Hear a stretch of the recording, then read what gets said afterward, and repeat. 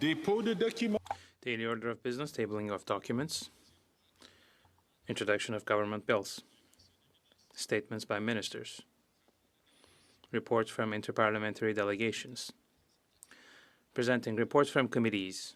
Honourable Member for Vancouver Centre. Monsieur le Président. Thank you, Mr. Speaker. I have the honour of presenting in both official languages the 13th report of the Standing Committee on Canadian Heritage. Intimidation and subversion tactics to evade regulation in Canada and globally. Pursuant to Standing Order 109, the committee requests that the government table a comprehensive response to this report. Thank you. And I understand there is a dissenting report from the official opposition, the honourable member from Saskatoon-Grasswood. Well, thank you, Mr. Speaker. It gives me great pleasure to stand in the House today on behalf of the Conservative members on the Standing Committee of Canadian Heritage. We submit this dissenting report on tech giants' use of intimidation tactics to evade regulation in Canada and across the world. The main report failed to adequately explore the state of censorship in Canada and the role played by tech giants and the current federal government. This dissenting report is required. I should say, Mr. Speaker, the committee got to hear from 18 witnesses over the course of the study. Many of those testimonies expressed the censorship of Canadians by this government and tech giants as to what they can see, hear, and say online, with specific nods to the hindrances being caused by both bills C-11 and C-18. Thank you. Presenting reports from committees, the honourable member from Scarborough-Guildwood. Thank you, Mr. Speaker. I have the honour to present in both official languages the 15th report of the Standing Committee on National Defence entitled Rebuilding Trust, Transparency and Accountability in the Department of National Defence and Canadian Armed Forces. Pursuant to Standing Order 109, the committee requests that the government table a comprehensive response to this report. Thank you, Mr. Speaker. Introduction of private members' bills. Ms. Blaney, seconded by Ms. Dance, moves for leave to introduce a bill entitled An Act to Establish a Framework on Animal-Assisted Services for Veterans. This motion is deemed adopted. The honourable member from North Island Powell River. Well, thank you so much, Mr. Speaker, and I want to thank the member from Elmwood-Transcona for seconding this important piece of legislation that is called the Assistance Animals Framework for Veterans Act. For over 15 years, veterans groups and experts have wanted to see service animals, especially dogs, as part of VAC's mental health rehabilitation program. I have met with many veterans who have bought dogs that were not properly trained, have met veterans who've become unhoused because tenancy laws don't have rules around making sure that service dogs can live in the home. And it's a terrible thing with a veteran who chooses to live on the streets to be with their service animal. This bill will create a framework that will provide certainty to the amazing animal training organizations with clear guidelines to meet so that they can have a standard that they can proudly showcase. It also protects veterans who are often taken advantage of, pay enormous amount of money, and the service dog is not legitimate and the group is not legitimate. It will also harmonize standards across the country, allowing veterans to have service dogs to be in their rental homes, trains and planes, and will open the door to more veteran affairs funding to support those veterans with the service animals they desperately need. Dogs and equine therapy are perfect examples. Canada asks so much of the people who serve our country. This is an important bill that will help so many veterans and make sure that the standards of service and training of the dogs and other animals are of a level playing field for all. I want to thank all the veterans and the service providers and the organizations that have talked to me about this issue. I want to thank Christine Ackerman from my office who works so hard on this, and I look forward to seeing this come into practice and law. Thank you, Mr. Speaker. Madame Blaney. Madam Bellini, seconded by Madam Dance, move that this bill now be read for a first time and printed. This motion is deemed adopted. First reading of this bill, première lecture de ce projet de loi. Quand ce projet de loi sera-t-il lu? When shall we read this bill a second time in the next sitting of the House? Madame Chabot. Madam Chabot, seconded by Madam Gill, moves for leave to introduce a bill entitled An Act to Amend the Employment Insurance Act, Accessibility and Other Measures. This motion is deemed adopted. Honourable Member for Thérèse de Blainville. Thank you, Mr. Speaker. It's with the support of my dear colleague that I have the immense pride of moving a bill entitled An Act to Amend the Employment Insurance Act, which aims to increase the bill in terms of its accessibility and other measures and in terms of length and the amount of the benefits. I would like to underline the work done by the Bloc Québécois. Starting from in 2019, we have always been on the side of workers and the unemployed, and we have favored reforms to the Employment Insurance Act, and the Liberal government has failed, and it is despicable that despite their engagement in 2015 to reform the Insurance Act and the numerous promises since, as they were recognizing as we were exiting the pandemic that it was too late. They took action too late. Thousands of workers lost their jobs and were ill-protected or not protected at all by this out-of-date bill. And there are injustices in the regime that are not well adapted to the reality of working life today.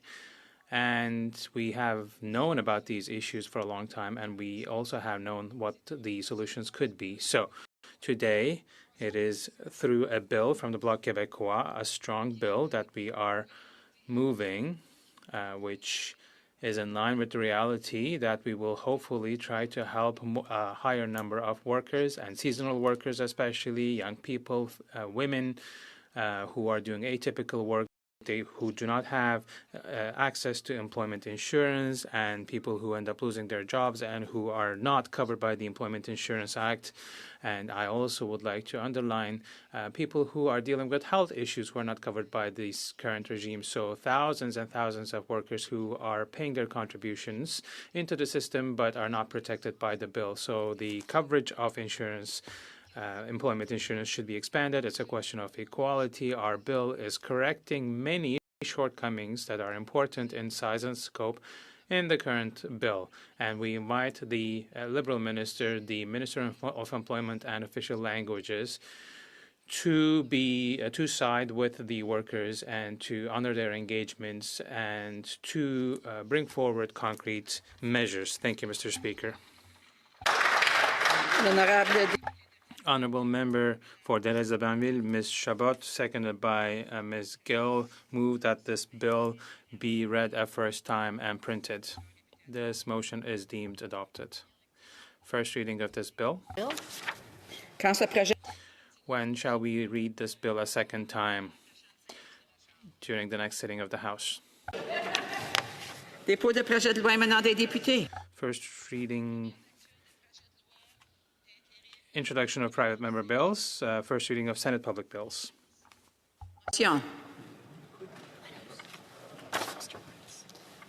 Mr. Lawrence, seconded by Mr. Williams, moves that the 13th report of the Standing Committee on Public Accounts presented on Tuesday, May 17, 2022, be concurred in.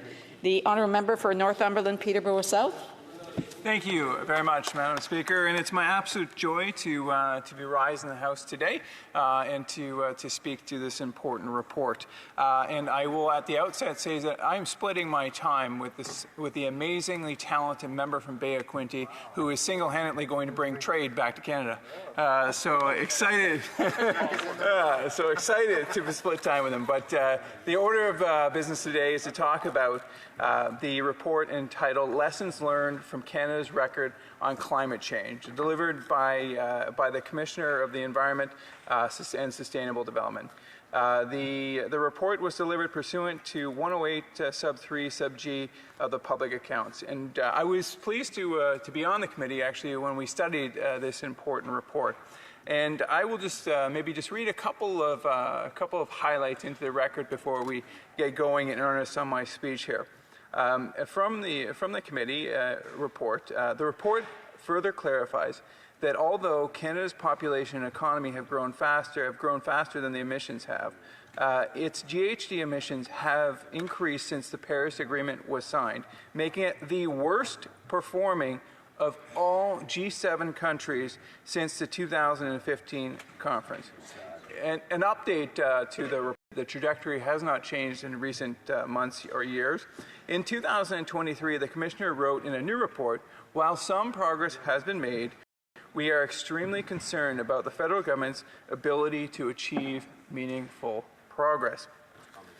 So what I entitle this report, both the committee report and the Environmental Commissioner's report, is all pain and no gain. We have experienced tremendous economic challenges due to this government's environment on the environmental side. And in fact, I'll read some testimony because I had the privilege of asking the Environmental Commissioner some questions, and I'll just read from the testimony. In the last 7 years, of course, this was back a couple of years ago, has the government achieved any of the international carbon reduction targets? So have they achieved any targets was the question. Mr. DeMarco's response, none that I'm aware of. And so this is incredible, the pain this has caused without any gain. And so we're sitting here, we're amongst the lowest when it comes to the ability or ranking of achieving reductions in GHG gases. Yet we are dealing with the economic pain. And a large portion of that can be explained by this government's ideological, reckless, dangerous, I would say, obsession with the carbon tax. And so we actually recently received a report from the PBO, from the Parliamentary Budget Officer, which just once again amplified all pain and no gain when it comes to this government's environment policy. What they said in their report, amongst other things, is that the carbon taxes actually had very little, if any, material impact on our total GHG emissions, meaning that the carbon tax's impact on the climate change is negligible. And so the reality then is, well, okay, that's one side of the equation. Clearly, we are not achieving anything. But let's look at the financial impact of the carbon tax. Now, we hear over and over again about the fiscal impact of the carbon tax. Let me just start off by saying there's this artificial division between fiscal impacts, that's the direct impact, and economic impacts, which is indirect. The reality is that a Canadian doesn't get up in the morning and decide, well, today I'm going to go fiscal impact and tomorrow I'm going to do economic impact. We are all dealt. And so the artificial division between fiscal and economic impact shouldn't even exist, in my opinion. The reality is, when we look at just the fiscal impact, depending on where you are in the economic spectrum, there are situations where you could be ahead by the rebate. And that is absolutely true, and I like to be an advocate for the truth. But the reality is, you can't live in Canada without the Canadian economy affecting you. And so when we look at the economic impact, which is the total impact of the carbon tax, nearly all Canadians will be behind. And I just want to read into the record, just because there's been a great deal of discussion of this and even debate about the impact of the carbon tax. So let's just pick Newfoundland and Labrador here. So let's see, what is the net negative impact in 2026? That's a net negative impact of $876. So once again, people in Newfoundland are behind because of the carbon tax, even including their phony rebate. Let's flip over, let's pick another province out here. Let's say Saskatchewan here. Let's go 2028-9. The average Saskatchewanite is out $434 per household. Let's flip over to, let's say, Alberta. So the average Albertan in 2027, 2028 will be out $436. It is beyond frustrating to sit here day after day, hour after hour, month after month, and hear the government not telling the full story, if I'm being kind. Willfully changing the information would be perhaps another way of casting this. The fact is that when we look at the global impact, the economic impact, which is really the only sensible way of looking at the carbon tax, Canadians are behind when it comes to per household. And we see that impact, that doesn't even fully capture the challenge of the carbon tax, because of course we live in a dynamic economy. The more money we give to the private sector, the more money grows in that private sector, in that economy. And it's perhaps not surprising that in 2015, when this government was elected, we immediately saw a diminution in our productivity, which has then led to a lower GDP per capita. So GDP per capita is probably a stat we're going to hear about a fair bit, because in Canada it actually hasn't risen a bit since 2015. We are facing one of the worst economies in the OECD. And so when we look at the per capita, which really just means per individual, that our economy hasn't grown, which means that while Canada, because of our growth in our population, may have technically avoided a recession, the reality is we've been in Canadians, individuals, have been in a recession for a very long time, as per capita growth has not risen since 2015. And the challenge here is that while the governor of the Bank of Canada is saying we are in a break glass emergency, this government just wants to put more and more barriers in front of our economy. The one sort of bright light, or one of the bright lights I should say, in the Canadian economy is actually the energy sector. The energy sector, despite all of the impediments and all of the barriers that this government has put in place, continues to work and to thrive. So, for example, petroleum and petroleum-related products account for 40% of our total exports. And so what do we do with the golden goose? Well, we tax it some more, and we try to regulate it. And there are many members, let's not kid ourselves over there, that if they could press a switch tomorrow, they would cut off Canadian energy. That's what they would do. They are radicals and they are extremists. The reality is that we need a Canadian energy. We need clean Canadian energy to power our economy, because right now, like I said, Canadians are in an extended recession that has gone on for years. This has decreased our standard of living. It makes it tougher for all Canadians to do the things that they want to do, including feeding themselves. That's why 2 million Canadians are going to the food bank. But that doesn't even tell the whole story, because there are students living in cars. There are tent encampments across our country that are a direct responsibility of this government's irresponsible and radical plans for our economy. Their economic malfeasance has led to both the lowering of Canadian standards of living, making every Canadian poor. In addition to that, they have not achieved any of their goals with respect to climate change. They have not lowered GHG emissions. Canada continues to be an outlier and a poor performer when it comes to reducing carbon and other emissions. This government is a failure on every account. Thank you. Great. Questions and comments? The Honourable Parliamentary Secretary, the Government House Leader.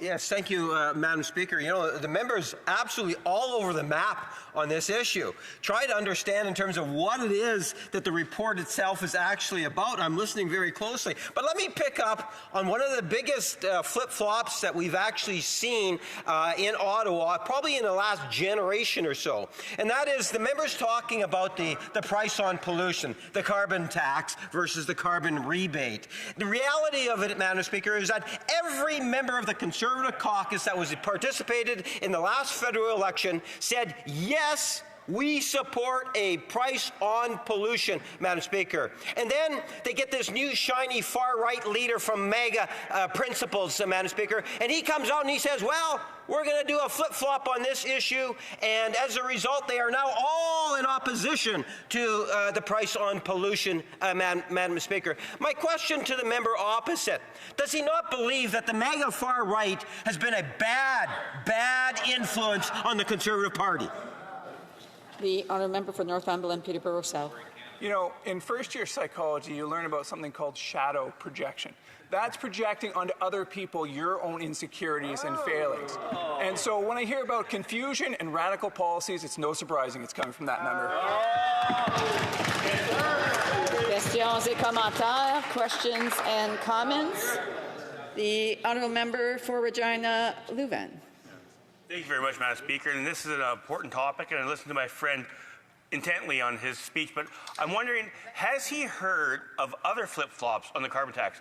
One comes to mind is the NDP and BC. They were against it before they're for it, before they're against it. Another one comes to mind is the flip-flop of these very Liberals when it came to being an open and transparent government. I remember in 2015, the Liberal government said, we'll be the most open and transparent government in the history of Canada. Could we maybe walk through a few of those missteps, Madam Speaker?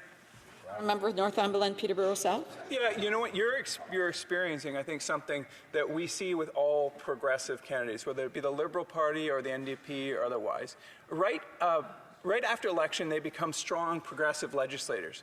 Right before the election, they suddenly start understanding the importance of things like fiscal responsibility and the economy. But that will quickly fade away after the next election, and they'll become the radicals they are. Questions and comments. The honourable député de Abitibi. The honourable member for Abitibi-Témiscamingue. Well, Madam Speaker, with regard to climate change, I think the main lesson we should be taking away from this is that oil is still profitable for oil companies. Shouldn't the government stop giving them money at some point? Shouldn't it stop giving them tax credits and subsidies? This is on the scale of tens of billions of dollars. So I think that is the real lesson we should be taking here. What does my colleague think? Northumberland, Peterborough South. The reality is that Canadian energy accounts for half, if not more than half, of Canadian exports. Without Canadian energy, we would be insolvent as a country.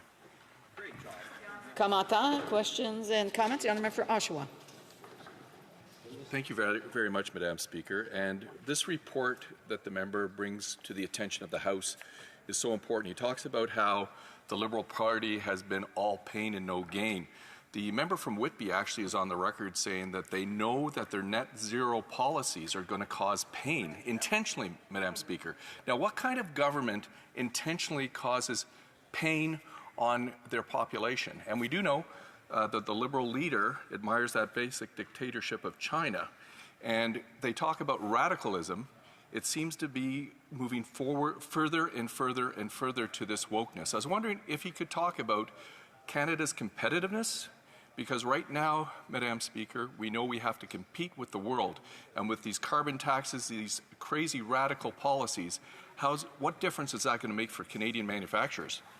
The honourable member for Northumberland, Peterborough South. I actually appreciated the comments from the member from Whitby, because at least he was being honest about the debate. I mean, the reality is that there are no Pollyanna solutions. There are only trade-offs when it comes to politics. And so we need to have smart policies that enable us to fight climate change while growing our economy. Clearly, what has happened over the last 9 years is that we haven't reduced carbon emissions. At the same time, we've put Canada into an absolute economic malaise. Our economy has not grown for the average Canadian in the last 10 years, which is making it harder for Canadians to eat. It's making it harder for Canadians to get by every month. I see there's an honourable member that's trying to get up for questions. I just want to remind him he has to be in this seat, proper seat, if he wants to ask questions and comments. Resuming debate, the honourable member for Bay of Quinte. Thank you, Madam Speaker, and thank you to our honourable member from Northumberland, Peterborough South. Always a pleasure to serve with him in this place. And Madam Speaker, a Liberal walks into a bar and says, "Drinks are on me. Who's paying?" And who's paying, Madam Speaker, are the Canadian people right now with higher taxes, fewer jobs, and the struggling economy. We just have to look at the facts to see what's happened over the last 9 years. We have the GDP per person for Canada. The U.S. average worker is now making $22,000 more than the average Canadian worker. That's after 9 years. We look at a struggling economy with our unemployment. The unemployment rate for the U.S. is about almost 1.5% lower than Canada. They have the actual problem where they have 7 million jobs they can't fill.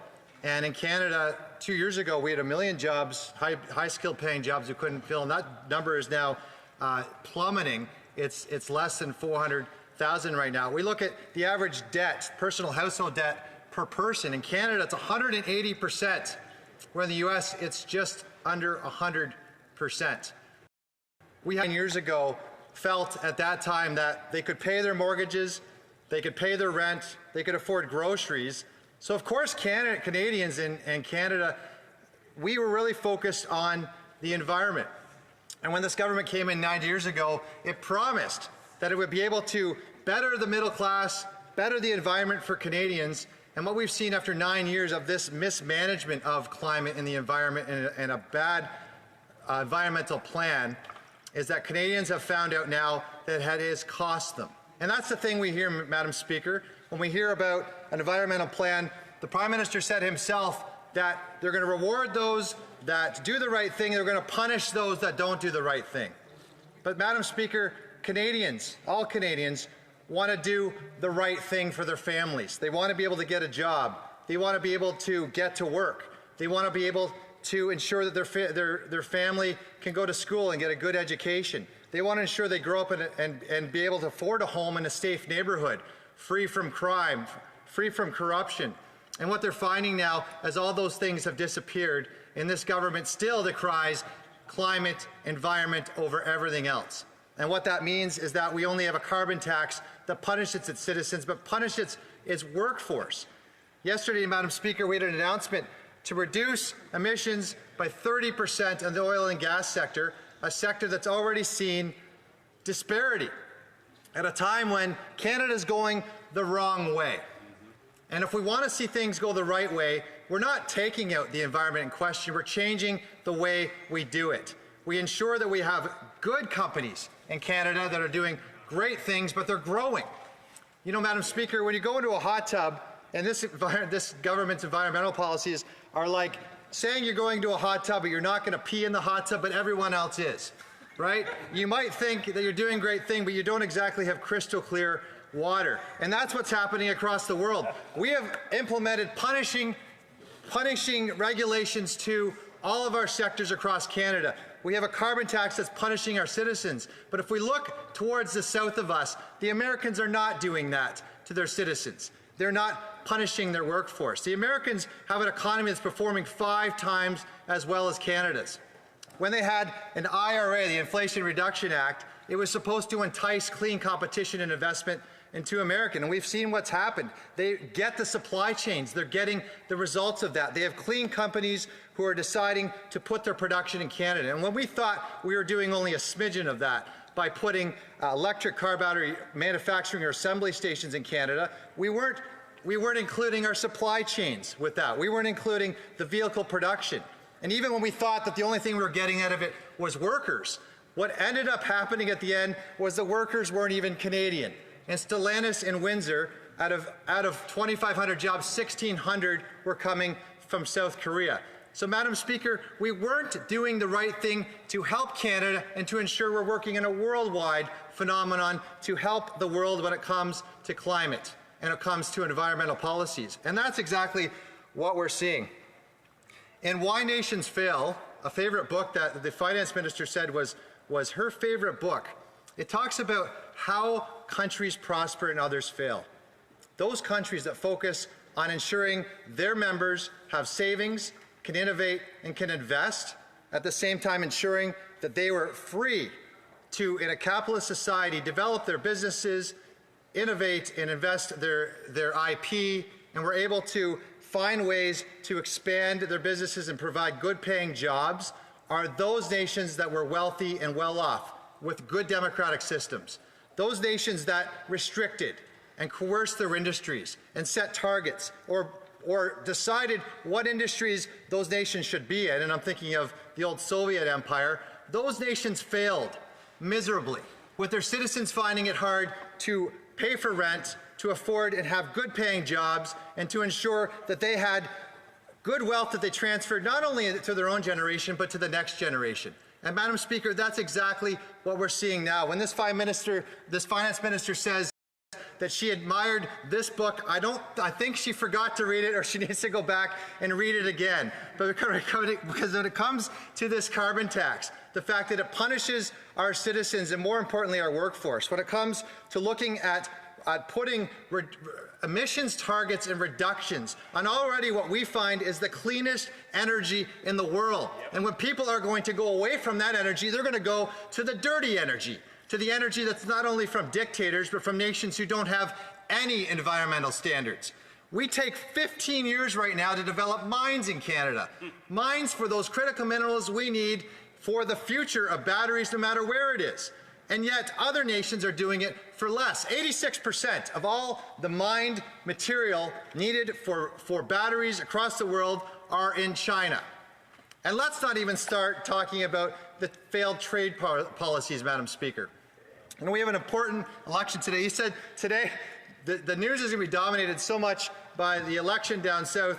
You know, Politico said today that this is the day that they're going to release all the bad news because there's going to be no more room for other bad news. But there's so much bad news, Madam Speaker, when we look at what's happening across the world and what Canada could benefit, or what its workers and its citizens could benefit from. We are at third base, Madam Speaker, and we act like we hit a triple. We've got the oil and gas that the world needs. We've got critical minerals that the world needs. We've got great farms and food production, and yet we punish our farmers. We've got IP, great institutions and universities that create great ideas, and if we just learned how to commercialize those ideas, we could get those ideas out and become a leader in the world in terms of technology. And Madam Speaker, we have some of the greatest people in the world who come up with the greatest ideas, so entrepreneurs and small businesses who just need a leg up to be able to grow and to be able to create jobs. 98% of small businesses create jobs in this country, and we need to do more for that. Madam Speaker, nations fail because they don't invest in their citizens, and they punish them for decisions that they are unable to make alternatives to. If Canadians had the decision or ability to create a different fuel source for their car, they would make it.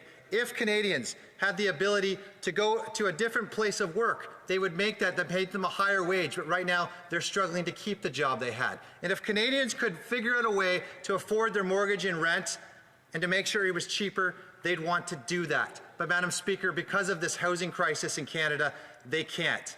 And it's all because of this government and its government knows best approach that says that we know better than the Canadian people, that we can control the environment, that we can control this economy. And the result we know is an economy that's running away way faster from the Americans and other countries than any other nation on earth. We have trade deals that are not helping Canadians and putting Canadians first. We have workers who are struggling to find a decent wage and to keep that decent wage. So when Liberals may be saying, drinks are on me, Madam Speaker, the reality is our Canadians are left footing the bill. And it's time for a real plan, one that empowers Canadians, that brings jobs home, and positions Canada as a leader in both economic prosperity and environmental stewardship. We need a government, Madam Speaker, that is going to axe the tax, fix the budget, build the homes, and stop the crime. Thank you, Madam Speaker.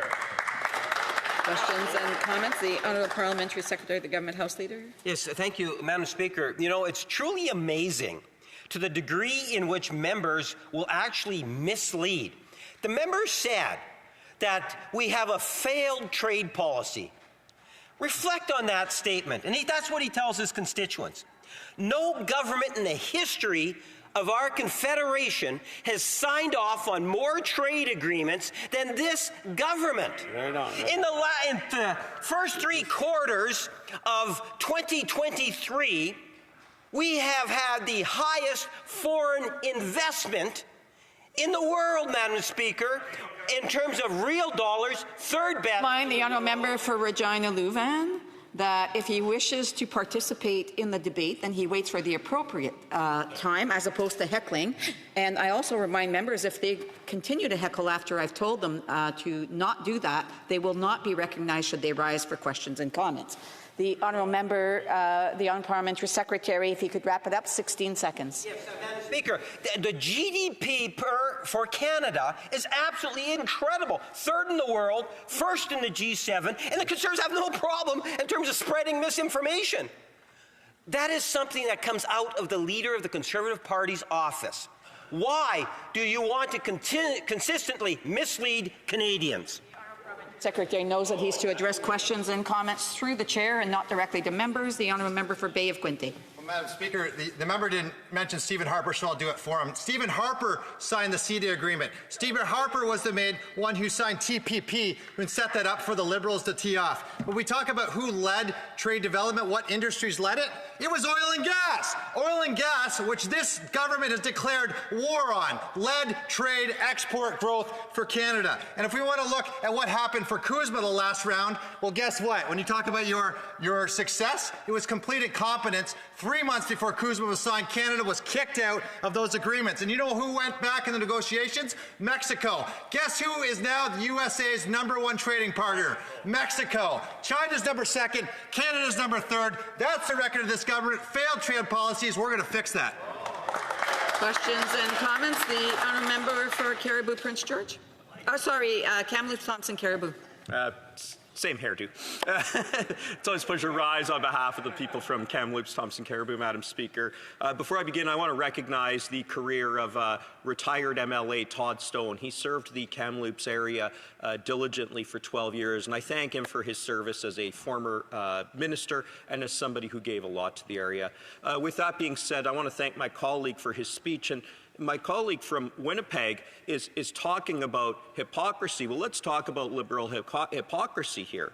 Let's talk about a Prime Minister who's been found guilty of 2 ethics violations, who promised a government open by default, who fired the first Indigenous Attorney General and tried to get her to break the law. I think we should be taking no lessons from the Liberals when it comes to the sanctimony. And what does he think about that hypocrisy? Member for Bay of Quinte. Well, thank you, Madam Speaker. We're actually in this House, and we're doing a concurrence debate and reports, but the House is actually paralyzed because of this government. So this government's refusal to hand over unredacted documents to the police because Parliament said so is the whole essence of what this government stands for. It's not for the people. This place, we are put here and elected for the people, and this place has the power of the people. And if this government refuses to hand these documents over, the precedent that we set is that the people of Canada have no more power. This government would love to have that. Questions and comments? Je m'excuse, j'avais manqué. I'm sorry, I missed the honourable member for Nanaimo Ladysmith on the previous question, so I will recognize the honourable member for Nanaimo Ladysmith. Thank you to the member for bringing forward this really important debate. Madam Speaker, this is my first time having a chance to review this very important document, and we can see here it has a list of lessons, and it says Canada's economy is still dependent on emission-intensive sectors, which is something that the member is talking about. But the consideration for parliamentarians, it goes on to say, how much financial support does Canada provide to oil and gas, and could the support be reallocated to workers?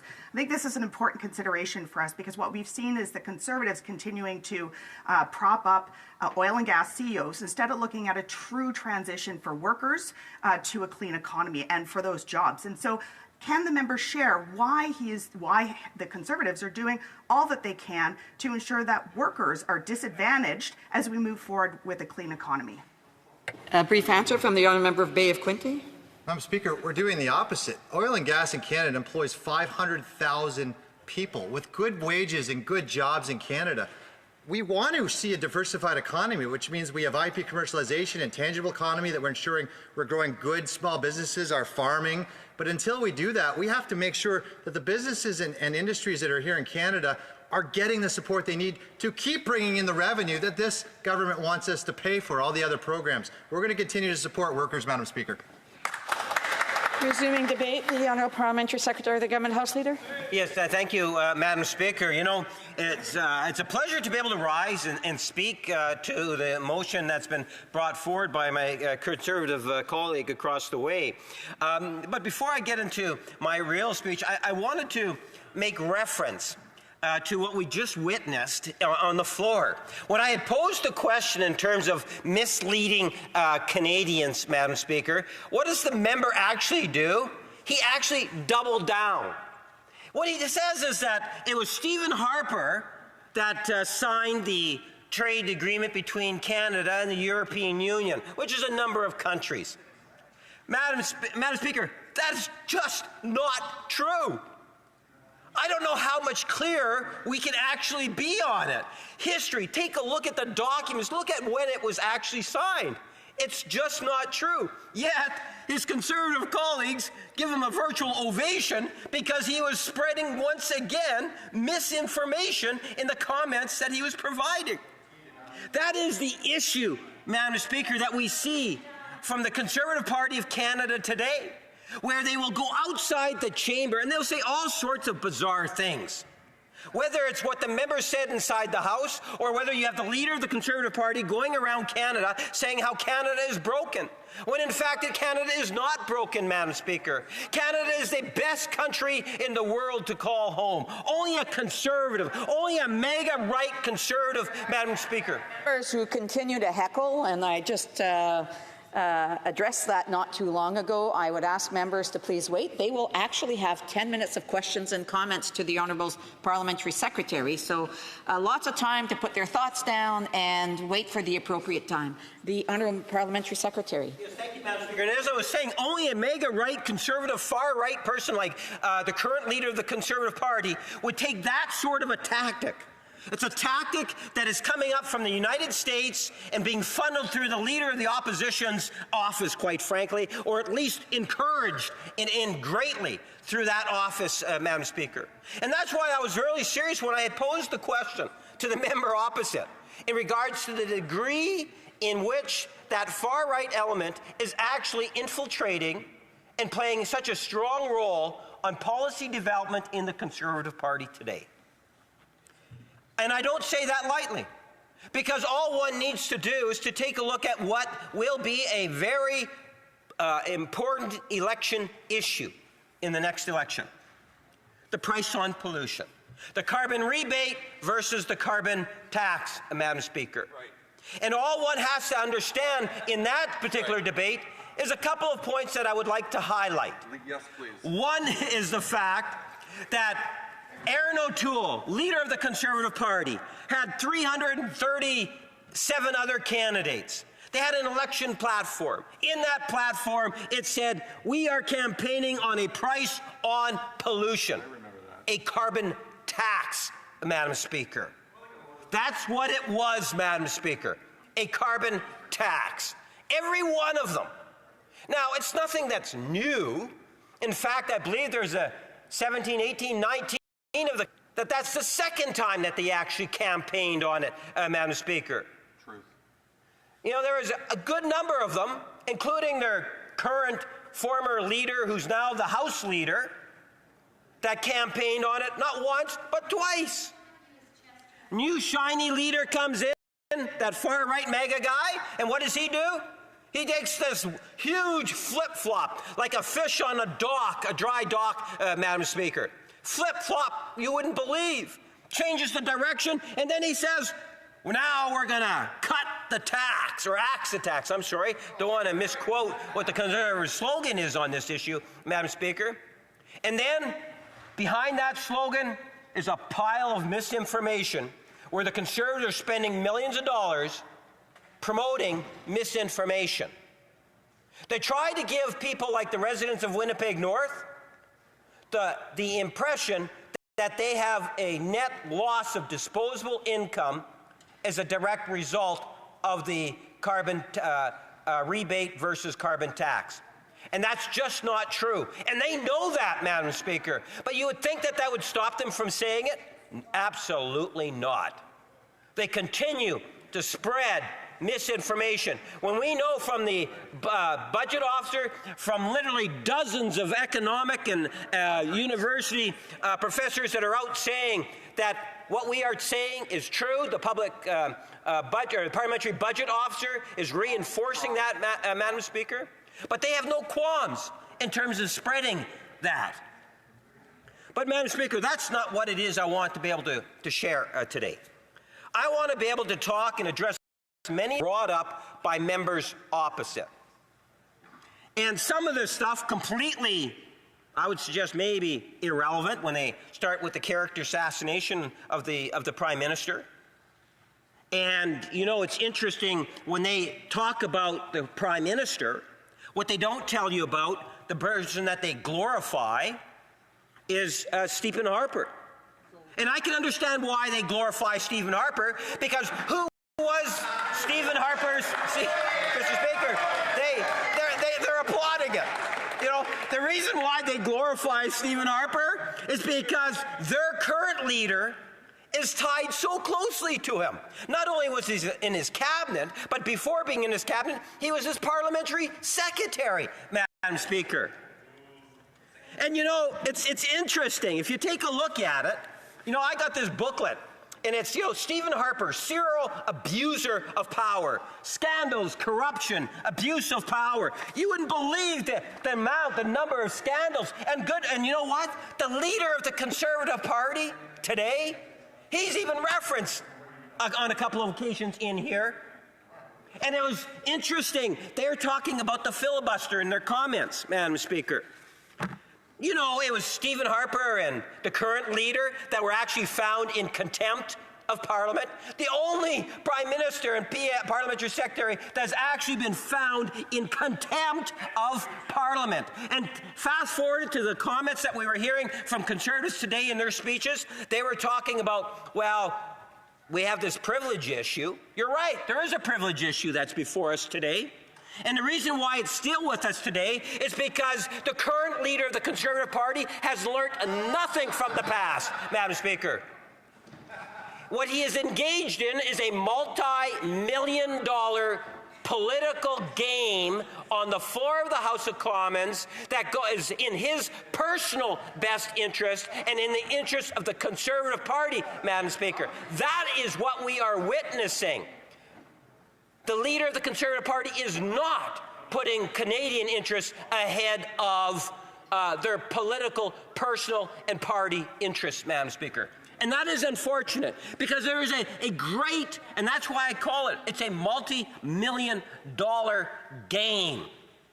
So when they talk about a leader, and they reference the Prime Minister, and they make reference to our Prime Minister and a few of the issues, and they're trying to generate public interest, Madam Speaker, I can tell you where public interest is on a number of issues. In particular, I am going to tell you. I'm going to tell you about the issue, Madam Speaker, in regards to the leader of the Conservative Party today, who continues to refuse to get the security clearance. Because the rumors are true.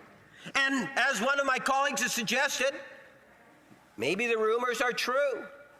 The rumors are that there is something that the leader of the Conservative Party is hiding from the public in Canada.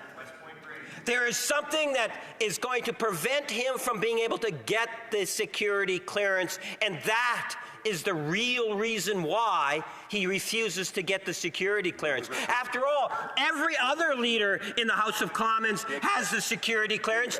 Every other leader is taking the issue of foreign interference seriously, Madam Speaker, and getting that clearance. Only the leader of the Conservative Party of Canada has chosen not to get the security clearance, Madam Speaker. And the question is, why? So when the Conservatives, as they've already done this morning, start focusing on the Prime Minister, I would suggest they need to start looking in a mirror and start looking and focusing on their own leader of the Conservative Party of Canada when he is too scared to get a security clearance, because by getting that security clearance, there's something in his past that's going to come back and possibly haunt them, Madam Speaker. That is the real reason. Madam Speaker, then we have the Conservatives talking about the economy. seriously, when you talk about ideas on how they want to be able to contribute to the economy, you know, our inflation rate is well below the 2% today, which is good news, Madam Speaker. Interest rates are on a downward trajectory. They're going down, Madam Speaker. I think it's now 3 or maybe even 4 times. I'm not 100% sure. We're the Bank of Canada. We're leading the G7 on the issue. Canada's economy is getting healthier and stronger, yet they want to continue to downplay Canada's economy, Madam Speaker. And it is unfortunate. You know, the other day, the Conservatives, who have been very critical of the government's approach in regards to housing, and they make reference to it. The other day, they actually had this big, huge rollout of the shiny, brand new housing policy of the Conservative Party of Canada going into the next election, Madam Speaker. You know, earlier in my comments, I was talking about a flip-flop. They seriously need to do another flip-flop on this issue. Their housing announcement is a dud, Madam Speaker. Yeah, it is laughable. I agree. I agree. It is a laughable policy, Madam Speaker. When you have affordable housing as being a serious issue in Canada, the Conservative Party of Canada says they're going to get rid of the programs that are going to address that issue, and it makes no sense at all. And I tell you, even within the Conservative Party, they're already sending mixed messages. You have Conservative members that have actually written the Minister of Housing asking for more support from the Housing Accelerator Fund. They're encouraging local governments to... I know that the honourable member's speech is very engaging, but I would just ask members to please wait to the appropriate time. Order. Order. Order. As I said, I know that the honourable member's speech is very engaging, but I want to ask members to please wait till the appropriate time, and also not to try to engage other members back and forth on both sides of the House. I don't think that it's more from one to the other. It's both sides. So I just want to remind members to please wait and be respectful to the individual who happens to have the floor. One of the hecklers is actually a member from Kamloops. And I can tell you, and he puts up his hand, yes, yes, it's me. That's the member, one of the members, one of the many members that has actually appealed to the Minister of Housing, and he wants to be able to ultimately, Madam Speaker, get support from the... I have a point of order. The honourable member for Kamloops, Thompson, Caribou. Yes, Prince George. Thank you, Madam Speaker.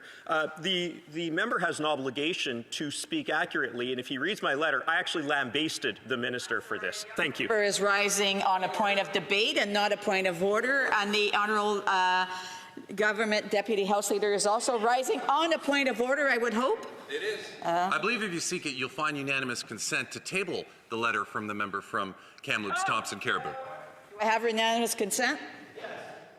No, I heard no. So, okay. Back to the engaging speech of the Honourable Parliamentary Secretary. The member from Caribou was saved by the Conservative member that yelled no to have that impressive letter released. The bottom line, Madam Speaker, and thrown off because of the point of order, is I was talking about how it is that the Conservative policy that they've just announced is actually into the detriment of Canadians. It's actually a dud of a policy. When you really stop and think about it, they're going to cancel the Accelerator Fund, amongst many other things, in fairness. That's true. This is just one program that they're going to be canceling, Madam Speaker. And by doing that, they're actually going to cause a more difficulty for Canadians to be able to find an affordable home. They're actually making it more difficult for municipalities and many other stakeholders in being able to the in-housing stock, Madam Speaker. How many people that are living in homeless shelters or are homeless or that are making that $30,000, $40,000 a year are going to be helped by the Conservative policy that they've announced just recently? At the end of the day, we have mayors, not to mention other local officials. You have Conservative members of Parliament that have all recognized the true value of the Accelerator Fund. I remember, I can tell you, Madam Speaker, you know, we had last year or earlier this year, we had the Prime Minister of Canada, the Premier of Manitoba, the city, Mayor of Winnipeg, and we even had, I believe I had saw David Chartrand, the President of the Manitoba Métis Federation, that were all present talking about how working together through programs like the Accelerator Fund, that we are going to be able to improve the housing situation for Canadians. Conservative idea, we're going to get rid of it. I don't understand who's generating. I shouldn't say that. I have a sense of who's generating their ideas. It's the same generation of ideas that we see on the flip-flop for the price on pollution. And it goes back to that far-right element within the Conservative Party today. It's that same grouping, that mega right, that ultimately is saying, we want to cut, cut, cut. It doesn't matter the program. We can articulate the true value of the housing accelerator program, Madam Speaker, but yet the Conservatives, they don't care. They're just going to cut it. Well, think in terms of the dental program.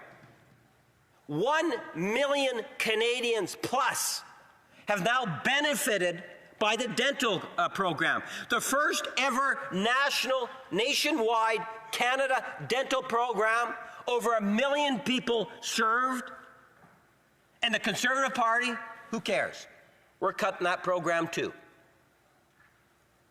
As a government, and this is where I take exception, when they talk, Madam Speaker, about the economy, and they talked a great deal about the economy. You know, as a government, we're focused on Canada's middle class, those aspiring to be a part of it. We want an economy that works for all Canadians, Madam Speaker. And nothing has changed on that in the sense since 2015, when we brought in tax breaks for the middle class, where we increased dramatic increases to individuals receiving the guaranteed income supplement, where we reformed the Canada Child Benefit Program, so millionaires wouldn't be receiving the benefits, Madam Speaker, and enhanced the overall benefit for the average Canadian. To the creation of jobs. Over 2 million jobs created by this government, Madam Speaker. That's double the number that Stephen Harper did in the same amount of time.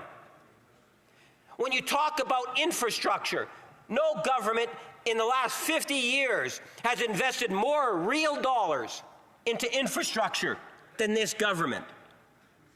Go back to cuts on infrastructure. The Conservative Party has made it very clear they're going to cut the Canada Infrastructure Bank, Madam Speaker.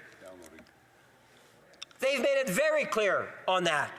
Take a look, do the Google search, find out the billions of dollars of additional funding that's complemented the millions that the Government of Canada has invested in it. We are building a stronger, healthier infrastructure, something that we never saw under Stephen Harper. This is a government that understands the importance of infrastructure. Whether it's coming up with supportive programs for housing, or whether it's building streets or communities in which we all live in, Madam Speaker. All of that being supported by the type of question that I had posed earlier today on the issue of international trade. No government, contrary to the misleading information that the Conservatives talk about, no government has actually had more signed off trade agreements than this government in the history of Canada. Canada is a trading nation, Madam Speaker. And that's something that helps and elevates all of us, and is something in which the government continues to invest in, Madam Speaker, because we see the true value of reaching out, working with Canadians, dealing with the provinces in the best way we can, encouraging how we can build a healthier economy and support Canadians from coast to coast to coast. And those are the types of policies, whether it's a budgetary measure or it's a legislative measure, that the government has been taking since day one, Madam Speaker. That's why talk about this silly multi-million-dollar game that the Conservative leader of Canada is playing today. Because there still is a lot more that we can be doing, Madam Speaker, only if the Conservative Party of Canada would stop thinking about their personal interests and the interests of their party, Madam Speaker, and start refocusing it on doing what's right for Canadians, Madam Speaker. There is substantial legislation that's not being debated because of that multi-million-dollar filibuster game that they're playing. And the sooner that they get over it, Madam Speaker, the sooner we're going to be able to get down to business here in the House and do a whole lot more for Canadians. So my appeal to my Conservative friends on the other side of the aisle is to start looking and behaving in such a way, and a good starting point would be the leader of the Conservative Party gets the security clearance and we stop the filibuster. Thank you, Madam Speaker. Questions and comments? The Honourable Member Kamloops Thompson Caribou. Thank you, Madam Speaker. It's always a pleasure to rise on behalf of the people from Kamloops Thompson Caribou.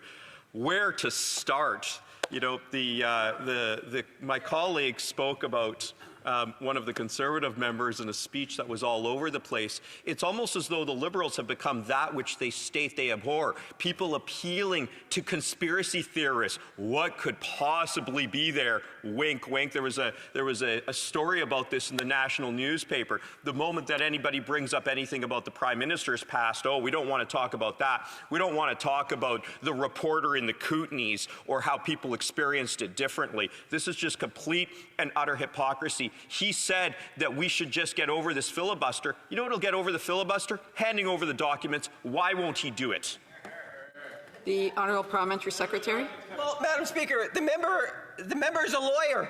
Surely to goodness he can appreciate why, as a government, we are going to listen to what the RCMP are saying. We're going to listen. Being had on both sides of the House, I would ask people to please wait, individuals to please wait until the appropriate time, so I can actually hear what the Parliamentary Secretary's answer is. The Honourable Parliamentary Secretary. Madam Speaker, the Government of Canada has chosen to listen to the RCMP, the Auditor General, the former Deputy Law Clerk, many other stakeholders. Read the Hill Times story on this silly game that the Conservative Party is actually playing, where the conclusion is that the Conservatives are actually abusing power. You have the leader of the Conservative Party abusing his authority on the floor of the House of Commons, and that's while he's in opposition. It reminds me of the day when he was the Parliamentary Secretary to the Prime Minister, when the Prime Minister was held in contempt of Parliament, the first time ever in the British Commonwealth. That includes Canada, Madam Speaker. Seriously, stop the game and let's start dealing with the interests of Canadians. Questions et commentaires. Questions and comments. The Honourable Member for Saint-Hyacinthe-Bagotte. Thank you, Madam Speaker. Well, if you'll allow me, we'll go back to the question of Canada's performance in terms of climate change. Oil companies have made record profits over the last years, and they are subsidized as well in the billions of dollars. And Conservatives would like to make cuts everywhere except there, and the Liberals don't want to cut anything. And then they say they're going to cut in the oil industry, and they don't. So the coalition is the Liberal Conservative coalition. That's the Canadian Ottawa and Oil and Gas Coalition. And this was despite the fact that Ottawa has engaged before G8, I think around 2008, 9, and 10, to end subsidies for fossil fuels. So why are they doing this? Are they telling the Quebecers that it is going to be easier in the next country of Quebec? Madam Speaker, Honourable Parliamentary Secretary. You know, it's interesting. I appreciate the question. It's for the first time ever in 2026, we are on target to hit our climate goals. I see that as a very strong, positive thing. One of the differences between the Bloc and the government is that we recognize that in order to grow the economy, you have to be sensitive and respond to the environment also. And Madam Speaker, you can do well on both. Sustainable development is something that can be done in a very successful fashion. And we have demonstrated that as a government. I don't think that we want to shut down industries. This is not the end goal. The end goal is to have a healthier, stronger, and cleaner environment that's acceptable by Canadian norms and standards. And I think that we've made major strides, whether it's the price on pollution, the single-use plastics, and the cut or the cap on emissions that we just put in. Thank you, Madam Speaker. Questions et commentaires? Questions and member for Waterloo. Madam Speaker, I really appreciated the member's comments, and it's always an honour and privilege to rise on behalf of the good people of the riding of Waterloo who actually support making sure that pollution is not free in Canada. They are concerned about the misinformation coming throughout different channels, especially the Conservative Party of Canada. And we do believe as constituents and as a riding, for the most part, that everyone should pay their fair share. We recognize there's a transition happening. There's more people using electric vehicles and so forth. And that transition is, I think, the result of taking meaningful measures that this government has been leading. What I find fascinating is that the Conservatives today are choosing to do this, are asking to have transparency reign, get the information. A Canadian was killed on Canadian soil by a foreign government, and the leader of the Conservative Party refuses to get his clearance. I would like to ask the member why the Conservatives don't want real information, why they promote disinformation and misinformation. Thank you, Madam Speaker. Yes, thank you, Madam Speaker, and I appreciate the question. There is a very serious issue that's before us when you have the issue of foreign interference, and whether it's extortion that's taking place, an assassination that has taken place, whether it's the foreign interference in the leadership of the Conservative Party, Madam Speaker, there are Conservative members that the leader needs to be aware of, or Conservative parliamentarians, I should say, in which the Conservative leader needs to be aware of. And what is the leader of the Conservative Party actually doing? He has actually chosen to be silenced. He doesn't want the security clearance. It is something in which I believe is disgraceful. As a leader of the official opposition, there is an obligation for him to do the right thing, and doing the right thing means getting the security clearance. This is a Conservative scandal in the making, Madam Speaker, in a serious way. The honourable member for Edmonton-Griesbach. Thank you very much, Madam Speaker. And my honourable colleague, which we all get to very often hear the great words of wisdom from the member from Winnipeg North. However, it's important, I think, in this debate today to hear from the Commissioner of the Environment, who I will quote in direct reference to the member's statement that the government is on track. The Commissioner says, quote, despite various policies and commitments from the government after government to significantly reduce greenhouse gas emissions over the past 30 years, Canada has failed to translate these commitments into real reductions in net emissions. Instead, Canada emissions have continued to rise. Meanwhile, the global climate crisis has gotten worse. What does the member have to say to the independent environmental commissioner who's raising a warning about the fact that what he's saying is not true? The Honourable Parliamentary Secretary. Yes, well, Madam Speaker, I do have confidence that as a government we will be able to achieve our goal in 2026. I also believe that we have the zero emissions by 2050, in which we are on track with. At the same time, I would raise the issue that there has been concern in regards to the NTP softening on the price on pollution, Madam Speaker. And I'm hoping that we will see the NDP recognize that there is value and we should continue to work together and fight that a price on pollution is a good thing, especially when you factor in the carbon rebate, providing that incentive for people to do things like what the member from Waterloo has made reference to, and that would be to encourage the consumption of less fossil fuel, Madam Speaker. That is good for the environment, and it helps support a greener economy. Thank you, Madam Speaker. Questions and comments? Questions et commentaires, l'honorable. Questions and comments. The Honourable Member for Regina North. Speaker, and it is a short question about the environment. About 3 or 4 years ago, this government signed an agreement with the City of Montreal to continue to let them dump raw sewage into the St. Lawrence Seaway. So my question is, they care about the environment and they're so focused on emissions. What about having clean waters and the clean waterways down in St. Lawrence? So how can they continue to allow the City of Montreal to dump raw sewage? How does that help our environment, Madam Speaker? And that agreement signed for another 20 years.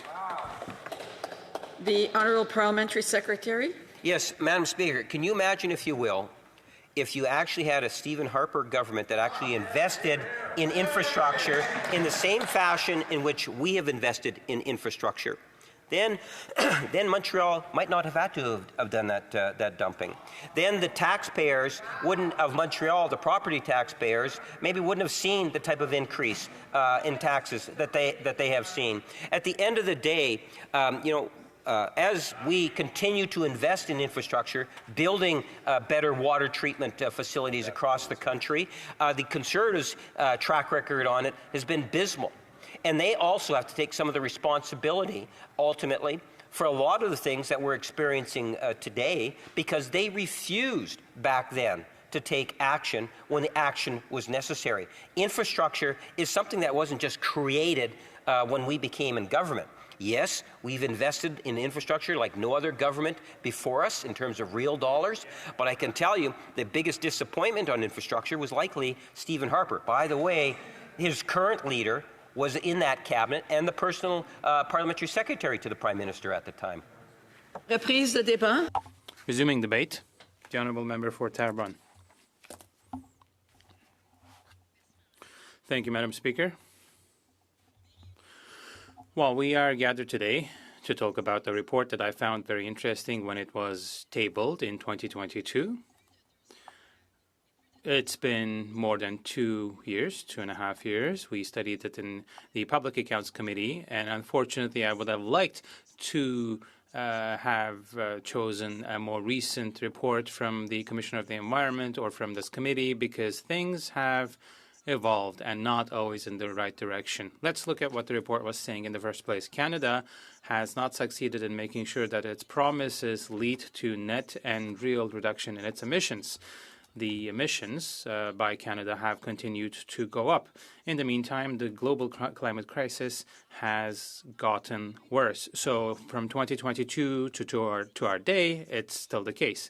So the GHG emissions of the country have gone up since the signature of the Paris Accords, which puts Canada in the bottom of the rank in the G7 in terms of their performance since the 2015 conference. So that is the general outlook of the report of the Sustainable Development Commissioner.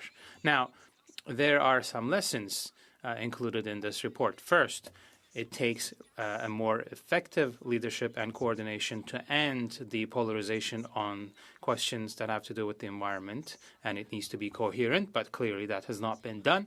Secondly, the Canadian economy continues to put a lot of emphasis on GHG emitting industries, for instance, oil and gas.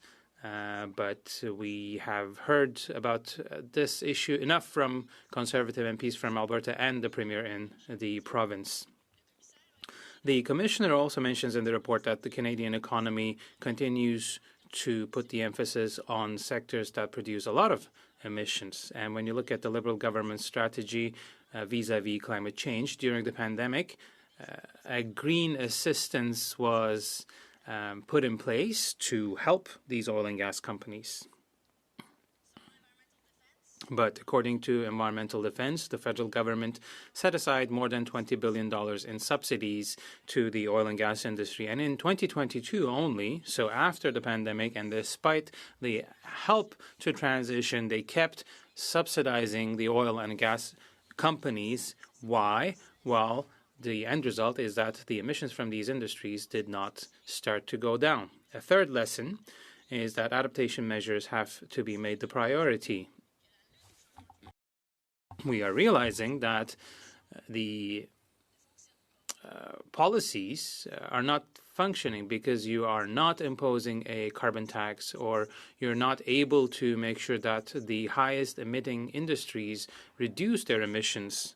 But you have to give up and you have to turn to adaptation policies vis-à-vis climate change. And it is indeed necessary. And for that, the federal government needs to stop collecting all of the money without distributing it intelligently, and they have to give the money to municipalities because it's in great part that are the municipalities that will be impacted by the climate change, inundations, water treatment, resource issues, be it during storms that will destroy the infrastructure in municipalities, etc. So we will have to help them. UMQ published a report, and I think they were saying that the expenditure connected to climate change by municipalities will have to go up by 12%. Fourth lesson, Canada is running the risk of being at the bottom of the rank in terms of resilience vis-à-vis climate change. And I think it is already happening. Canada is already late and behind other countries, so it's very clear. We can see this in the group of G7. Fifth lesson, we have to increase the awareness of the public, and people should be made aware when it comes to the fight against climate change and the changes that we have to make. Well, we can see that some measures have been taken. One such measure is quite absurd, and I have to underline this. A minister of a province is paying a gas truck, if you will, to drive around endlessly to make their publicity and to say things against what the Minister of Environment has been saying. So the premier of a province, instead of financing their own education system and rebuilding the city of Jasper, and you know what province that city is in, they're going to finance a truck to come here to Ottawa and to drive around with messages on screens on it. So we have to continue emitting, and it's very important. It's our constitutional right to pollute the planet. Honestly, it's absurd. And I have to say this here in this chamber. How can Albertans allow the Premier doing this instead of taking care of their own people? Les cibles climatiques. Now we know that our climate targets are not supported by clear evidence. As far back as 2009, G20 countries, including Canada, had agreed to decrease these ineffective fossil fuel subsidies. But despite these promises, nothing has happened. There's been radio silence. Then yesterday, the minister made a controversial announcement, and I'll come back to that. Next, we need more stakeholder cooperation. That's nothing new, and things aren't going well on that front either. The federal government needs to understand that there are provincial and municipal jurisdictions. The federal government needs to understand that it's not up to the federal government to just gather all the money and then hand it out to the provinces with strings attached. That's not how it should work. The federal government needs to work with the provinces, with Quebec, with municipalities, give them the money, let them have the money that they should be able to have without strings attached. And then the eighth thing in this report is that there's an intergenerational crisis here. We hear a lot about intergenerational fairness now. And I'm really wondering what kind of planet we'll be leaving to our children. This is a matter of fairness. And we also have a responsibility to seniors as well as the future, and it's possible to do both. We can help seniors by increasing old age security, while simultaneously no longer subsidizing the fossil fuel industry. That would be a win-win.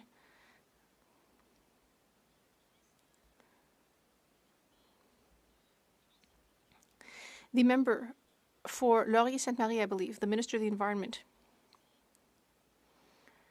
wanted to announce that there will be a cap to oil and gas sector emissions.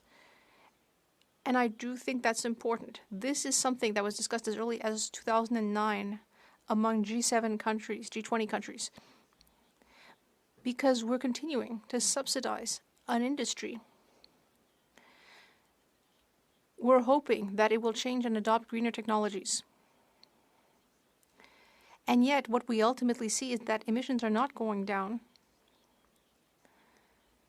and that the oil and gas industry, we need to ensure that it stops receiving these subsidies. It's making huge profits.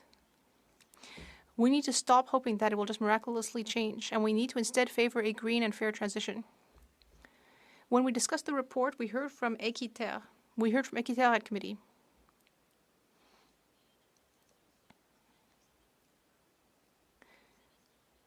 So we heard from Équiterre, and what did the representative of Équiterre, what did Mr. Villot say? He said that we needed to move away from our dependence on the oil sector. We needed a fair transition. And he also mentioned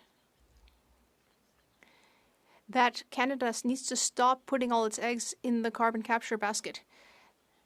He already seemed to know that Canada would turn towards this false solution because it's just really an excuse for the oil and gas industry to keep polluting.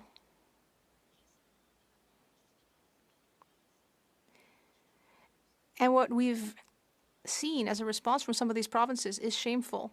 How can someone look at themselves in the mirror in the morning and honestly say, I want to keep polluting? How do these people live with themselves? Do they think at all about other people's well-being? And what about the Constitution? These people are deeply blinkered because we know that this is also a global issue. For those who don't understand how it all works, a ton emitted here will have the same impacts here in China and France or wherever. And the same thing about emissions elsewhere. Our climate responsibility is up to each and every one of us. Even though we are the ones that have the resources, we have this black gold, that doesn't excuse us from taking responsibility.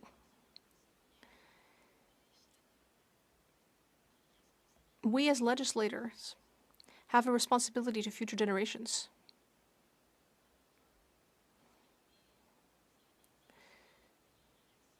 So let me come back to what was announced and to the reactions to this cap, emissions cap. With this exciting new slogan, scrap the cap, which is really, the way we have these 3-word slogans like axe the tax and scrap the cap, it really means treating voters as though they were stupid and they don't understand the nuances of climate change. It's shameful to have these slogans all over the place. And the costs of climate change are enormous. We need to remember that there are issues of fairness, intergenerational fairness, among others. Economists are unanimous. All research is unanimous. Yes, we still need oil, but the reason we still need it is that we don't yet have a real plan to get away from our dependence on the industry. Now in Quebec, things are going relatively well. We have an excellent cap and trade system, and we have reduced our per capita emissions. We are by far the best performers in Canada on this score.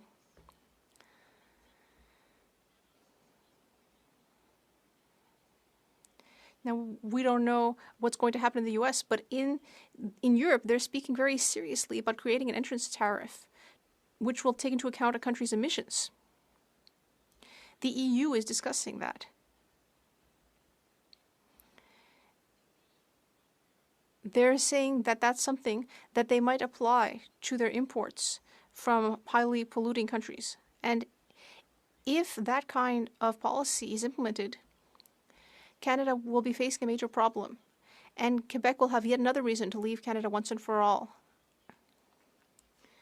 According to a WSP Uranus analysis,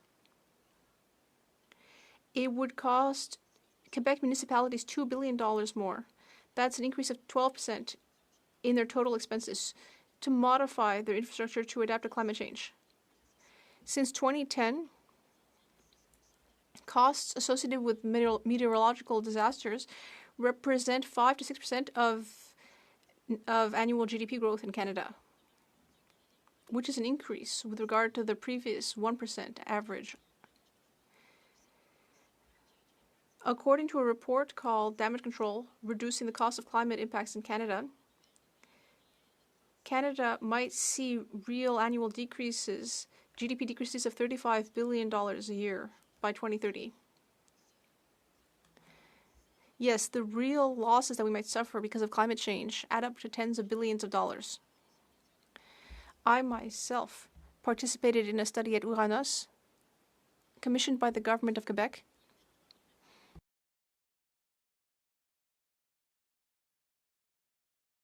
to calculate the cost of climate change right before the Paris Agreement. That was in a former life. It was almost 10 years ago. And yet, not much has changed. The costs and the sectors we looked at, they may not be aspects we think about every day. Let's look at health and infrastructure. In health, heat waves are increasingly common due to climate change, and they affect our seniors. People are dying. Annually, every year, people are dying because of heat waves, and yet we haven't necessarily adapted in our health centers and so on. And for seniors living at home, we need to adapt more, and seniors are paying the price. There are also zoonotic diseases, animal vector diseases that are spreading. Look at the West Nile virus. Look at mosquito-borne diseases. We know that mosquito season is going on longer and longer.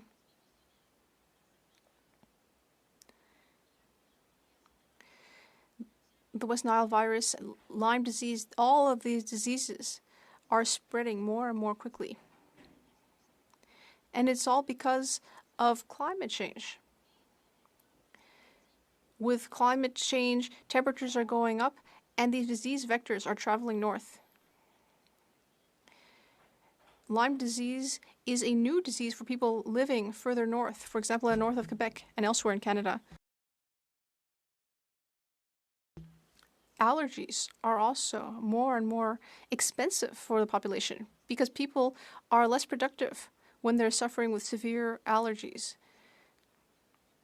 Now we know that there are also more and more floods, and we need to adapt our infrastructure. Think about what's happening in Valencia in Spain.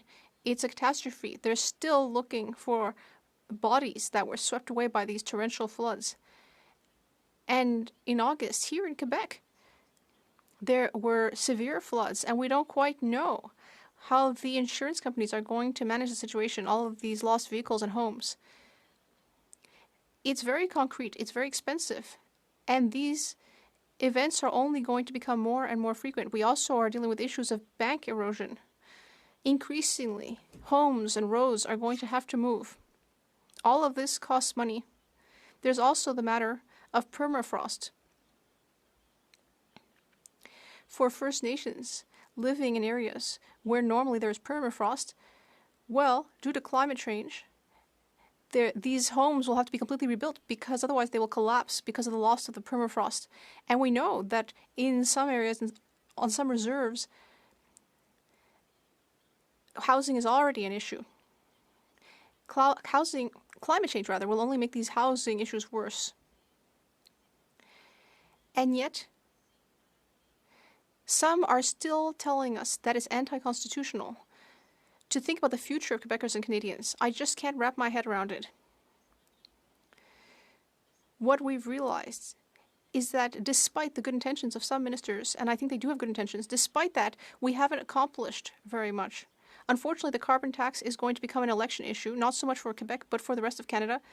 And that's a pity because it makes complete sense. Look at Quebec's cap and trade system, which works very well. Did it hurt Quebec's economy?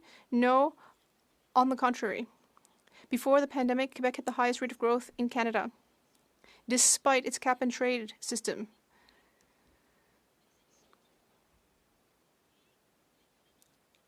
It's possible to cut carbon emissions and help the economy. It's possible to decouple carbon emissions and the growth of the economy. We've seen, thanks to Quebec and to France as well, that this is possible. But Canada is very far from this laudable goal. The Liberals promise everything and deliver nothing. And then among the Conservatives, some don't even believe in climate change.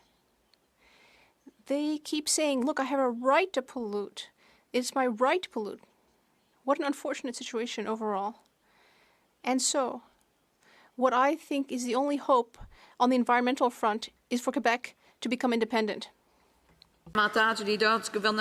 Yes, thank you, Madam Speaker. When I think in terms of the energy needs of Canada into the future, I can't help but to reflect on things such as how we can use and have greener policies.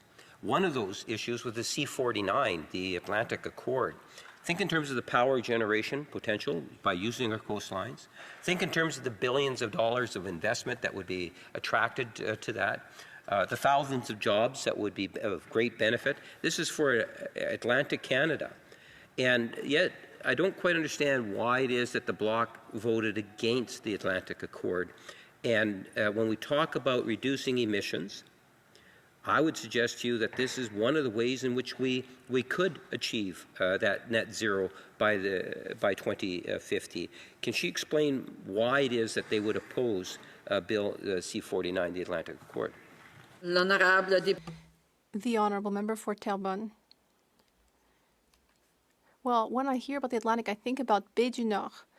I think about how maritime protected zones are changed so that more exploration, oil exploration, can be carried out. When I think about the Atlantic, I think about the federal government's financial support for increased oil exploration.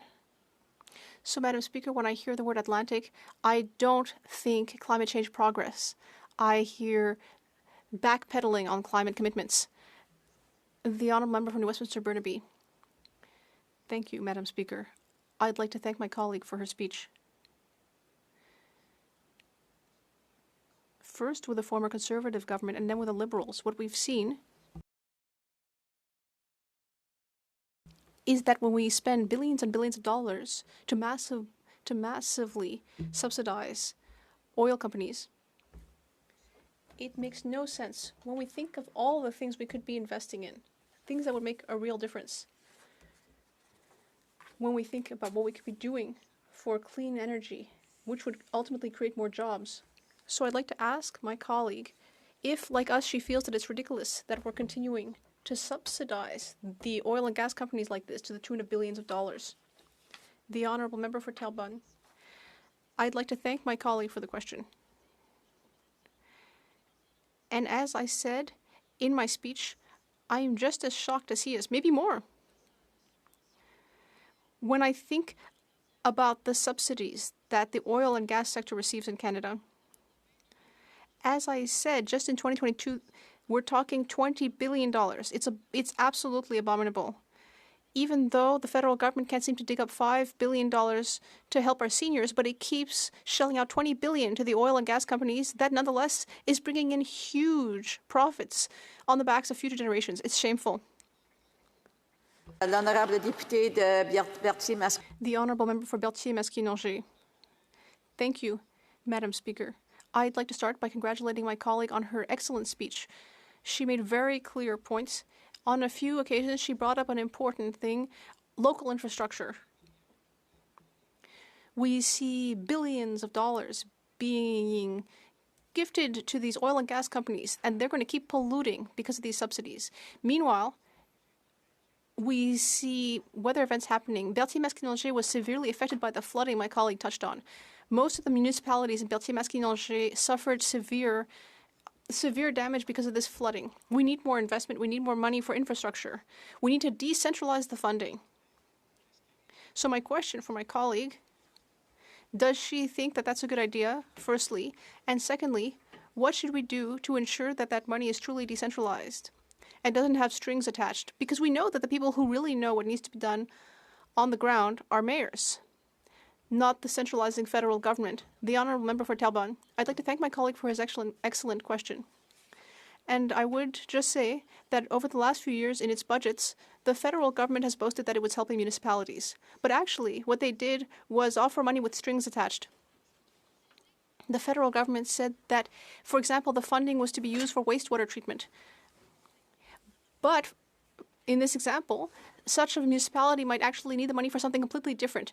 This federal government is obsessed with centralizing control. They are an ivory tower, and yet they seem to think that they know better than a mayor what that municipality actually needs. It makes no sense, and this federal government needs to stop its centralizing tendencies. It needs to take that money, which it already gets too much of, and give that money back to Quebec and municipalities so we can really fight climate change. Thank you very much, Madam Speaker. I want to thank my honourable colleague for her fantastic speech, and I find myself I often agree with that member. And I think part of what we had witnessed when we had the Environmental Commissioner come to present to our committee, to which we're both, I'm a former member of, sadly, this report in particular was actually highlighted for the fact that there was an attempt to break the consensus around the science, around climate change and the impacts of climate change, which is why the commissioner came out with this. There's no actual recommendations according to the report, but there are some things called lessons learned, and here's 3 of them that I'd like the member to comment on. Climate change is an intergenerational crisis with a rapid closing window for action. Climate targets have not been backed by strong plans or action, and Canada risks falling behind other countries on investing in a climate resilient future. What is her message to young people who are right now feeling a despair, a kind of apathy from the lack of action on this serious issue by the government? Terrebonne. The honourable member for Terrebonne, I'd like to thank my colleague. I really miss him at the Public Accounts Committee, although his successor is also fantastic. But there was some great teamwork between us on the committee.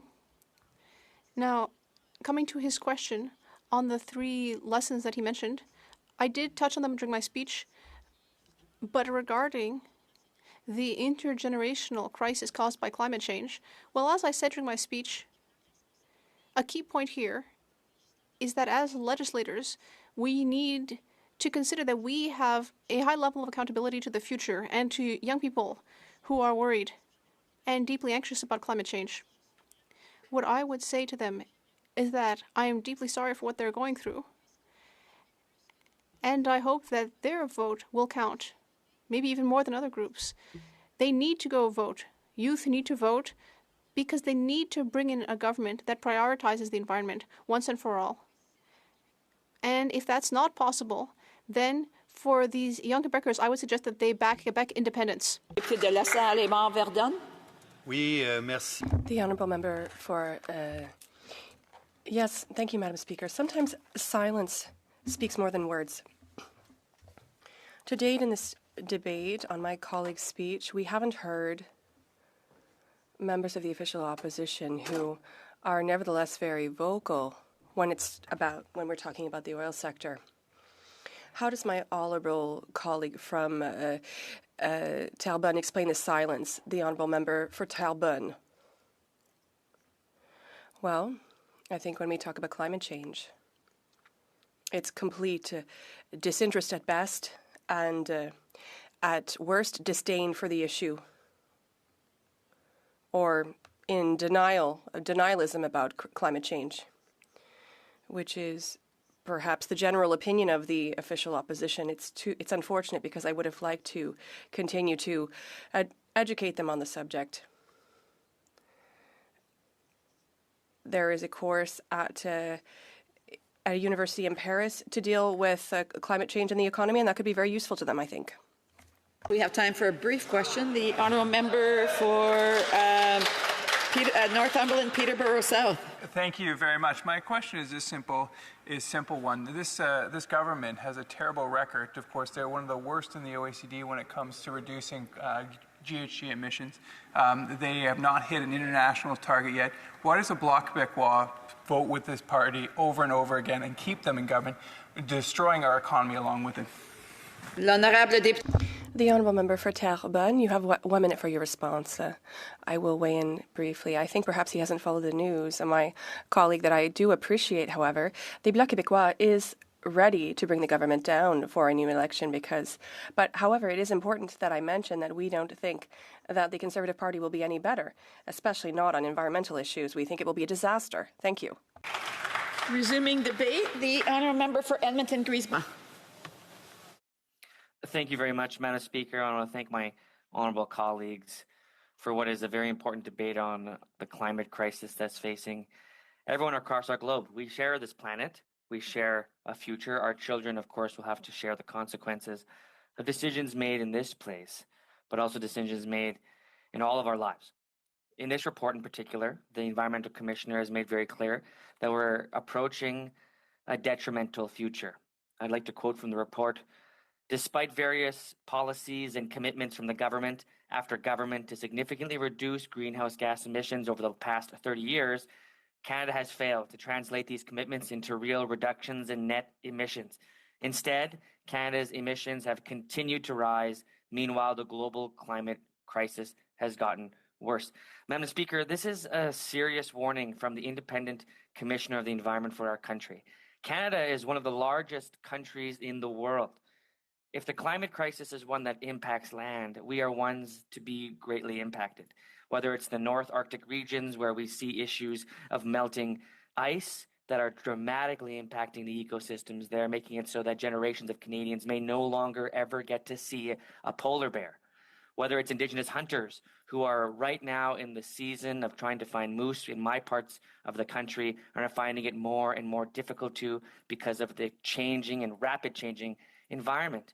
Or whether it's people in urban centers who have been choked by smoke and increasing rates in something that generations before had not experienced. But the question of all this is something I hope unites all of us as colleagues, which is what we do about this rising concern. What I've heard from the Liberals is that things are fine. Meanwhile, a planet is on fire. They're giving billions of dollars to oil resource companies. Most of them are foreign owned, by the way. In addition to a Conservative Party that wants to wield power and is using the climate crisis and the rejection of the science as a way to get there. New Democrats are often found in this tough position of being brokers of, I think, a better morality in this place, and I hope a better future for all of us. When we pose the question and the hopeful, optimistic reality or future that I think, given the circumstance of the opportunity of all of us being in the same place, that if we could put aside our partisan differences, that this would be one of the issues we would do it for. That is my greatest hope in this debate, and it's my greatest hope as I continue, and I think Canadians will continue to judge us on our remarks we make in this place for many generations to come. There'll be a moment in our history when our children look back at the transcripts when we debated these things, including today, and everything that we say will be quoted by generations of the future, whether that's generations who are suffering from the reality of an impacted climate to which they can't breathe, can't find clean water, or having difficulty to pay for food because the cost of living would increase so greatly because of the mysterious but very present reality of the impacts of climate change that continue to unfold in front of our eyes. We still have not even yet faced the greatest consequences of this immense challenge. On top of all this, of course, the question of affordability. There seems to be a conflation in our country, brought on largely by partisan politics, that are trying to achieve an environment and a future with low emissions, simultaneous to a healthy environment, clean water, honoring the treaties we've made with Indigenous people to protect this place, and the very real and tough discussions around how we can create good jobs, how we protect good jobs, and how we make certain that Canadians continue to put food on the table. This is a question that people, particularly in Alberta and particularly conservative politicians, attempt to put at odds with one another. They attempt to put at odds a worker's future to bring in a paycheck while threatening the fact that if they don't, or if they do, in fact, agree with climate change, that they're going to impact their own industry. This kind of false dichotomy hurts workers and it hurts our children, most importantly. I'm a former oil and gas worker, and I know this sector very well growing up in the northeast part of Alberta, working in the Cold Lake oil sands. I know exactly what it's like to have to work with and try to achieve a paycheck to feed a family. I know how difficult it is for thousands of Northern Alberta workers, thousands of Indigenous people, and of course our children who are asking questions of when or if we will stop and whether or not their future is truly worth it. This is an area where workers have to take a central role. Workers' jobs and their livelihood need to be protected. It's very clear. This is the most important priority in this work.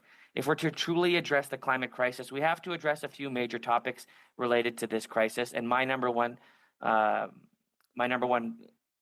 discussion point and argument today will be largely on the financialization of natural resources, publicly owned resources, by the way, towards mega super corporations that are depriving us as Canadians of the opportunity for that better future and, of course, better jobs. So the question I want to answer is, who is benefiting from the extreme fossil fuel development in Canada?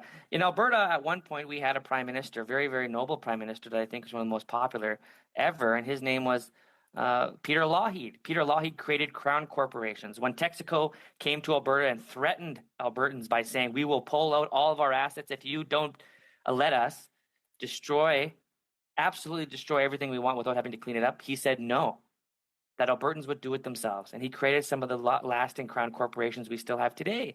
Unfortunately, consecutive Conservative governments would sell off those oil companies. Even worse, at the federal level, we would see Stephen Harper green light the largest purchasing of a foreign-owned entity, state-owned entity of a Canadian asset, which is Canadian Natural Resources takeover by Chinese-owned Nexen, greenlit by Stephen Harper's Conservatives. And so the question is, who is actually benefiting from our oil production?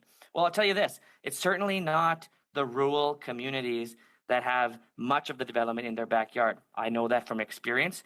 My dad, who was a worker in the oil sector, died. He was a worker who got killed on a lease site because of the lack of safety or concern by some of these oil companies.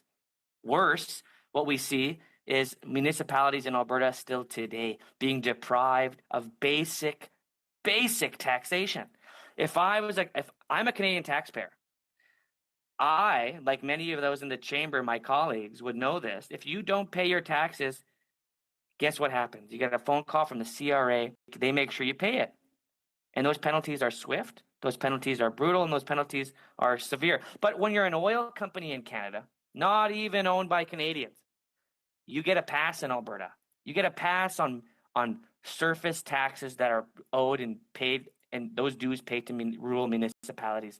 And if I had the opportunity to canvass my colleagues, I'd ask whether or not anyone knows the amount of unpaid tax amount and tax liability owed to Canadian municipalities, whether that's the Fishing Lake Métis settlement, whether that's St. Paul, Alberta, whether that's Two Hills, whether that's High River, whether that's Paddle Prairie, or whether that's even larger municipal centers like Grand Prairie.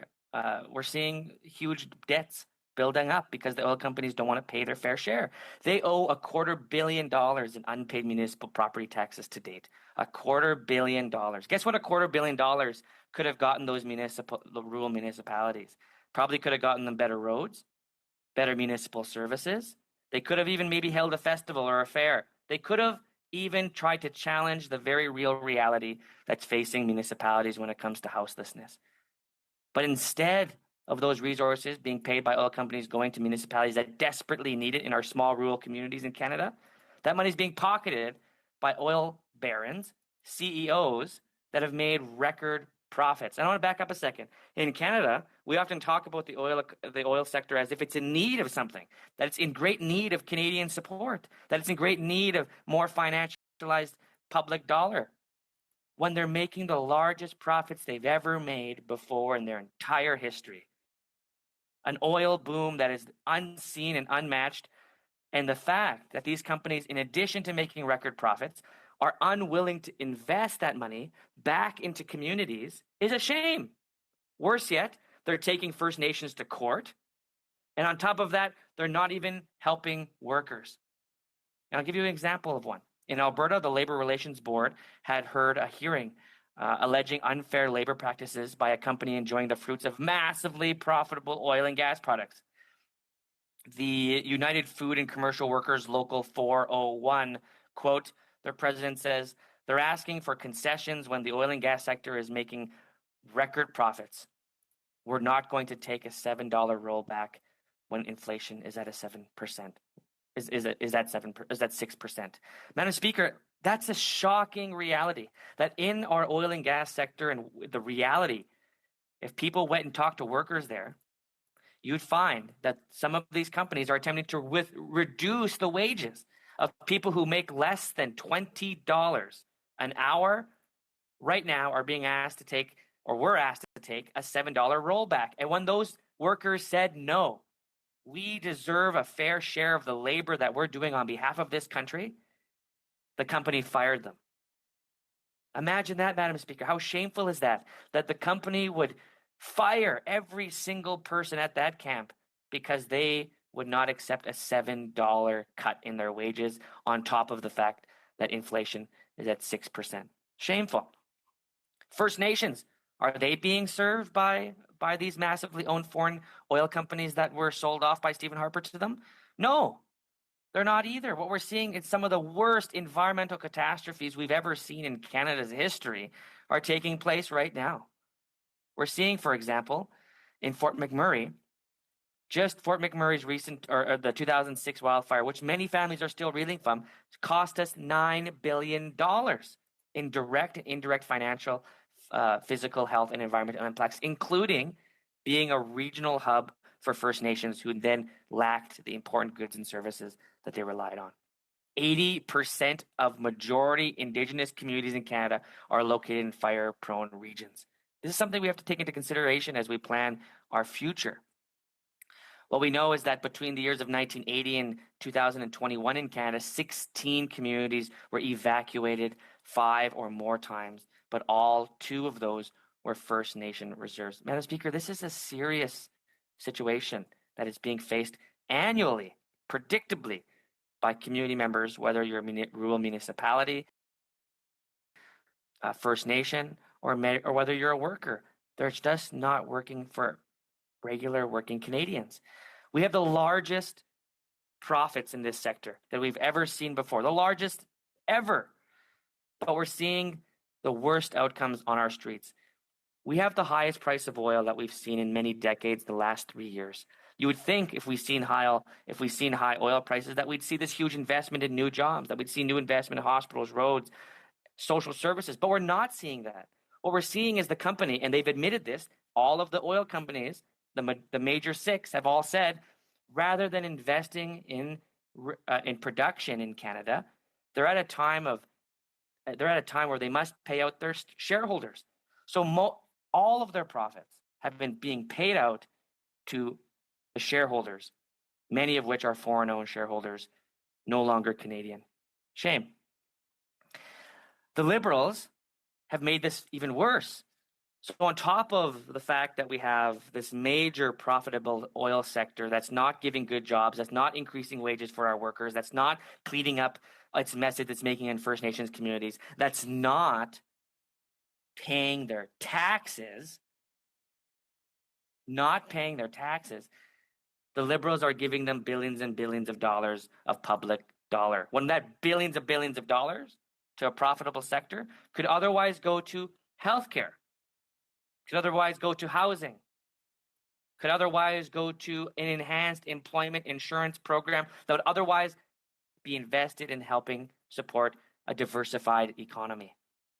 We need jobs in our country, but we also need jobs that are good paying, that aren't going to give you a $7 rollback when they don't need you anymore, that aren't going to say, too bad, so sad, we're not going to pay the municipal taxes to your little community so that you can have a senior's bus. We're not going to clean up the mess when we pollute large, huge water reserves. We're not cleaning it up. What do we say to companies that say that to Canadians, that are bullying Canadians out of $7 an hour, that are bullying Canadians out of taxation amounts so that they can get the supports in their municipal, in their little village or hamlet? Or when they tell First Nations, we'll go to court rather than discuss your rights. These are all facts that are related to this very problematic industry.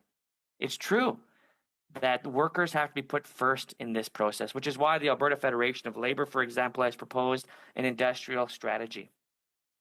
A country like Canada during the post-World War II era had to learn how to retool our economy following war. But what we learned during the war process, when we had to fight fascism overseas in Europe, which, by the way, we still have to fight today, the evils of which are still persistent across our country and across the globe, we must continue to fight fascism and the evils that it persists across the globe. But when we did that, we tooled our economy. We planned our economy. How did we do it? We raised the largest merchant navy in the globe, Madam Speaker. Canadians did that. It's Remembrance Day here soon. It's time for us to remember that. We raised, as Canadians, a small little country, the largest merchant navy in the globe.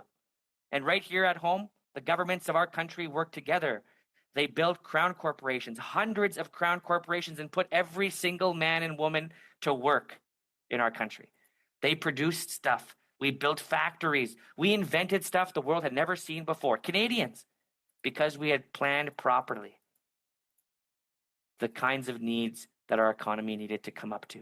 Right now, our economy doesn't need to make more profits for billionaires. Our economy needs to return value to every working person in this country. In doing so, we must fight the climate crisis. In doing so, we must fight unfair labor practices. In doing so, we must protect the rights of First Nations communities to see their lands and their resources developed in a way they see fit, which includes the right to say no. Madam Speaker, it's important that as we think about the climate crisis, as we speak to young people right across this country who are demanding justice, and Madam Speaker, they are right behind us. If we don't speak to young people today, right now, we will suffer their anger. We will suffer, rightly, their accusation of inaction. We will suffer a great betrayal of a generation that is yet to come because we didn't act sooner. Because we, as honorable members of this House, could not put aside our partisan difference to see what is a national challenge ahead of us. A challenge that will take every single one of our children's breath if we don't act. Take their future from them. I would argue and suggest that all solutions must be endeavored upon at this time. Solutions proposed by all honorable members in the face of this crisis are needed, are much worth debate in this place, and are much worth even better implementation. We have to have hope, Madam Speaker. I have hope that we can, as colleagues, come to a position where we bring together labor, we bring together management, and we bring together those most affected by the climate crisis. We bring them together in a great coalition towards ending this unjust future. That we build together a process that protects jobs, that brings in the workers most affected. Because rather than a worker getting laid off, which I was when I was in the oil sector, I was laid off when things got tough, and they can do it like that. Instead of that happening to the many workers we have in the resource sector, we ought to work with them to make certain that their skills, which are the best skills on earth, are put to good use, not just in getting and fighting for a good paycheck, but fighting for our future, fighting for their kids, fighting for all of us. That's what workers want. Workers want to be part of the solution, Madam Speaker. They don't want to be part of the problem. Right now, we have companies that are controlling exclusively the needed labor that's much needed to transition to a diversified economy that's going to create future jobs for everyone. And what I mean by that, Madam Speaker, is we need these companies, just like I see them, to see the workers they employ as the key and solution to a better paycheck, as a key and solution to a better economy, as a key and solution to combating the climate crisis. If we can do the work of making certain that the best skills, which my province, I believe, has, and I know there's a lot of honorable members in the chamber who may say the same thing, but I deeply believe Alberta has the best labor force in the globe. We have the skills, we have the technology, we have the training. Precision drillers, for example, drilled many of the wells right across the province that is able to make certain that homes are heated. But times are changing, Madam Speaker. It's time for groups like Precision Drilling, for example, to expand their work, to use the skills they've gained over the course of history in the production of oil toward the production of new innovative technologies that will bring wealth, prosperity, and good stable jobs into Canada. That is the power of our labor in Canada. We can build that future. We can build that reality, and we owe it to our children, we owe it to workers, and we owe it to each other in this place to treat each other with more dignity when it comes to a very serious challenge that is facing every single one of us. Thank you very much, Madam Speaker.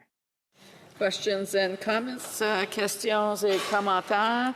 The honourable member for Aurora, Oak Ridges, Richmond Hill. Thank you, Madam Speaker.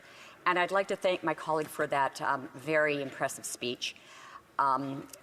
Like him, I share his views. And I'm just wondering, though, we're sitting here, we're debating this because the opposition is feigning concern for the climate crisis, for what is happening. And I'm very curious as to why the NDP is continuing to allow this filibuster to continue to support the Conservative Party in what they are doing to actually prevent us from moving forward and taking real action on issues such as Bill C-73, which I'm sure the member would agree with me is an incredibly important bill as well to fight climate change and to protect our environment. So perhaps the member could comment on that. Thank you. The honourable member for Edmonton-Griesbach. Thank you very much, Mr. Speaker. Sorry, I see the change of crew there. Thank you very much, Mr. Speaker. To the honourable member's question, I want to take very serious consideration of that fact. The reality facing Canadians right now is our House of Commons is deadlocked, meaning that solutions like those facing the climate crisis cannot come to the floor of the House of Commons. That's a shame. But what's a greater shame is the fact that we have a very serious motion relating to the breach of the privilege of parliamentarians. The majority of the House of Commons has come together and said that we must release documents pertaining to the very severe and extreme instance reported by the Auditor General in the breach of trust by SDTC, Sustainable Development Technology Canada. When a breach of trust takes place by one of our colleagues, or in particular this House, we must take serious the consideration of relief for that breach of trust. In this consideration, the Conservatives brought forward a motion that seeks to remedy that serious breach of privilege, to which I agree. I was the member that studied SDTC on behalf of New Democrats, and it is severe in both its condemnation and severe in issue. And I agree with my fellow party members and the House of Commons, including the Bloc Québécois, that we should unite towards the release of these documents that will give light and transparency to the reality. But I take full note of the members' concern about the delay in the House. In comments, the other one for Northumberland, Peterborough South. Thank you, Mr. Speaker, and I enjoyed working with this member on public accounts. I too am a member of the Alumni of Public Accounts Committee. My question, though, is really designed to in order to educate the electorate as we get nearer and nearer to an election. So we have seen on the other side of the aisle that they are quite strongly for the carbon tax. In fact, they want to quadruple it, despite its limited impact on GHG gases and the negative impact on the economy. We are clearly against the tax. We want to axe the tax. The NDP have been less clear. Could the member be unequivocal and say whether the federal New Democratic Party supports a consumer carbon tax? Yes or no? The honourable member for Edmonton-Griesbach. My unequivocal answer is yes. Of course, we support a price on pollution, a consumer price on pollution. How the Liberals have done it, though, has been to divide the country. What we've seen just recently, for example, was a carbon exemption for eastern provinces. What does that mean for provinces in Alberta? What does that mean for provinces in the West? And what does that mean for other provinces? It means that they have citizens who are concerned about the unfair application of what was supposed to be a unifying process for the country. I agree that we need to have a different process to carbon pricing, though. I believe that's a serious solution to a serious problem. But I think that we have to make more certain that those who pay should be those who pollute. The Liberals got that wrong. And what I want to be clear on is the fact that even the best politicians, and let's assume the better nature of the Liberals here, and that they had wanted to do the right thing in this case. What they went and did was flip-flop, which is something they accuse everybody else of, on their own policy. So the Liberals have broken the carbon pricing, consumer pricing mechanism in Canada, something that Aaron O'Toole and my honourable colleague knows ran on a carbon price as well. And I'd ask the same question, but I'm confused whether he agrees with his own platform or if he agrees with the statements he's making in the House. Questions and comments? Question commentaire. The honourable member for Winnipeg Centre. Thank you so much, Mr. Speaker, and I'd like to thank my honourable colleague for his always amazing speech.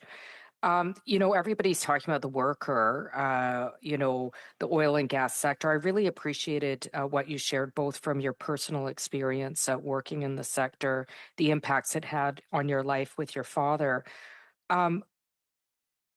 What you spoke a lot about how both Conservatives and Liberals are letting the big polluters off the hook around not paying taxes. Everybody talks about the taxpayers.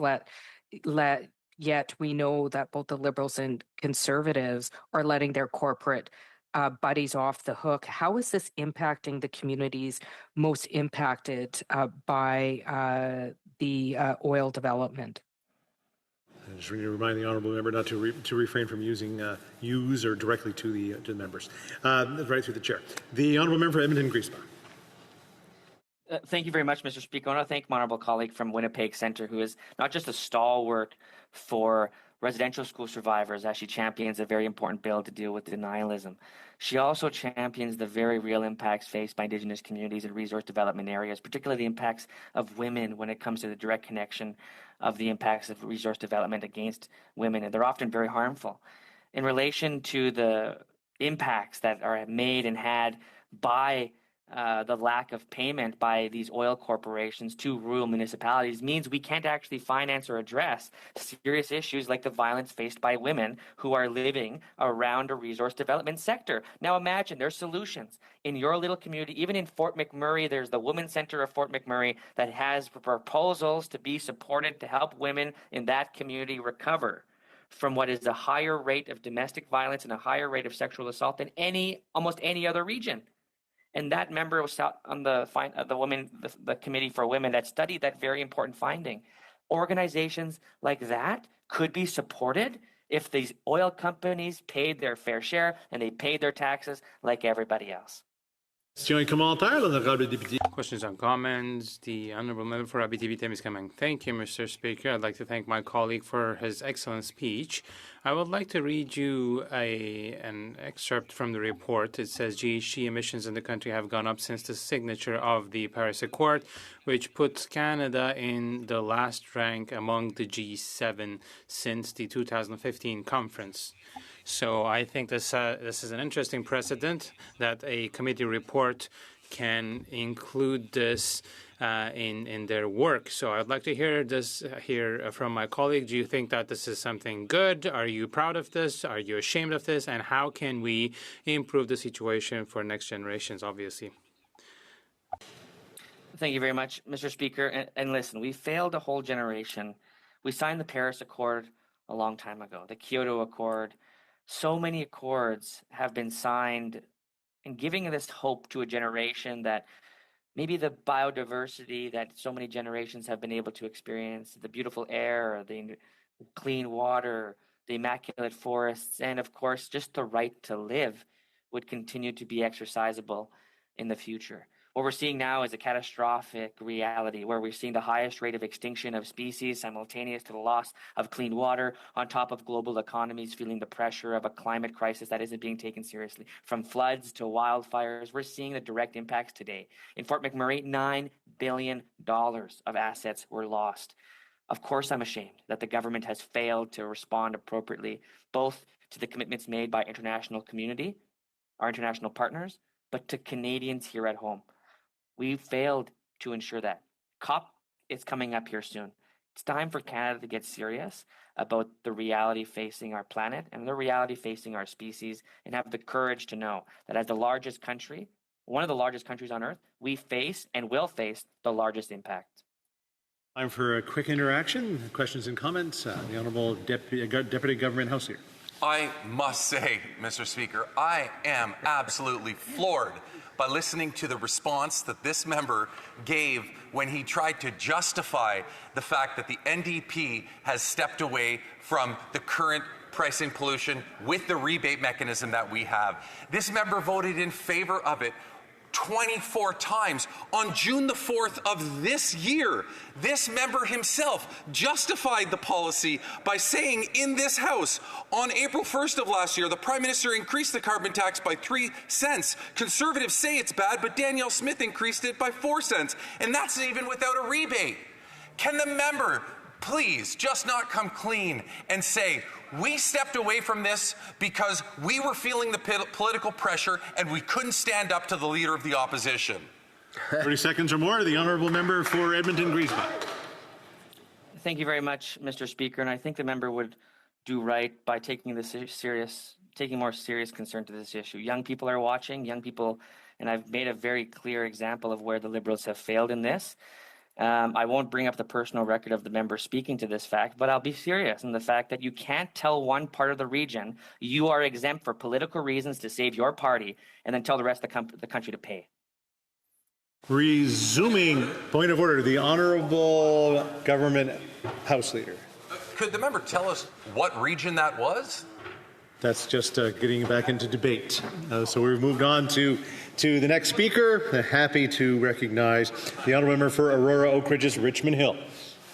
Thank you, Mr. Speaker. And I'd like to begin by saying I'm going to be sharing my time from my colleague, the member from Kingston and the Islands. But I'm proud to rise to speak in this place on behalf of the constituents of Aurora, Oak Ridges, and Richmond Hill. However, I'm not proud of the behaviour of the official opposition in this House, wasting taxpayers' money on filibusters, feigning concern for issues that they otherwise dismiss, such as environmental progress, and preventing real progress on issues that matter to Canadians. However, I will rise to try and address some of the disinformation that has been put forward by the opposition as they speak, to use up the time available to this place to do the real work that needs to be done for Canadians. So let me start with one fundamental flaw in Conservatives' arguments, and they do it repeatedly. It has been done since I've been in this place. And that is that they have an inability to understand the difference between correlation and causality. Now, this is a first-year statistics course that perhaps they missed. But what they continue to say is that just because something happened during the same period of time as something else, it was caused by that.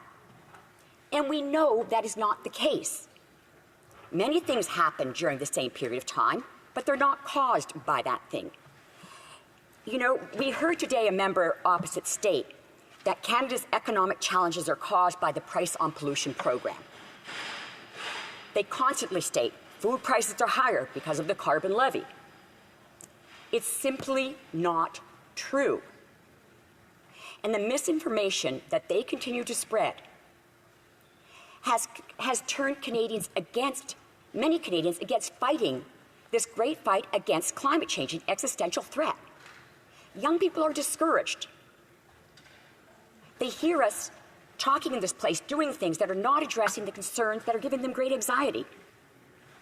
You know, Trevor Toombs, an economist, the Bank of Canada, many other independent studies have indicated that this program is not responsible for the high inflation we experienced.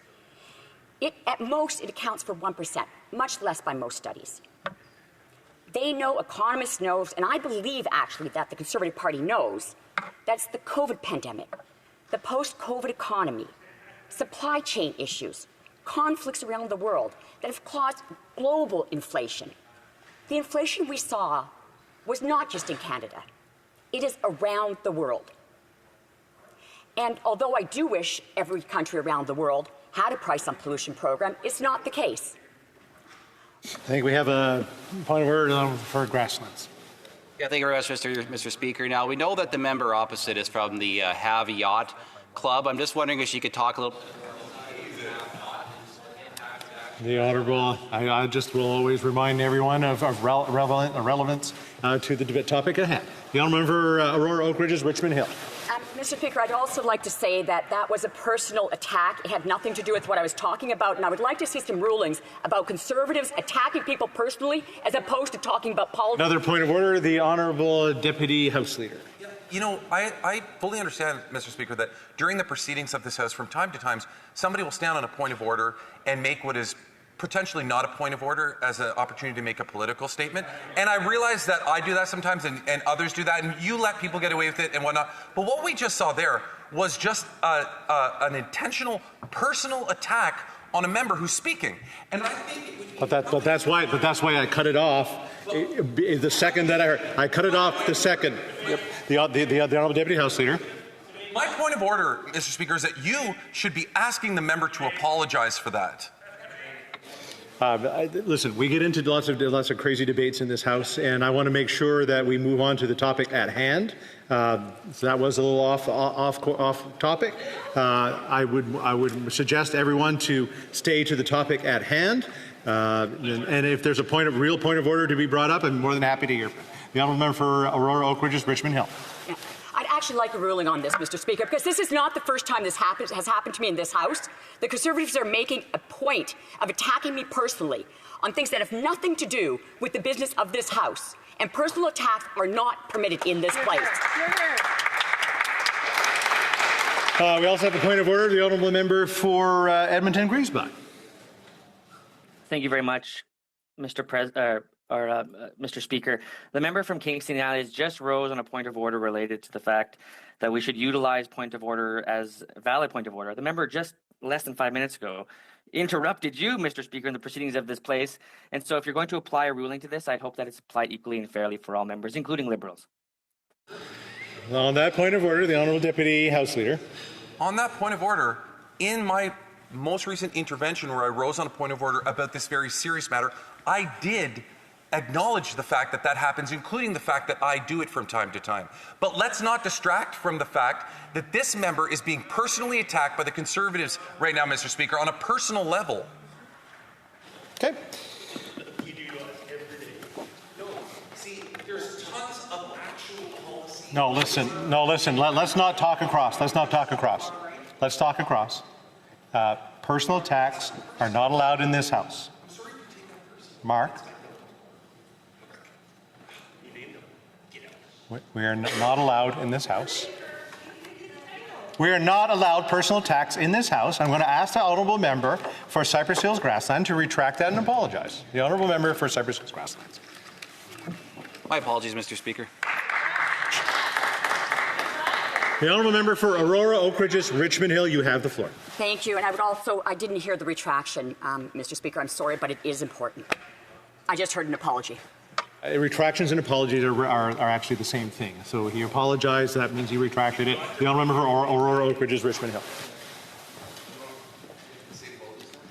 Okay, thank you, Mr. Speaker, and I'll continue. So I was actually talking about things that matter to all my constituents, that matter to Canadians. And I would say right now that the behaviour of the opposition is something that most Canadians should be very concerned about. Not just what they're doing in this House, Mr. Speaker, not just the personal attacks, but the fact that the Leader of the Opposition will not get security clearance, will not, ignorance is bliss. I believe that is their basic motto right now. Let's try to put our heads in the sand and just ignore what is happening. I think we have a point of order from the Honourable Member for Peace River, Prince George, Peace River, Northern Rockies. Yeah, the member, we've just seen this conversation about personal attacks. The member across the way has a problem with personal attacks, as we should, and then she proceeded to have a personal attack to our leader. So I'm not sure the inconsistency. Personal attacks, we either have them or we don't. I wish the member would be consistent in what she's doing. There we go. Again, the warning as we fall into these discussions that if we're talking about one another, we're not talking about the things that are important to Canadians. So I just wanted to make sure that as we make rulings as a chair occupant, that we're consistent across the aisles. So I will take that. Hopefully, everyone will take that for what it's worth. The Honourable Member for Aurora Oak Ridges, Richmond Hill. Thank you. We have a point of order from the honourable member for Waterloo. Mr. Speaker, I just want to make two comments, and I would like clarification, so I'll seek it from yourself. I would like clarification on retractions versus apologies. I have seen them be in this House within my short time. I know other members have been here a long time. I do not believe they're the same, so I would like a clarification on that. The second thing I will just say, Mr. Speaker, I thought it was a little bit concerning when the member for Kingston and the Islands was referred by his first name. In this chamber, we know we don't do that. So I would just say, I can see that there's a little bit of control being lost in this House. The chair has no problem calling me out on a regular basis, and I'm just asking for equality and equity in this place so that we all can do our jobs and represent our constituents. Thank you, Mr. Speaker. I do apologize for that slip of my tongue. I normally try to represent the honourable members' ridings that they have. When it comes to retractions and apologies, we do in the chair, or whichever one comes first, we accept it to be able to move on to the debate of the day. So we'll accept either or in every case. The honourable member for Aurora, Oak Ridges, Richmond Hill. Yes, Mr. Speaker, and I appreciate that.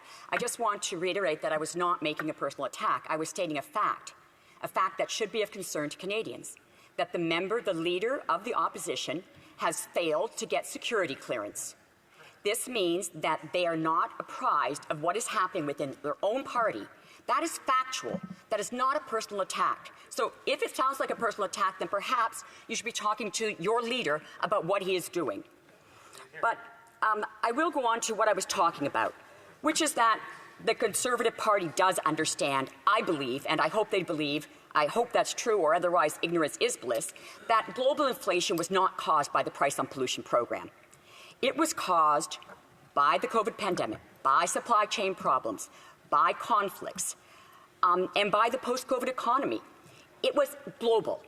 And although, as I said earlier before I was interrupted, that I would hope all countries around the world would have some kind of a price on pollution program to join us, only 40 do. Only 40 countries around the world do. So the global inflation that was experienced in other countries that was greater than the inflation we experienced many times could not have been caused by a price on pollution program. And yet they sit here and use as proof that it was caused by us the fact that we had high inflation at the same time as we had a price on pollution program. You know, I would really appreciate some more attention being paid to facts. I know that slogans are easy. I know that slogans are catchy. But in fact, they're not reality. You know, we have to look at something even worse that is happening, which is that not only have the Conservatives put forward the misinformation that this was caused by a price on pollution, but also that it will be solved. It will be automatically solved. All of the issues, inflation, you know, and high interest rates. Now, we already see those coming down from the concerted efforts our government has made.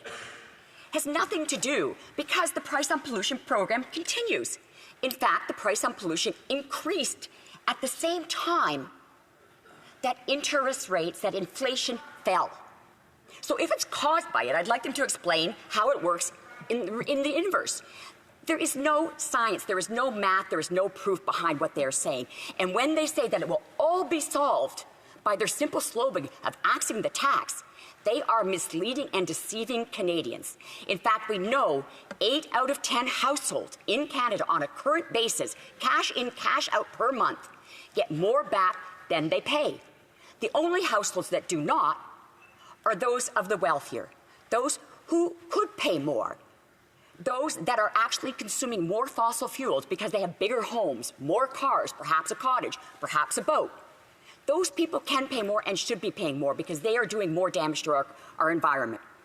So, you know, when you look at the projections, now there's the other argument is that it's done no good. That is not true. Emissions are down 8% from the 2015 level. And in fact, in 2015, when our government took over, the projection for what the emissions would be in 2030 were twice as high as they are now. That is, if we had had a government like this Conservative government in office, continuing inaction on climate change, muzzling scientists, not letting people talk to the press about what was happening, and clearly preferring to let the oil and gas industry run rampant, just as this Conservative Party is doing. The leader here meeting with oil and gas executives behind closed doors to take maximum contributions to their fundraisers, to their fundraising efforts, Mr. Speaker. That kind of behavior shows that they're not really concerned about what concerns most Canadians, which is pollution, which is the future of our planet. Our young people need us to stand up for them. You know, the oil and gas industry contributes more than 30% of emissions in this country, of the pollution. They contribute less than 6% to our GDP. And it is mostly foreign owned, Mr. Speaker. So why is that party continuing to support them, to put them ahead of Canadians? Mr. Speaker, the other thing that is going on right now is that this filibuster. Now, I understand to some extent why the Conservatives are doing this. They want to have an election right now. They know that the longer they go, the longer they speak, the less popular their leader becomes. People see what he is really about. They see what he is saying and what he is doing and what this party is doing. And so they don't want it to go any longer. Ignorance is bliss. If people start to wake up, if people start to understand that what they're saying is not true, they may actually realize that the best bet for the future of this country is a continuation of our government, which is what we all need, Mr. Speaker. But what really confuses me is the NDP, the shadow minister for the environment, the member from Victoria. Why is she supporting this? We agree we have an important piece of legislation, C-73, that needs to move forward. An Act for Accountability on Biodiversity is the sister act to our Net Zero Accountability Act. We need this to move forward as well. And yet they are persisting in supporting this opposition in the filibuster which is keeping us from doing the real work that Canadians need us to do. So, in conclusion, I would just say that we need to move on. The filibuster needs to stop. There's real work to do. And continuously repeating empty slogans and blocking the work of this place will not get us there.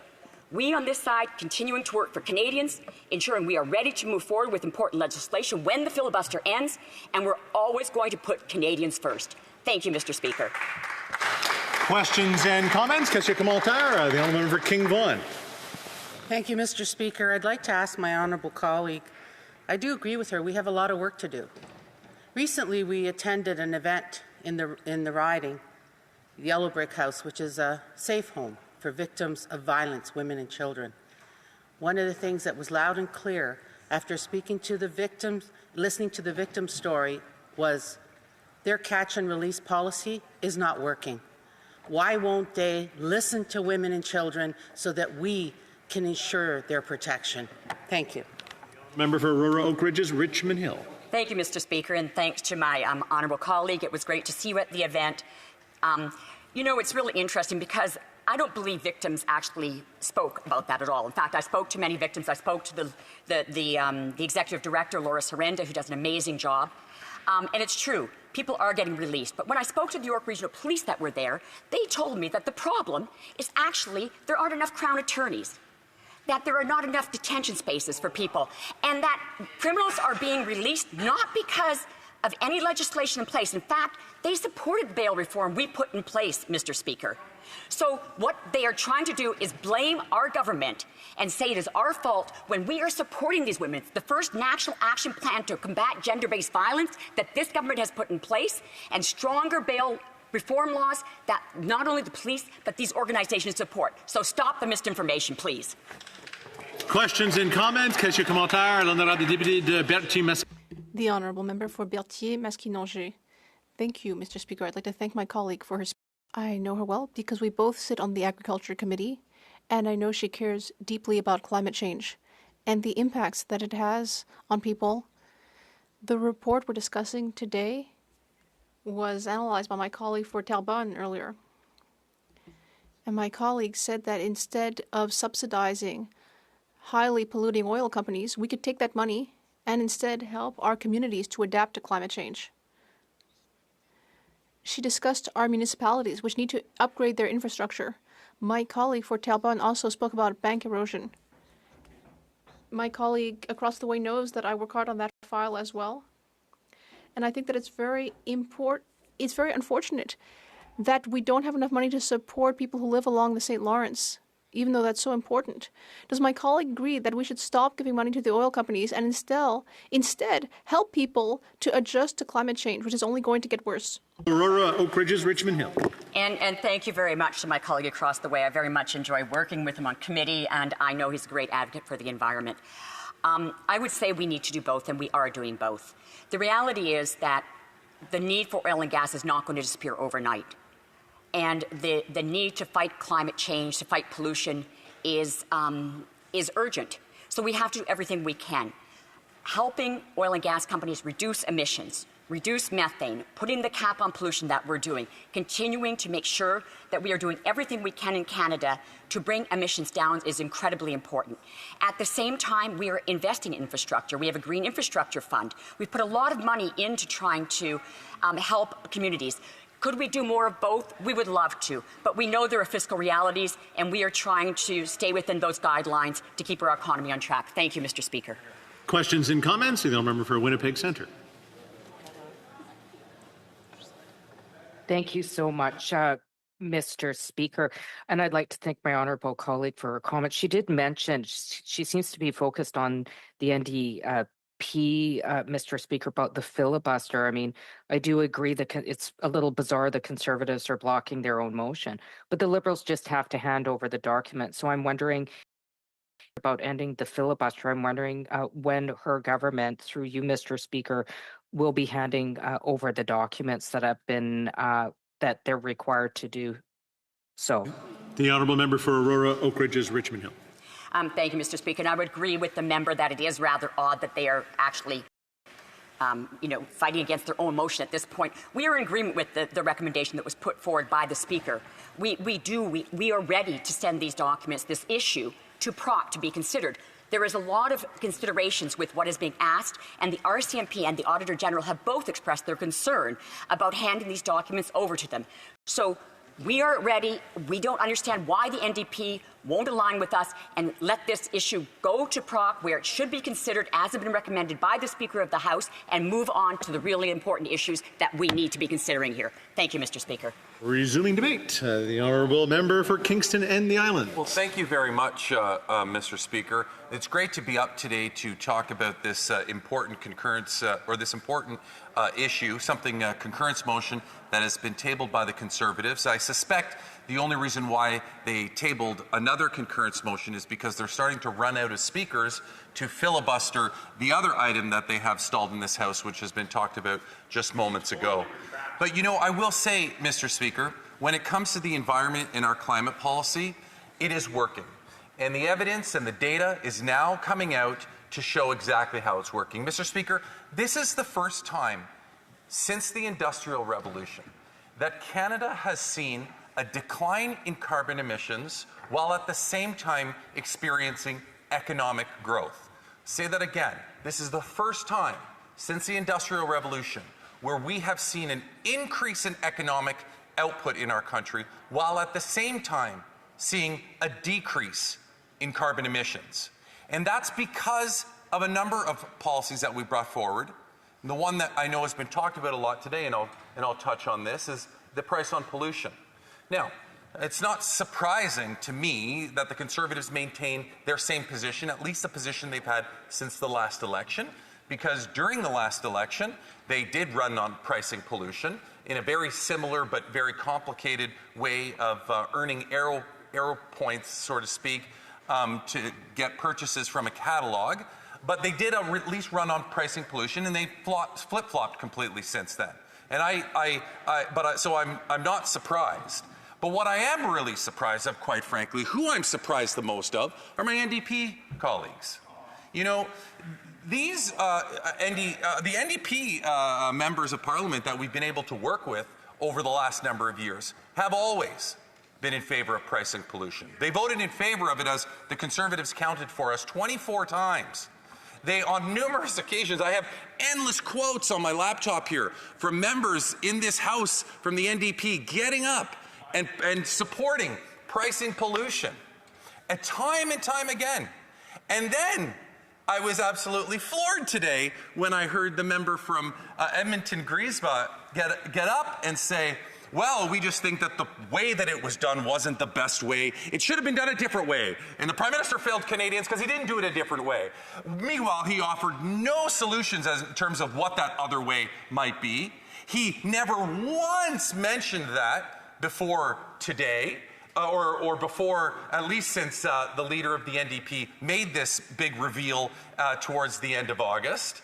They were always squarely in focus, knowing that Canadians, 8 out of 10 Canadians, got back more than they paid, and in particular, and this is the important point, in particular, 94% of households that make less than $50,000 a year definitely got back more. 9.4 out of every 10 households that made less than $50,000 a year got back more than they paid. So let's just be absolutely clear. When the NDP abandoned their position on pricing pollution, they didn't just abandon the idea of collecting money and understanding and agreeing with 300 Canadian economists and countless professionals and economists throughout the entire world. They didn't just abandon that principle of the right way to decrease emissions. They also abandoned the principle of knowing that more of the money collected through pricing pollution would be going back to those in particular who need it the most. That's the choice they made. And they made that choice for a very good reason. They made that choice because they understood the politics of this to be worse than the potential benefit from a policy perspective. And I'll be the first to admit, we did not have a good communication plan. We did not inform Canadians, and we let the Conservatives take the narrative on the carbon tax. We did that. But listen here, Mr. Speaker. When I look back on my time in Parliament when I'm older, and I reflect on it, I much rather be on the side of good policy than great slogans.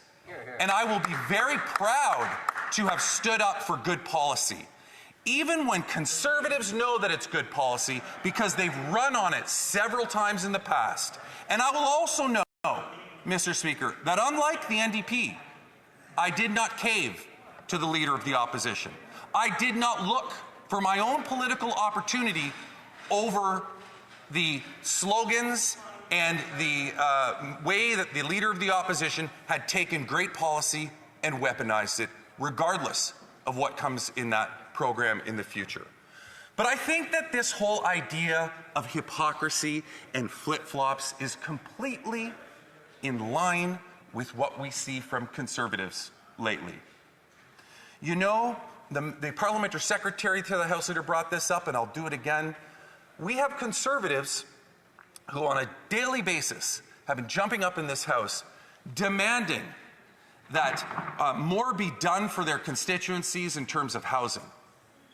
Time and time again, they get up. We have the Leader of the Opposition putting forward proposals and slashing the programs that we've put in place. And then what we end up with are Conservatives who then get up and recite his talking points and talk about how we've done nothing good and we can't bring about any change for housing in this country. We need to help communities. Then we find out that behind the Leader of the Opposition's back, most likely without him knowing, because when I read to you what the member from St. Albert Edmonton wrote to the Minister of Housing, you can be rest assured of one thing, Mr. Speaker, there is no way that the Leader of the Opposition would have allowed that member to send this letter to the Minister of Housing had he known what he wrote in it. But he did. The member from St. Albert Edmonton did, because you know why? Because at the end of the day, he said, well, my community is more important than my party. That's right. He said, my community is more important than my party. So I might go along with all the slogans and the three-letter phrases we can come up with in here, but when push comes to shove and I really need to get things done, I'll make sure the minister knows how I really feel about the programs that the Liberals have brought in. And so this is what the member from St. Albert Edmonton said, and I quote from his letter. The requested federal funding is critical to making this needed development a reality, a development that will help address the significant shortage of affordable housing opportunities in the community. That is exactly what the, end quote, that is exactly what the member from St. Albert Edmonton had to say about the Housing Accelerator Fund. He was right. After many times getting up in this House and lambasting the government for doing nothing. You know, we also had the member from Fundy Royal that said this Housing Accelerator funding will quote, provide much needed housing in this area, end quote. He's right too. But those two aren't the only ones, Mr. Speaker. A number of other Conservative MPs had sent letters to the minister as well, encouraging the same thing. As we know, the member from Central Okanagan, Simically Nicola, the member from Simcoe North, the member from Lambton, Kent, Middlesex, and I already referenced the members from St. Albert, Edmonton, and Fundy Royal. But another one that we just learned today, a member who always likes to get up in this House, and he's very good at this, and I applaud him for it. He always gets up and says at the beginning of his whatever he says, it's an honor to rise on behalf of the member of the constituents of Kamloops, Thompson, Caribou. You've heard him say that. He says it every single time. And I want his constituents to know that not only does he take that pride when he gets up in this House, he also takes that pride on their behalf when he sends a letter to the minister asking for Housing Accelerator funding for his community. So he extends that outside of this House. He didn't want to table his letter, mind you. But you would never, ever, ever know it by the way the member from Kamloops, Thompson, Caribou engages in the House that he actually was supportive. So, you know, I just want to end, Mr. Speaker, by saying we have a great More? More. The Conservatives want more. I believe if you seek it, you'll find unanimous consent to give me an extra 10 minutes, Mr. Speaker.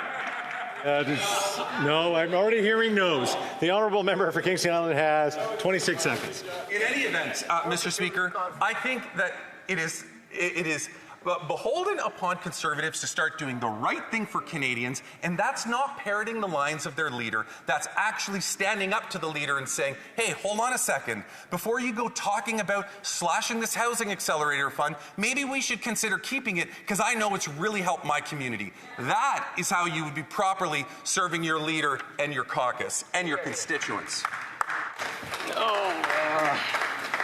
Questions and comments. The honourable member for Regina Leuven. Thank you very much, Mr. Speaker. And as always, it's an entertaining speech from my colleague from Kingston and Islands. He didn't talk much about the environment law. So I asked a question to the member from Winnipeg North who's yakking right now, but I asked the same question to the member from Kingston and the Islands. I'm wondering that what is the environmental impact of allowing Montreal to dump raw sewage into the St. Lawrence? Because about 2 or 3 years ago, in an omnibus bill in the budget, they extended their ability to dump raw sewage in the St. Lawrence for another 15, 20 years. So I'm wondering what the environmental impact of that is. And I'm also wondering, could you give me an update on the 2 billion trees they're supposed to plant? The honourable member for Kingston Islands. Well, the environmental impact isn't good. I'm not going to stand here and try to justify it, but I can also inform the member if he doesn't understand how a sewage holding tank works, the tank has a limit. And when you get to the limit, something's going to happen. Do you know what happens when you get to the limit? It overflows. And do you know why that happens? In many cases in older municipalities, Mr. Speaker, it's because municipalities still are relying on infrastructure where their storm and water, their storm and sewer sewers are not separated yet. So in municipalities like Kingston, a 300-year-old municipality, we have done extensive work to ensuring that we can separate the sewer from the storm water. And as a result, where we used to overflow into Lake Ontario 30, 40 years ago, I think it was 50, 55 days a year, the City of Kingston maybe it has to do it 1 or 2 days a year now. So the idea here, Mr. Speaker, is that we move forward and that we help build the infrastructure that the communities need in order to deal with these problems. Questions and comments. Question commentaire, l'honorable député. Questions and comments, the Honourable Member for Trois-Rivières. Thank you very much, Mr. Speaker. You know, in recent weeks, I wasn't in the House and I was watching the debates online, and I couldn't help but see that there was someone missing and that the person missing was public interest. It seems to have been evacuated from the debate. So I would like to ask my colleague across the way, and thank you very much, by the way, I'd like to know if he's not embarrassed to talk about a paradox by talking about environmental caucuses on the surface and then talking about other issues. Is it one or the other? The honourable member for Kingston and the Islands. Admit, I don't fully understand the question. I'm talking about the environmental impacts of the programs that we've brought in, and I've spoke to those very clearly for the first 5 to 6 minutes of my speech. I think that there is a lot more that we can do when it comes to protecting our environment.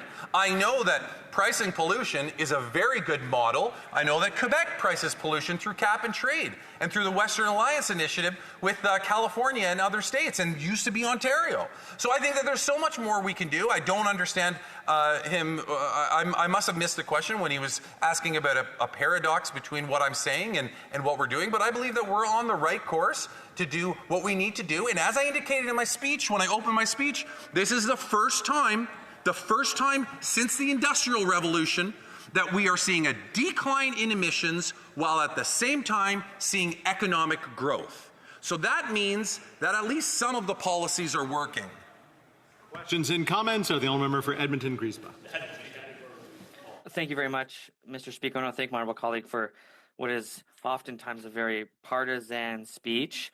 I do appreciate it, though, because it gets insight into the many, I think, logical fallacies that exist within the members' party's framework when it comes to prevention of some of the worst disasters in our country.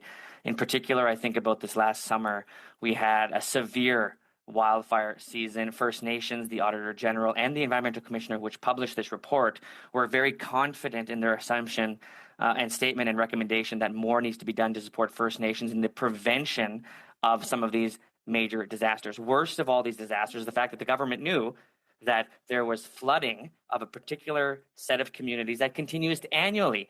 What is his message to First Nations leaders who are going to be witnessing this debate in the obvious absence of commentary from this member and the fact that there is a historic underfunding for emergency services for these communities, and it's been decades in the making? With less than 30 seconds, the honourable member for Kingston and the Islands. Well, yeah, it was a partisan speech, Mr. Speaker. This is a political chamber. Show me a House of Commons in the world that doesn't engage in partisan speeches. That's the whole point to being here. But to answer his question, he kind of answered the question in his question. He talked about more that needs to be done. Yeah, more needs to be done. Not rolling back and not trying to cancel programs that we already have, which is what the NDP are talking about when it comes to pricing pollution and the carbon rebate. Resuming debate, the honourable member for Tobique-Mactaquac. Thank you, Mr. Speaker. It is always an honour to rise in this, the People's House, and speak on behalf of the good people of Tobique-Mactaquac and New Brunswickers. It's absolutely an honour. Today I rise in regards to, of course, the report that has come out of the Public Accounts Committee, and in regards to the 13th Annual Public Accounts Committee report regarding climate change and the Commission of the Environment and Sustainable Development. And what's become abundantly clear in this report is how that this government has not accomplished its objectives, its stated goals, or met its targets in any way, means, or fashion, not even close. In fact, we are ranked last of the G7 nations in accomplishing these targets. It's an indictment on the current government for having, once again, wonderful rhetoric but absolutely atrocious results. And I think if I could summarize quickly, right off the top, Mr. Speaker, the basis of my remarks is, before us is a clear choice. And I think Canadians are going to have a clear choice before them, and that is in regards to, do they want the approach of rhetoric, or do they want the approach of results?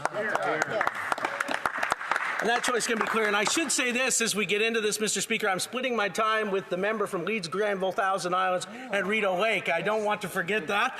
I want to make sure that I mention that. But for so long, we have many times heard speech after speech in this House. We've heard presentation after presentation, announcement after announcement, some with lofty ideals and tremendous goals, and they sound excellent when they come out like, hey, who wouldn't want to see 2 billion trees get planted? Wonderful announcement. I mean, fantastic. 2019, we're going to plant 2 billion trees, and oh man, yeah, that's a great goal and objective. Well, hey, can I update you on the results of the rhetoric? Please. The rhetoric was 2 billion trees. Do you know what percentage of that announcement has been accomplished in the 5 years since they made it? 50%. Tell us. 50%. 0.4%. 0.4% of their grandiose announcement of planting 2 billion trees. And Canadians look at it and wonder, wow, that was tremendous rhetoric, and it made us feel warm and fuzzy, and we were promised that the planet was going to heal, the weather was going to change, and the tides were going to recede if only we implemented their policy ideas, like a carbon tax, which as a result of its implementation, we can clearly see it has not accomplished its result other than diminishing the amount of money left over in Canadians' pocketbooks at the end of the day. Tax. It's been a tax with no results. They promised big plantations of trees, very few trees to show for it. They promised that things would be, our environment and our ranking on dealing with the challenges in the environment would improve as a result of their approach. But sad to say, Mr. Speaker, we rank last out of the G7 countries. Canadians are tired of soaring rhetoric. They're tired of lofty promises. They want tangible, achievable, real results. Everyone in this House wants to be good stewards of the planet. I believe that. We want to hand on to future generations a better and cleaner planet than the way we discovered it and found it. That is a great goal. And we on this side of the House fully agree with that. But the question is, how do we approach attaining that goal? How does this House best implement policies that will actually make a real difference without punishing our own citizens and taxing our own people into absolute dependence upon an ever-growing, ever-expanding government? How do you do that? Tell us. I think it's going to take practical approaches. Common sense approaches. All of the above. There's an ancient writing to put it this way. Cast your bread upon many waters and see what comes back and that which will prosper, because you don't know exactly which way or which approach may work best. So we believe in all the above when it comes to resource development and energy. We believe in being responsible, good stewards, but we also believe that we need to have the backs of Canadian energy producers and natural resource workers.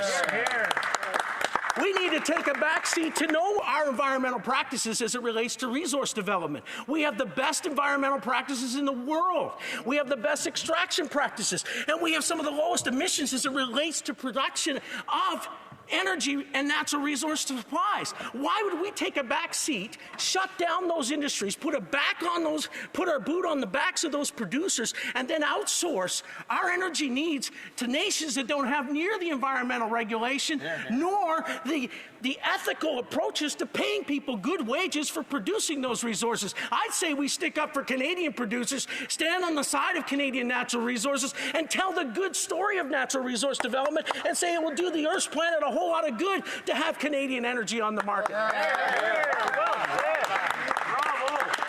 People are tired of us talking down what we do here in Canada. We do a great job, and we don't need to take a backseat to anyone. And our environmental record is stellar, and it's not been done through taxation. It's been done through innovation and expansion of better technologies. We believe in that on this side of the House. We need more of that approach. We need practical approaches that make a real tangible difference. And you know what? Yeah, let's plant those trees, but let's do it comprehensively, and let's do it with a real plan and a focus. And one of the biggest gaping holes in their approach to the environment, which again goes back to this rhetoric over results approach that they have, there's a massive gaping hole. It's the lack of meaningful consultation with those whose livelihoods are most impacted and affected, and whose lives are most impacted and affected by their policies' decisions. For example, I sit on the Fisheries and Oceans Committee. And you know what we hear there? Some of these policies are going to have devastating consequence to their industry and to their livelihoods.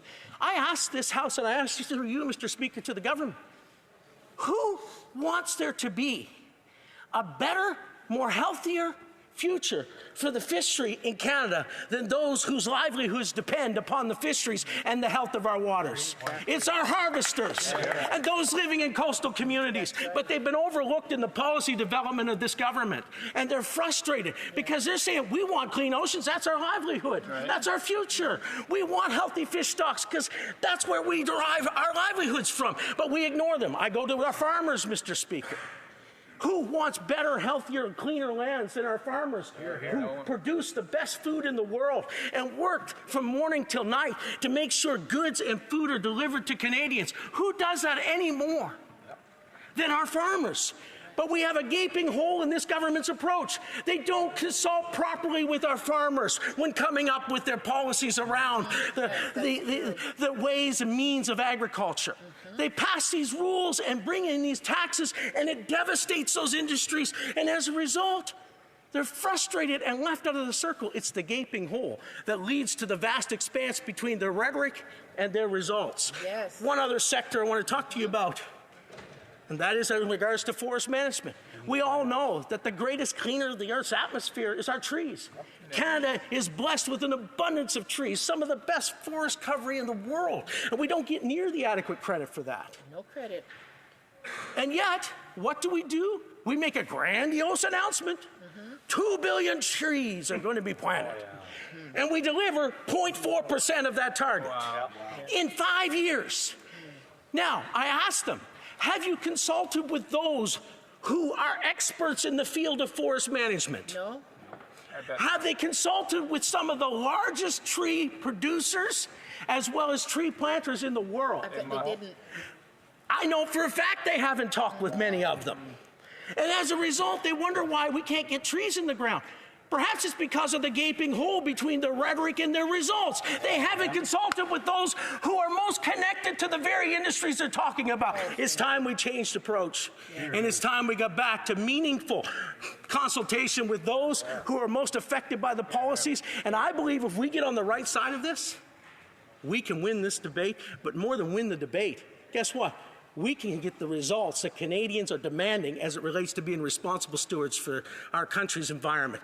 We can improve our results and our outcomes by having a common sense approach. And what better way to get that than have a carbon tax election so Canadians can weigh in on this? Questions and comments? The Honourable Parliamentary Secretary, Government House Leader.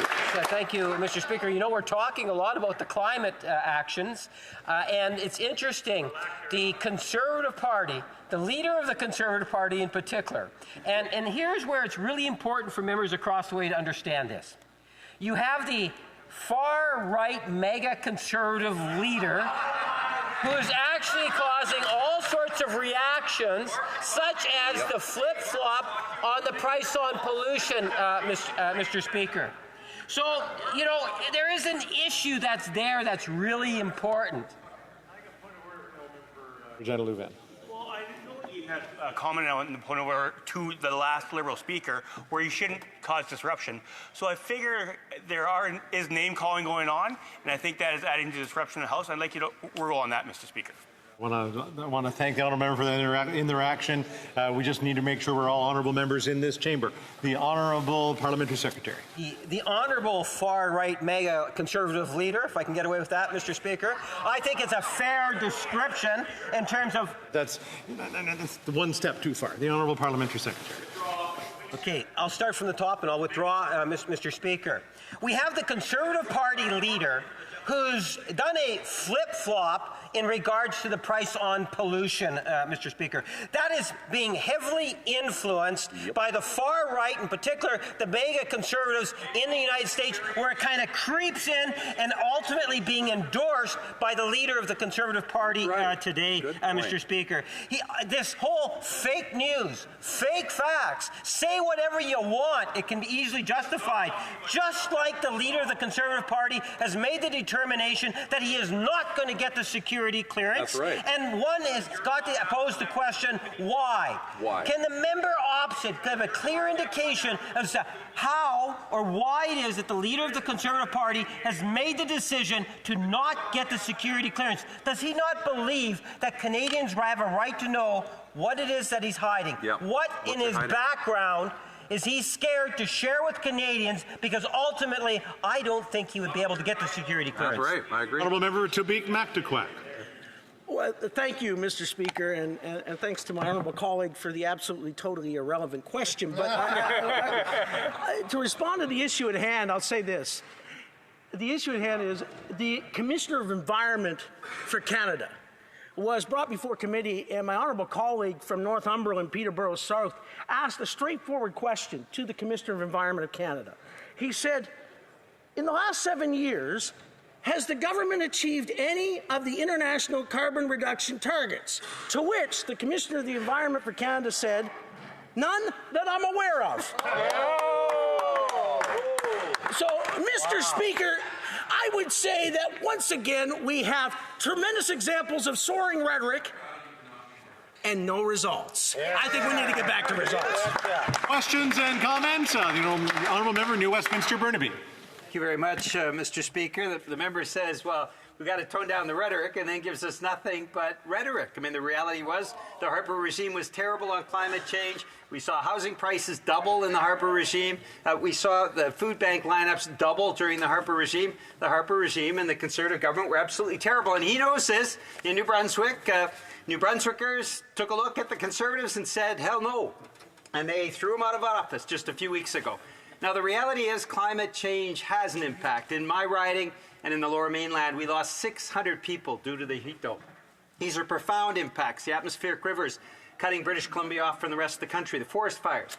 And yet the Conservatives have not produced a climate plan. They have no environmental policy. And so, Mr. Speaker, through you to my colleague, I appreciate his rhetoric, but the reality is he needs to have substance. Why have the Conservatives no environmental plan? The Honourable Member for Tobique Mactaquac. Thank you, Mr. Speaker. We certainly have. We have a practical environment plan, much better than the alternative, which is a huge tax plan.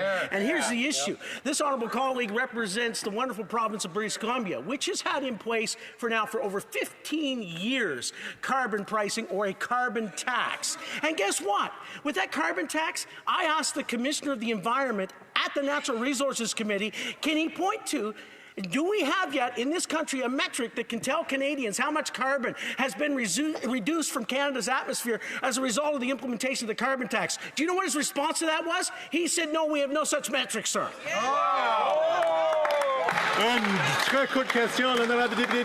A very brief question from the Honourable Member for Terrebonne. Thank you, Mr. Speaker. My question will be short.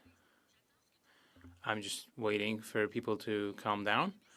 So, economists agree on one thing, that is, policies such as introducing a price on pollution or caps, that they work, and they do not reduce the economic growth rate. So what can the colleagues say on that? Thank you, Mr. Speaker. What I find interesting is that we had a comparative not that long ago of a neighboring jurisdiction that basically, as a result of their approach, which was expanding in regards to natural gas development and energy development, they became much more energy secure while their carbon footprint diminished.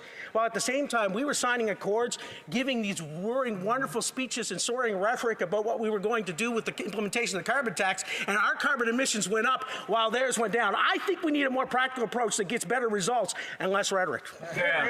Resuming point of order, the gentleman for Kingston Islands. Mr. Speaker, the Minister of the Environment was listening to the speech and would like to ask the member a question. I would ask for unanimous consent to allow the Minister of the Environment to ask a question. I'm hearing a number of no's before I even get done. The honourable member for Leeds, Grenville, Thousand Islands has the floor, and I will have to cut him off at about 1:12.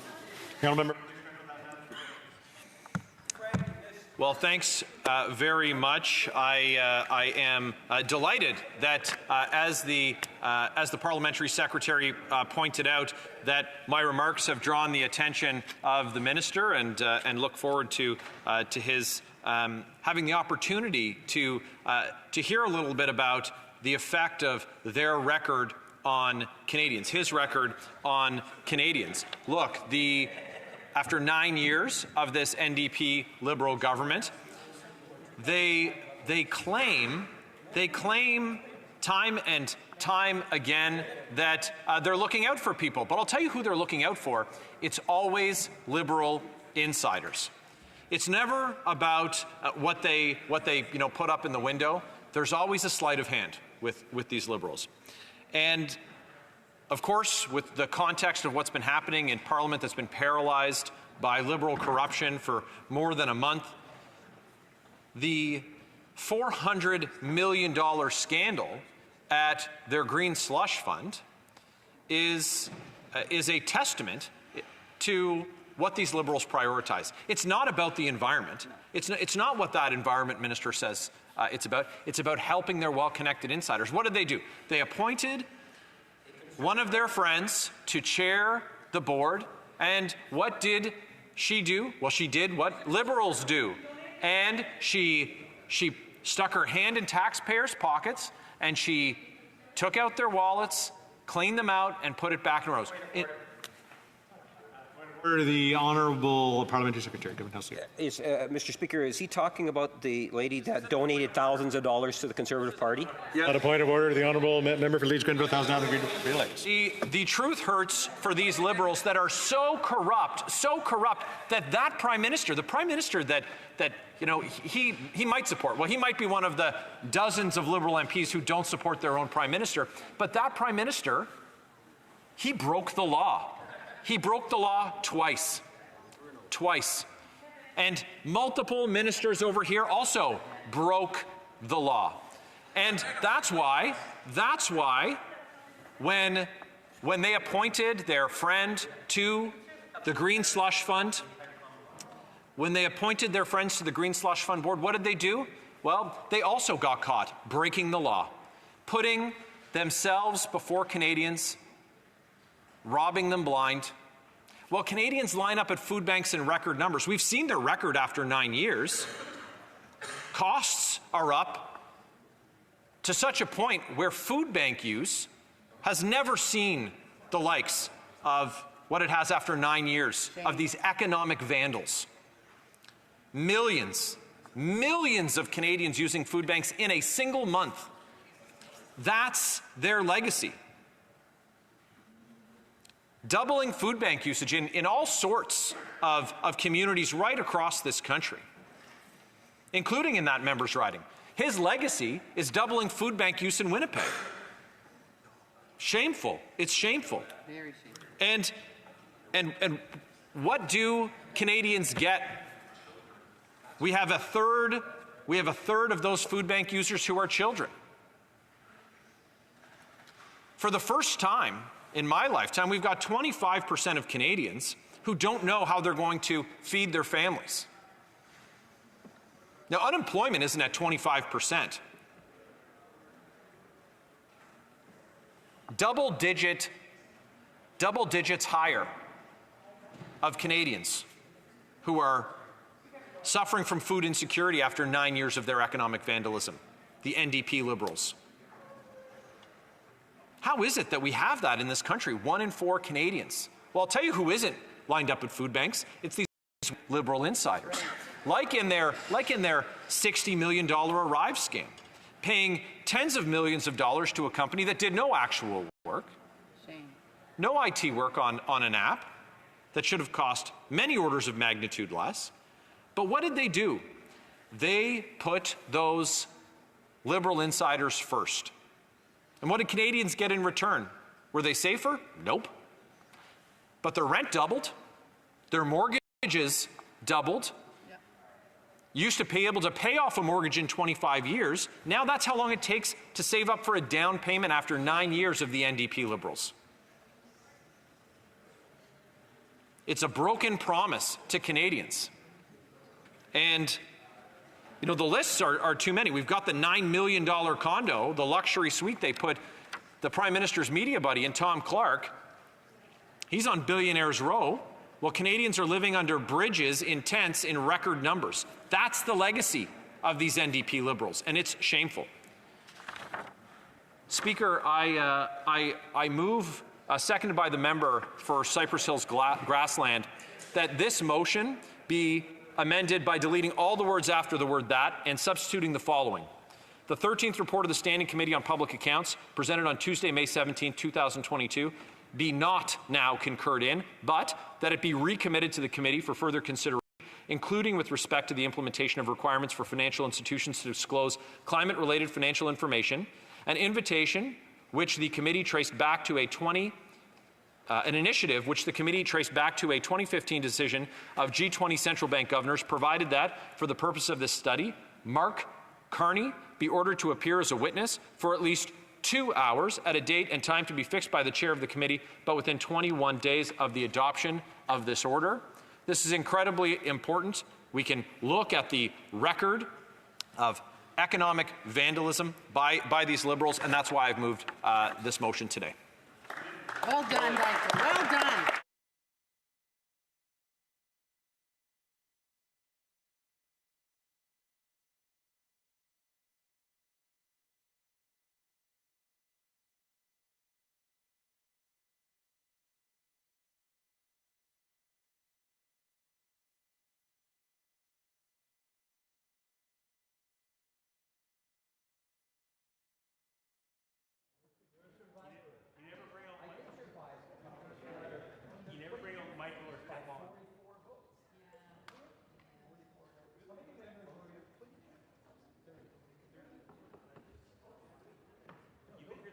Mr. Barrett, seconded by Mr. Patzer, moves the following amendment, that the motion be amended by deleting all the words after the word.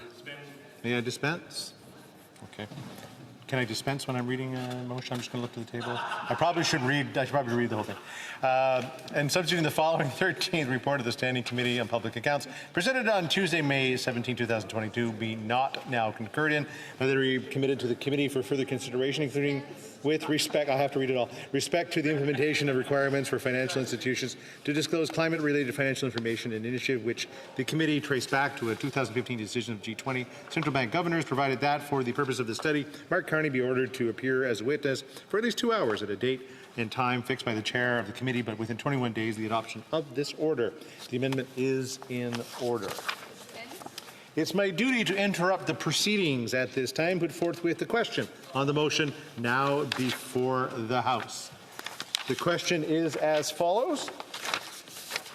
Mr. Lawrence, seconded by Mr. Williams, move that the 13th report of the Standing Committee on Public Accounts, presented on Tuesday, May 17, 2022, be concurred in. Mr. Barrett, appuyé par Mr. Patzer, proposed. Mr. Barrett, seconded by Mr. Patzer, move the following amendment, that the motion be amended by deleting all the words after the word that and substituting the following. The 13th report of the Standing Committee on Public Accounts, presented on Tuesday, May 17, 2022, be not now concurred in, but that it be recommitted to the committee for further consideration, including with respect to the implementation of requirements for financial institutions to disclose climate-related financial information, an initiative which the committee traced back to a 2015 decision of G20 central bank governors, provided that, for the purposes of this study, Mark Carney be ordered to appear as a witness for at least 2 hours at a date and time to be fixed by the chair of the committee, but within 21 days of the adoption of this order. Wishes of the amendment be carried or carried on division, or if a member of a recognized party participating in person wishes to request recorded division, and invite them to rise and indicate it to the chair. The Honourable Parliamentary Secretary, Government House Leader. Speaker, we request a recorded vote, please.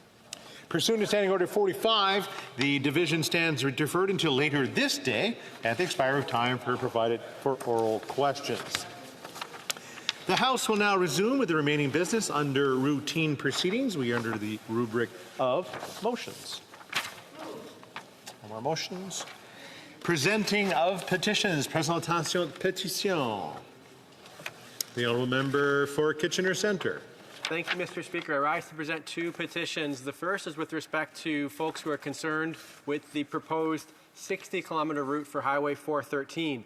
They note that it would cut through 2,000 acres of farmland, 85 waterways, 220 wetlands, and the habitats of 29 federally listed threatened and endangered species, which must be protected as per the Fisheries Act and the Species at Risk Act. The petitioners note that there's been a complete absence of meaningful consultation with Indigenous communities along the proposed route. They note that comprehensive federal environmental assessment could mitigate potential environmental harm and ensure sustainable development, and that the federal government has a responsibility for overseeing responsible, predictable, and constitutionally robust environmental review. They call on the Government of Canada to take several of actions. I'll summarize them briefly here. The first is to ensure that the federal government uses every tool available to assess and protect Indigenous rights, as well as the area impacted by the proposed Highway 413, to protect the Greenbelt, farmland, and natural ecosystems, including identified species at risk. I'll now move to a second petition, Mr. Speaker. This petition is on behalf of folks who are devastated by the poisoned drug crisis. They note that since 2016, over 34,000 people across the country have died, each one a preventable death as a result of a poisoned drug supply.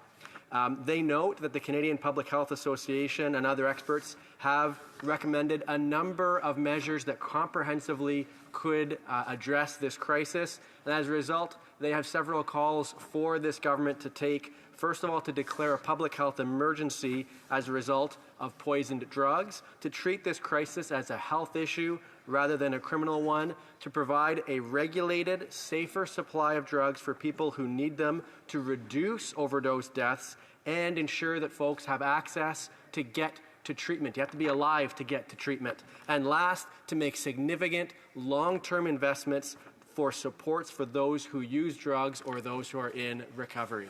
Thank you. Presenting petitions, the Honourable Member for New Westminster Burnaby.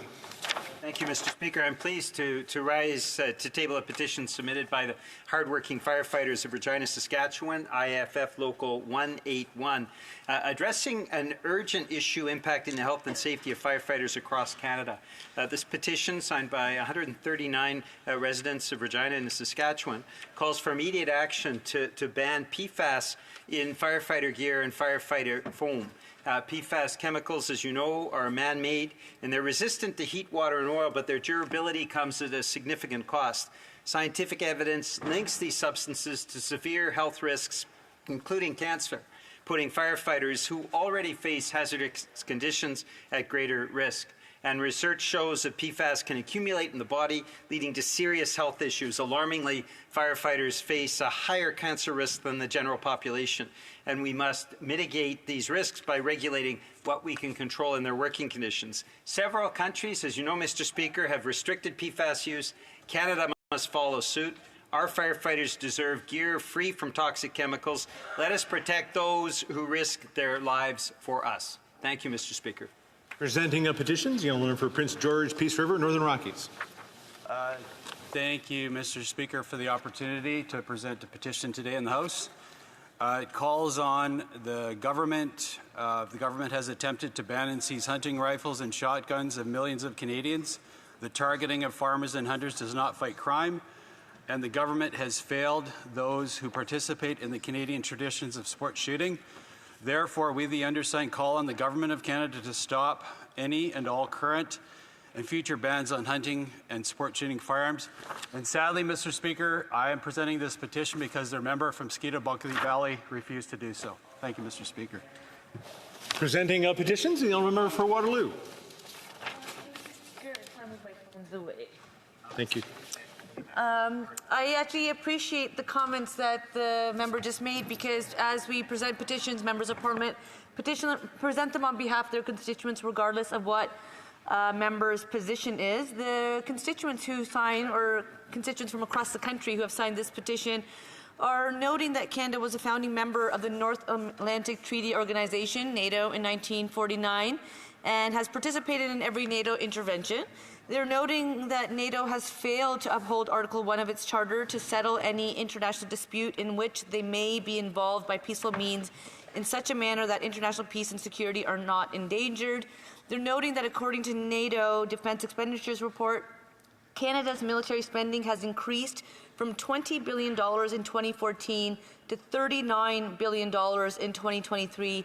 They're noting throughout a year, NATO engages in exercises and operations which involve thousands of soldiers and vehicles that adversely impact the climate and environment, amongst other things. They are calling on the government, as well as the House of Commons, to withdraw from NATO, remove Canadian troops from Latvia, reduce military spending, and to conduct public consultations on new foreign policy based on peace and international cooperation.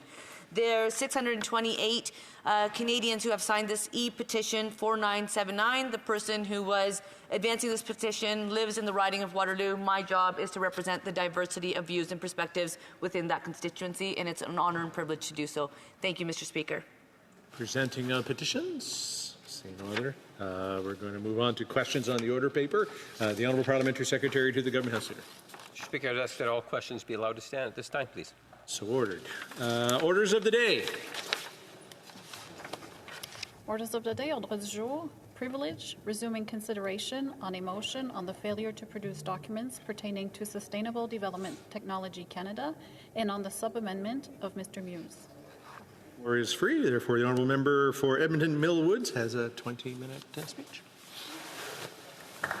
Thank you, Mr. Speaker. Mr. Speaker, after 9 years under this Prime Minister, Canadians face a buffet of corruption scandals, with each new revelation showing just how entrenched corruption has become under this Liberal government. The latest is the Green Slush Fund scandal, a $400 million scandal that the Liberals are scrambling to keep hidden from Canadians. And Mr. Speaker, unfortunately, that's why we are here today. The Auditor General uncovered that Liberal appointees funneled hundreds of millions of taxpayer money, hard-earned taxpayer money, to companies that those appointees themselves owned, setting off no less than 186 glaring conflict of interest violations. And what do Canadians get from this government? Instead of transparency, Canadians got a government openly refusing a House order to turn over key documents for an investigation. This refusal to cooperate led to yourself, the Speaker of this House, to rule that the Liberals have violated a direct order from Parliament. Canadians want to know why they are refusing to turn over these documents. They have a right to know. What is so damning in those documents that they are refusing a House order to hand them over, Mr. Speaker? At a time when Canadians continue to shoulder soaring costs for food, housing, and basic necessities, this government's cover-up has not only wasted hundreds of millions of dollars in taxpayer money, but it has also paralyzed Parliament, not allowing members of this House to continue the crucial work on urgent issues like the rising cost of food, cost of housing, the cost of this Prime Minister. Perhaps stopping these discussions at a crucial time when Canadians want a carbon tax election is exactly what this Prime Minister and his elitist friends have in mind. As Canadians continue to live through this unprecedented crisis of this government, waste and Canadian suffering, today, instead of addressing critical issues that we all came to this place to address, that Canadians are struggling because of these issues, we find ourselves talking about this government's ongoing negligence, incompetence, and continued corruption. Imagine being a taxpayer who is struggling to pay for food, lining up at the food bank with their children, and then hearing that billions of your hard-earned taxpayer dollars are being wasted by this government. Not only being wasted, Mr. Speaker, being given to their Liberal friends. Mr. Speaker, I've heard from many of my own constituents in Edmonton who are struggling to afford to heat their homes, to fill up their car with gas, and feed their families. People in Canada are dumpster diving to feed themselves. Never thought that that could happen here in this great country. This is what life in Canada looks like for many who work and are still unable to pay for their bills. These hardworking Canadians are shocked that the taxes they pay simply disappear in a web of liberal corruption scandals, bogus apps, useless infrastructure banks, and their endless corruption, supported by the NDP. Despite all of this, the NDP support continues to prop up this Liberal Prime Minister, allowing this disgusting misuse of taxpayer dollars funds to persist. The 2024 Hunger Count report shows that food banks saw a record of over 2 million visits in March of 2024 alone. That's up 6% from last year and a staggering 90% since 2019. Mr. Speaker, many of these people are people who used to donate to the food bank and now are lining up at the food bank to help support their families. Over a quarter of these visits were by children. And because of this high demand, nearly 30% of food banks reporting running out of food in the past year. Unemployment and economic misery continues to rise while paychecks are shrinking. It is this Prime Minister's inflationary spending that has driven up the price of groceries, gas, and heating. To make matters worse, his endless tax businesses, jobs, and investment out of our country. Billions of dollars of investment has left Canada, along with it all of the jobs that it would have created. The middle class, once secure, is now struggling to keep a roof over its head, and life has become an uphill battle for Canadian families. And this isn't just a temporary hardship, Mr. Speaker. It's a fundamental shift in what it means to live and work in Canada. Today, life costs more under this Prime Minister, and hard work no longer provides the security it once did. Canadian families with 2 working parents can't afford to buy a home anymore in Canada. 9 years ago, this would have been shocking to hear. Since 2015, the cost of housing has skyrocketed. Rent has doubled, mortgage payments have doubled, and the down payment needed to buy a home has doubled. In fact, housing costs have risen more in these 9 years than all of the previous decades combined. Canada, a country with vast open land, now has the highest housing cost and one of the fewest homes per capita amongst all G7 countries. At the same time, life has never been better for the Liberal insiders and elites who are filling their pockets with hard-earned Canadian taxpayer dollars. One government project and one government scandal at a time, they are lining their pockets. Despite a House order to provide the documents into their green slush fund, the government has chosen self-interest over the best interest of Canadians.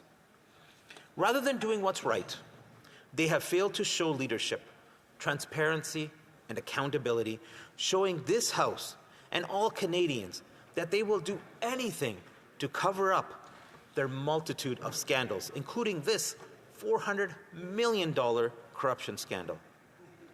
But how did we get here, Mr. Speaker?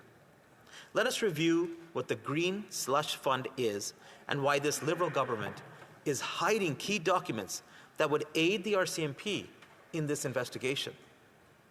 Sustainable Development Canada, Technology Canada, was created as a $1 billion fund with the support across party lines to help green technology startups tackle climate and environmental issues. This program ran smoothly until about 2017 under the Prime Minister's appointed new Liberal board chair. After a Conservative motion led to an audit by the Auditor General, it was revealed that $400 million of taxpayer funds were misused, with 80% of reviewed cases showing conflicts of interest. The Auditor General's finding findings only scratched the surface. She reviewed a sample of cases, finding that 80% contained legal. Those central to the scandal, Liberal-appointed board members, had even managed to secure other government positions. One SDTC board member acknowledged multiple conflicts of interest involving funds directed to companies she was financially invested in. The current Environment Minister, before his cabinet role, was an advisor at Cycle Capital, the venture firm Method found and which received SDTC funding during her board tenure. As these revelations surfaced, she was appointed to the board of the $35 billion Canada Infrastructure Bank, where McKinsey consultants with Liberal ties were heavily involved. Despite the conflicts of interest in funding companies tied to her financial interests, she transitioned to this new role. Ms. Method has been directly implicated in mismanaging $42 million of taxpayer money to benefit companies she was financially linked to. Despite clear violations to benefit her own company, this government saw fit to appoint her to the Canada Infrastructure Bank, which is another example of this government's waste and negligence. Mr. Speaker, this is the blatant misuse of Canadians' trust looks like when individuals who repeatedly violate conflict of interest rules are rewarded with prime government positions due to their Liberal connections. And speaking of the Canada Infrastructure Bank, another glaring misuse of taxpayer dollars and another project riddled with similar issues of mismanagement and conflicts of interest. Just as with the Green Slush Fund, the Canada Infrastructure Bank has become a haven for Liberal insiders and politically connected firms that are more interested in securing lucrative contracts than delivering real value to Canadians. The Canada Infrastructure Bank, presented as the Liberal government's flagship initiative, has proven to be costly disappointment. Instead of delivering the infrastructure that Canadians desperately needed, the Canada Infrastructure Bank has squandered taxpayer monies on excessive overhead, high-priced consultants, and generous CEO payouts, spending far more on salaries and bonuses than actual projects. Mr. Speaker, nearly $1 million was wasted on consulting and legal fees for an electricity project that never even came to fruition. With a budget of $35 billion allocated 7 years ago, Canadians were promised a return on investment of up to 4 times from private sector companies, but contributions as well as an ambitious multiplier effect of 11 to 1. Yet, 7 years later, those promises remain unfulfilled. The Standing Committee on Transport, Infrastructure and Communities has concluded that the CIB is beyond repair and recommended its abolition, citing expert testimony from stakeholders who highlighted its inefficiency, lack of transparency, and inability to attract private sector investment. At a time when Canadians are grappling with record high inflation and rising cost of living, they cannot afford these expensive government initiatives that fail to deliver anything that they promise to Canadians. Once again, the Liberal government's mismanagement of the CIB exemplifies a broader pattern of waste under this Prime Minister. Since June, the government has demonstrated complete disregard for Parliament's authority and its duty to uphold Canadian democratic principles. Conservatives had introduced a motion demanding transparency. We called on the government to release all the files, all the communications and financial records on their Green Slush Fund to Parliament, which would then turn the documents over to the RCMP for a much-needed investigation. Yet, after the motion passed, the 30-day deadline for compliance was ignored by this Prime Minister. The government has openly disregarded and this House's authority on some of their departments provided heavily redacted documents, and others outright refuse to provide any documents at all. Mr. Speaker, the Speaker of this place, yourself, that has ruled that this refusal showed contempt, quoting that only partial disclosures were made, owing either to redactions or the withholding of documents, and some met the other order with complete refusal. The Department of Justice alone withheld 10,000 pages, violating Parliament's demand for evidence so the RCMP could proceed with its investigation. Mr. Speaker, this is not a political debate. The RCMP isn't investigating this matter at the direction of the Conservatives. They have found credible grounds for criminal code investigation. They will review the documents and they will determine if charges are warranted. The RCMP will proceed as they see fit. The House of Commons represents the people of Canada.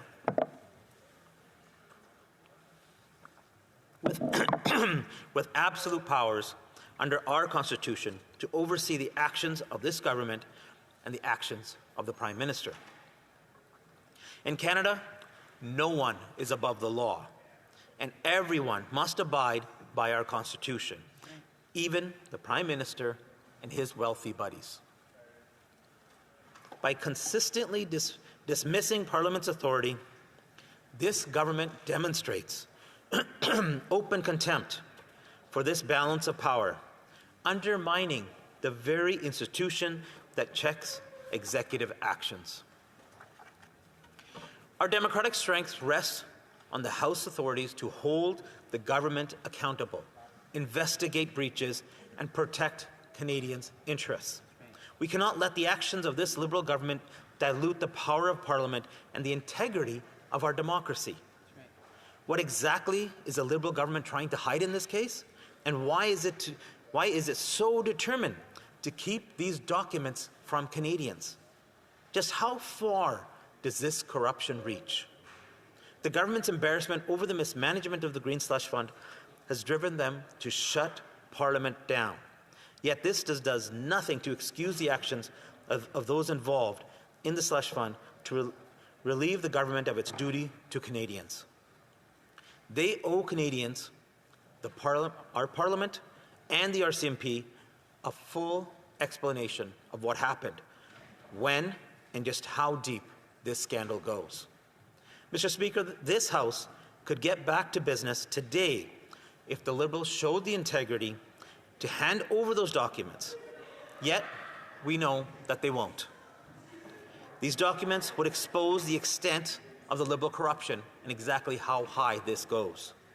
It is clear the NDP Liberals are not worth the cost. They are not worth the crime or the corruption. Canadians deserve better than a government that prioritizes their own pockets over the well-being of the people. It is time for the NDP Liberals to stop hiding the evidence, hand over the documents, and let Parliament get back to work for Canadians. Thank you, Mr. Speaker. Well done, Ken. Questions and comments. Question from Altar, the Honourable Parliamentary Secretary, Government House Leader. Yes, thank you, Mr. Speaker. This is nothing more than a multi-million-dollar game that the Conservative Party continues to play at a great expense to Canadians. As opposed to the government listening to the Conservatives, we are listening to the RCMP, the Auditor General of Canada, the former law clerk, and other stakeholders that are saying that this tactic that the Conservatives are playing is wrong. We even had one expert indicate that it is virtually abusive. If anything, the leader of the Conservative Party, as the leader of an opposition party, is virtually in contempt in terms of what's taking place in the House, which shouldn't surprise any of us because he was the parliamentary secretary to Stephen Harper, who is the only Prime Minister to ever be held in contempt of Parliament in the Commonwealth. The issue and the question I have for the member opposite, does he not agree that the Conservative leader needs to start putting the Canadian interests ahead of his own personal interests and the interests of the Conservative Party, and let's allow the Conservative motion to actually be voted on? The honourable member for Edmonton Millwoods. Well, one thing I will agree on with this member, Mr. Speaker, that this is a very, very expensive, call it a scandal. Mr. Speaker, what happened here, the Canadians know that over $400 million of hard-earned Canadian taxpayer dollars were funneled through a Liberal-appointed chair to Liberal connected companies, and they lined their own pockets with it, Mr. Speaker. Canadians deserve answers. Canadians deserve justice in this case. Mr. Speaker, this Parliament, through you, decided that those documents should be presented to the RCMP. We, as an opposition, are here to make sure that that happens. Questions and comments? The Honourable Member for Trois-Rivières. Thank you very much, Mr. Speaker. The current situation is so serious that listening to the cacophony of the debate, it's almost laughable. Ha ha. Well, listen, it's absurd. It's Kafkaesque, if you will. Public interest has been completely evacuated from this debate. Debates that should be held. We have enough proof to show the gravity of the situation. But the opposition is putting conditions on things. These conditions that they be submitted to the RCMP, it cannot be done. The RCMP itself admits that it doesn't want the documents because they will compromise its investigation. This is a paradox. It's based on the weakness of human spirit. I will ask my colleague, will he back down and stop repeating empty slogans and get down to work? Mr. Speaker, we will not back down from protecting Canadians and Canadians' best interest. $1 billion were funneled to Liberal insiders.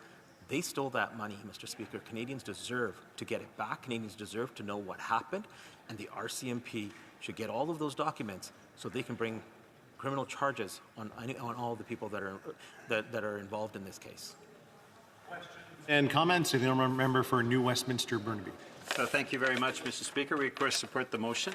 We want to get to the bottom of things, and NDP MPs were key in terms of getting to the bottom of the SNC Lavalin scandal and in terms of the We Charity as well. But, Mr. Speaker, my colleague said, gosh, that we need to get answers for Canadians, and he also talked about what is a considerable amount of money, $400 million tied up with the STTDC scandal. What he didn't mention was that the Conservative scandals under the Harper regime were even bigger. I'm talking about the $400 million for the ETS scandal, $1 billion for the G8 scandal. We remember the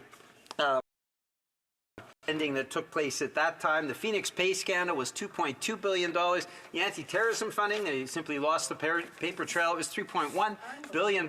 So the Conservatives were much worse in terms of the massive amounts of corruption and misspending under the Harper regime. The Conservatives misspent a lot more. And so we've never had an apology from a single Conservative member. No one has acknowledged the fact that they shut down all the parliamentary inquiries into these spending scandals. And my question is simply this to my colleague. If $400 million is bad, why is the $5.2 billion that Conservatives misspent not so much worse? The honourable member for Edmonton Millwoods. Well, Mr. Speaker, right on cue. There's the NDP standing up to protect their Liberal buddies. And this is what we've seen all along right here in Parliament. They will continue to stand up for this Prime Minister. The NDP Liberal government are doing nothing but protecting themselves. Mr. Speaker, we are here for accountability, for transparency. The House of Commons has voted for these documents to be turned over to the RCMP, and we will make sure that happens. Comments? The member for Regina Louvain. Thank you very much, Mr. Speaker, and I'll leave the NDP comments where they stand. Thank you for that answer to my friend from Edmonton Mills. My question is, they talk about some of the scandals, but one thing I find fascinating is the fact that this Prime Minister is the first Prime Minister that has ever been in conflict of interest, not once, not twice. And how many cabinet ministers have also been found in conflict of interest? So I'd like my friend to answer the question of, do we know how many Liberal cabinet ministers and how many times the Prime Minister has violated the Conflict of Interest Act, Mr. Speaker? The deputy to Edmonton. The Honourable Member for Edmonton Millwoods. Good question, and I think this is part of their strategy, that they continue to have so many scandals and so many conflict of interest violations that I think they're just hoping Canadians forget about it. But we will not forget, Mr. Speaker. We're on the side of Canadians. We're going to make sure that they are held accountable for their actions, held accountable for every single scandal that they've had, especially this one. This is $400 million of Canadians' hard-earned taxpayer money. We're going to get it back for them. Question commentaire. Questions and comments? The Honourable Parliamentary Secretary to the Government House Leader. Yes, Mr. Speaker, I believe this member is number 98 in terms of the number of Conservatives that actually spoke on the Conservative filibuster, and there's still a lot more to come. There's no doubt about that. I want to take the member to an issue that is very serious here in Canada today and to get his comment. The issue of foreign interference is very real. It's very much something that Canadians are concerned about, and we have only one leader in the House of Commons that has made the decision not to get the security clearance. And that begs the question as to why it is he continues to not get the interest, or continues to, why it is that the leader of the Conservative Party continues to not get the security clearance. Many, including myself, believe that he actually has something to hide, that there's something that he should be telling Canadians, but he's choosing not to do that, and that's the reason why he's made the decision not to get the security clearance. Unlike every other leader in the House of Commons, does he not agree that he should be putting his personal interest to the side and come clean and share with Canadians why it is that he actually does not feel he should have to get the security clearance? What is he hiding? The Honourable Member for Edmonton Millwoods.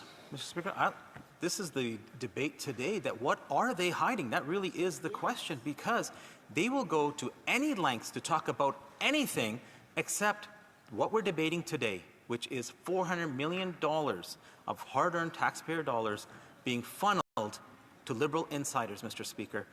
The RCMP needs to look into the situation. The RCMP needs those documents. This House of Commons voted for those documents to be turned over to the RCMP. Mr. Speaker, we will continue to push for justice. Another question. The Honourable Member for Terrebonne. Thank you, Mr. Speaker. I would like to ask a question to my honourable colleague. A question that I haven't had answers to so far. Is the Conservative Party committed to continuing to finance green technologies and development, knowing that it's important to have a necessary just transition? Mr. Speaker, what we're committed to is ensuring that in this place there's accountability and transparency from this government, Mr. Speaker. They have now a whole range of scandals. It's hard to keep track of how many scandals there are, hard to keep track of all the conflict of interest breaches. Over 186 in just this one case. That's in addition to what the Prime Minister's already gone through and other ministers have gone through, Mr. Speaker. We will continue to hold this government to account, and that is why, Mr. Speaker, we need a carbon tax election to change this. Resuming debate. Is the House ready for the question? The question is as follows. Mr. Scheer, appuyé par Mr. Bertal. Mr. Scheer, seconded by Mr. Bertal, says that the be sent to the Standing Committee on House Affairs, and Mr. Perkins moves the following amendment, that the motion be amended by adding the following. Quote, provided that it be an instruction to the committee, A, that the following witnesses be ordered to appear before the committee separately for 2 hours each. 1, the Minister of Innovation, Science and Industry. 2, the Clerk of the Privy Council. 3, the Auditor General of Canada. And 4, the Commissioner of the Royal Canadian Mounted Police. 5, the Deputy Minister of Innovation, Science and Economic Development. 6, the Law Clerk and Parliamentary Council of the House of Commons. 7, the Acting President of Sustainable Development Technology Canada. 8, a panel of Sustainable Development Technology Canada, and B, that a report back to the House no later than Friday, November 22nd, 2024. Monsieur Muse, sous-amendement. Mr. Muse, sub-amendment, moves the following after A1 with what follows. 3, the Commissioner of the Privacy Commissioner of Canada, who tabled must table unredacted documents for Paul McGinnon, former Deputy Secretary. Wishes the sub-amendment be carried or carried on division, or if a member of a recognized party participating in person wishes to request a recorded division, invite them now to rise and indicate it to the chair. The honourable member for Regina Louvain. We request a recorded vote, please.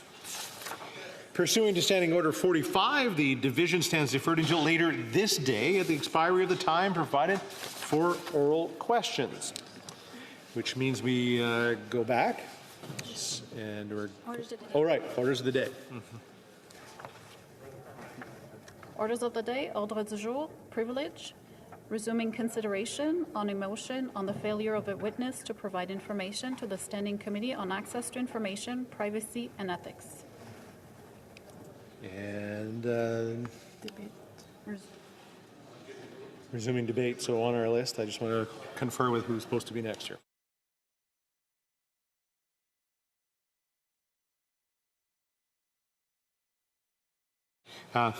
Going back to the same schedule, the honourable member for New Westminster Burnaby is the next one on the list on the main motion.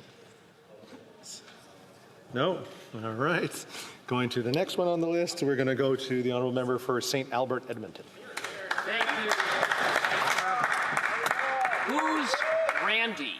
That is the central question before this House as a result of your ruling, Mr. Speaker, in finding a prima facie question of privilege after the Minister of Employment's business partner, Stephen Anderson, refused to disclose to the Ethics Committee who Randy is. The Ethics Committee's probe into Randy began when Global News reported that the Minister of Employment was involved in a shady PPE company called Global Health Imports with Stephen Anderson. According to Global News, the minister had been a partner at Global Health Imports along with Stephen Anderson up until the time that he had been elected in 2021, and that he continued to maintain a 50% ownership stake with Anderson. Global News reported that the company was mired in allegations of fraud and ripping off clients. Indeed, multiple judgments have been issued against the minister's company by Alberta courts. Alberta courts have ordered the minister's company to pay back clients $7.8 million for ripping them off. And Global Health Imports faces a litany of other lawsuits, including a lawsuit commenced by a California-based company, the Gowie Group. The Gowie Group, like other clients of the minister's company, purchased PPE. The PPE was never delivered, but the Gowie Group was on the hook for $500,000, having transferred a $500,000 deposit to the minister's company. Now, one of the excuses provided by Stephen Anderson for the failure to deliver PPE was the Global Health Imports warehouse burned down. Amazingly, 2 weeks after Global Health Imports received the $500,000. And then Anderson was reported to have told the Gowie Group that once they collected the insurance money, maybe then he would be in a position to repay the $500,000 deposit. And the Edmonton police, in their investigation of the fire, concluded that in all likelihood it was arson. Just by coincidence, Mr. Speaker. So here you have a minister involved in a shady company, mired in allegations of fraud, ordered by Alberta courts to pay back clients $7.8 million, where there are allegations or evidence of potential arson and insurance fraud. I would submit that on that alone, that ought to have been enough for the Prime Minister to tell the Minister of Employment, you're fired, you're out of cabinet. But there's more, because Global News reported that someone named Randy, connected with Global Health Imports, was involved in shaking down the Gowie Group for that $500,000 deposit, and that was evidenced in text messages. Among the text messages that Global News uncovered was a message from Stephen Anderson to the Gowie Group leading up to the shakedown, in which he says, "What is going on? I just received this from Randy." And then he copied and pasted the message that he had received from Randy that states, "Anderson, it's 1314 MST and 1514 EST. It literally takes 10 seconds to complete a transfer. I'm telling you, we are not allocating like this. It's midday and nothing is completed. I'm calling Felix to discuss. Be available in 15 for a partner call." Now, why are these text messages so significant? Well, very simply, because if the minister is for Randy in those text messages, then the minister broke the law. That's right. The Conflict of Interest Act is clear. A minister of the Crown shall not be involved in the operations of a business. If the minister is that Randy, then the minister was involved in the operations of the business, working to secure a $500,000 deposit for Global Health Imports, not to mention of participating in a partners meeting. Now, that's why the Ethics Committee launched its investigation. We brought the minister to committee at the beginning of June, and the minister was adamant he wasn't that Randy. How convenient, except for a few inconvenient facts for the minister. First of all, the Gowie Group believed at all times that the Minister of Employment was that Randy in the text messages. When Global News reached out to Anderson to inquire who the Randy in the text messages was, he said it was not the minister but the VP of Logistics. But when Global News inquired as to who the VP of Logistics was, they found out it was not a Randy, but one Edward Anderson, the father of Stephen Anderson. And Anderson later admitted before the Ethics Committee that he lied to Global News. Global News undertook a further investigation. They couldn't find a trace of another Randy at Global Health Imports. And I would further add that the Randy referenced in the text messages was a partner. The minister had been a partner along with Anderson up until his election. He had a 50% stake in the company at the time of the text messages. And according to the minister's own evidence at committee, he admitted that it was a small operation, that there were a handful of people in the company, him, Anderson, and a few others. So in the face of that, without a trace of another Randy, without any explanation for who this other Randy could be, there is only one reasonable inference that can be drawn, and that is that the Minister of Employment is the Randy in the text messages. He is the Randy that was involved in the shakedown of the Gowie Group. He is involved in allegations of wire fraud, and he is the Randy who, as minister, contravened the Conflict of Interest Act. The minister's story doesn't add up. Everyone knows that he is that Randy, and it is why Conservatives have been consistent in calling for this disgraced minister to resign from cabinet. For months, he has refused to do so. So we have called on the Prime Minister to fire that disgraced minister. But of course, this scandal-plagued, conflict-ridden Prime Minister has been found guilty not once but twice of violating the Conflict of Interest Act. He is standing behind his corrupt minister. It is an absolute disgrace. It underscores why this government can't be replaced soon enough and why this country needs a carbon tax election and a carbon tax election now. When we return back to this debate, the honourable member will have 11 minutes and 30 seconds left in his speech. Statements by members. Déclaration de député. The honourable member for Scarborough Centre. Thank you, Mr. Speaker. Mr. Speaker, I represent a strong and vibrant Lebanese community in Scarborough Centre. They are business owners, professionals, and families who are an integral part of Scarborough's social and economic fabric. The Lebanese Canadian community nationwide numbers between 200,000 and 400,000 people. They are deeply concerned for their loved ones overseas, anxiously following every news report and waiting on each call or text to confirm their loved ones' safety.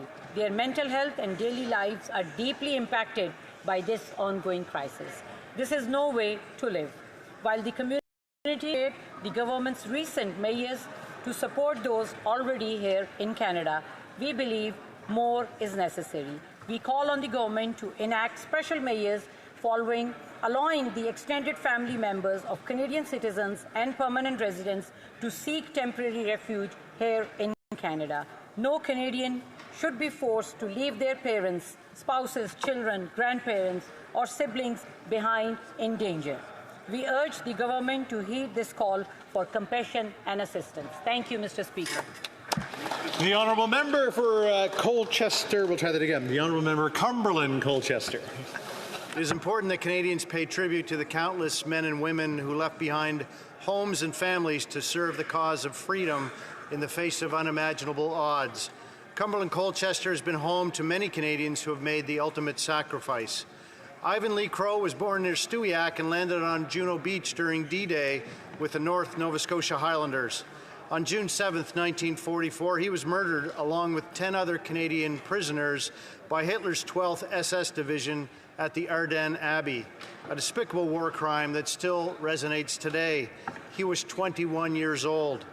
Daniel McMasters grew up on Yonge Street in Truro. He served in the legendary 1st Special Service Force during the liberation of Italy and was only 20 years old when he gave his life on May 28, 1944, near Anzio. I also want to pay a very special tribute to Lloyd Cody, a cherished member of our community and a proud veteran of the Second World War, who will celebrate his 100th birthday and is still going strong. God bless you, Lloyd, for all you've done, lest we forget.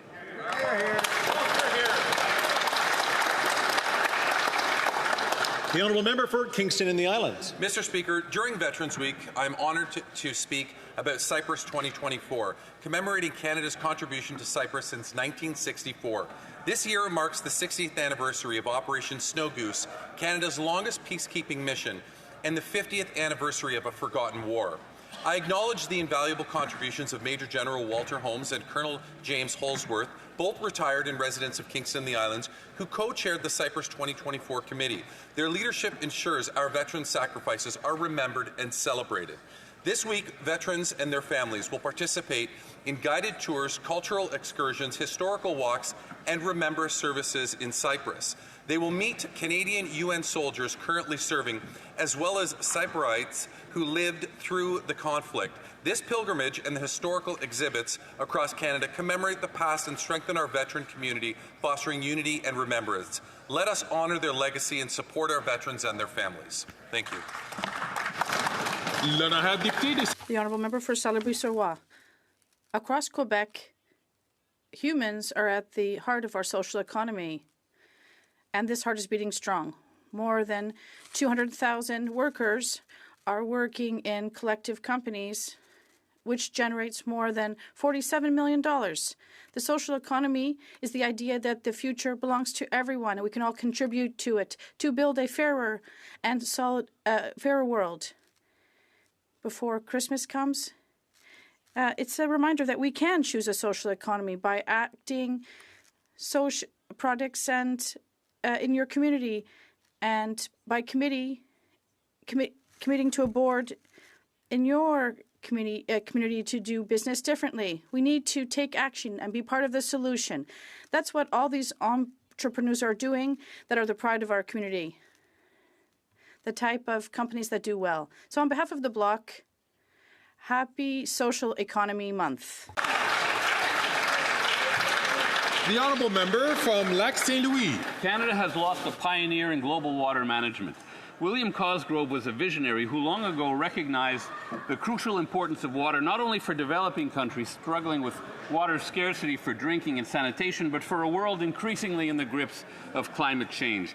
Bill's passion for water, the environment, and humanitarian development guided a 50-year career that included 17 years at the World Bank. He also served as chair of the International Steering Committee of the Dialogue on Water and Climate, was a member of the Task Force on Water Millennium Development Goals, and directed the 3rd UN World Water Report.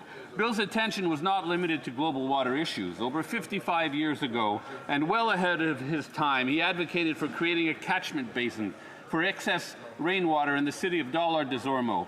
William Cosgrove Centennial Park today serves as a vital practical purpose while offering local citizens a peaceful and refreshing oasis on a hot summer's day.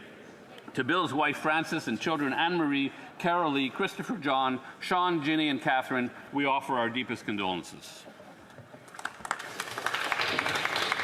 The honourable member from Calgary-Midnapore. Senor Presidente, last month over 10 million Cubans spent nearly a week without light after their communist regime plunged them into darkness. Cubans took to the streets to protest the repressive government responsible for the hardships they continue to endure. But it's clear they need the international community to speak up in support. Canada used to be a voice that Cuban dissidents could rely on as they fought for freedom from Castro's dictatorship. However, under this Liberal government, this is no longer the case. Earlier this year, I spoke with Cuban dissidents and political prisoners from across the region. My message was clear. In the honourable leader of the official opposition, Canada will have a Prime Minister who will advocate for freedom and democracy and stand against dictators. To the people of Cuba, we see you and we support your fight. Someday soon, Canada will once again be an ally you can count on. The honourable member for Outremer. Both my grandparents had diabetes. My mom has diabetes, and so do nearly 4 million Canadians. That's 1 in 10 of us, our family, our friends, our neighbours. Insulin and other diabetes medication are expensive, and if you don't have private insurance, well, that's a huge monthly expense for you.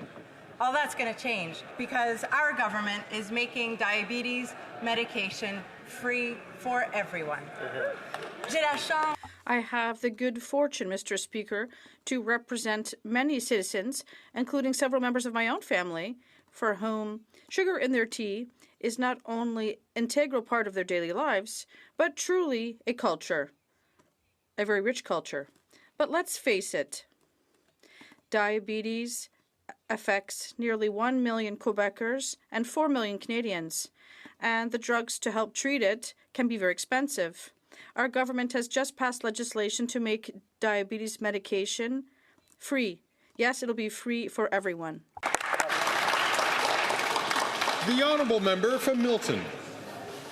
Thanks very much, Mr. Speaker. The Canadian Parks and Recreation Association is here on the Hill in Ottawa today with workers and advocates and professionals in the parks and recreational sectors right across the country. They're here advocating for public spaces, for access to recreational facilities, for active transportation, for operating costs, to make sure that parks and recreation and physical activity are top of mind to people up here in Ottawa and right across the country in influential positions like ours. Mr. Speaker, I'm very proud of the fact that the CPRA is one of the top recipients of the Community Sport for All initiative, this government's effort to invest in community sport right across this country. And the result, with that $60 million investment in Canadians, is higher participation rates. In fact, 1 million Canadians said they got more active thanks to the Community Sport for All initiative, and that was due in part to the Canadian Parks and Recreation Association. So, Mr. Speaker, let's continue to invest in the sector so that every Canadian can benefit from the enriching experiences that we get from our parks and our outdoor spaces. And thank you to every worker in the recreational space. The honourable member from Souris Moose Mountain. Mr. Speaker, after 9 years of this NDP Liberal government, Canadians are struggling to keep their heads above water and to keep food on their tables. Over 2 million Canadians were forced to use food banks in March, a number that has almost doubled in the past 5 years. In my home province of Saskatchewan, food banks have seen a 42% increase in visits. Throughout my constituency, there are daily calls for donations to the many food banks in the Salvation Army. While children make up 30% of people using food banks across the country, in Saskatchewan, that number is almost 40%, a sad and alarming figure. Parents are going without meals so that their children have food, and those who once donated to the food bank are now the ones needing its help. Instead of fixing the situation, the NDP Liberals have continued to increase the cost of groceries by increasing the carbon tax by 23% and are on their way to quadrupling the tax in the future. It is time for Canadians to see a government that works to make their lives better, not worse. It's time for a carbon tax election.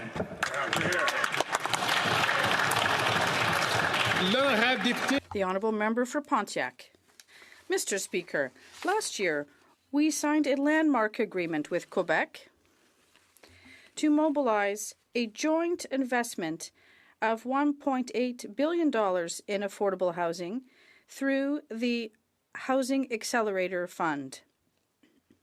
And this, Mr. Speaker, will allow us to enable several projects to be carried out over the next few years, which means 8,000 affordable and social housing units across Quebec, including in my riding. Last week, the Conservative leader announced that he intends to cut this fund and rip up our agreement with Quebec and squabble with mayors. And this doesn't make sense. And the only part, this is too risque for Quebecers. The honourable member from Battle River Crowfoot. Mr. Speaker, here is the truth. There is only one person left keeping that Prime Minister in power, and that is the leader of the NDP. Canadians see it clearly. All you need to do is think back to the big stunt the leader of the NDP pulled when he told Canadians that he ripped up his coalition deal with the Liberals. Since then, they have had ample opportunity to prove it, but has refused to do so. In fact, in his own words, the leader of the fourth party said, "The fact is the Liberals are too weak, too selfish, and too beholden to corporate interests to fight for people." Words don't equal action. That party continues to be beholden to that Prime Minister. The fact is that the NDP love the Liberals and they love the carbon tax, something they've voted for more than 24 times, even when it is sending more than 2 million Canadians a month to the food bank. Every day that Prime Minister remains in power, it is because of the sellout leader of the NDP. It's time for him to buck up and call a carbon tax election.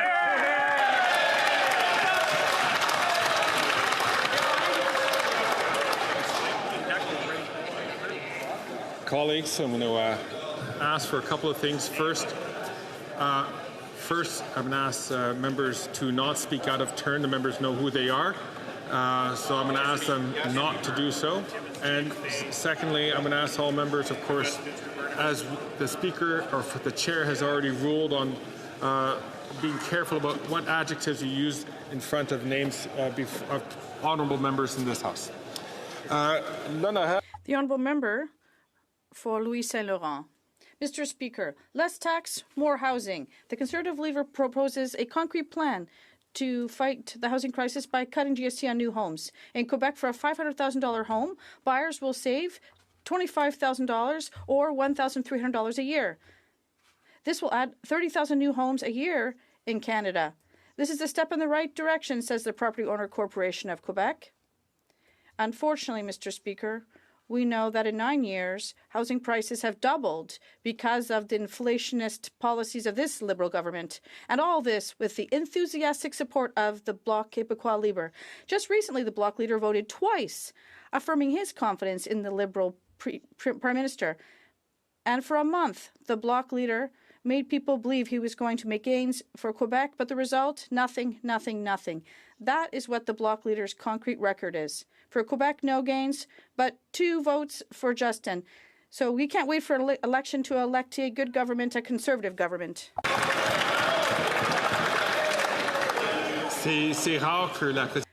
It is rare that the Speaker has to intervene twice, but the honourable member, and reminder for all members, knows that we cannot refer to another elected official by their first name or family name. Honourable member from Don Valley West. Mr. Speaker, Foreign interference is a danger to our country, and we all have to do everything in our power to call it out and to address it. Our government has made it a top priority. Canadians are nervous. The RCMP has evidence that agents of the Government of India are involved in serious criminal activities undermining our democracy. There were reports of a number of other countries intimidating citizens, interfering in elections, and leadership campaigns. The leader of the official opposition needs to do his part. That's right. He needs to show we're united in this fight. That's right. Every member of this House took an oath. Some of us have leadership responsibilities and take other measures, including getting the appropriate security clearances so we can do our part keeping Canada and Canadians safe. The leader of the official opposition can't delay any longer. He has to apply for the top security clearance so he can do his part and let Canadians stop wondering about what he may be hiding. What's he hiding?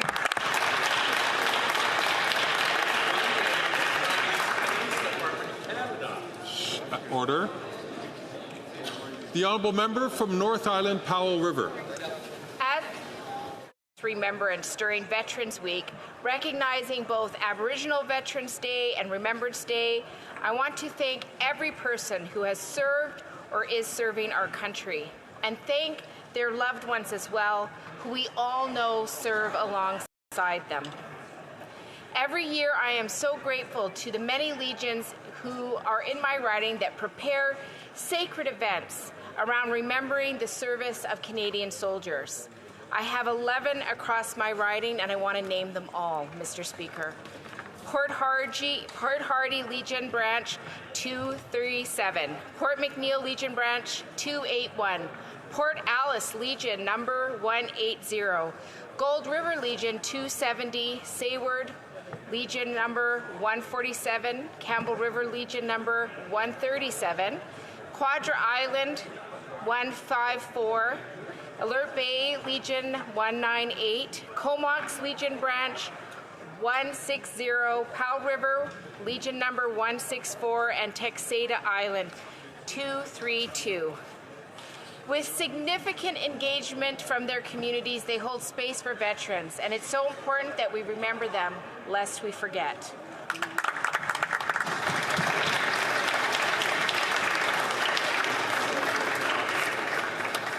The honourable member for Bellay-Chambly.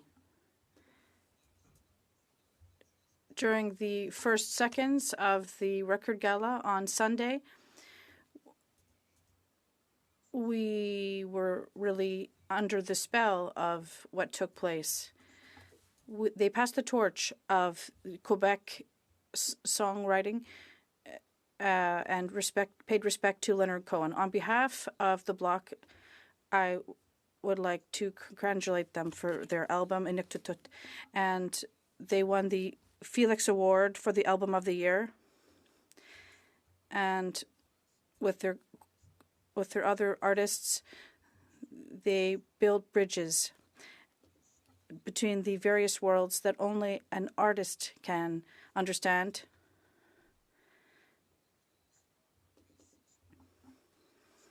The Quebec nation on Sunday expressed its full affection. Bravo and thank you.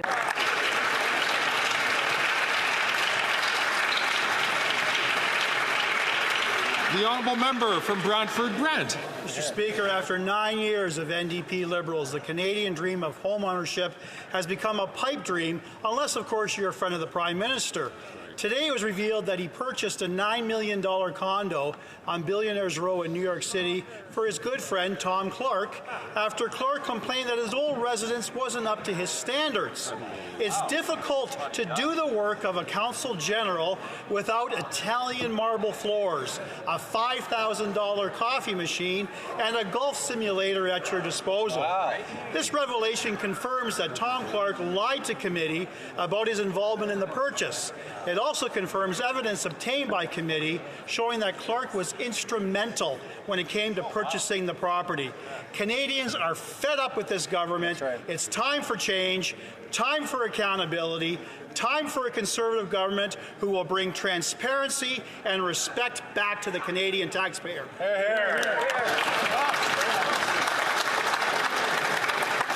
The honourable member from Kitchener Order. The honourable member from Kitchener South, Hespeler. Mr. Speaker, Bill C-63, the Online Harms Act, is seeking to create a safer online space for all Canadians in this increasingly digital age. Online harms have real-world impacts with tragic, even fatal consequences, and the delays in our Parliament are putting more Canadians at risk every day. I think of the important work of Carol Todd, the mother of Amanda Todd, the 15-year-old girl who so tragically took her life 12 years ago after being victimized online. Carol stated in an interview that the filibuster that is happening right now and holding everything up is so frustrating. It's just wasting time. I've waited 12 years for this. Unfortunately, the important work this House undertakes has been held up due to conservative delay tactics with support from opposition parties. We are working every day to pass important legislation for Canadians from coast to coast to coast, and the Conservatives are working every day to make sure this isn't the case. Questions orales. Oral questions. L'honorable chef de la... The Honourable Leader of the Opposition. Just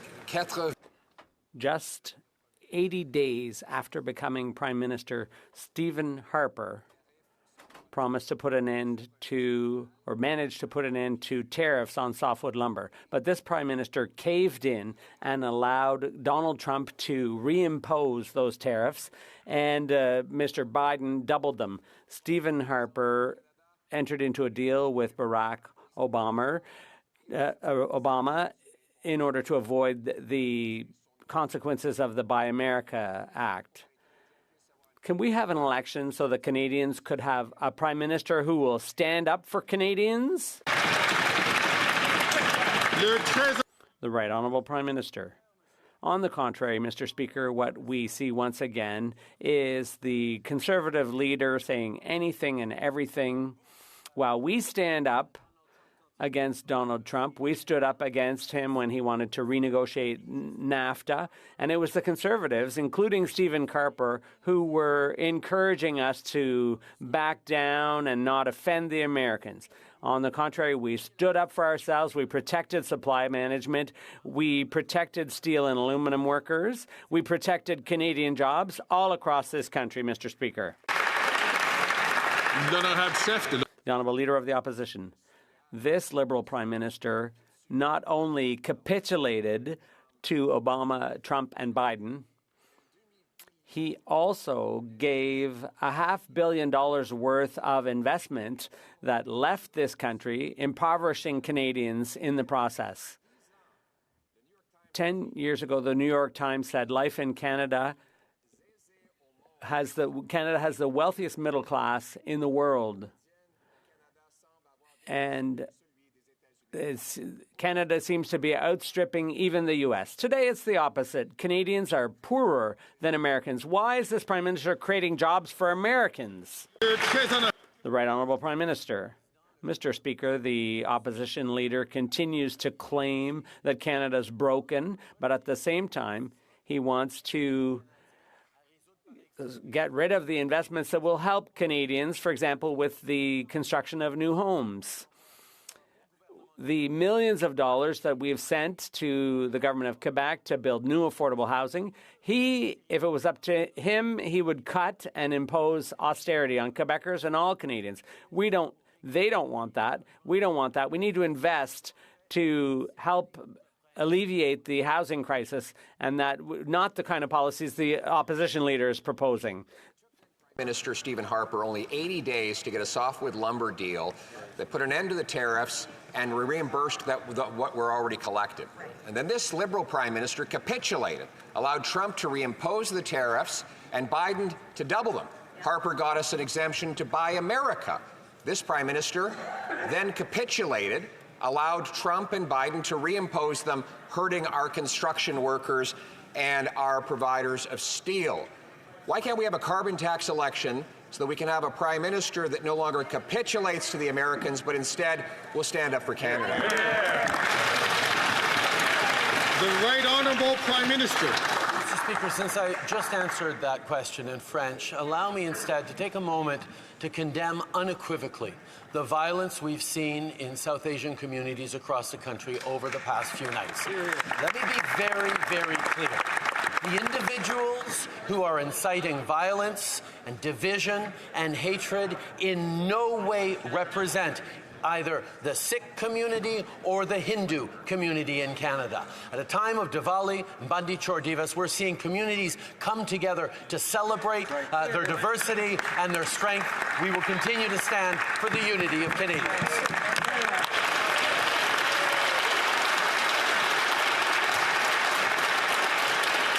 The Honourable Leader of the Opposition. The New York Times 10 years ago. Life in Canada, home of the world's most affluent middle class.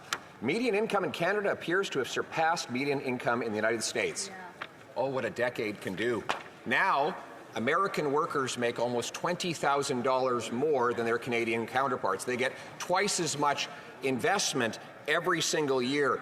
The gap between our per capita GDP and that of the United States is now the worst in a century after this Prime Minister's rising taxes, bureaucracy, and blocking of energy projects. I know why Harris and Trump want to create jobs for Americans, but why does this Prime Minister want to help them? The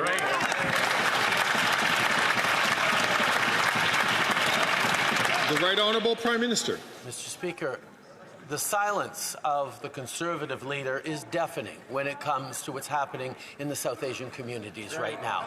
And it's a real shame. Not only is he not stepping forward to talk about how all Canadians must stand together and all South Asian Canadians, Sikh, Hindu, Jain, Buddhist, are celebrating together this weekend, but he even refuses to take the issue seriously enough to get the security clearance necessary to be briefed on threats to Canada and to Canadians. That's not leadership, Mr. Speaker. The Honourable Leader of the Opposition. Now you know his real agenda. He wants to distract from all the economic misery he's called at home. And so he uses divisions here at home. These divisions are the result of him. Under his leadership, we've seen a 251% increase in hate crimes, fire bombings of synagogues, bullets shot at Jewish children's schools, 100 churches burned and vandalized, and now we see sectarian riots on the streets of Brampton.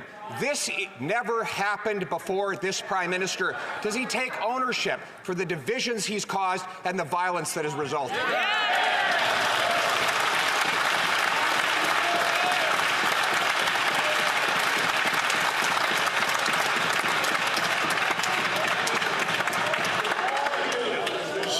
Order. Colleagues, I'm going to ask members, please, especially members from the far end of the House, to please not take the floor unless they are recognized by the Speaker. The Right Honourable Prime Minister. Mr. Speaker, people watching that last answer will know and note the assuredness with which the Leader of the Opposition declared all the causes and the sources of the terrible violence we're seeing, when the reality is he refuses to take the necessary briefings that our security agencies are offering him to understand the threats to Canada. Why won't he get the security clearance necessary to protect Canadians?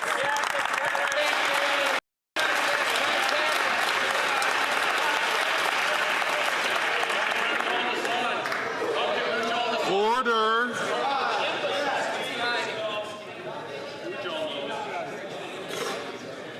Colleagues, it does not do well when on one side of the House is asked to keep quiet, the other side of the House should do the same. All members should do the same. The Honourable Member for Belleuil-Chambly. Mr. Speaker, the government has tabled regulations to cap greenhouse gas emissions. It's a bit complacent because the deadlines are long, extremely long, and it's Quebecers and Canadians who are paying the price. This is going to give polluters a holiday on emissions control. And this regulation is may appear inadequate given the oil and gas lobby here in the House. Could this not be better done through statute? The Right Honourable Prime Minister. Mr. Speaker, as a government, we have always chosen to do everything that's necessary to reduce emissions, to protect Canadian prosperity, and to protect Canadians' future. That's why we're moving ahead with a cap on greenhouse gas emissions coming from the oil industry. This is an industry that is making record profits, an industry that already has the technology to reduce emissions, but with this cap, the industry will have to invest to reduce emissions so that everyone does their fair share in reducing emissions and protecting the planet. The Honourable Member for Belleuil-Chambly. Instead of considering the green equalization or green banking or funding of green technology, as the Bloc has been advocating for a long time, the Prime Minister himself has said that this is an industry whose profits have skyrocketed since the pandemic. Instead of imposing standards that aren't tough enough, why doesn't he impose tougher standards? And that way he could go before the electorate finally with a bold record on the environment. The Right Honourable Prime Minister. Mr. Speaker, I know full well that both the Bloc and we have the same opinion on this. No industry should be allowed to pollute without limit. That's why we have put a cap on greenhouse gas emissions in the oil and gas industry. That industry contributes almost 1/3 of Canada's annual emissions.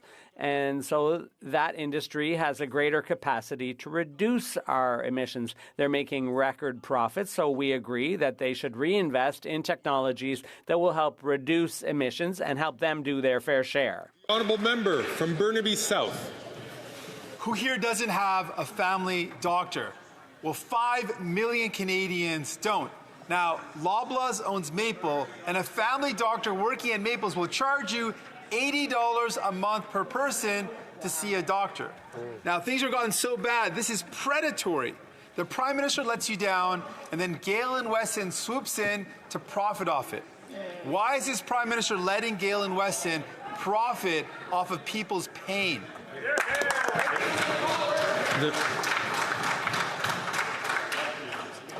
The Right Honourable Prime Minister. Mr. Speaker, we recognize that it is the provincial area of jurisdiction to deliver health care in this country, but it is the federal responsibility to make sure that that health care remains public and universal and single payer. And that is exactly what we're doing by investing a record $200 billion in health care over the coming years that will oblige the provinces to invest in public health care, to hire more doctors, particularly family doctors, to reduce wait times and to improve their mental health services. These are things that Canadians expect, including the federal government expecting it of the provinces. L'honorable député de Burnaby Sud. The Honourable Member for Burnaby South. Private health care is a jungle. It could cost $213 for a minor emergency. It's so profitable that real estate investors are opening private clinics. And the Prime Minister will the Prime Minister finally stand up and put an end to all of this? The Right Honourable Prime Minister. Mr. Speaker, unlike the NDP, we understand and respect the fact that the delivery of health care comes under provincial jurisdiction, but the federal government is responsible for ensuring that our healthcare system remains public, and the federal government has to be there to help with the funding. That's why we've put on the table $200 billion in investments for the next 10 years, which will allow for the hiring of more family doctors, reducing wait times, more support for mental health and workers in the system. And that's what all Canadians expect. The honourable member from Calgary, Forest Lawn. This Liberal NDP Prime Minister presides over the worst GDP per person growth since the Great Depression. And it's no surprise. His high taxes and woke policies like carbon tax scams, job-killing capital gains tax hike, and oil and gas cap have made Canadians poorer. In fact, U.S. GDP grew 2.8% as Canadians' GDP per person declined for 2 years, driving out business, investment, and jobs. Will this Prime Minister axe the tax hikes that make Canadians poorer? The Honourable Minister for Innovation. Mr. Speaker, what the Conservative will talk about is the record level of investment we have seen in the country, Mr. Speaker. But more importantly for Canadians watching at home, people are wondering, Mr. Speaker, they're really wondering, why is the leader of the Conservative not getting his security clearance, Mr. Speaker? What does he have to hide, Mr. Speaker? People on the street of Canada are asking, Mr. Speaker, get the clearance, get the briefing, get on and do your job, man.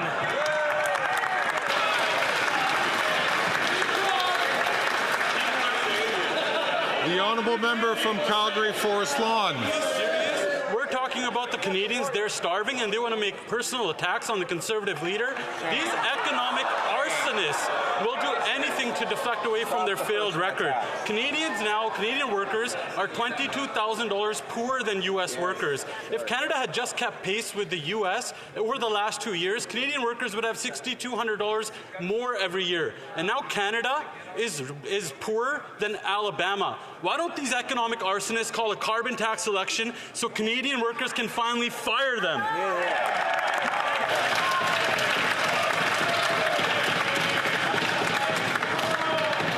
The Honourable Minister for Diversity, Inclusion and People with Disabilities. Mr. Speaker, we won't take any lessons from the Conservatives on how to deliver for Canadians. While they keep their headed agenda, Mr. Speaker, we know exactly what they'll do. They'll cut dental care for 9 million Canadians. They'll end $10 a day childcare. They'll cancel the National School Food Program, Mr. Speaker. Conservatives, Mr. Speaker, won't tell you their plan because they don't want Canadians to know.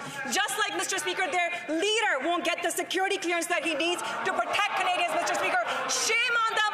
What are they hiding?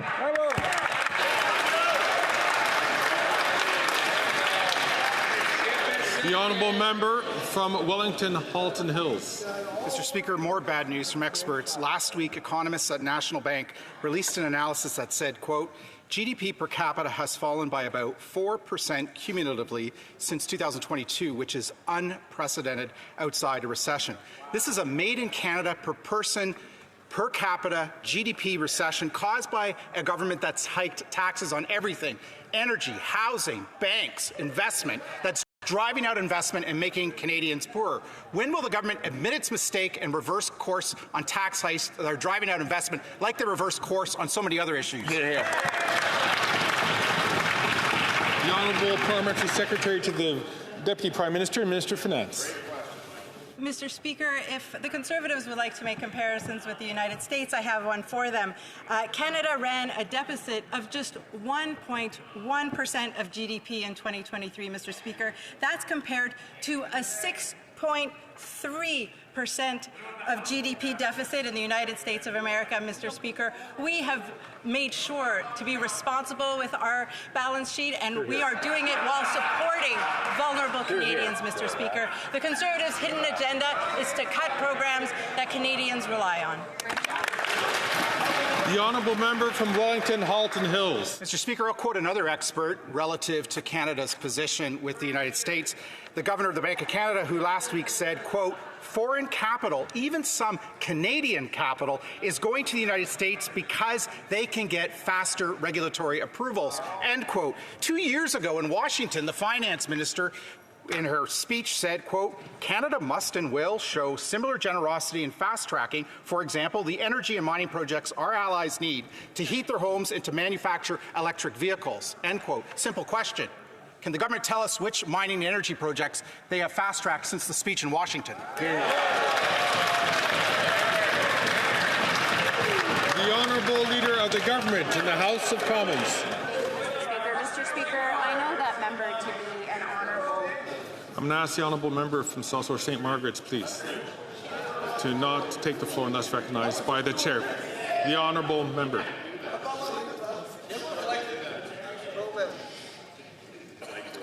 The honourable leader of the government in the House of Commons from the top.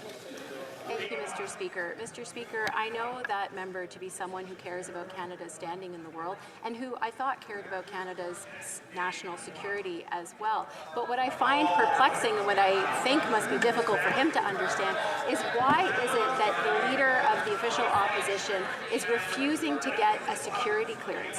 Why is it that he would rather ignore the threats to Canada's national security? What is it that he's trying to hide, or what is it that he doesn't want to know? The NSICOP reported that a conservative leadership campaign was under threat by foreign actors. Is that something he doesn't want to know about?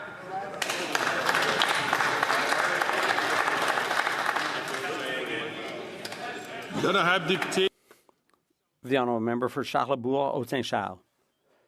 Canadian GDP has declined in 8 of the 9 last quarters. This means Canadians are getting poorer, their quality of life is declining dramatically, and the story is exactly the opposite in the U.S., where there's 2.8% GDP growth.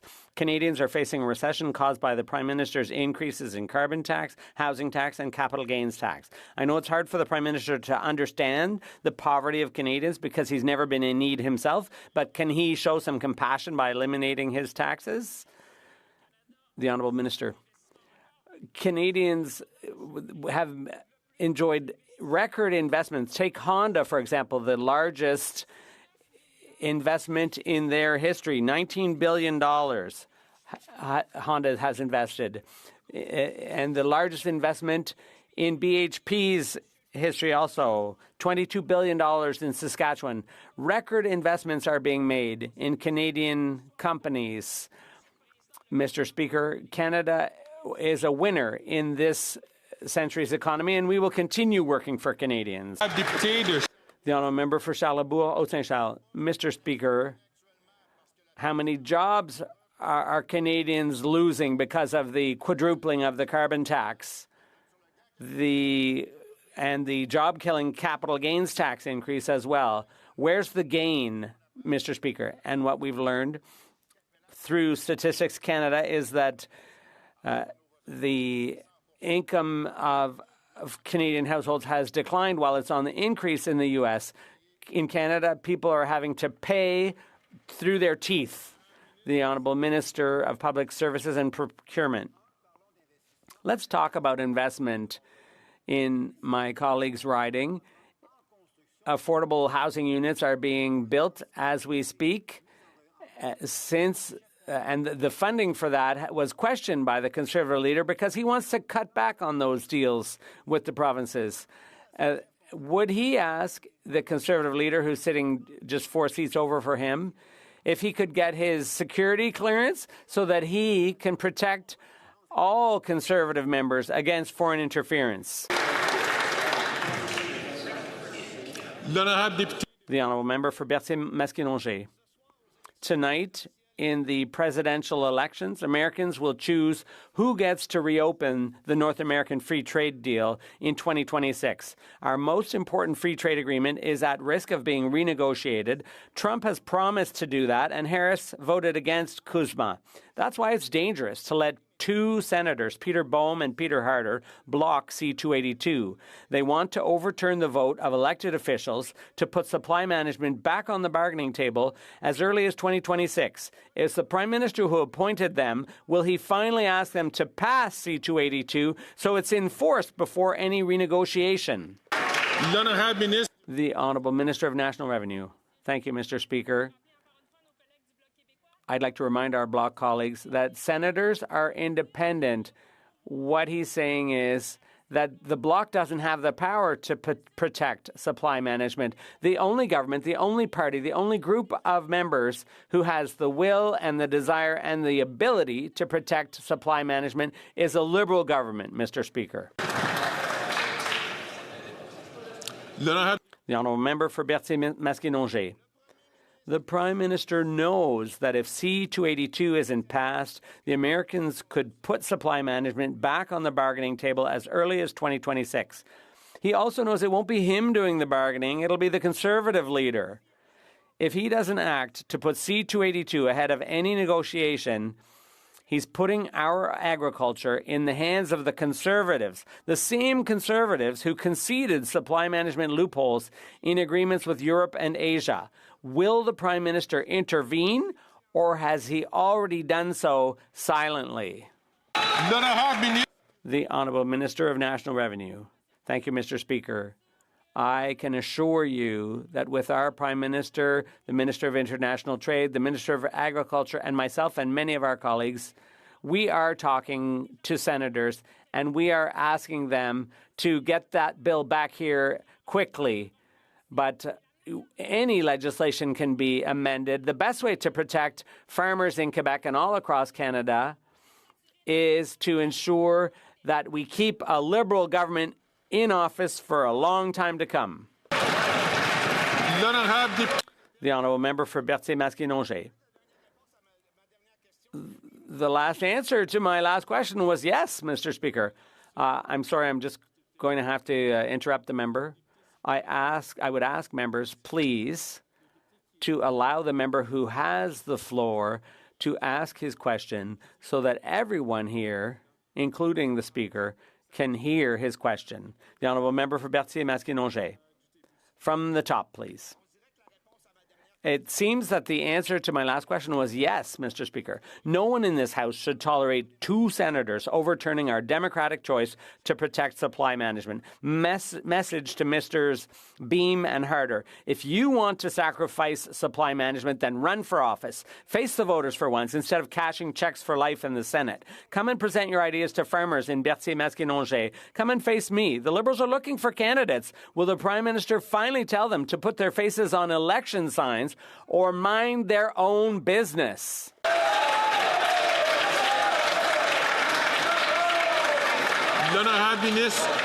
The Honourable Minister of Public Services and Procurement.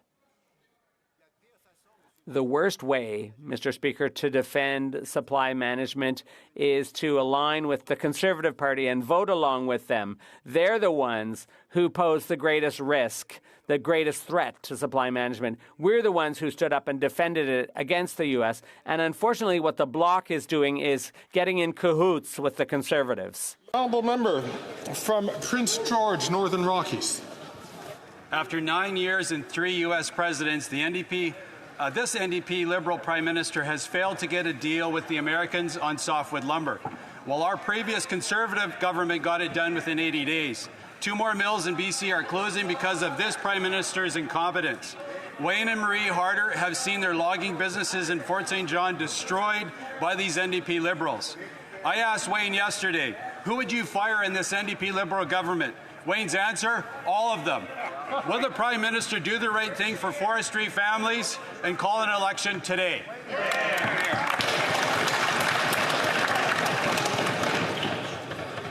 I'm going to ask once again the colleagues at the end, particularly the member from New Westminster, Burnaby, and Timmins St. James, Bay James, to please not take the floor unless recognized by the Speaker.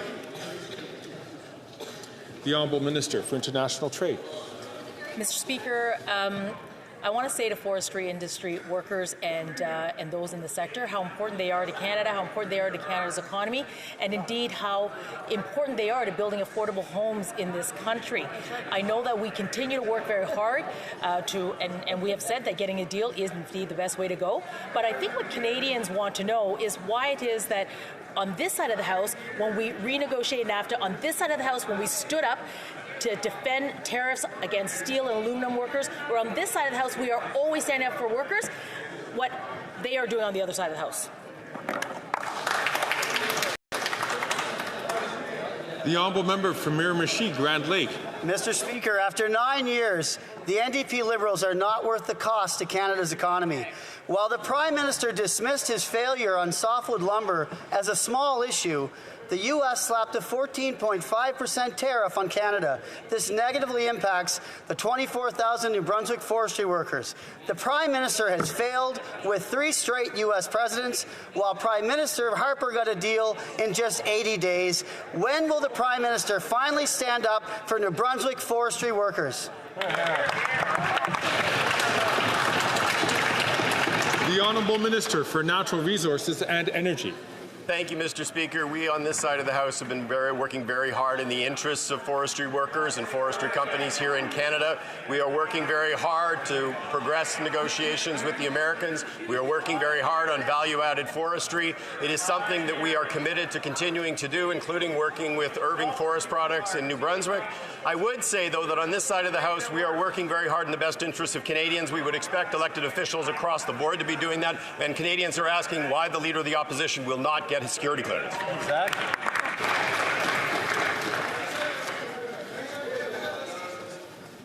The Honourable Member from Prince Albert. Thank you, Mr. Speaker. After 9 years, the NDP Liberals are not worth the cost. Just weeks after the U.S. hit Canada with a 14.5% tariff on softwood lumber, this Prime Minister dismissed its failures and the impact on Canadian workers and the impact of our forestry sector as small issues. Since the PM's comments in New York City, 2 sawmills in BC have closed, putting over 500 workers out of work. Canadian producers have paid $9 billion in tariffs to the U.S., from softwood lumber to Buy America. Why has this Prime Minister repeatedly backed down to the U.S.? The Honourable Leader of the Government in the House of Commons. Thank you, Mr. Speaker. Mr. Speaker, this government always stands up for Canadian workers and it always stands up for Canadian industry. When it came to renegotiating NAFTA, we stood strong and protected Canada's economy, while the Conservative Party of Canada said to capitulate. When it came to supporting our steel and aluminum workers, we stood against those tariffs. We hit back hard. What did the other side say, Mr. Speaker? The Conservative Party of Canada said capitulate. Right. When it comes to standing up for Canada's national security, we will always do that. But what about the Conservative Party of Canada? Mr. Speaker, their leader won't even get a security clearance to know what's really going on. What is it he's trying to hide? Thank you, Mr. Speaker.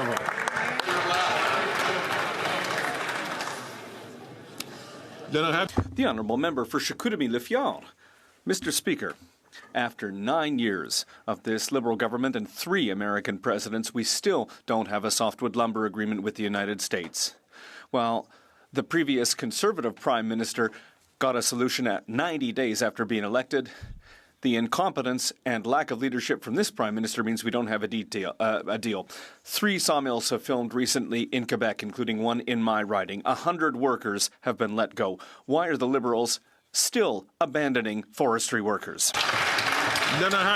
The Honourable Minister of Innovation. Mr. Speaker, I have a lot of respect for my colleague, and he knows that we've always stood up for the forestry sector and its workers. But the real question, Mr. Speaker, that Canadians are asking today, the real question they're asking is, why is the Conservative leader not getting his security clearance? Why, Mr. Speaker? What is he hiding from Canadians, Mr. Speaker? That's the real question of the day. That's the elephant in the room, Mr. Speaker.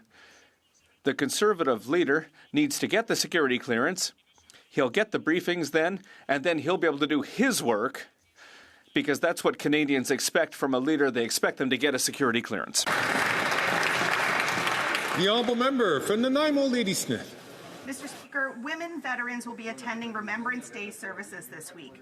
Despite their courage and dedication, many of them will be asked if the medals they are wearing belong to their husbands or sons.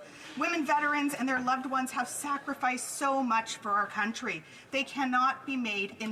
Will the minister make sure the organizers of the National Remembrance Day ceremony include women veterans, giving them the respect they deserve? The Honourable Minister of Veterans Affairs. Mr. Speaker, today being the first day of Veterans Week, I first of all want to take a moment to thank all the men and women that served in the Canadian Armed Forces and continue to serve with bravery. We owe them a debt of gratitude.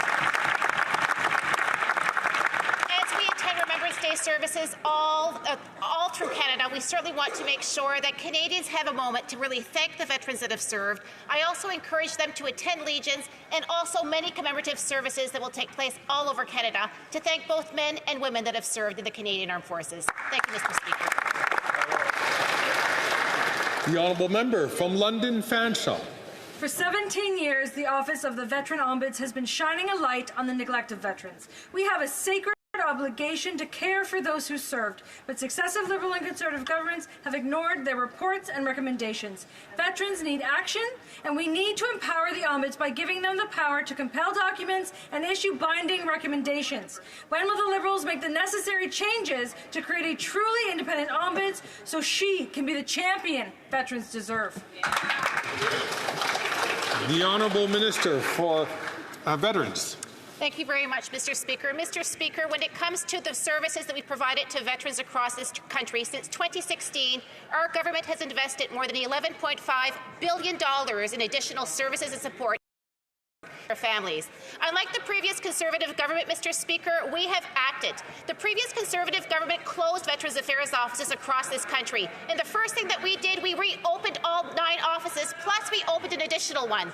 They also slashed the public service by 1,000 people, Mr. Speaker, public service that provided direct supports to veterans. We will absolutely always be there for veterans and their families, Mr. Speaker. Bravo. Bravo. The Honourable Member for Châteauguay-Lacolle. Mr. Speaker, our government has an ambitious plan when it comes to housing. Fighting homelessness, making home buying more accessible with the First Home Savings Account, putting federal land on the market for housing, and supporting co-ops. Can the Minister of Economic Development for Quebec please tell us how these measures will increase access to housing around the country and increase housing stock across the country? The Honourable Minister of Economic Development for Quebec. Thank you, Mr. Speaker. The Housing Accelerator Fund is going to help to build thousands of social and affordable housing units. Even Conservative MPs know it, and they've written to the Housing Minister to ask to access that program in their own ridings. The irresponsible plan from the Conservative leader to cut investments is going to endanger 8,000 accessible housing units in Quebec, Mr. Speaker. We can't trust a leader who's offering just cuts and slogans, but especially who isn't getting his security clearance so that he can protect Canadians from the dangers that we face. The Honourable Member from Battleford's Lloydminster. After 9 years of the NDP Liberals, the majority of young Canadians have now abandoned the dream of home ownership. While housing starts fail to keep up with Canada's population growth, the Americans are building 4 times more housing per new resident. Conservatives have announced a plan to axe the federal sales tax on new homes, and we have called on the provinces to do the same. Our plan means more housing and savings for young Canadians who are desperately trying to enter the housing market. Will the NDP Liberals reignite the dream of homeownership and axe the federal GST on housing? Here. The Honourable Parliamentary Secretary to the Minister of Housing, Infrastructure and Communities. The list is growing, Mr. Speaker. Yesterday we learned in the Toronto Star that the MP for Kamloops on the Conservative side has joined many other Conservative colleagues, to advocate for programs that they're leading. Programs like the Housing Accelerator Fund that are going to lead to more home building in his community and communities across the country, Mr. Speaker. They want to make these cuts. They have no vision on housing. Therefore, they have no vision on the future for Canada, Mr. Speaker. It's not serious.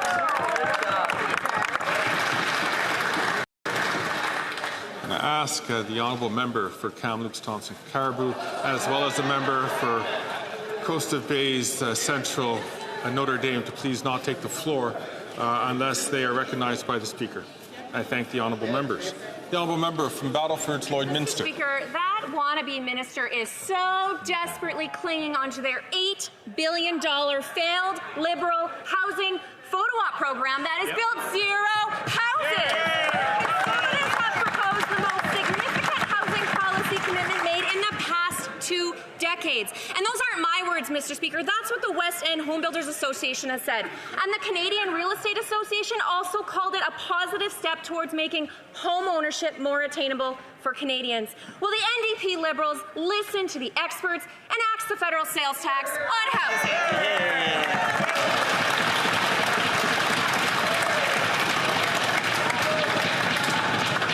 The Honourable Parliamentary Secretary to the Minister of Housing, Infrastructure and Communities. It's a difficult subject for them, Mr. Speaker, obviously.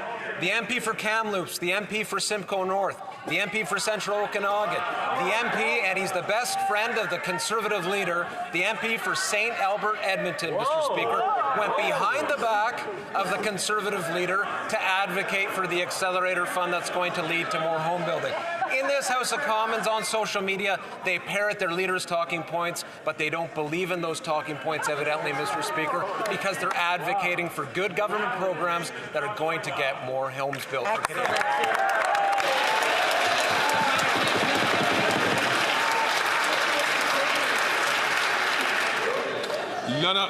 The order, please.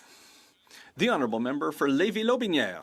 Mr. Speaker, after 9 years, the two leaders of the Liberal Bloc Party aren't worth the cost of housing, but the common sense Conservatives will axe the GST on new home sales.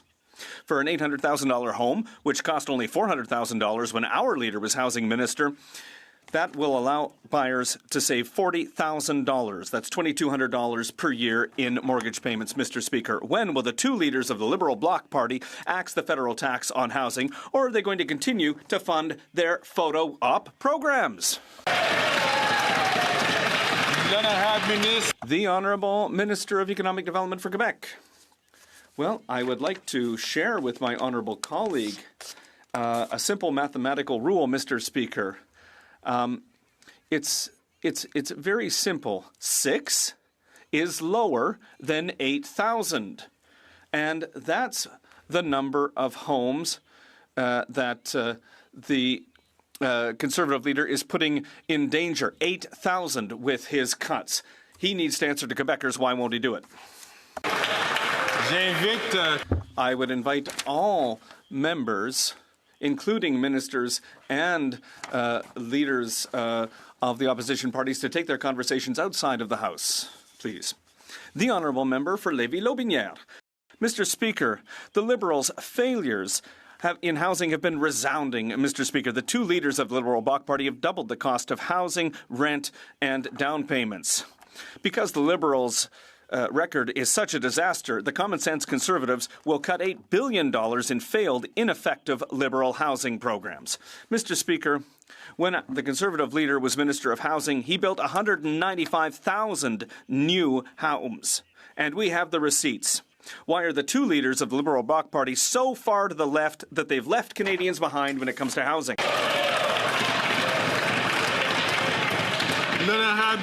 The Honourable Minister of Economic Development for Quebec. Well, Mr. Speaker, I'd like to know how my honourable colleague can say to his constituents how they are going to cut the 80 housing units that are planned for his riding under the Housing Accelerator Fund. But his constituents also want to know why the Conservative leader doesn't want to get his security clearance and protect Canada's democratic integrity, the integrity of his own party.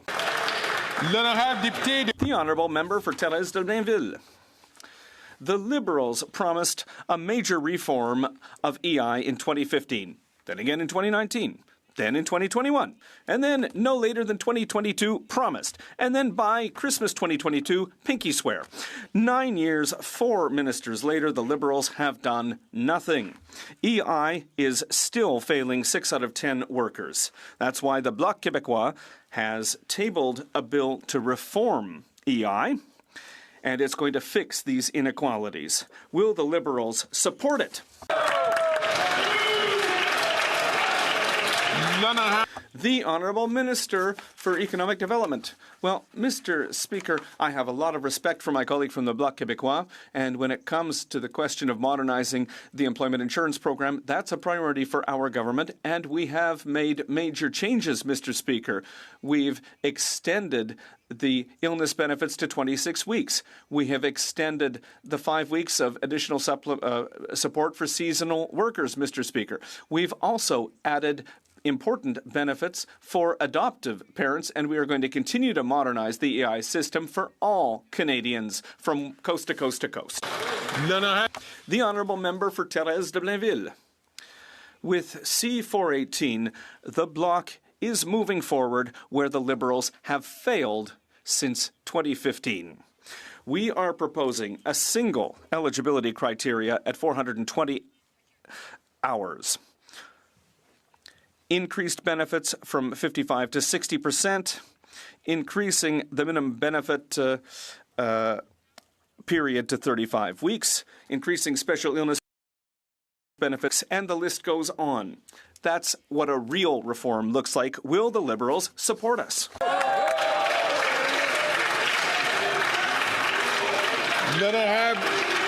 The Honourable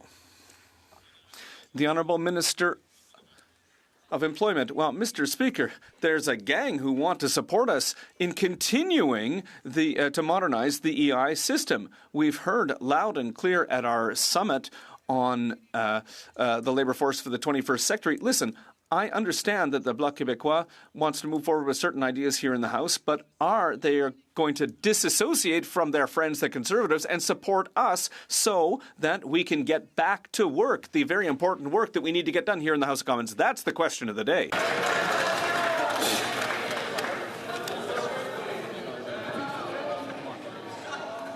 The honourable member from Hastings, Lennox and Addington. Mr. Speaker, after 9 years of NDP Liberals, they are not worth the cost of housing, and the majority of young Canadians are pointing to this government's failure to manage the economy as the reason their dreams of home ownership are dashed. The Conservatives have a plan.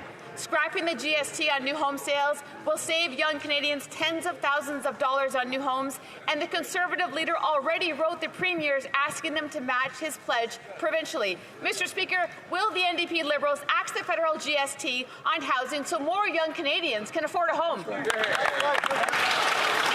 The Honourable Parliamentary Secretary to the Minister of Housing, Infrastructure and Communities. Mr. Speaker, I've answered the matter already, and on this issue of housing, she ought to look one seat ahead of her to the MP for Peterborough. Earlier today, there was a 2-hour filibuster in the House of Commons committee responsible for housing, where we could have actually talked about housing, but we had to listen to the Conservatives filibuster for 2 hours, as I say, because they were trying to defend their colleague, who only a few days ago said that homelessness and homeless people and poverty lead to crime inevitably, Mr. Speaker. They made a natural connection between the two, blaming the poor for crime in Canada. It's unacceptable. We got to deal with stigma, Mr. Speaker. The honourable member for Lennox, Hastings and Addington. Let me be clear and call out the facts on the failures of these Liberals. The Liberals' own housing advisor said it was hard to deny that the Housing Accelerator Fund is turning out to be nothing more than a heist of tax dollars flowing from the feds to the municipalities. In contrast, the Conservative plan will apply to every single new home build, regardless if it's in downtown Toronto or in Bancroft. The Conservative plan will take power from the pens of bureaucrats to the hammers of builders. Mr. Speaker, will this government endorse the Conservative plan to scrap the GST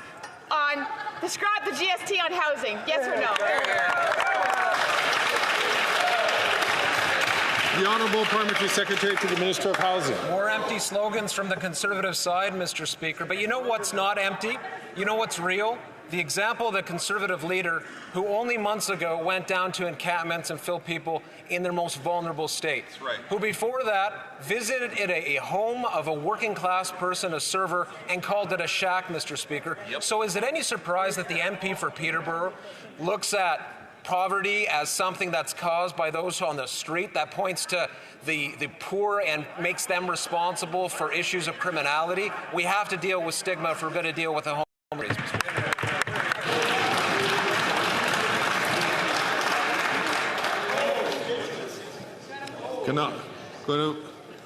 The honourable member from Kamloops, Thompson and Caribou. There was chaos, yelling, screaming, running for cover. And no, Mr. Speaker, I'm not talking about the last Liberal caucus meeting. I'm talking about a police chase that happened in downtown Toronto. It looked like the scene from a movie. Police chasing two people reportedly on bail. Rather than take accountability, this minister's response, do this, blame other people, blame the provinces. When will the Prime Minister and this Justice Minister stand in their place and take accountability for their failed catch and release policy? The Honourable Minister of National Defence. Mr. Speaker, let's talk about accountability. There are currently 700 fewer police officers working in the City of Toronto today than when I was the police chief. only 9 years ago. Mr. Speaker, there's been a 23% reduction in police per population in Toronto over those 9 years. And Mr. Speaker, how did that happen? 2 consecutive Conservative mayors, under the unwatchful eye of a Conservative premier, allowed the hiring freeze and those cuts to take place. If you want to look for accountability, look in the mirror.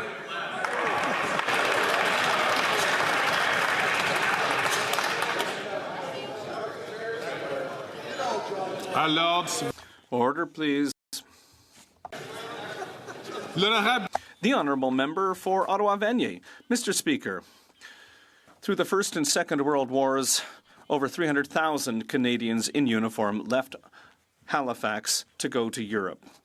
Canada has hundreds of thousands of veterans, all of whom have their own specific experience. Every year, Veterans Week is the opportunity to reaffirm that as Canadians, we have the duty to remember the sacrifices that those who have served made, and that those who continue to serve continue to make.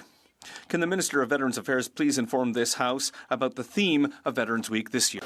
The Honourable Minister of Veterans Affairs. I'd like to thank my colleague from Ottawa-Vanier for her important question and for her hard work for our veterans and their families.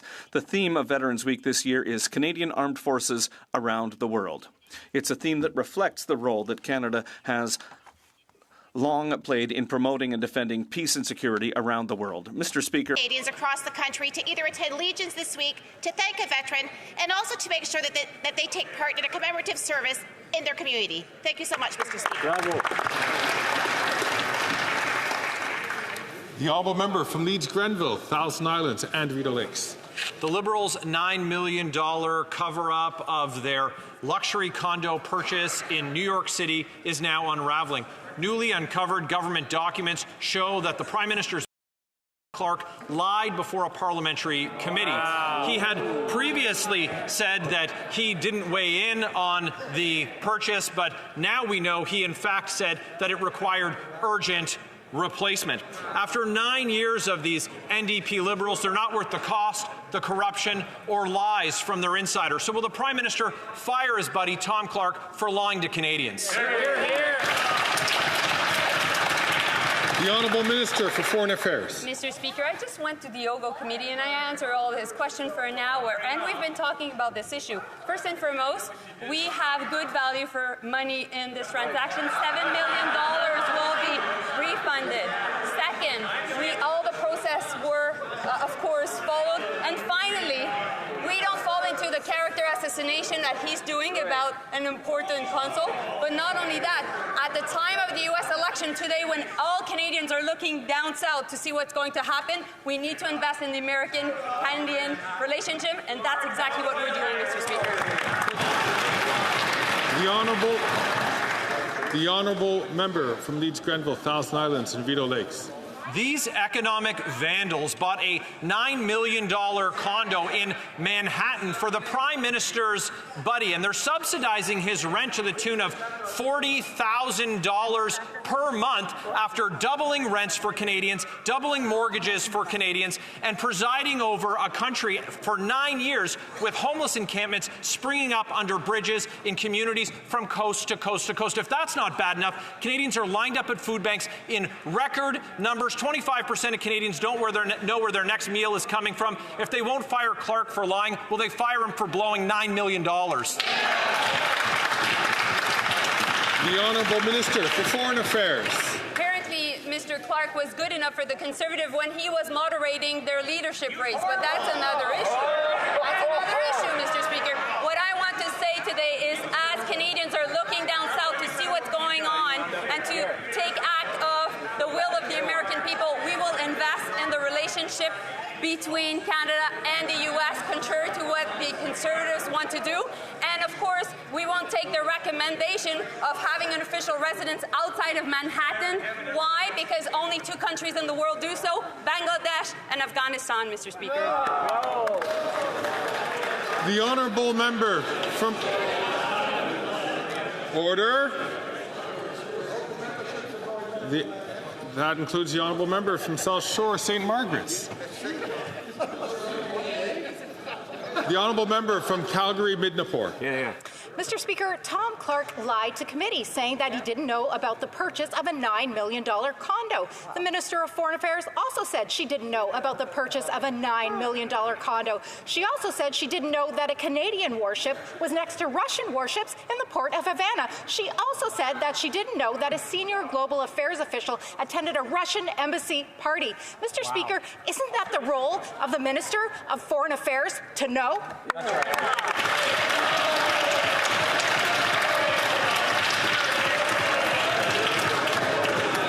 The Honourable Minister for Foreign Affairs. I know I have a lot of time for the member opposite because she used to be the consul in Dallas, and she knows how much it's important to be investing in her diplomatic network in the U.S. So, of course, we'll continue to do so. We'll continue to invest across our continents, across also the U.S., because if there's one country in the world who knows about the Americans, who knows about the U.S., it's Canada. Good job, now.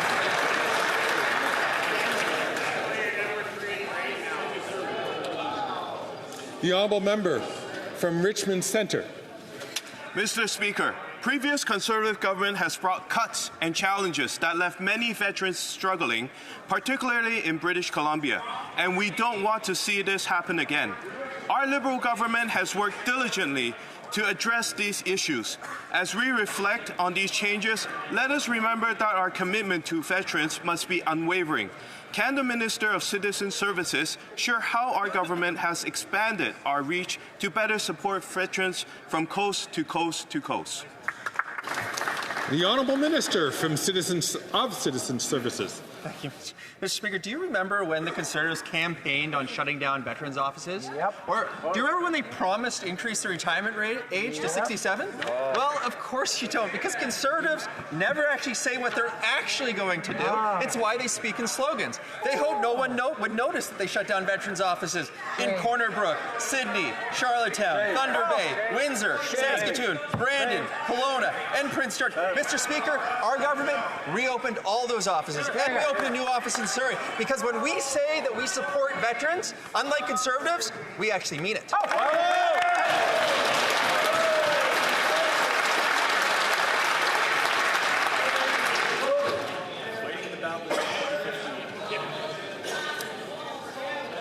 The Honourable Member from Windsor West. Mr. Speaker, Windsor is being abused and taken for granted by the Liberals yet again. It's a sad state that the city must sue the federal government to recoup the cost of the Ambassador Bridge blockade.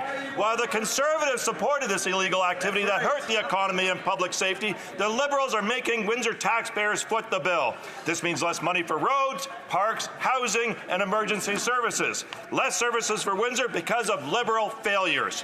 Instead of forcing Windsor to fight in court, will this government repay the city and finally take responsibility for federal border costs as they should?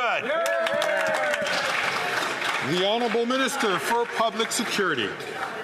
Mr. Speaker, I want to thank our colleague from Windsor for that important question. He's right. At a time when the Conservatives were supporting the illegal acts of the convoy, the City of Windsor and the province of Ontario were partners with the Government of Canada in trying to bring this horrible crisis to a peaceful conclusion.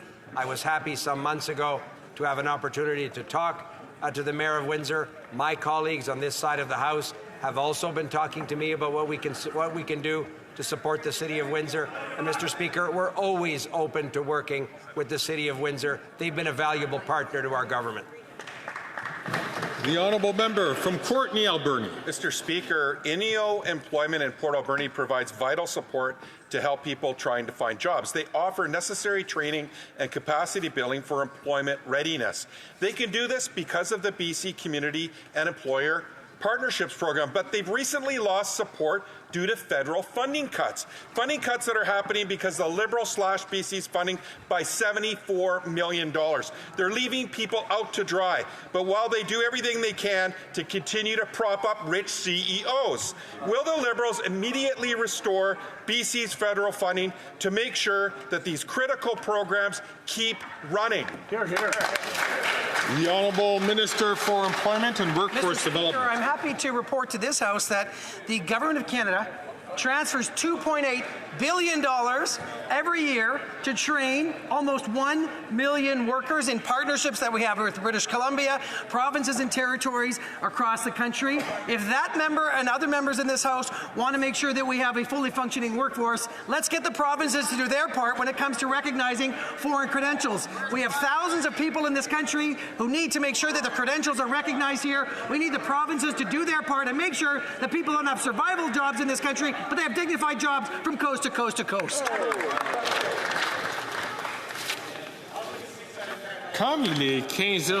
It being 3:19, the House will now proceed to the taking of the deferred recorded division on the motion to concur in the 13th report of the Standing Committee on Public Accounts. Call in the members.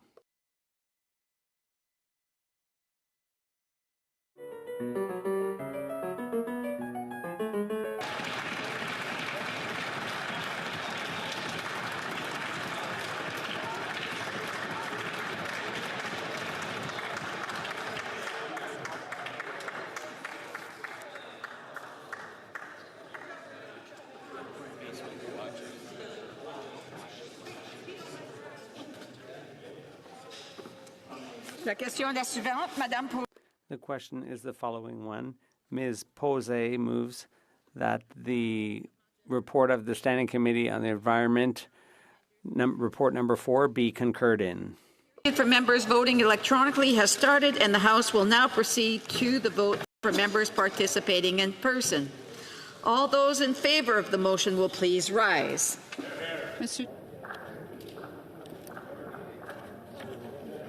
Mr. Schmale. Mr. Schmale. Mr. Bazan. Mr. Bazan. Mr. Williams. Mr. Williams. Mr. Perkins. Mr. Perkins. Mr. Brock. Mr. Brock. Mr. Dentel. Mr. Dentel. Mrs. Stubbs. Mrs. Stubbs. Miss Lewis Haldeman Norfolk. Ms. Lewis Haldeman Norfolk. Mrs. Gray. Mrs. Gray. Mr. Barlow. Mr. Barlow. Mr. Kelly. Mr. Kelly. Mr. Baldinelli. Mr. Baldinelli. Mr. Cooper. Mr. Cooper. Mr. Kimmich. Mr. Kimmich. Mr. Small. Mr. Small. Mr. Berthold. Mr. Berthold. Mr. Workington. Mr. Workington. Mr. Abultaif. Mr. Abultaif. Mrs. Kuzi. Mrs. Kuzi. Mr. Seaback. Mr. Seaback. Mrs. Block. Mrs. Block. Mr. Viss. Mr. Viss. Mr. McCauley, Edmonton West. Mr. McCauley, Edmonton West. Mr. Lloyd. Mr. Lloyd. Mr. Strahl. Mr. Strahl. Mr. Brassard. Mr. Brassard. Mrs. Goodrich. Mrs. Goodrich. Mr. Moore. Mr. Moore. Mr. Morantz. Mr. Morantz. Mrs. Roberts. Mrs. Roberts. Ms. Gladue. Ms. Gladue. Mrs. Cramp-Nyman. Mrs. Cramp-Nyman. Madame Bien. Madame Bien. Mr. Patzer. Mr. Patzer. Ms. Gallant. Ms. Gallant. Mr. Muse. Mr. Muse. Mr. Redekop. Mr. Redekop. Mr. Van Popta. Mr. Van Popta. Mr. Steinley. Mr. Steinley. Monsieur Généreux. Monsieur Généreux. Mr. Lobb. Mr. Lobb. Mr. Major. Mr. Major. Monsieur Martel. Monsieur Martel. Monsieur Gould. Monsieur Gould. Mr. Epp. Mr. Epp. Ms. Rempel Garner. Ms. Rempel Garner. Mr. Dreeshen. Mr. Dreeshen. Mr. Majumdar. Mr. Majumdar. Mr. Tolmie. Mr. Tolmie. Mrs. Wagenthal. Mrs. Wagenthal. Mr. Albus. Mr. Albus. Mr. Bragdon. Mr. Bragdon. Mr. Allison. Mr. Allison. Mr. McLean. Mr. McLean. Mr. Weber. Mr. Weber. Mr. McGuire. Mr. McGuire. Mr. Reed. Mr. Reed. Mr. Shields. Mr. Shields. Mr. Falk Provencher. Mr. Falk Provencher. Mr. Motts. Mr. Motts. Mr. Williamson. Mr. Williamson. Mr. Arnold. Mr. Arnold. Mr. D'Entremont. Monsieur D'Entremont. Mr. Soroka. Mr. Soroka. Mr. Carey. Mr. Carey. Mr. Dowdle. Mr. Vidal. Correction, Mr. Vidal. Mr. Vidal. Mr. Fast. Mr. Fast. Mr. Stewart, Toronto St. Paul's. Mr. Stewart, Toronto St. Paul's. Monsieur Duclos. Monsieur Duclos. Monsieur Guilbeault. Monsieur Guilbeault. Mrs. Sachs. Mrs. Sachs. Miss Murray. Miss Murray. Mr. Casey. Mr. Casey. Mr. Vandal. Monsieur Vandal. Miss Cara. Miss Cara. Miss Sahota. Miss Sahota. Madame Le Boutillier. Madame Le Boutier. Madame Bibot. Madame Bibot. Mr. Ananda Sangari. Mr. Ananda Sangari. Miss Jazek. Miss Jazek. Mr. Dollywall. Mr. Dollywall. Mrs. Romanado. Mrs. Romanado. Madame Bendayan. Madame Bendayan. Mr. Gerritsen. Mr. Gerritsen. Mr. Lamour. Mr. Lamoureux. Mr. Baptiste. Mr. Baptiste. Mr. Kuzmerchuk. Mr. Kuzmerchuk. Mr. May Cambridge. Mr. May Cambridge. Mr. Assassi. Mr. Assassi. Mr. El Khoury. Mr. El Khoury. Mr. Yacono. Monsieur Yakano. Mr. Johari. Mr. Johari. Mr. Sidhu Brampton East. Mr. Cedar Brampton East. Mr. Badaway. Mr. Badaway. Mr. Sousa. Mr. Sousa. Mr. Duguid. Mr. Duguid. Mrs. Atwin. Mrs. Atwin. Mr. Sarai. Mr. Sarai. Mr. Kellaway. Mr. Kellaway. Ms. Vandenbeld. Ms. Vandenbeld. Mr. Serri. Monsieur Serré. Madame Koutrakis. Madame Koutrakis. Madame Brière. Madame Brière. Mr. Fisher. Mr. Fisher. Mr. Long. Mr. Long. Mr. Longfield. Mr. Longfield. Mr. McKinnon, Coquitlam, Port Coquitlam. Mr. McKinnon, Coquitlam, Port Coquitlam. Mr. Morrissey. Mr. Morrissey. Monsieur Robillard. Monsieur Robillard. Monsieur Shifke. Monsieur Shifke. Madame Shanahan. Madame Shanahan. Miss Sidhu Brampton South. Miss Cedar Brampton South. Mr. Sarbera. Mr. Sorbera. Miss Hefner. Miss Hefner. Mr. Chang.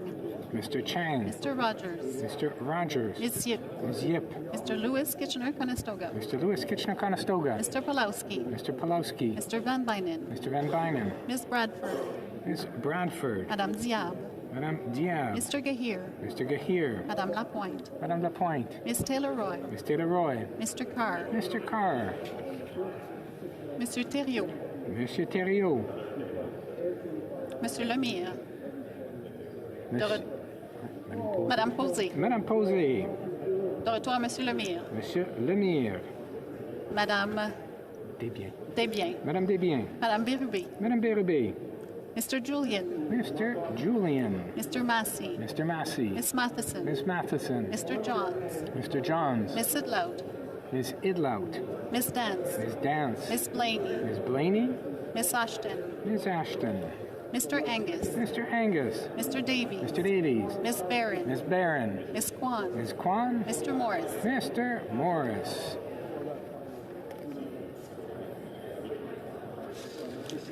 All those opposed to the motion will please rise. The House will now wait for the electronic voting period to end before resuming its proceedings.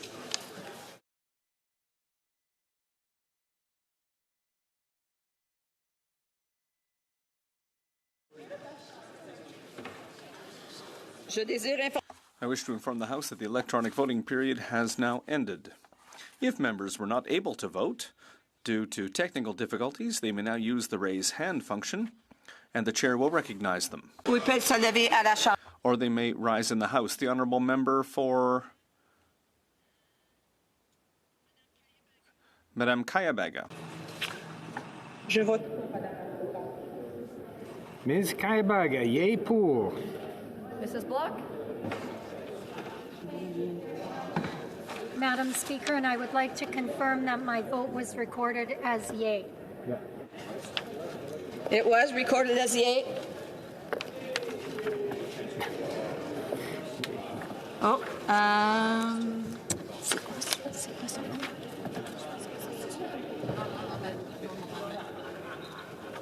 Monsieur Noor Mohammed? Yes, do confirm that my vote was recorded as yes.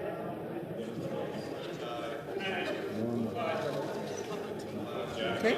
So your vote is being recorded as yes. Mr. Noor Mohammed, yea pour.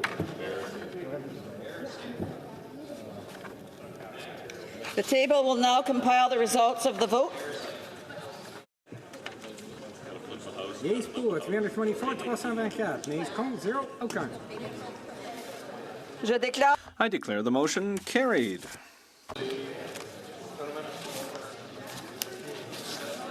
The House will now proceed to the taking of the deferred recorded division on the amendment of Mr. Barrett to the motion to concur in the 13th report of the Standing Committee on Public Accounts. The question is as follows. Mr. Lawrence, seconded by Mr. Williams, moved that the 13th report of the Standing Committee on Public Accounts presented on Tuesday, May 17, 2022, be concurred in.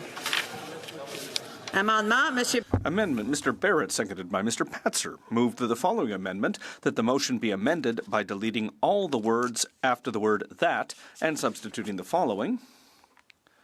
the 13th report of the Standing Committee on Public Accounts, presented on Tuesday, May 17th, 2022, be not now concurred in, but that it be recommitted to the committee for further consideration, including with respect to the implementation of requirements for financial institutions to disclose climate-related financial information, an initiative which the committee traced back to a 2015 decision of G20 central bank governors, provided that, for the purposes of this study, Mark Carney be ordered to appear as a witness for at least 2 hours at a date and a time to be fixed by the chair of the committee, but within 21 days of the adoption of this order.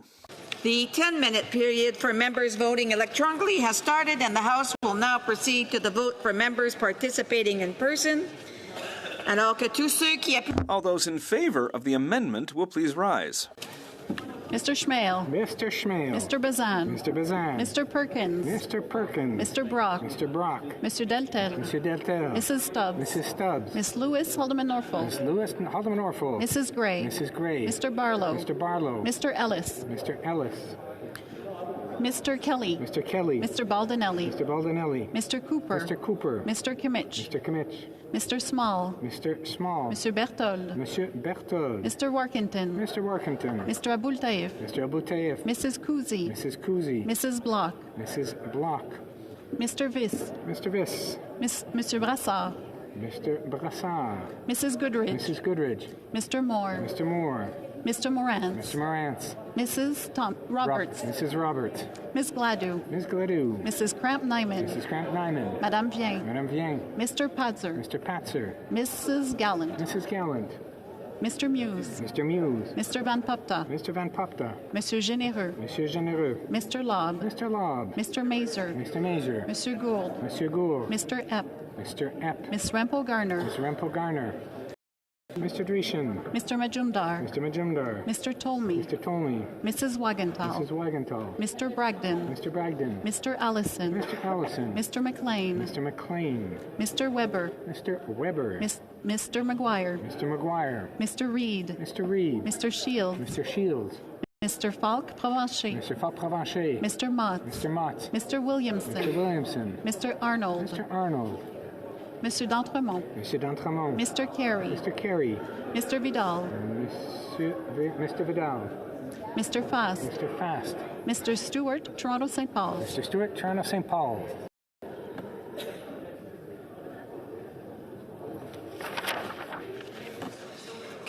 All those opposed to the motion will please rise.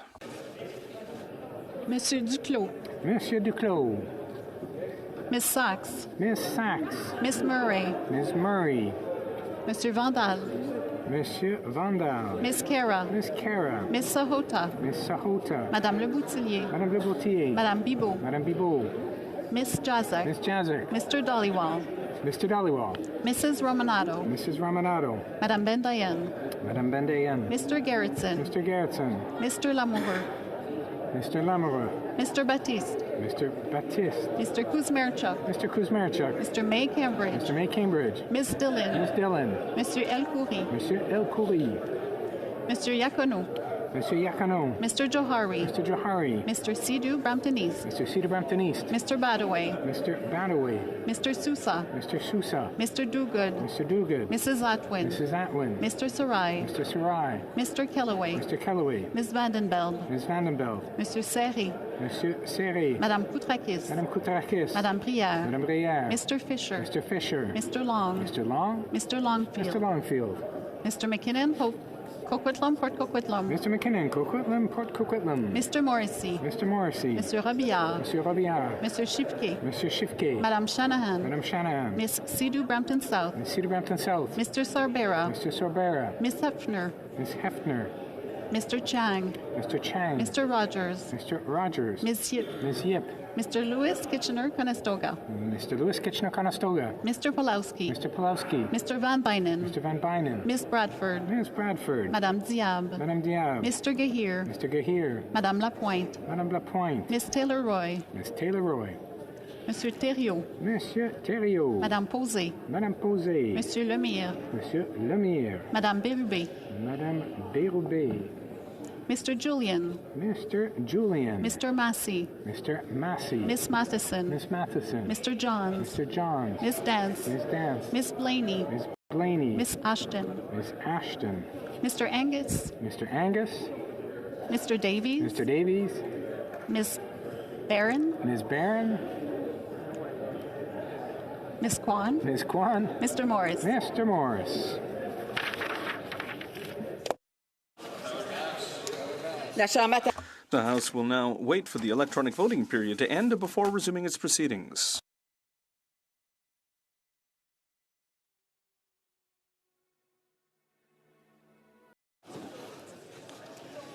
I wish to inform the House that the electronic voting period has ended. If members were not able to vote due to technical difficulties, they may now use the raise hand function and the chair will recognize them.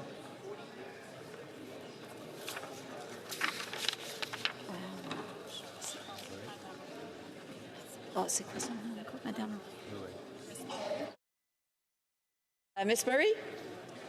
Madam Speaker, I would like to check that my vote was counted and I voted nay. Right. The vote was counted and it was counted as a nay. There's no one else. The House will now proceed to the taking of the, the table will now compile the results of the vote. Yeas pour 118, 118. Nays contre 208, 208. I declare the amendment defeated. The next question is on the main motion. The question is as follows. Mr. Lawrence, seconded by Mr. Williams, move that the 13th report of the Standing Committee on Public Accounts, presented on Tuesday, May 17, 2022, be concurred in. If a member participating in person wishes that the motion be carried or carried on division, or if a member of a recognized party participating in person wishes to request a recorded division, I would invite them to rise. A House Leader? Whip, sorry. Madam Speaker, I'd request a recorded division. Okay. The 10-minute period for members voting electronically has started, and the House will now proceed to the vote for members participating in person. All those in favor of the motion will please rise. Monsieur Duclos. Monsieur Duclos. Miss Sachs. Miss Sachs. Miss Murray. Miss Murray. Miss Kara. Miss Kara. Miss Sahota. Miss Sahota. Madame Le Boutillier. Madame Le Boutillier. Madame Bibot. Madame Bibot. Miss Jazek. Miss Jazek. Mrs. Romanado. Mrs. Romanado. Madame Bendayen. Madame Bendayen. Mr. Gerritsen. Mr. Gerritsen. Mr. Lamoureux. Mr. Lamoureux. Mr. Baptiste. Mr. Baptiste. Mr. Kuzmerchuk. Mr. Kuzmerchuk. Mr. May Cambridge. Mr. May Cambridge. Miss Dillon. Miss Dillon. Monsieur El Khoury. Monsieur El Khoury. Mr. Yacono. Monsieur Yacono. Mr. Johari. Mr. Johari. Mr. Sidhu Brampton East. Mr. Sidhu Brampton East. Mr. Badaway. Mr. Badaway. Mr. Sousa. Mr. Sousa. Mr. Duguid. Mr. Duguid. Mrs. Atwin. Mrs. Atwin. Mr. Sarai. Mr. Sarai. Mr. Kellaway. Mr. Kellaway. Ms. Vandenbelt. Ms. Vandenbelt. Mr. Seri. Monsieur Seri. Madame Koutrakis. Madame Koutrakis. Madame Brière. Madame Brière. Mr. Fisher. Mr. Fisher. Mr. Long. Mr. Long. Mr. Longfield. Mr. Longfield. Mr. McKinnon, Coquitlam, Port Coquitlam. Mr. McKinnon, Coquitlam, Port Coquitlam. Mr. Morrissey. Mr. Morrissey. Monsieur Robillard. Monsieur Robillard. Madame Shanahan. Madame Shanahan. Miss Sidhu Brampton South. Miss Sidhu Brampton South. Mr. Sarbera. Mr. Sorbera. Miss Hepfner. Miss Hepfner. Mr. Chang. Mr. Chang. Mr. Rogers. Mr. Rogers. Miss Yip. Miss Yip. Mr. Lewis Kitchener-Conestoga. Mr. Lewis Kitchener-Conestoga. Mr. Pulowski. Mr. Pulowski. Mr. Van Bynen. Mr. Van Bynen. Miss Bradford. Miss Bradford. Madame Diab. Madame Diab.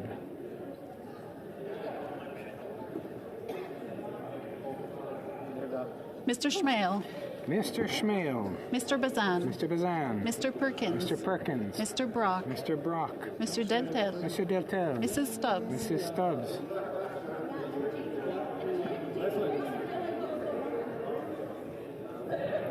Miss Lewis, Haldeman Norfolk. Miss Lewis, Haldeman Norfolk. Mrs. Gray. Mrs. Gray. Mr. Barlow. Mr. Barlow. Mr. Kelly. Mr. Kelly. Mr. Baldinelli. Mr. Baldinelli. Mr. Cooper. Mr. Cooper. Mr. Kimmich. Mr. Kimmich. Mr. Small. Mr. Small. Mr. Berthold. Mr. Berthold. Mr. Workington. Mr. Workington. Mr. Abultaif. Mr. Abultaif. Mrs. Kuzi. Mrs. Kuzi. Miss Ferrari. Miss Ferrari. Mrs. Block. Mrs. Block. Mr. Viss. Mr. Viss. Mrs. Goodridge. Mrs. Goodridge. Mr. Moore. Mr. Moore. Mr. Morantz. Mr. Morantz. Mrs. Roberts. Mrs. Roberts. Ms. Gladue. Ms. Gladue. Mrs. Kramp-Nyman. Mrs. Kramp-Nyman. Mr. Patzer. Mr. Patzer. Mrs. Gallant. Mrs. Gallant. Mr. Muse. Mr. Muse. Mr. Van Popta. Mr. Van Popta. Monsieur Généreux. Monsieur Généreux. Mr. Lobb. Mr. Lobb. Mr. Major. Mr. Major. Mr. Gould. Mr. Gould. Mr. Epp. Mr. Epp. Miss Rempel Garner. Ms. Rempel Garner.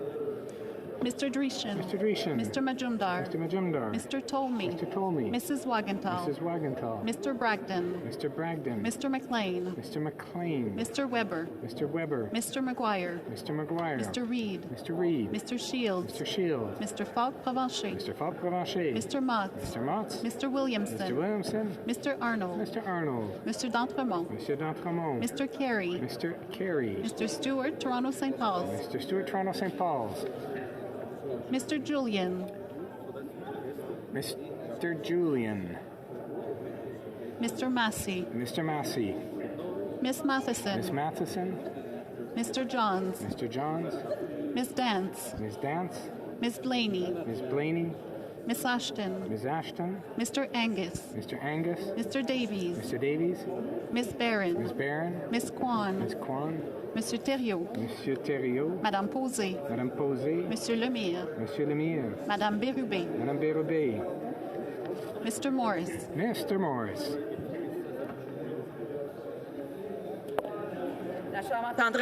The House will now wait for the end of the 10-minute electronic voting period before resuming its proceedings.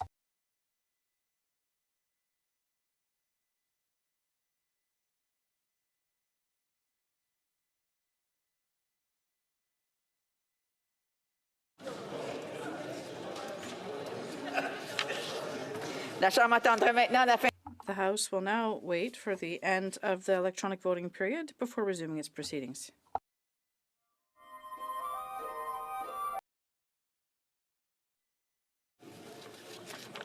I wish to inform the House that the electronic voting period has ended. If members were not able to vote due to technical difficulties, they may now use the raise hand function and the chair will recognize them. The table will now compile the results of the vote. Yeas pour 322, 322. Nays contre 0, aucun. I declare the motion carried. The House will now proceed to the taking of the deferred recorded division on the sub-amendment of Mr. Mears in relation to the privilege motion. La mise au voix porte sur le... The question is on the sub-amendment and is as follows. Mr. Scheer, seconded by Mr. Berthold, proposes that the government's incapacity to provide the documents ordered by the House on June 10, 2024, be hereby referred to the Standing Committee on Procedure and House Affairs. Amendment. Mr. Berthold. Perkins moved the following amendment, that the motion be amended by adding the following, provided that it be an instruction. Should I dispense? No?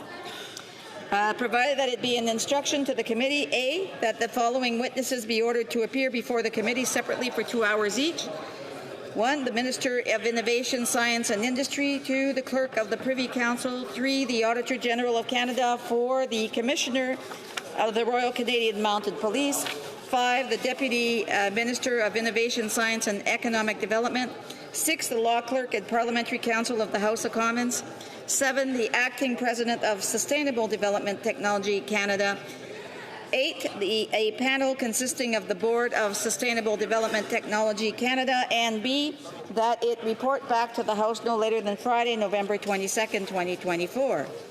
The sous-amendement. The sub-amendment, Mr. Mews, seconded by Mr. Scheer, moved the following sub-amendment, that the amendment be amended by adding, after subparagraph A2, the following: the Privacy Commissioner of Canada who respected the order of the House and deposited unredacted documents. 4, Paul McKinnon, the former Deputy Secretary to the Cabinet Governance. For members voting electronically has started, and the House will now proceed to the vote for members participating in person. All those in favour of the sub-amendment will please rise. Mr. Schmale. Mr. Schmale. Mr. Bazan. Mr. Bazan. Mr. Perkins. Mr. Perkins. Mr. Brock. Mr. Brock. Mr. Deltel. Mr. Deltel. Mrs. Stubbs. Mrs. Stubbs. Miss Lewis, Haldeman Norfolk. Miss Lewis, Haldeman Norfolk. Mrs. Gray. Mrs. Gray. Mr. Barlow. Mr. Barlow.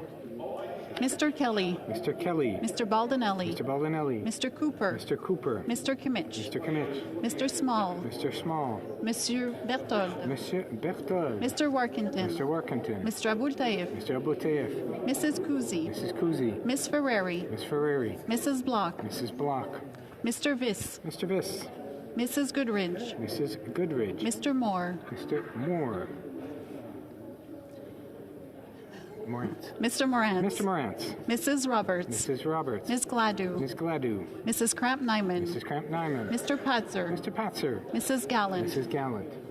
Mr. Muse. Mr. Muse. Mr. Van Papta. Mr. Van Papta. Mr. Waugh. Mr. Waugh. Monsieur Généreux. Monsieur Généreux. Mr. Lobb. Mr. Lobb. Mr. Mazer. Mr. Mazer. Mr. Gould. Mr. Gould. Mr. Epp. Mr. Epp. Miss Rempel Garner. Miss Rempel Garner. Mr. Drishin. Mr. Drishin. Mr. Majumdar. Mr. Majumdar. Mr. Tolmie. Mr. Tolmie. Mrs. Wagenthal. Mrs. Wagenthal. Mr. Bragdon. Mr. Bragdon. Mr. McLean. Mr. McLean. Mr. Weber. Mr. Weber. Mr. McGuire. Mr. McGuire. Mr. Reed. Mr. Reed. Mr. Shields. Mr. Shields. Mr. Falk Provencher. Mr. Falk Provencher. Mr. Motts. Mr. Motts. Mr. Williamson. Mr. Williamson. Mr. Arnold. Mr. Arnold. Mr. Carey. Mr. Carey. Mr. Fast. Mr. Fast. Mr. Stewart, Toronto St. Paul's. Mr. Stewart, Toronto St. Paul's. Monsieur Thériault. Monsieur Thériault. Madame Posé. Madame Posé. Monsieur Lemire. Monsieur Lemire. Madame Bérubé. Madame Bérubé. Mr. Julian. Mr. Julian. Miss Matheson. Miss Matheson. Mr. Johns. Mr. Johns. Miss Dance. Miss Dance. Miss Blaney. Miss Blaney. Miss Ashton. Miss Ashton. Mr. Angus. Mr. Angus. Mr. Davies. Mr. Davies. Miss Kwan. Miss Kwan. Mr. Morris. Mr. Morris. All those opposed to the sub-amendment will please rise. Monsieur Duclos. Monsieur Duclos. Miss Murray. Miss Cara. Miss Cara. Miss Sahota. Miss Sahota. Madame Leboutillier. Madame Leboutier. Madame Bibot. Madame Bibot. Miss Jazak. Miss Jazek. Madame Bendayen. Madame Bendayen. Mr. Gerritsen. Mr. Gerritsen. Mr. Lamoureux. Mr. Lamoureux.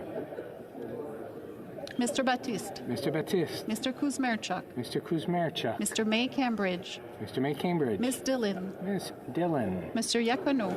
Monsieur Yacano. Mr. Sidhu Brampton East. Mr. Cedar Brampton East. Mr. Badaway. Mr. Badaway. Mr. Sousa. Mr. Sousa. Mr. Duguid. Mr. Duguid. Mrs. Atwin. Mrs. Atwin. Mr. Sarai. Mr. Sarai. Mr. Kellaway. Mr. Kellaway. Ms. Vandenbelt. Ms. Vandenbelt. Madame Koutrakis. Madame Koutrakis. Mr. Long. Mr. Long. Mr. Longfield. Mr. Longfield.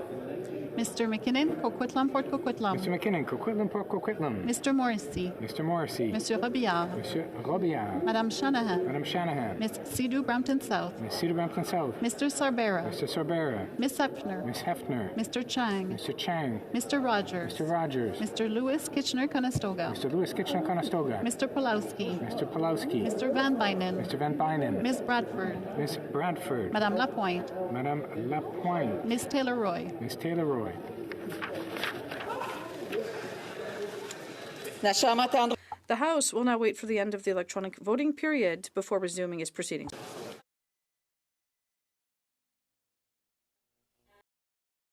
The electronic voting period has ended. If members were not able to vote due to technical difficulties, they may now use the raise hand function and the chair will recognize them. Le bureau va maintenant compléter. The table will now compile the results of the vote.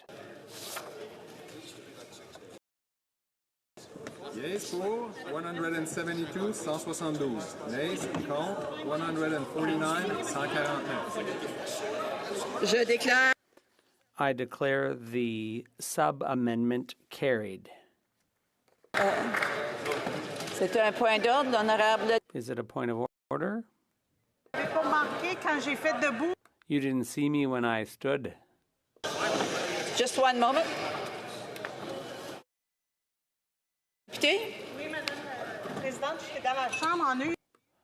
I was in the House I had trouble with the app, but you didn't notice me when I said that my vote hadn't been counted. I didn't see you? Okay. We'll have a look at the vote. Is there unanimous consent for the member to have her vote counted? Yes. Can the honourable member say how she intends to vote? Against. Okay, thank you. That will be added to the tally. Au résultat. C'est bien. I wish to inform the House that because of the deferred recorded division, the time provided for government orders will be extended by 50 minutes. Je désire informer la Chambre que la voix... I wish to inform that the earpieces will now be reset. Ordre du jour. Privilège, reprise de l'étude d'une motion. Question of privilege, resuming debate of a motion of privilege regarding Sustainable Development Technology Canada. Resuming debate on the amended motion of Mr. Berthold. I'd like to ensure that people having discussions could perhaps leave the chamber so that we can continue with the debate. Resuming debate, the honourable member for Abbotsford. Well, thank you, Madam Speaker. This is a debate I really wasn't keen on participating in because it exposes the underbelly of the current government and its corrupt ways. I don't enjoy talking about the failures of our national government. I just don't. But the reality is there's so much to say on this. And today we are, of course, discussing the Green Slush Fund and the Prime Minister and his government's efforts to hide the corruption that undergirds this particular scandal. Now, Madam Speaker, at issue is, as I said, the Green Slush Fund. And as its name implies, it involves money.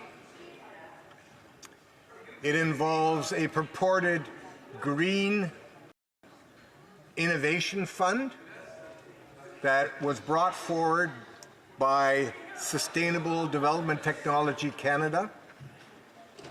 And you know, Madam Speaker, I'm having difficulty hearing myself because of discussions happening across the floor. I gave them notice to keep it down and maybe take it out, so the honourable member for Abbotsford may continue, and hopefully we will continue to have order in the House now. So, Madam Speaker, as I was saying, this Green Slush Fund is about slush, which is effectively a term that describes insiders within government taking taxpayers' dollars and funneling them to insiders, corporate interests, friends of the government, and it is a liberal green slush fund. It is a program that was put forward by this liberal government that has effectively allowed taxpayers' money, millions and millions of dollars, to be funneled to private interests without any significant oversight. And just to refresh your memory, Madam Speaker, this fund was supposed to promote green energy technology. This was a fund that was supposed to incentivize the private sector to step into the environmental arena, come up with innovative solutions to the environmental challenges facing not only Canada, but the world. So on its surface, this program seemed to be one that was suited for our times. There's a lot of money. We're talking about hundreds and hundreds of millions of dollars. In fact, let's call it a $1 billion fund intended to promote green initiatives within Canada.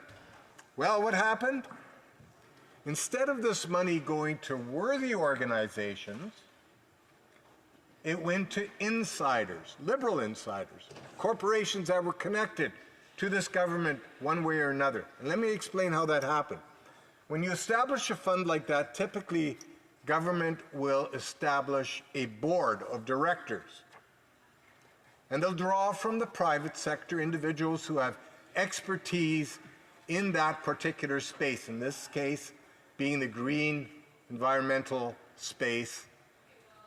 And these directors have a responsibility to review every application for funding on its merits and to make sure there are no private interests, no conflicts of interest that arise that would allow corruption to set in. But instead of doing this, what did this board do? It funneled huge swaths of money from this fund to their own companies. Shame.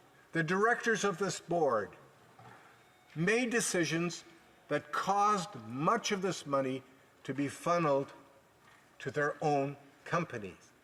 That, by definition, is corruption, especially if those directors have not declared conflicts of interest, which they didn't on, get this, Madam Speaker, on 186 occasions, conflicts of interest were not declared.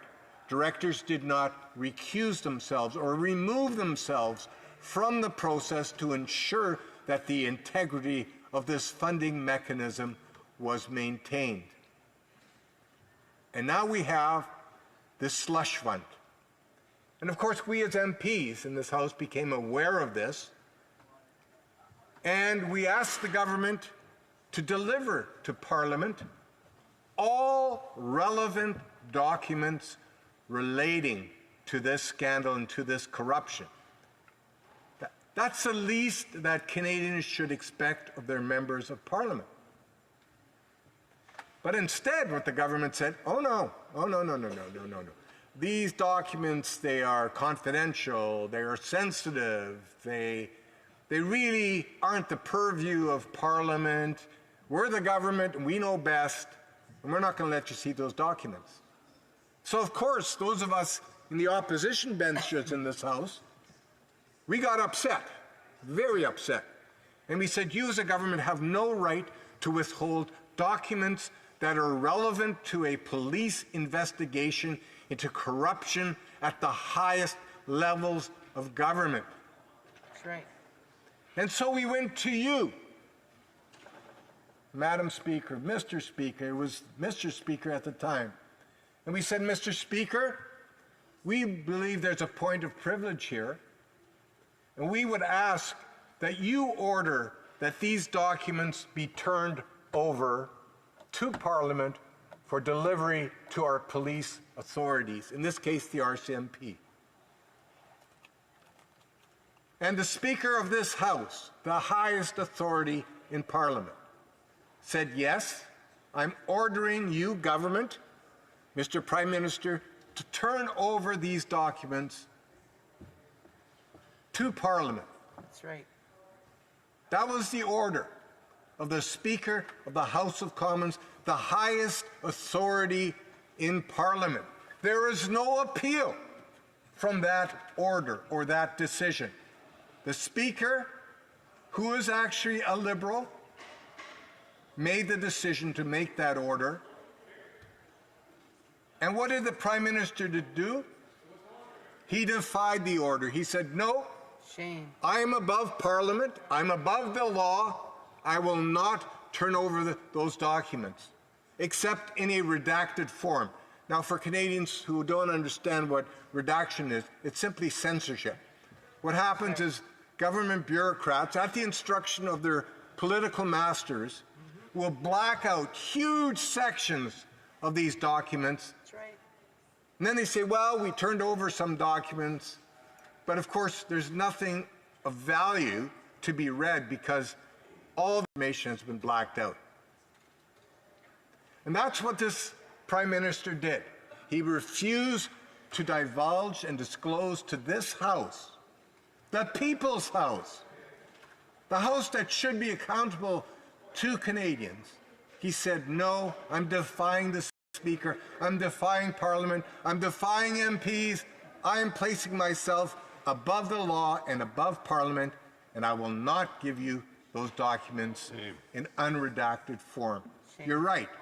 shame on the Prime Minister and his government. That's right. This is what happens in tin pot dictatorships. Yet we have a Prime Minister who's established himself as the ultimate supreme authority in this country, above the law and above Parliament. I hope Canadians understand that. I know his government is imploding, but that's the kind of Prime Minister we have in Canada right now, willing to defy the rule of law. Now, Madam Speaker, this issue has been referred to a parliamentary committee, as it should be. And, of course, the government wants this matter to go to committee without having any of the relevant documents available for investigation, for review. They want the parliamentary committee to undertake its work without actually having the information that it would require and that our police authorities would require to actually get to the bottom of this very, very ugly and incredibly expensive scandal, the Green Slush Fund. We're talking about $1 billion slush fund from which $330 million has been diverted to insiders, and where 186 conflicts of interest by board members were never declared. 186 times a decision was made to act unethically on that board.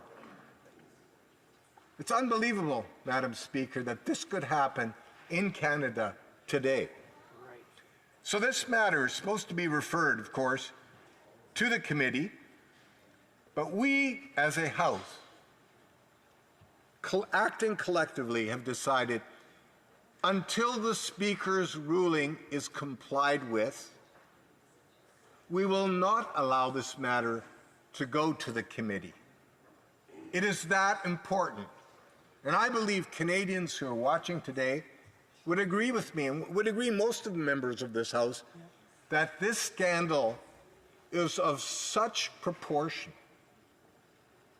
and is so significant and goes to the very heart of this government, that they want this properly investigated, and they want the investigative authorities to have the information required to truly get to the bottom of this. It has been said, of course, Madam Speaker, that a fish rots from its head. That's right. And that is truly an apt description of this government. What's happening with the Prime Minister in his office, within his cabinet, certain ministers who are doing their darnest to try to hide from Canadians the gravity of this scandal. It's disgraceful. Now, Madam Speaker, Canadians should not be surprised that this scandal has now bubbled to surface and that Parliament is investigating this. This scandal has been described as being of the same nature as the sponsorship scandal, which brought down the Chrétien government. Remember that, Madam Speaker? I'm entitled to my entitlements. This is akin to that. And I expect when all of this information comes out, and the government can't hide this forever, when this information comes out, I believe people are going to go to jail. That's right. I believe there's going to be hundreds of millions of dollars that will have to be recovered from people who scam taxpayers. That's right. And I believe this government is going to be held accountable in the next carbon tax election, which I hope takes place very soon, when Canadians can cast judgment on this corrupt and unethical and incompetent Liberal government. Now, Madam Speaker, we talked about accountability and transparency. The least I would expect of a government that when its hands get caught in the cookie jar, and it's caught red-handed, that it doesn't mea culpa and says, okay, we screwed up, there's a real problem here, we're going to get to the bottom of it, we want to start afresh, we believe Canadians deserve to know how corrupt their government is, and they move forward accordingly. In fact, Madam Speaker, let me remind you, back in 2015, when this Prime Minister was first elected, do you remember Sunny Ways, my friend, Sunny Ways? What a joke. Do you know what he sent? He sent a letter to each one of his ministers, his cabinet ministers. And that letter was headed, Open and Accountable Government. And I'm just going to read you a portion of that letter, which would demonstrate to you, Madam Speaker, not only the lengths to which our Prime Minister went to pretend that he was an ethical Prime Minister, but how badly he has failed Canadians in delivering accountable government. So, here's the quotation from this letter. It starts off by saying, a message to ministers, quote, at its heart is a simple idea. Open government is good government. I think we can all agree on that, right? Yeah. Further quoting, for Canadians to trust our government, we must trust Canadians. And we will only be successful in implementing our agenda to the extent that we earn and keep this trust. Now let me break for a moment. Has this Prime Minister and this government earned the trust of Canadians? No. I ask Canadians who are watching this today, ask yourself the question. After 10 long years of this failed Liberal government, have they earned your trust? No. I will continue. Quote, to be worthy of Canadians' trust, we must always act with integrity. The trust of Canadians will rest on the accountability of our government. Now listen to this.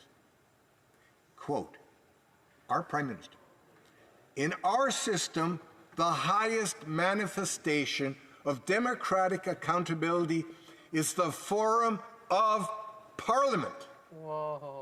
Let me repeat that.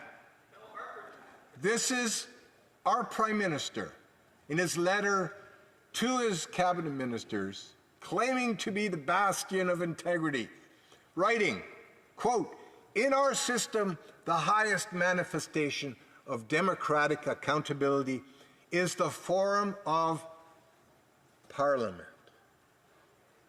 And now this very same Prime Minister has not only contradicted his letter from 2015, he has defied this Parliament. He has. He has defied the Speaker of the House of Commons, our highest authority within Parliament, from whom there is no appeal.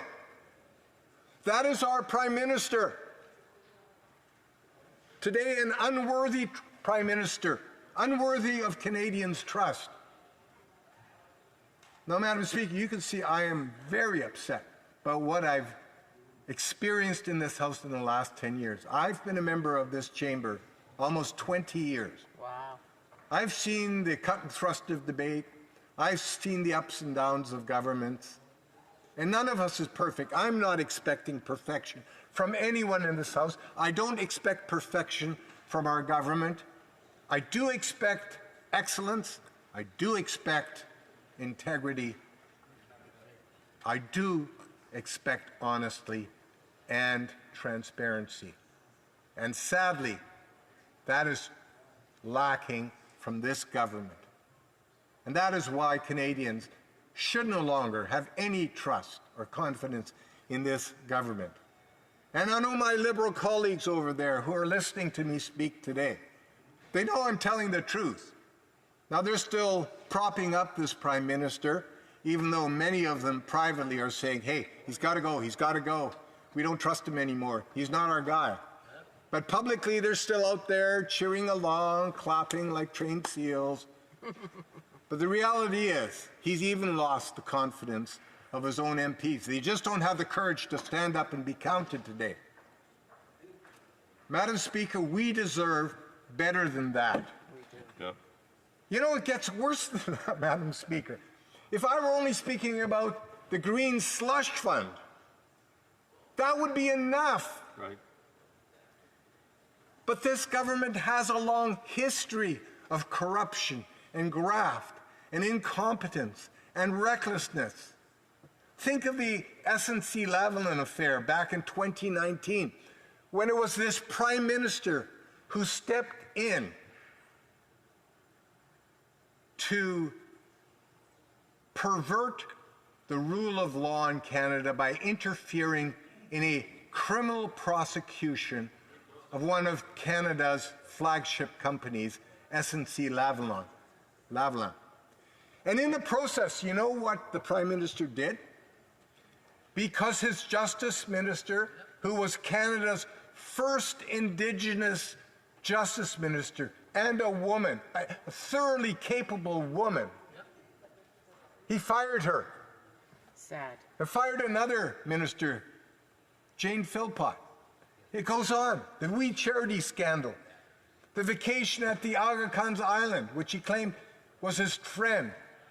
He was investigated for ethics violations, Madam Speaker. Time and time again, this government violates the trust of Canadians. So, Madam Speaker, I have a... The honourable member's time is up. I've been giving him a 5-minute, a 2-minute, a 20-second. Sorry, the honourable member, I gave the honourable member quite a bit of time to wrap up. So we'll go to questions and comments, and he can add during that time. The honourable member for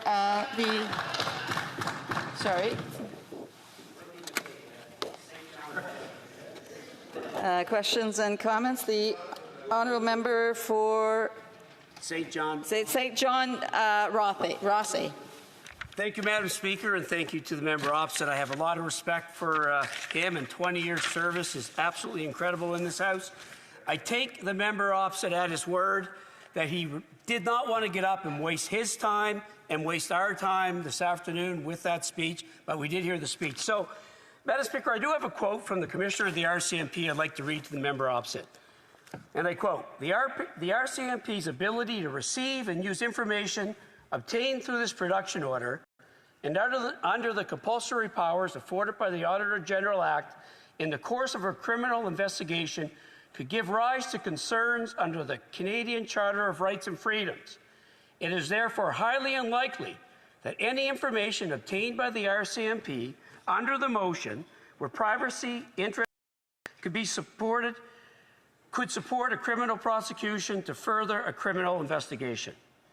There is significant risk that the motion could be interpreted as a circumvention of the normal investigative process in charter protections.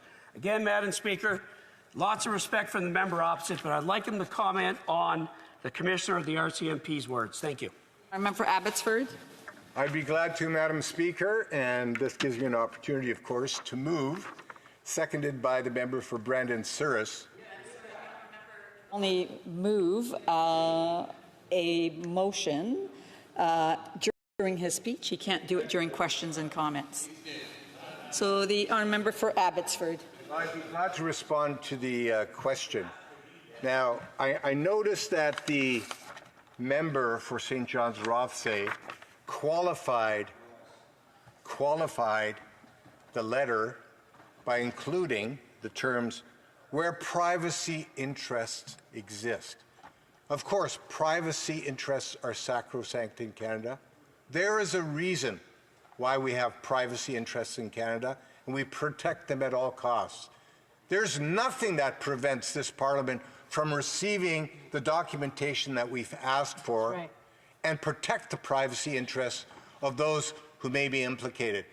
So, Madam Speaker, there is no reason for this Prime Minister to defy the Speaker of this House. Can you imagine, Madam Speaker, if the Speaker of this House ordered documents knowing full well that privacy interests are impaired?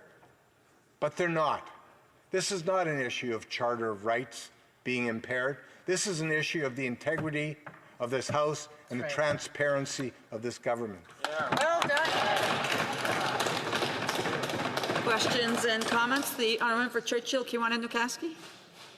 Madam Speaker, now we've heard over many days many Conservative members point to obviously Liberal scandal, but this member also pointed to the fact how long he's been here. Some of those years overlap with years that I've been here under the Harper government, where we also saw a number of scandals of their own making. And I would ask the member, more importantly, when it comes to defending Canadians' concerns, right? A rising cost of living.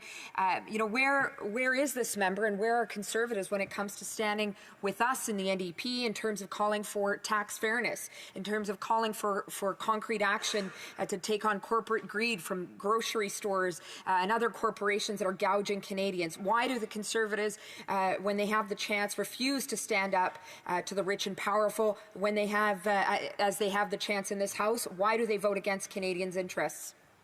The honourable member for Abbotsford. Well, thank you to that member for that question. What I would say is this. Over the last 20 years, I don't think we've ever experienced the kind of affordability crisis that Canada sees today. For mentioning the affordability crisis, but the best thing she and her NDP colleagues could do is force a carbon tax election so that Canadians can judge this failed Liberal government and install a Conservative government that is going to axe the tax and is going to build the homes and is going to stop the crime and is going to fix the budget. Questions and comments? The honourable member Kitchener Centre. Thank you, Madam Speaker. As I've shared many times over the last month and a half of the speeches on this, Greens are concerned with the mismanagement of SDTC. It's why we supported the motion back in, why we support this being actually investigated. My question to the member for Abbotsford is just one of clarification. In his speech, I believe he shared that Parliament is investigating this. Maybe I misheard. It doesn't seem to me like it's been a month and a half, and Conservative speeches, one after the other, is not really an investigation. It's a monologue, but it's not an investigation. Can he clarify what an actual parliamentary investigation could look like and how we could look to have one done? Potentially voting on this motion could get us there. The honourable member for Abbotsford. Any investigation starts with the proper information, and that proper information has not been provided by this government. This Parliament and this Speaker has determined that there are documents within the possession of this government that are salient and relevant to an investigation of the Green Slush Fund scandal. Until we receive that documentation, Parliament's hands are bound, our police authorities' hands are bound. We're looking for documents to be delivered as instructed by the Speaker of this House. I have confidence that he has made the right decision, and it is the majority of the members of this House who've supported him in that decision, and we will not rest until we get those documents unredacted.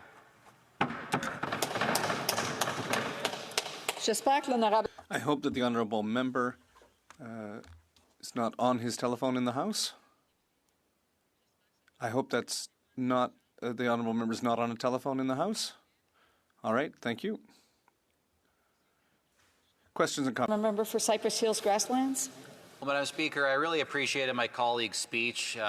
He's a man of great experience, but also of great integrity. And over the course of his career, he has demonstrated that. Over the course of this government, they have demonstrated the exact opposite. In fact, over 1/3 of all scandals in the history of Canadian governance has been committed by this government alone. I'm wondering if my colleague has any thoughts about that and how they have led without integrity. And in his experience, maybe he could have just enlightened this government to what it actually means to lead with integrity. Order. If the honourable parliamentary secretary has anything to add, he should wait till it's questions and comments. The honourable member, and that he's recognized. The honourable member for Abbotsford. Well, Madam Speaker, let me just say something about integrity. I'm a great believer in something called servant leadership. It's about serving others, putting the interests of others ahead of your own. And that requires character. And that's the one thing I have found missing in this government. the character to lead this country with distinction and with honor, and to admit when they're wrong, to admit when they've screwed up. I mean, that is at the heart of what it means to be a servant leader, acknowledging in humility, complete humility, that we don't always get it right. I don't always get it right. Nobody in this house gets it right all the time. So we should be open enough and humble enough to admit that. And that's one thing that I found missing. And it is so desperately needed in government nowadays that we restore the integrity that Canadians have expected of their elected leaders here in Ottawa. We have time for a brief question. The Honourable Deputy Government House Leader. Thank you, Madam Speaker. And on that note of integrity and character, I do want to say to this member, because I know he's not running again, that I certainly feel as though he has integrity and character. And I might put him on the spot by saying this, but the way that he stood up for the Governor of the Bank of Canada, and the way that he stood up to the leader of his party, and what the outcome of that was for him personally, couldn't have been easy, but I admire him for doing that. A member for Abbotsford has less than a minute to respond. Well, I didn't hear a question in that, but I do thank the member for Kingston and the Islands for his very kind words. I have loved being a part of this parliamentary family here in the House of Commons. I love my colleagues across the aisle as well. We often disagree, sometimes vehemently. Occasionally we heckle each other, but hopefully it's always in a good-natured way. I always appreciate a witty comment or two. But as we move forward, we do need to restore Canadians' trust in the institutions of Parliament. And that is something that I see declining rapidly. We can't afford this as a country. And I hope whoever follows me and whoever follows this government after the next carbon tax election will be able to restore that trust in government that Canadians expect. Thank you, Madam Speaker. Pursuant to Standing Order 38, it's my duty to inform the House that the questions we raised tonight at the time of adjournment are as follows. Fraser Canyon, Small Business. The Honourable Member for Kitchener Centre, Persons with Disability, and the Honourable Member for Regina, Louvain, Carbon Pricing. Resuming debate, reprise de débat. Oh, attends un petit peu.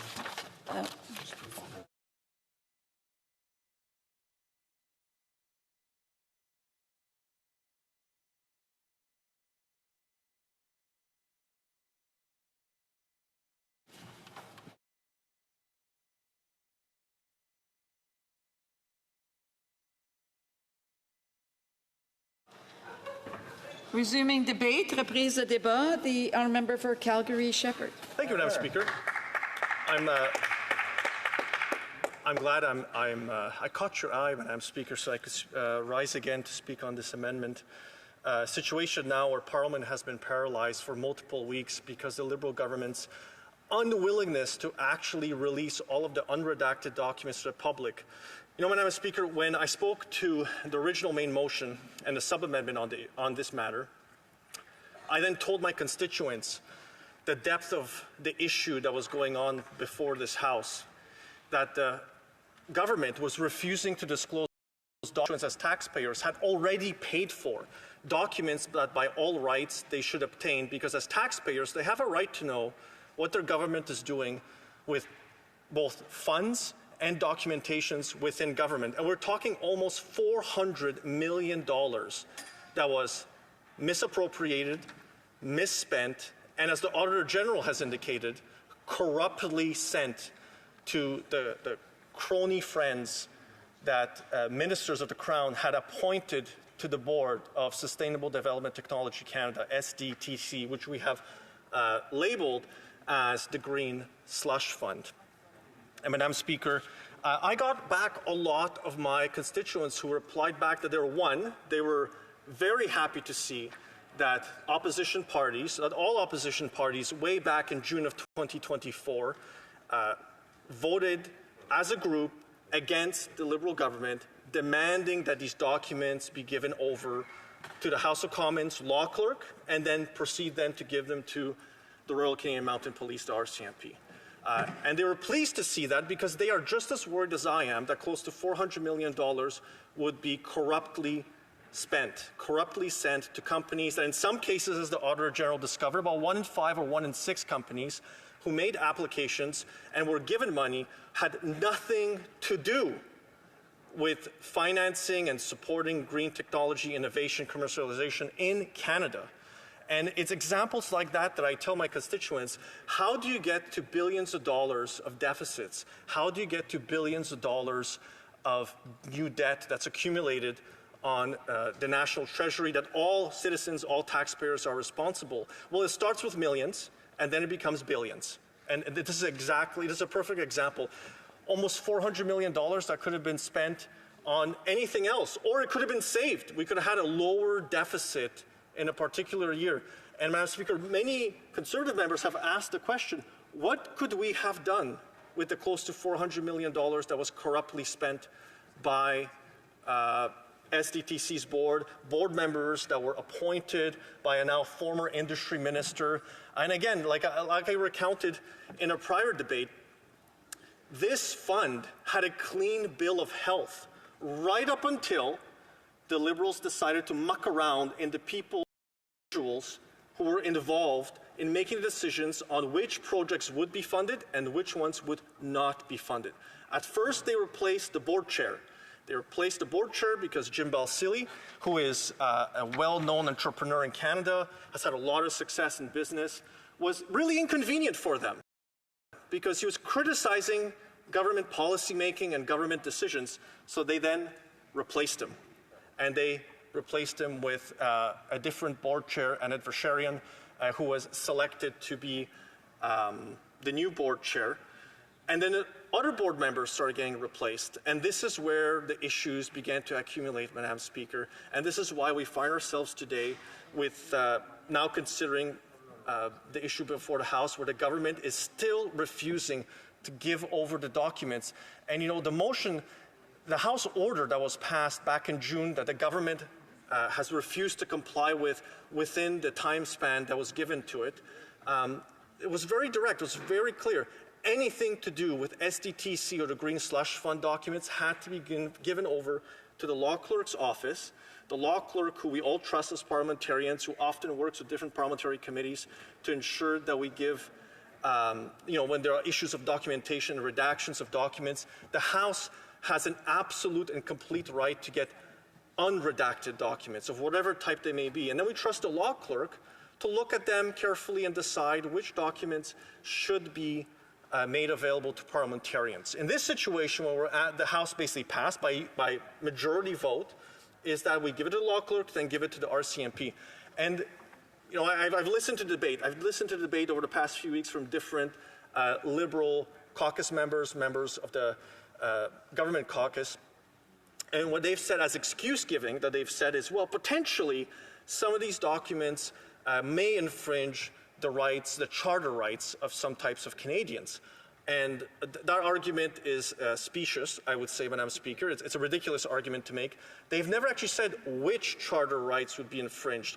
And the charter cannot be used as a shield for Liberal government corruption. That was never the intention of the ratifiers of the Charter of Rights and Freedoms into the Constitution, that it'd be later used by the government to say we can't release the documents because what you may see in here could infringe on some types of rights. That was never the intention. It is a bad argument to make, and I think in the case of my constituents, based on the replies I have seen to that newsletter that I had sent out, containing more information on exactly what was going on, exactly which types of documents we were requesting to see, that is what my constituents responded with, saying, we agree. It cannot be the case that the government could use a type of argument that says, well, the Charter protects us and we therefore cannot release any types of documents. And many of the documents that the government has released were redacted, had portions of it blacked out, which is a frustration for me that I've had for many years here, where I see it being done at parliamentary committees, to then see it done literally in the House of Commons, when we've made ourselves very clear. If we had wanted unredacted documents, or to give that option to the Government of Canada, to the Liberal government, we would have told them that in the motion. The motion would have said we give some latitude to give unredacted documents when it's, say, provincial-federal relations, if it's private information, which are all, by the way, Madam Speaker, sections of the Access to Information Act which allow for redactions. Or we would have said for government, machinery of government, government operations, or for cabinet confidences. We would have said, well, you don't need to give us those. We have referenced parts of the ATIP Act, but we did not. The motion did not. It just said to give all of the documents over. The documents must be really bad. There must be something there truly terrifying for Liberal cabinet members, for especially the industry minister, because it was partially under his watch that decisions had to be made. And they've run away from this fund, really. That's how bad it is. They've run away from this fund. This fund has basically been rolled into the National Research Council, and they've just washed their hands of it and pretend as if they were not there, actively participating in what was going on. There were government officials who were in those meeting rooms with the board members. And again, these documents must be really that awful in order to paralyze all of Parliament, where we have been debating this now for weeks on end. And I always tell my constituents, back to the original point, is why do we want these documents? We want these documents because we need to get to the truth of what happened to the close to $400 million that was corruptly allocated to companies that, as the Auditor General found, 186 cases out of 400, 186 cases of where the conflict of interest rules were not followed for a fund that the Auditor General pre-2017 had said, clean bill of health. The only thing that really changed between when the fund was originally created in the post-2000s to 2017 is that this particular cabinet took over. And then these Liberals decided that it would be okay to start finagling and making decisions that were wrong. The people that they appointed made these corrupt decisions. They are responsible to the taxpayer, to the citizen of Canada then, for releasing those documents to prove to us exactly where did the money go. Close to $400 million. When I think back, close to $400 million, how much, netted out for an Alberta family right now, after the rebate, the carbon tax is still costing the average Alberta family $911. How many Alberta families could have their carbon tax covered for close to $400 million? It is a huge number. The entire population of Alberta could have had almost their carbon tax paid for an entire year. It is real money. It has a real impact on people in my riding. The carbon tax has had a real impact. So when they see that money, because they know they don't get all of it back, they know that. They will feel it in their pocketbook. They feel it at the end of the month when they're paying their bills. They feel it when they see how much income tax is deducted on their T4s. They can feel it and they can see it, Madam Speaker. So then when they're told that not only is the government missing its budget forecast by $7 to $8 billion, because that's what the government has done here. That's like a 20% miss, Madam Speaker. 20% miss. The deficit is closer to $47 $48 billion is what it'll come into for the last fiscal year. And then you have the Parliamentary Budget Officer add on to that and say $400 million of that was mismanaged.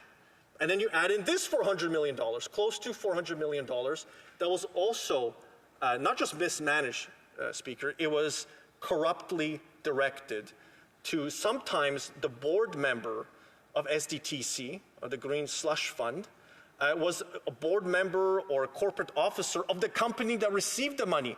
Now, I remember my time in the Chamber of Commerce. This was like corporate ethics 101, like stuff you just cannot do under any circumstances. You're supposed to recuse yourself when you have situations where you have either a real conflict of interest, but the worst type, the perceptions of a conflict of interest, where you would recuse yourself from the decision-making process. And you have a situation where those people appointed by the Liberal cabinet made those corrupt decisions. And that's why taxpayers and citizens have a right to know, how bad does the rot go? And, and in a prior speaking opportunity, Madam Speaker, on the main motion, this is that newsletter that I sent to my constituents, I related it back to my founding experience as what made me into a conservative. Why did I choose to choose the Conservative Party of Canada as the vehicle for my ideas? Because I always describe it that way. There are lots of different political parties. They organize our passions. What are we passionate about? What are our priorities? And I became a conservative partially because of the 1995 referendum in the province of Quebec. And then the second kind of founding major event in my life was the sponsorship scandal. And the sponsorship scandal was another fund, not quite the same size, about a tenth of the money corruptly spent, giving to the advertising buddies of the Liberal Party of Canada. It's every single time there's a major corruption scandal in Canada, we somehow have the Liberal government is in charge. It's almost every single time. And that to me was a very foundational event in my life. That's what led me to become a conservative, kind of more philosophically, because corruptly assigning money to your friends and buddies that it's taxpayer cash is just wrong. It's plain wrong. That should have been known by the people making these decisions. That the Auditor General has basically indicated that, and as she went through her audit, she explained line by line every single issue that existed with this green slush fund, and it was the Liberals. And it's not the only one.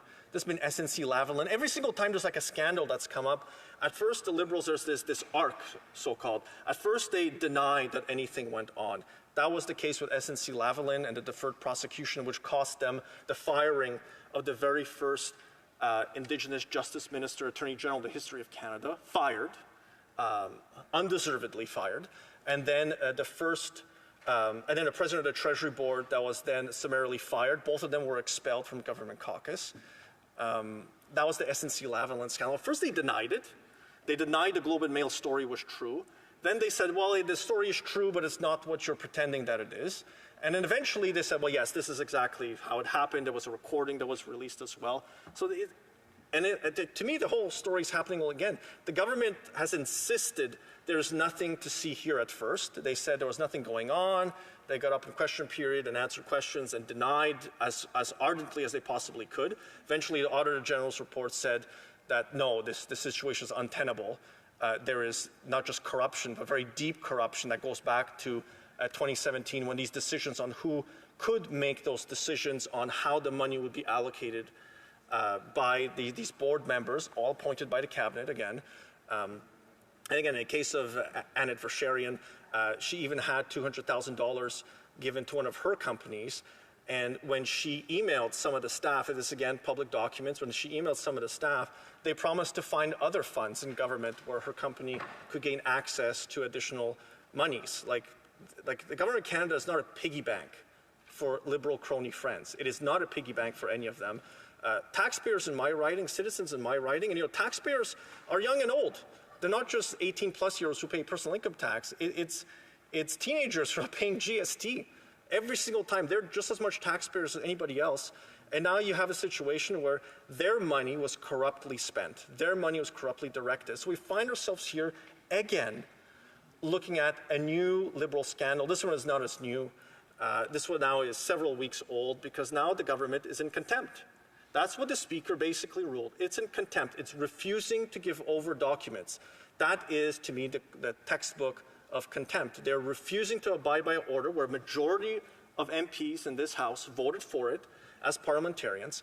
Many of the arguments they are now using when they get up at different times is to say, well, it would be unwise to release them. It would be unfair to release them. It might violate some type of charter protections to release them. Those are all arguments they should have made back in June to try and persuade parliamentarians that that original wording of the motion should not have passed. But it failed. It failed then. And the decision was made to have a release of all the documents. Give all the documents over to the law clerk and give it to the RCMP. Now, I've heard the argument also made by the opposite side that the RCMP doesn't want the documents. I would insist that they reread the letter. That is not what the RCMP said. They are very clear on if they got the documents, that they would look at them, and then they would decide what to do with them. That's exactly what we've been saying all along. They will decide what to do with them. Nobody's directing the police forces here to do something in particular. That's not even what the motion originally called for the production of documents. It simply said to go from the law clerk to go to the RCMP, just hand over the documents.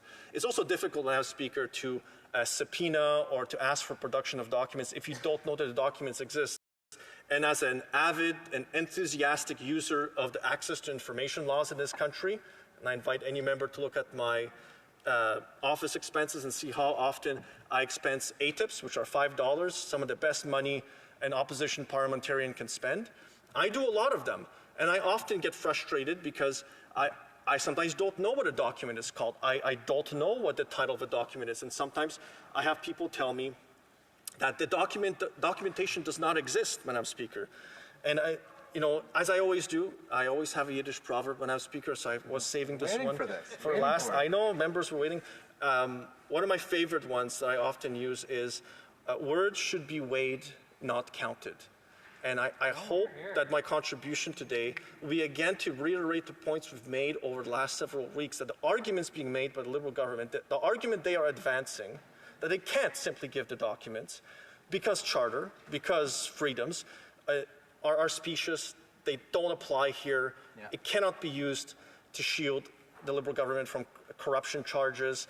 It just does not make any sense. It must be truly horrifying. How else could you explain to Canadians how you corruptly misspent almost $400 million, where almost 60 million of the funds that went out had nothing to do with green technology spending? Zero to do. That's not me saying it. That's the Auditor General of Canada saying it, that she could not find in the eligibility criteria where it matched up with anything. But somehow, that money still went out corruptly. And to the AG's report, that up to $400 million, Madam Speaker, that's just a sample size. She didn't look at every single project, which is why we want these documents from all the projects and all departments so we know everything on the particular issue. Madam Speaker, I wanted to make sure that I move the motion. So I move, seconded by the member for Brandon Souris, that the amendment be amended by replacing the words Friday, November 22nd, 2024, with the following: the 30th sitting day following the adoption of this order. Oh, great.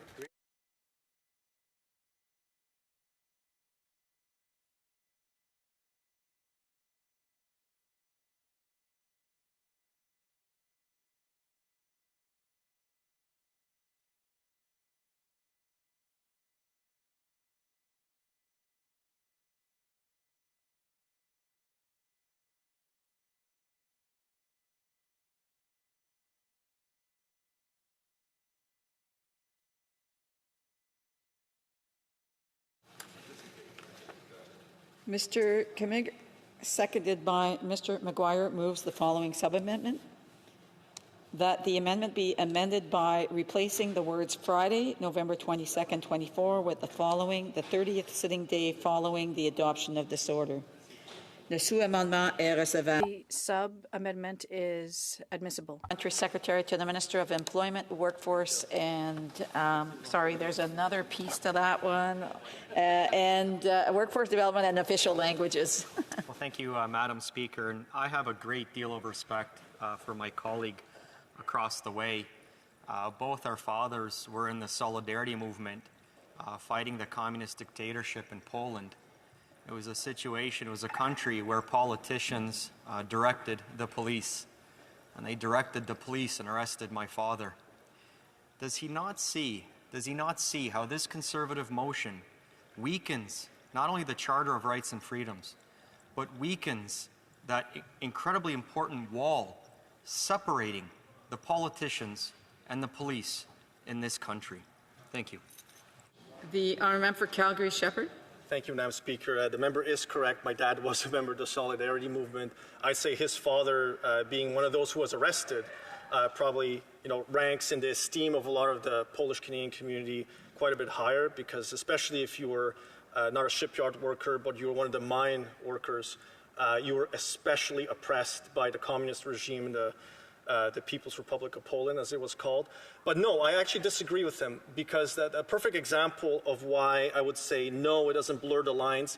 When it does blur the lines, Madam Speaker, is when the government uses the Emergencies Act and invokes it with barely any notice, and then rams it through and orders its backbenchers who are wavering that this is a matter of confidence.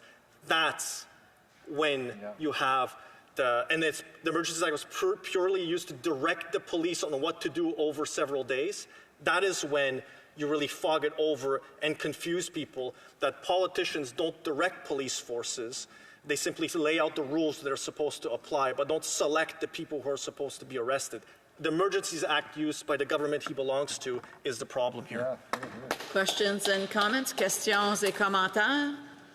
L'honorable député de The honourable member for Abitibi, James Bay, Nunavik, AU. Thank you, Madam Speaker, and I'd like to thank my colleague for his speech. He talked about excellence in politics and the referendum, and me too, for the right reasons.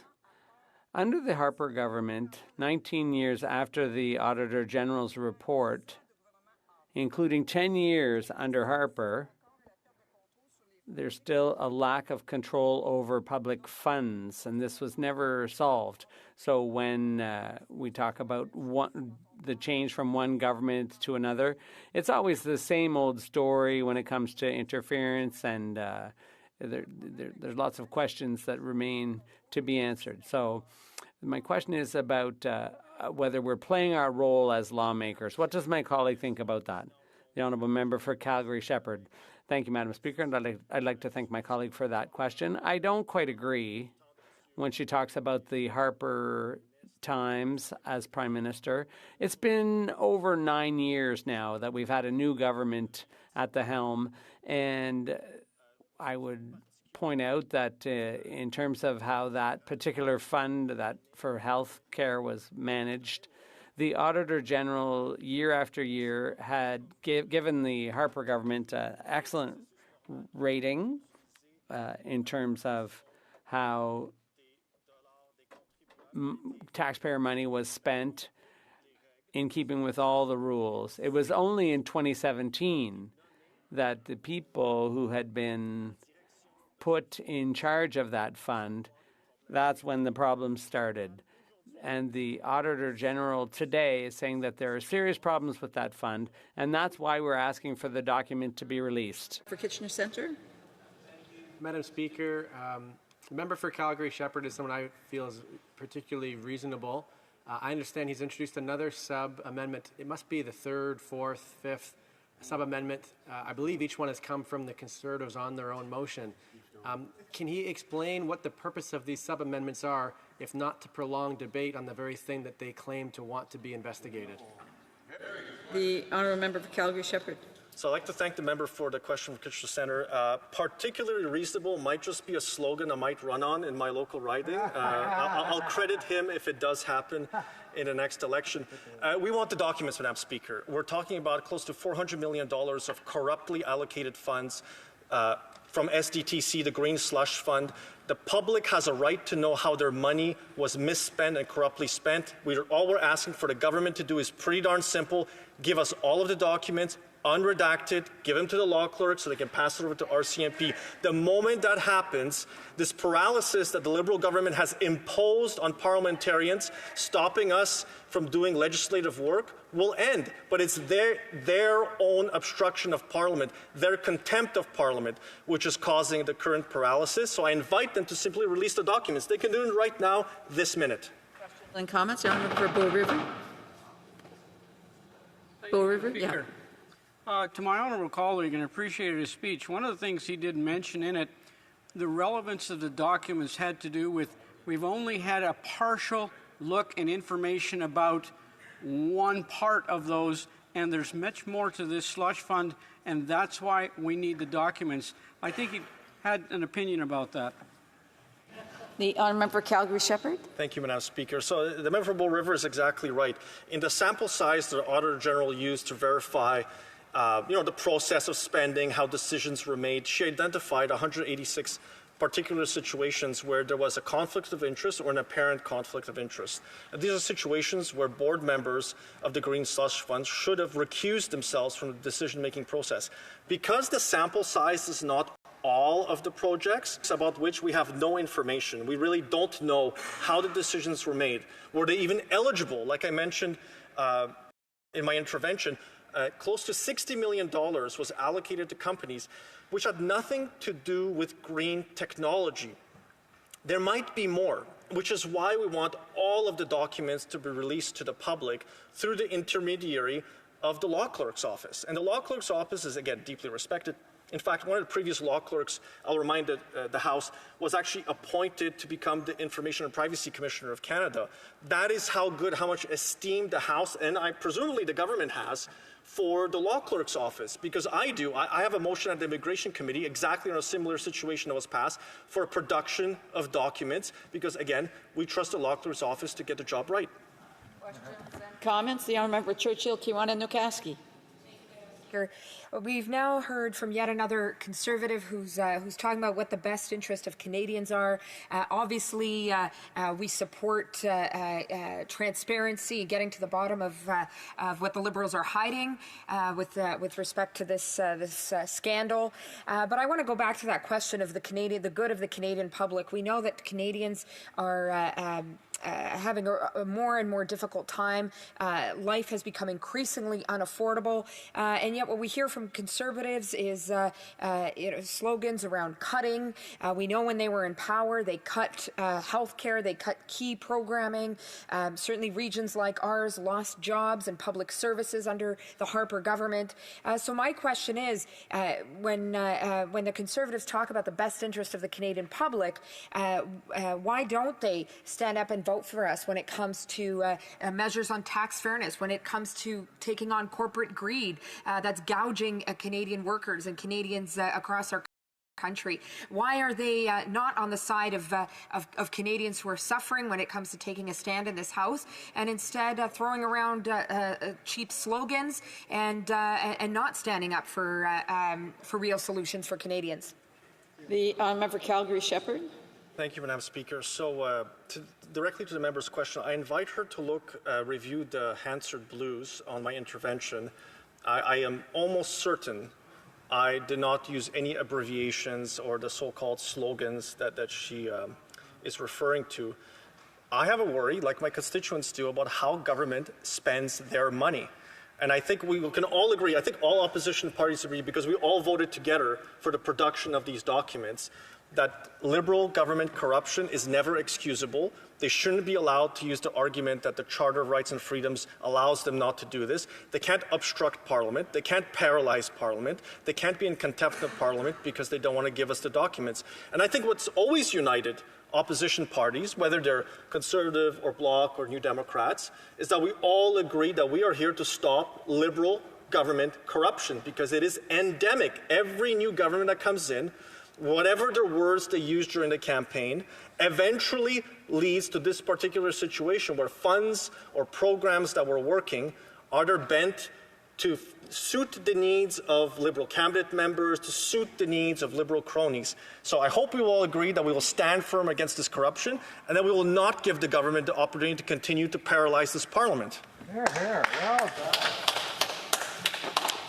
J'ai l'honneur de faire savoir à la I have the honor to inform the House that a message has been received from the Senate informing the House that the Senate has passed the following bill to which the concurrence of the House is desired, Bill S-269, an act respecting a national framework on advertising for sports betting. Resuming debate, reprise de débat, the honourable member for Parry Sound, Muskoka. Thank you, Madam Speaker.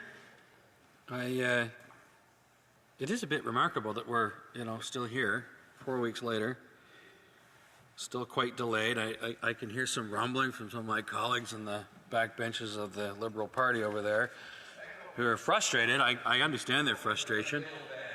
They are frustrated because, of course, we're still waiting for this Liberal government to deliver documents that the majority of members I'm sorry, I'll get the honourable member to restart. It looks like members want to interject before it's question and comments, and I think that it's very difficult for those people at home or others who are in the chamber who want to hear this. So the honourable member for Parry Sound, Muskoka. I'm starting again? Sure. Oh, look at you. That's incredibly generous of you, Madam Speaker. I appreciate that. And obviously, my colleagues across the way are clearly very frustrated that we're still in this situation, but they know full well that the reason we're still here, of course, is because a majority of members of this House, the People's House, that we all sit in here, have demanded documents. This is the unassailable right of this place to demand documents from the executive. The Speaker himself even ruled in favor of the demand that's been brought forward, and of course the government still continues to ignore that order. They're continuing to hide, and we keep demanding these documents, and they keep coming up every week. It's after 4 weeks, of course, they've had to come up with some, different lines every week about why they simply can't, do what the House has demanded, despite the fact that they know full well that this House has the complete authority to demand those documents, and that they should hand them over. But they continue to be interested more in hiding documents and protecting their own backsides instead of doing what the duly elected members of this place have demanded. I mean, 4 weeks of this, when we could really be debating the issues of the day. There are real problems that we face in this country that Canadians are struggling with. I mean, let's just talk about affordability for a moment. I mean, why are we not talking about these issues? The food bank usage in Canada is higher than it's ever been in the history of tracking these things. We should be discussing ways that we can be solving these problems. The carbon tax, we know, makes everything more expensive. You tax the farmer, you tax that grows the food, you tax the trucker that delivers the food, you tax food at every stage of the process. You make food more expensive, including taxing the food bank that buys foods to serve people that need help. And so this carbon tax makes everything. We could be very much debating how we could eliminate this carbon tax, how we could make food more affordable for Canadians. Instead, we're still dealing with this cover-up of documents. Also, the carbon tax makes heating our homes more expensive. We're getting close to winter. It's starting to get a little chilly out there. I finally brought my winter coat from home because Ottawa's getting chillier. It's expensive to heat our homes, and we're coming into winter. Many Canadians are forced to choose between, paying their heating bill this month and buying groceries. I have constituents in my own riding that have come to visit me in tears because they don't know what they're going to do. The food bank they used to donate to in their community, they're now using, and they're worried. Many of them are ashamed. They can't believe that they're in this situation. And so why are we not debating proposals to make their lives easier, to make it easier for them to heat their homes, to make it easier for them to heat their homes and buy food? Well, we could be debating our proposal to axe the tax, eliminate the carbon tax, which makes everything more expensive. And yet, here we are. We're still talking about trying to get documents that the majority of members in this House, as is their right as elected representatives of the common people, have demanded, and the government still refuses. We could be solving these problems. We could be focused on these problems. If only we had a government that was open and transparent by default. We'll all recall the Prime Minister talking about being open and transparent by default. I agree government should be open and transparent by default. But I think it's pretty clear after this demonstration of 4 weeks of completely disrespecting the order of this House that this government is anything but open and transparent by default. They're more interested in protecting themselves and hiding the corruption, the rot at the center of their government. Speaking of homes, I was talking about homes and people who are struggling to, pay to heat their homes. These are the people that actually have homes, Mr. Speaker. There's no shortage of people in this country, young people that have given up on the dream of ever owning a home, never mind heating it. There are so many young Canadians that have just given up on the dream of owning a home. 80% of young people who don't own a home believe now that owning a home is only for the very rich. To think that 80% of Canadians that don't own a home think that it's just for very rich people, this is something that we should be addressing in this House. We should be fixing these problems in the House. We should be changing that in this House. Instead, We're here trying to get documents and uncover the Liberal corruption, but they continue to try to protect themselves and keep things hidden because they're not anything remotely close to open and transparent by default. After 9 years of this NDP Liberal government, we're not only not open and transparent by default, but home prices have doubled, rents doubled, mortgage payments have doubled. There's no wonder. It's no wonder, Mr. Speaker, why young people have simply given up on the dream of home ownership.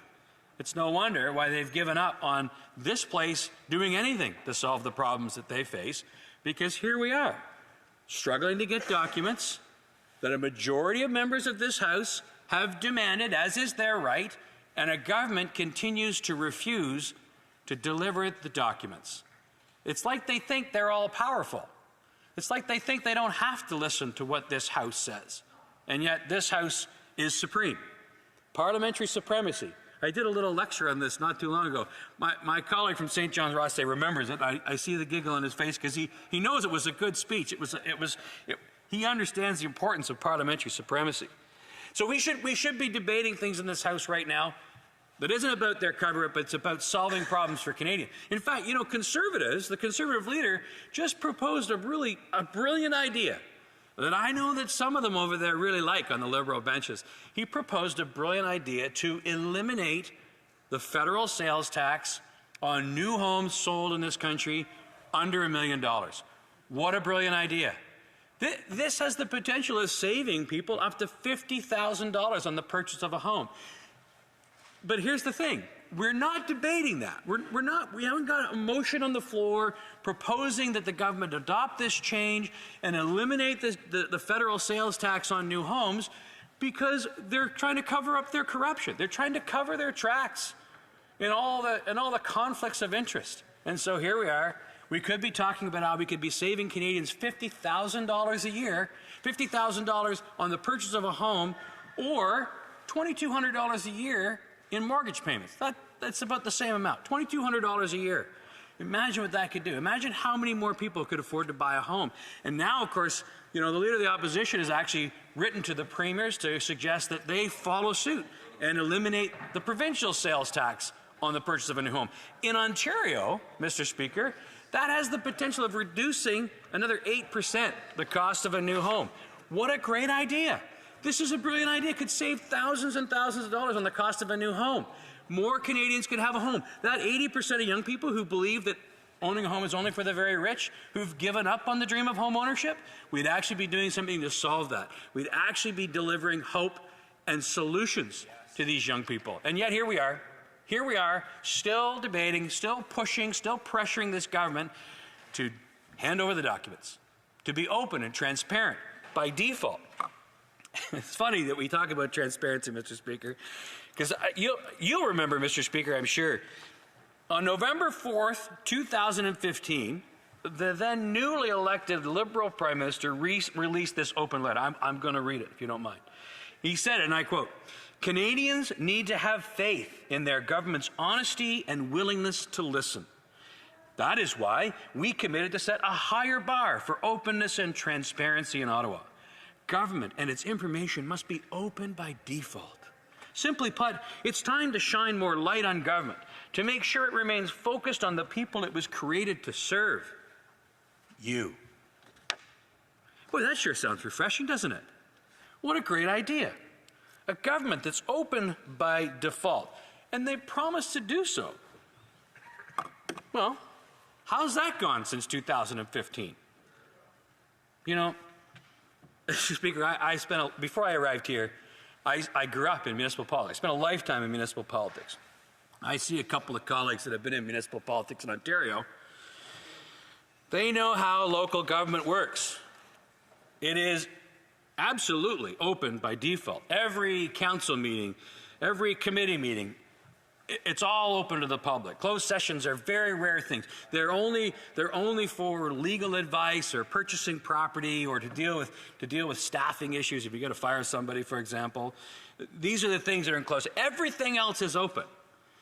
In fact, a majority of council members just can't get together and have a chat. Like that's against the rules because it's like a council meeting in secret. It's open by default.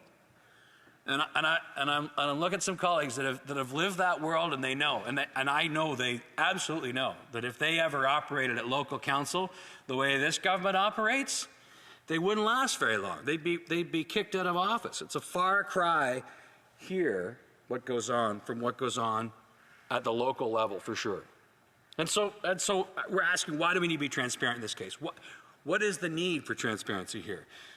The Liberal insiders on Sustainable Development Technology Canada Board, they broke the public trust, Mr. Speaker. They broke the public trust. They didn't care about the honor and integrity of the office they held.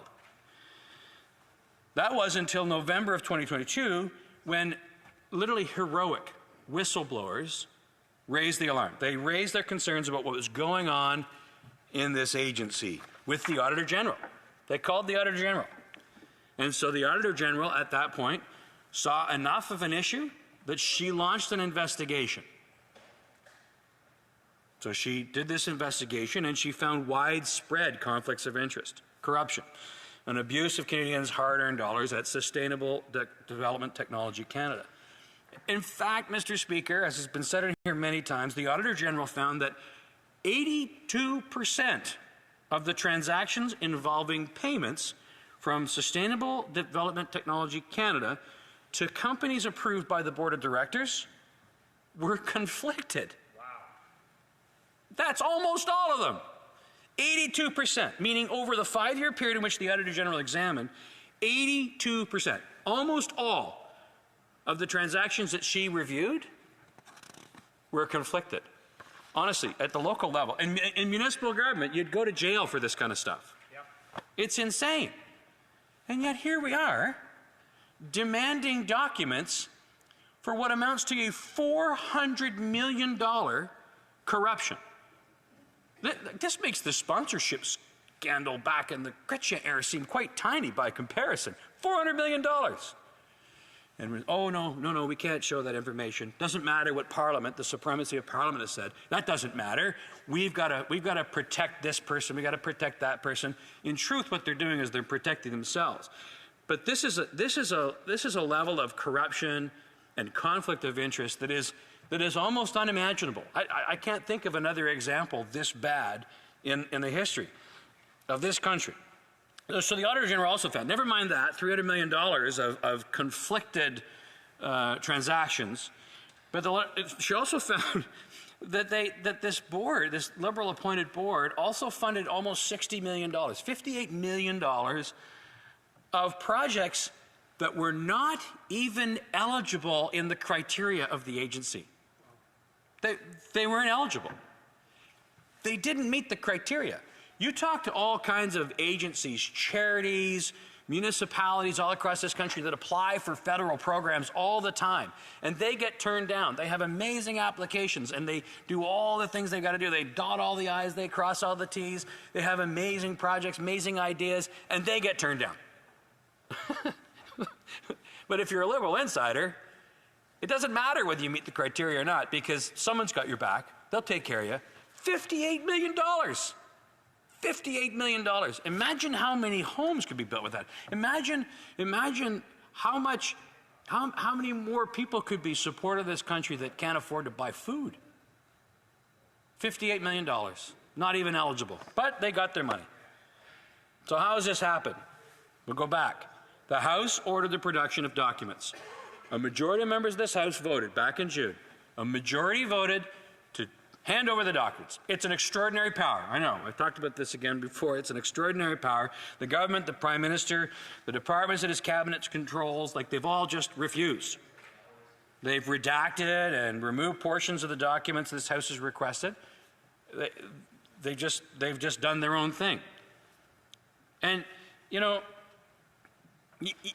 can't just sort of think this is just a one-off, Yeah, it's a bit embarrassing. This arm's length group did something that it wasn't great, but we collapsed that and we've now done this other thing and it's all good. Don't look here. We've got it fixed. Don't worry. Everything's fine. We can be trusted. That's what they'd like you to believe. That's what they'd like you to believe. We can be trusted. But this government has gone to great lengths to hide this. But it's not the first time, Mr. Speaker. If this was the first time something like this had happened over the last 9 years, you'd be like, nah, yeah, maybe you can cut them some slack. They fix things, maybe, and maybe they're, maybe they're being on. But you know what? It's not the first time. Canadians will remember the Winnipeg lab documents case. The government worked to hide documents related to the firing of 2 scientists at the National Microbiology Lab in Winnipeg. This is another example of the power of this House and its members. Not because we're a power-hungry group, but because sunlight, as we heard from the Prime Minister back when he talked about openness and transparency by default, sunlight is the best disinfectant. And this $400 million green slush fund is in desperate need of some sunlight. So back when the President of the Public Health Agency of Canada was called to the bar to be admonished by the former Speaker, you'll all remember this. I remember it quite vividly because I'm still a fairly new member of this place. That hasn't happened in like 100 years. And there he was, standing there, being admonished. The Speaker, here's what the Speaker said. The powers in question, like all those enjoyed by the House collectively and by members individually, are essential to the performance of their duties. The House has the power, and indeed the duty, to reaffirm them when obstruction or interference impedes with its deliberation. Well, go figure, Mr. Speaker, that's why we're here today. The House has been seized of a matter. We have demanded documents related to a multi-million-dollar corruption, conflict of interest, giving money to organizations that didn't even comply with the rules. The Green Slush Fund is corruption of a massive scale. This government is desperate to cover their tracks. They've ignored the order of this House, the supremacy of this House, for 4 weeks while Canadians suffer, and we're not debating the solutions and solving problems that Canadians deserve answers for and they deserve solutions for. And so here we are, we continue to debate, and these guys could solve it right now. Hand over the documents. Let's be open and transparent by default. Let's shed some sunlight on this. Thank you, Mr. Speaker. Questions and comments? The Honourable Member for, and this is my first up, so I don't know who's been asking questions, but I'm going to go with Winnipeg South Centre. Very much, Mr. Speaker.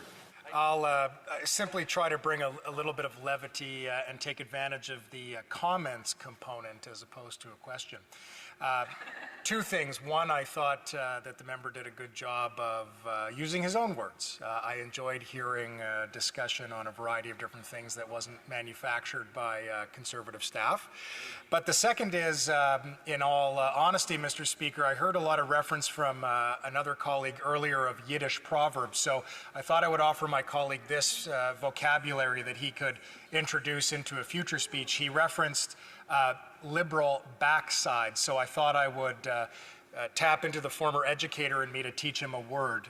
The word in Yiddish for backside is tuchus. So I do hope that the word tuchus will find its way into the future remarks of my honourable colleague across the way. Thank you, Mr. Speaker. Just wondering for hands here whether you have to spell that or not. The honourable member for Parry Sound, Muskoka. Well, listen, that's a lovely set of remarks there, and I appreciate my colleague from Winnipeg South Centre. Is it Winnipeg South Centre? And I've added a new word to my vocabulary. I appreciate that very much, and much like my colleague from Calgary, Shepherd, I clearly need to use more Yiddish in my expressions around here, and I will attempt to do so. Thank you. Questions and comments? Question et commentaire. The Honourable Member for Kingston the Islands. Thank you, Mr. Speaker. I couldn't help but think that when the member was talking about other municipal people that ran for or sit on city councils, he was referring to me. And I'll tell him something that I didn't do when I was on city council, because I did spend a lot of time on city council in Ontario as he did. I never once told the chief of police what to do. I never once collected evidence for the chief of police in Kingston. I actually quite often went to the chief of police to seek advice as to how to do things. I listened to the chief of police when the chief of police spoke to me, especially in the area of the chief of police expertise. And so in this case, we have the chief of the RCMP commissioner, who says, and I quote, "Any information obtained through a motion or other compulsory authorities would need to be segregated from the RCMP investigation. There's a significant risk that the motion could be interpreted as circumvention of normal investigative processes or charter protections." So I'm just curious, in the interest of sharing stories from city councils, how many times did this member tell his chief of police what to do? The honourable member for Parry Sound, Muskoka. The very simple answer to that question. I, like him, actually spoke to the chief of police many times in my community and never told him what to do. But the interesting thing about this, of course, he didn't ask that question just to get that answer. That's the simple answer. He asked that question to suggest that what we're trying to do is wrong. And the fact of the matter is, what this House has demanded, a majority of members of this House, not just Conservatives, but a majority of members of this House have demanded documents that we'd like to hand over to the police. We're not telling them what to do with the documents. We're not telling them how to interpret the documents. We're not telling them how to manage their investigation. But the supremacy of this House has demanded documents. And frankly, that should be the end of it. Full stop. The supremacy of the House. We've demanded documents. Hear, hear. Questions and comments? Question commentaire. The honourable member for Bow River. Thank you, Mr. Speaker. And to my honourable colleague, both we have been municipal mayors in the past, and the documents and the transparency are very critical in municipal government. It's very open, very transparent. And I think in this particular case, and I think this member may have been referring to it, we just asked for the documents to be produced so we can move them to the next stage. People often say, well, then take it to committee. Take it to committee with the full documents, because if it goes to committee without the full documents, it won't work. So to my honourable colleague, I believe he has an opinion about why they need to be full documents to go to committee. Honourable member for Parry Sound, Muskoka. I want to thank my honourable colleague and former mayor himself for the question. Listen, the situation here, of course, is that we know that week 3 or week 4 or whatever it was, when the Liberals, their line of argument was that we should send this to committee. Of course they want to send it to committee, and Canadians should know. Canadians should know that this is all part of their grand scheme to keep things covered up. Because committee is a great place to go and bury things and try to keep things covered. And so the fact of the matter is, we're not interested in playing the Liberal cover-up game. We're interested in full disclosure, full sunlight, openness and transparency by default, which is what they promised and have never delivered. Comment? Question commentaire. The honourable member for Kingston and the Islands. Maybe I'll get to Windsor. The motion that we're debating is to send it to committee. To somehow say that the members from the Liberals suddenly decided they wanted to send this to committee, I don't even know if this member knows where he is right now. His motion that he's debating is to send this to committee. What is he even talking about? But more importantly, back to the previous exchange that I had with him. When he said, well, all we want to do is produce the documents, what the RCMP does with them, well, we don't care. We just want to produce them. He makes it sound all innocent. If he listened to what I actually said that the RCMP commissioner said, is the commissioner said, we cannot do anything with information that's obtained in this fashion because it is unprecedented and it is not a manner in which we can collect, gather, and use evidence. The honourable member for Parry Sound, Muskoka. Well, Mr. Speaker, I think that display is precisely what Canadians are sick and tired of from 9 years of this smug Liberal government that is not open and transparent by default. But in fact, their constant message is, no, we know best. We know best. We'll tell you what you should think. We'll tell you what we should do. Conservatives, just ignore them. Ignore the will of this place. We know best. And so that's the message. That's the real message. I hope Canadians see that. Smug and arrogant and typically Liberal. Their time is up, Mr. Speaker. We need solutions in this country, and here we are stuck trying to clean up their mess. Just hand over the documents, and we can move on. Questions and comments. The honourable for Moose Jaw Lake Centre, Lanigan.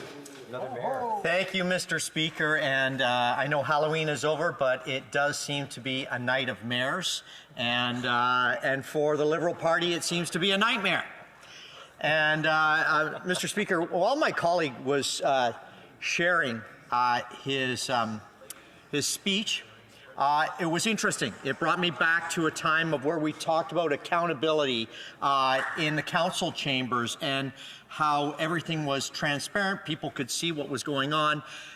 We've not seen that with this government, and we've seen corruption to the core.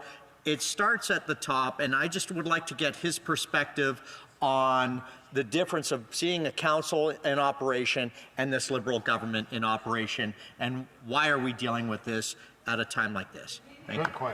Honourable Député de Perry. The honourable member for Parry Sound Muskoka. I want to thank my colleague from Moose Jaw, a legendary mayor in his own right, and he's absolutely right. I mean, there's example after example. Unfortunately, I only had 20 minutes to speak, so I couldn't give every example of Liberal corruption over the last 9 years. But it goes on and on and on, and the cover-ups are like piling on top of each other over and over and over again, because this government is about staying in power and protecting itself, and they actually don't care what the people say in this house. The people have spoken, and they don't care.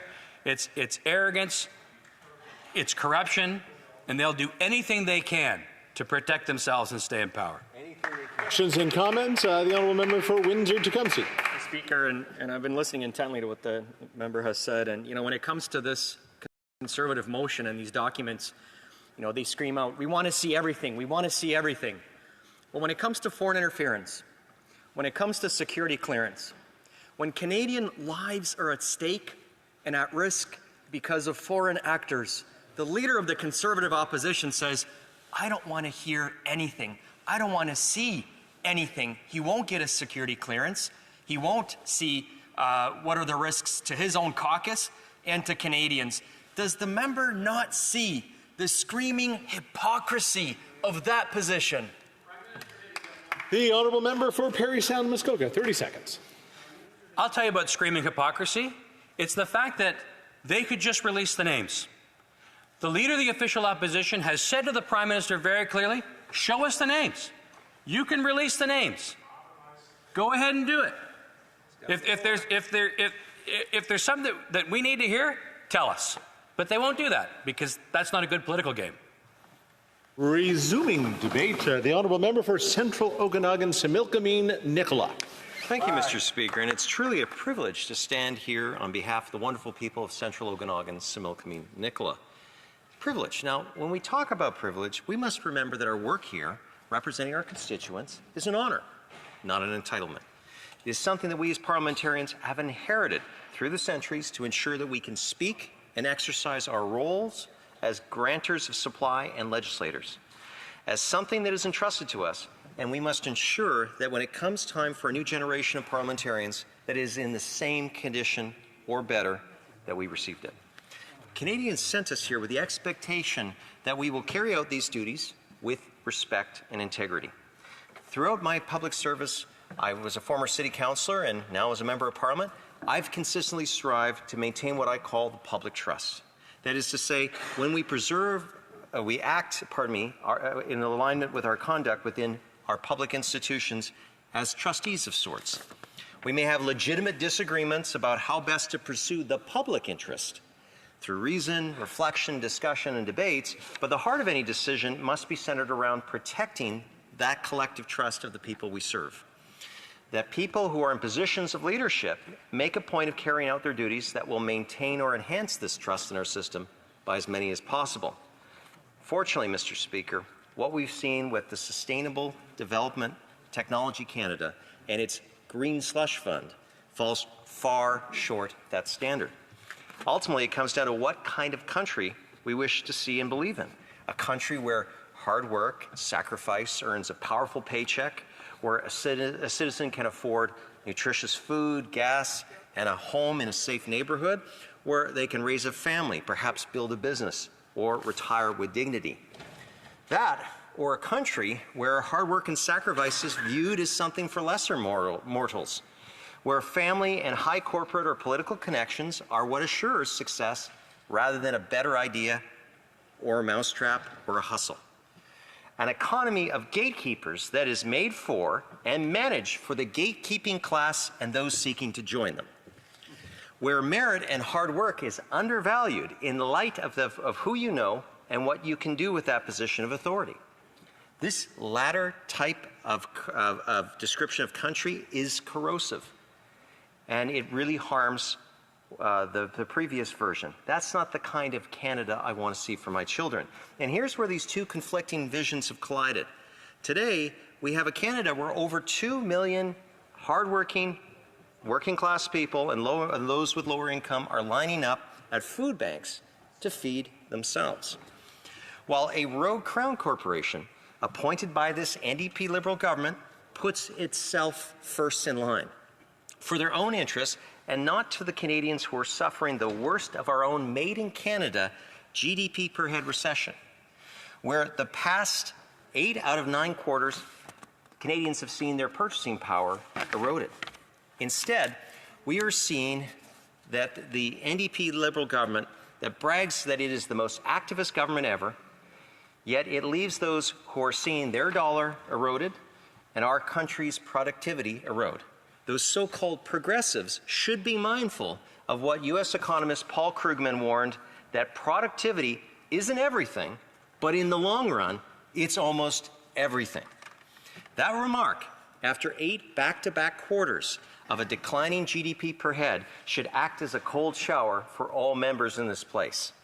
We have young people who are working multiple jobs only to find themselves locked out of the dream of home ownership, seniors who would prefer to volunteer at a food bank, not line up at them, families who will have to use metal detectors to look for disposable needles and drug paraphernalia on their children's soccer field, scratch their heads, Mr. Speaker, asking what has happened in this country.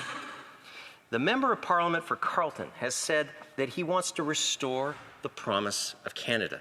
His mission is to bring back the country we knew and still love. He wants to put hard work and merit as a first principle for getting ahead in this country. Instead, as the member of Papineau, who was also the Prime Minister, has essentially enabled the well-connected to get ahead despite all inclusiveness at the expense of everyone else. We've been debating this privilege motion for months. If you only listen to the Liberals, their ministers, or their parliamentary secretaries, you might think at home that there's nothing to worry about. However, many Canadians are asking why this debate continues on. Let's summarize what we know. In 2021, SDTC was created with the aim of providing financial supports for green tech companies for marketing. Since the Liberal government came to power, this foundation received $1 billion in public funding. The investigations conducted revealed that the period examined by the Auditor General revealed that 82% of the transactions approved by the board did have conflicts of interest. So allow me to repeat this once again. 82% of the transactions approved by SDTC's board involved conflicts of interest.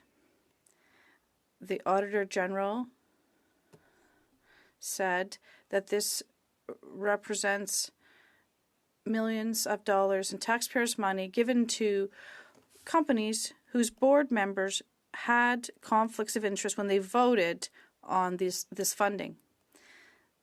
These figures are alarming, and many Canadians are angry when they learned how much money was at stake here. And the Auditor General also realized that the board approved additional funds for roughly $59 million that contravened SDTC's regulations as well as the law. The Auditor General found, and I quote, "We found that the Foundation awarded funding to 10 ineligible projects of the 58 we examined. These 10 projects were awarded $59 million, even though they did not meet key requirements set out in the contribution agreements between the government and the Foundation," end quote. Now let's stop for a moment.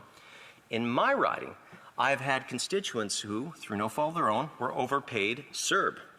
In those situations, CRA clawed back every single dollar of overpayment.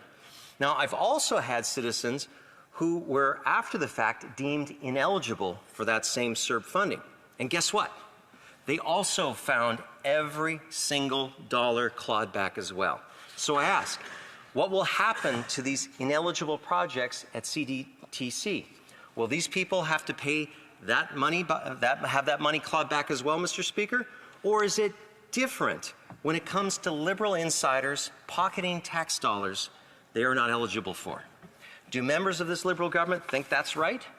One set of rules for someone who receives CERB payments they were not eligible for, and a different set of rules for ineligible insiders cashing in on SDTC funding they weren't even eligible for. How do these things happen? How is it that no one raised a red flag? Why is no one in this Liberal government saying we need to claw those funds back? Why is it, Mr. Speaker, that fairness for everyone, something that does not apply, obviously, to Liberal insiders? Now, let's be clear.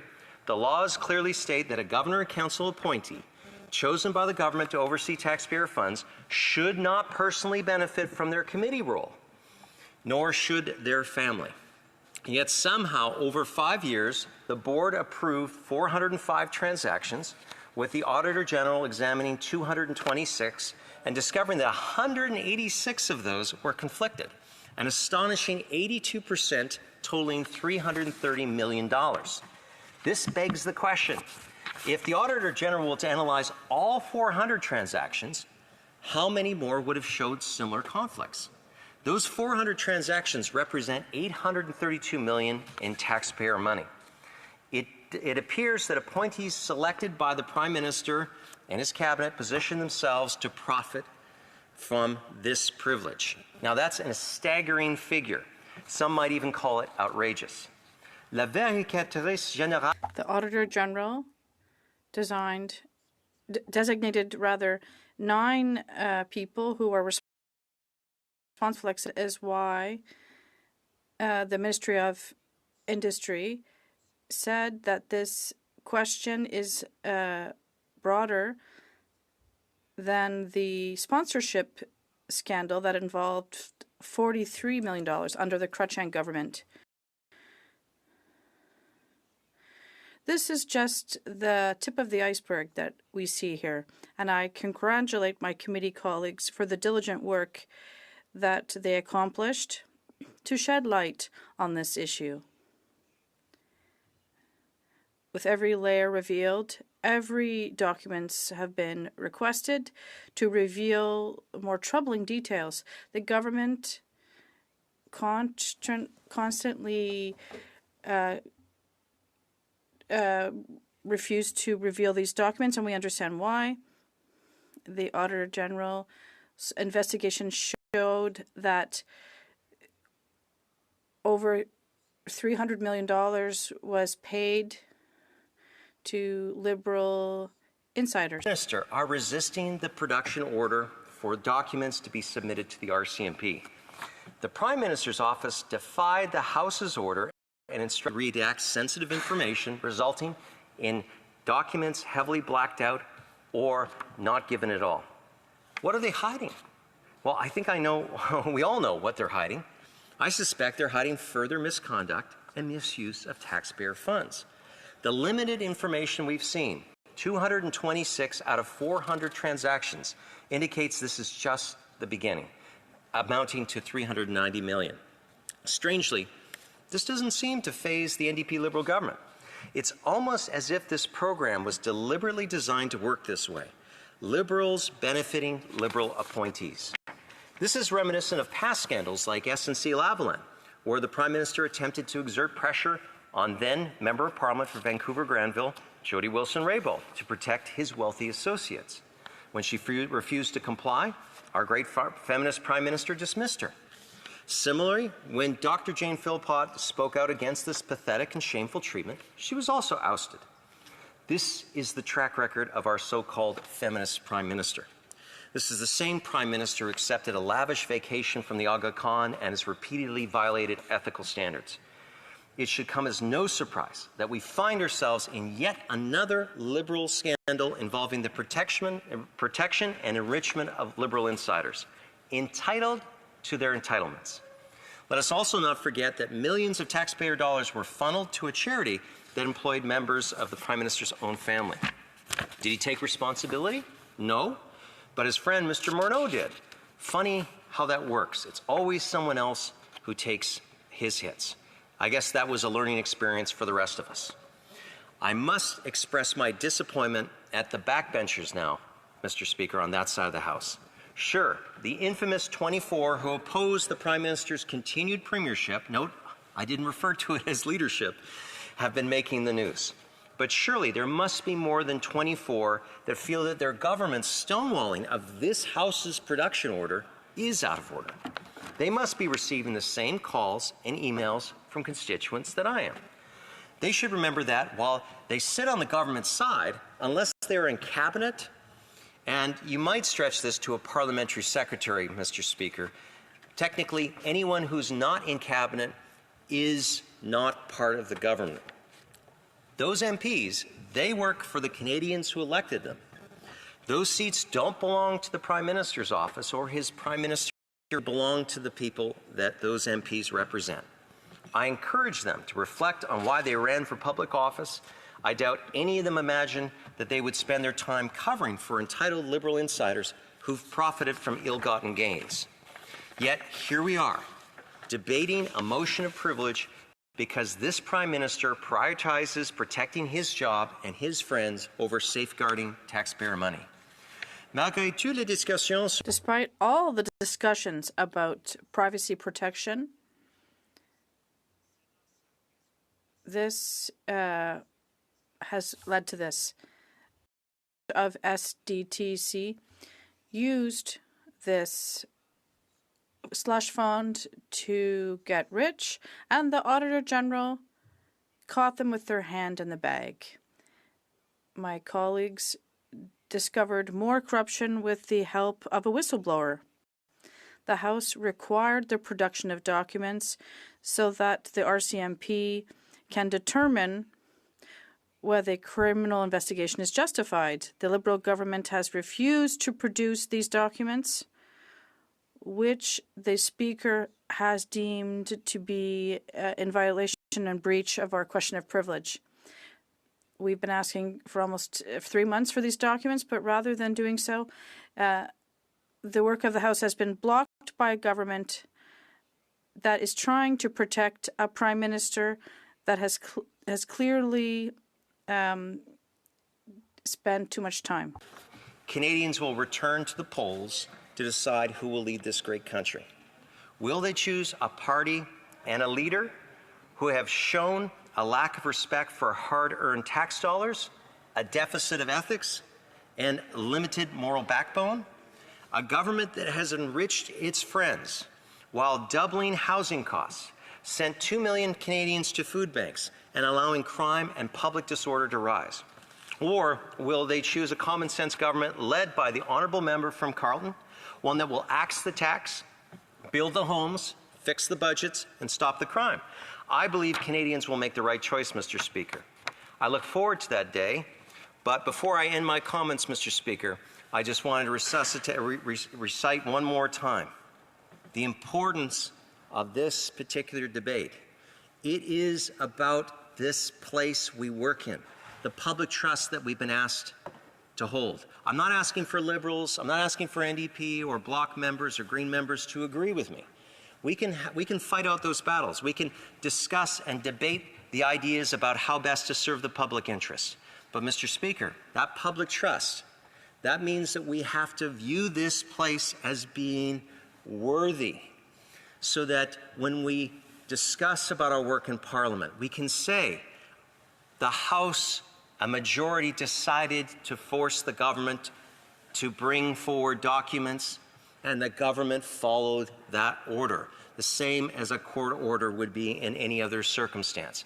Mr. Speaker, this is Parliament. These are the rules that we have inherited. This is the chamber that we've all sought so much and given so much to be here so we can represent our constituents.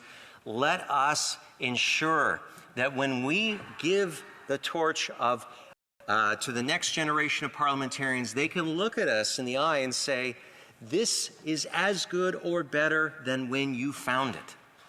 We cannot allow this privilege, Mr. Speaker, this privilege to be something we can fritter away. This is something that we need to press the government on, and the government members themselves, who aren't part of the cabinet, should be impressing upon their own Prime Minister and his cabinet. Just open it up. Let these things come forward. Then we can move to other discussions.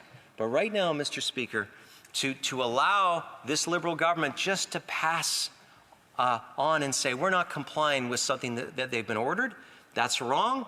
We have a duty to this place to make sure that those orders mean something and to force this government to start honoring the traditions of this great country and the Westminster system that has served it so well. Thank you, Mr. Speaker. Questions and comments? Question commentaire. The honourable for Bow River.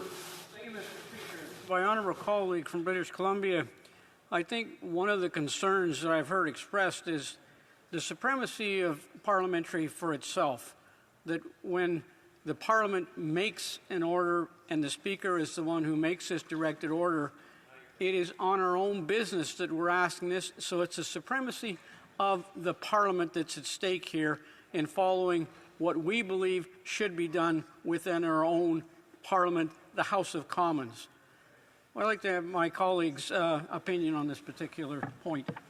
The honourable member for Central Okanagan, Similkameen Nicola. Yes, well, this gives me an opportunity to rail a little bit about Trudeau Sr.'s use of the Charter to essentially Americanize our system and to remove some of the supremacy of Parliament. I do not believe that the trust that was given to those members of Parliament at that time was honoured, because essentially the supremacy of Parliament when it comes to certain elements of lawmaking is no longer supreme.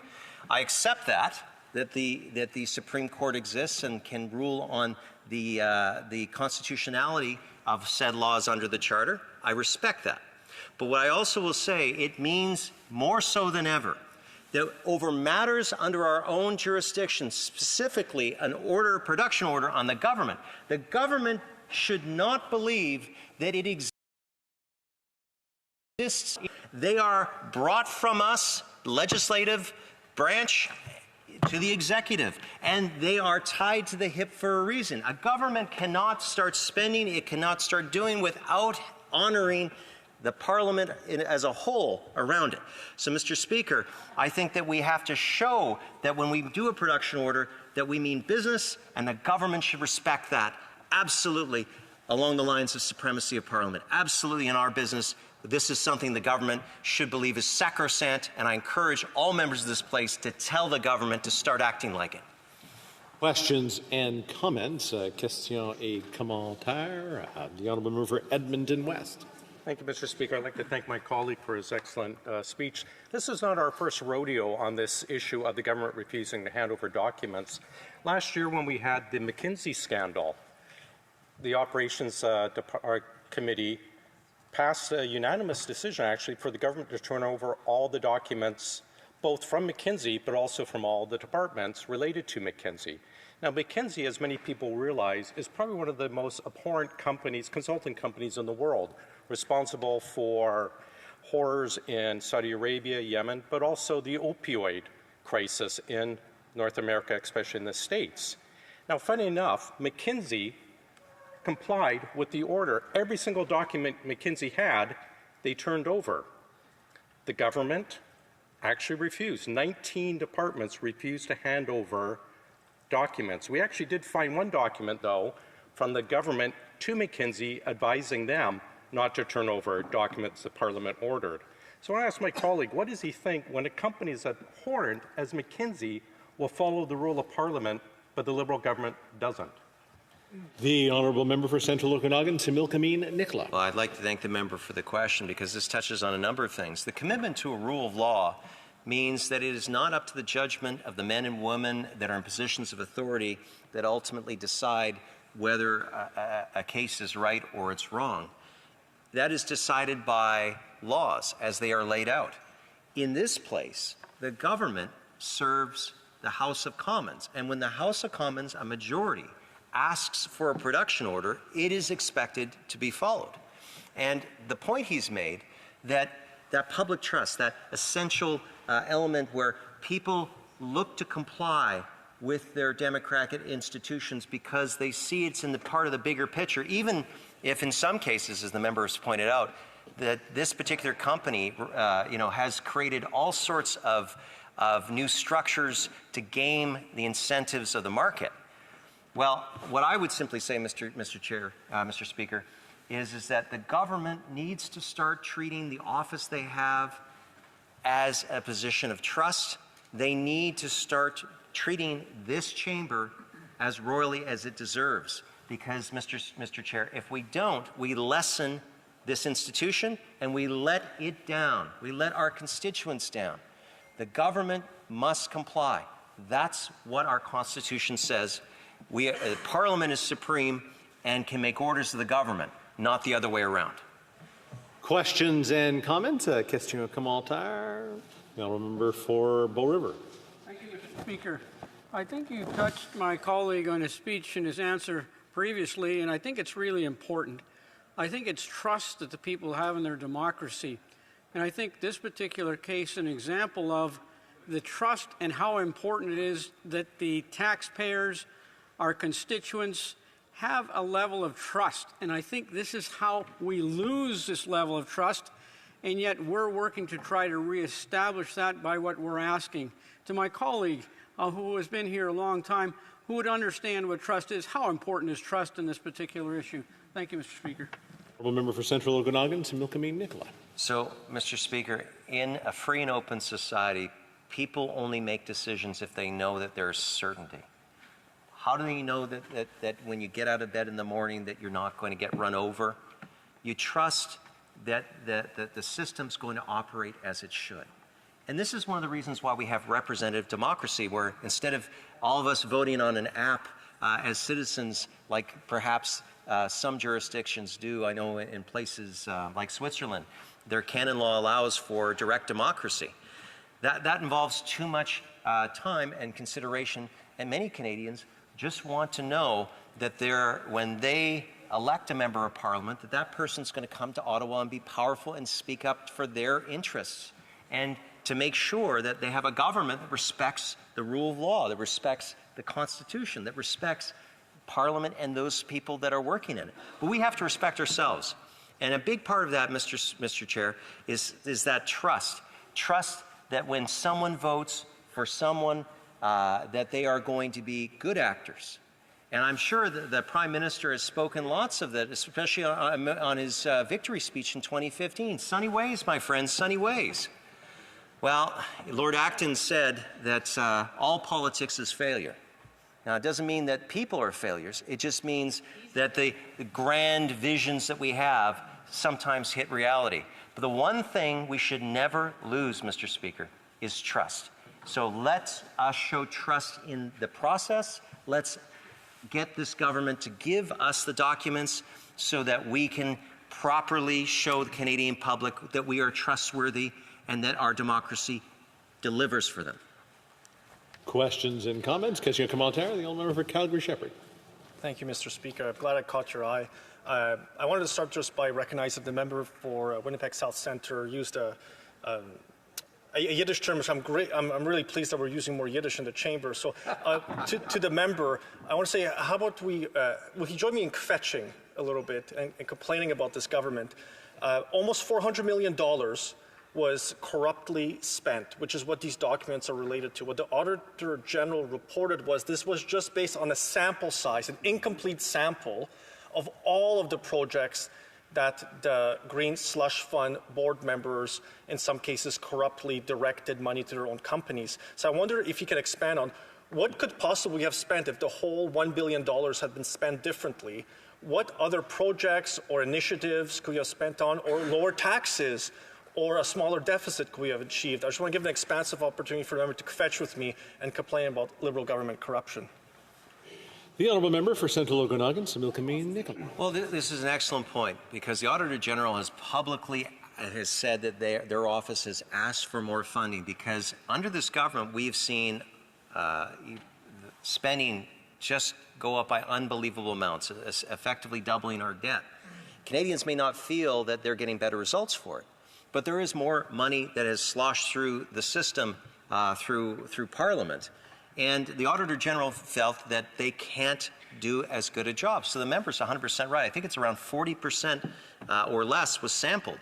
And they found, what, 282 different cases of conflict of interest or where the rules weren't followed. I raised the case about ineligible companies receiving it and getting different treatment than ineligible Canadians when they applied for CERB, where they had to pay it all back. So, Mr. Speaker, at the end of the day, there are so many other priorities that could have happened. But the one point I want to just on is that the Auditor General, the whole idea about that is so we have a trustworthy source that is nonpartisan that we can all agree on. And that's where I really don't understand where backbench members of the Liberal caucus are at on this. They should be just knocking down the door saying the Auditor General has said something is wrong. What are you doing to fix it? Why are you not giving Parliament the documents so we can find out, was it incompetence by the minister? Yes. Was it just simply the board itself? We need to have answers. Reprise du débat, continuing debate. The honourable member for Edmonton West. Thank you, Mr. Speaker. Or as I like to refer to it, Edmonton West, Edmonton Mall is the official name of my riding. Thank you, Mr. Speaker. I'm very pleased to rise to discuss the privilege motion we have before us on one of the many government green, specifically on the Green Slush Fund, but on one of the many government environmental green scandals going on.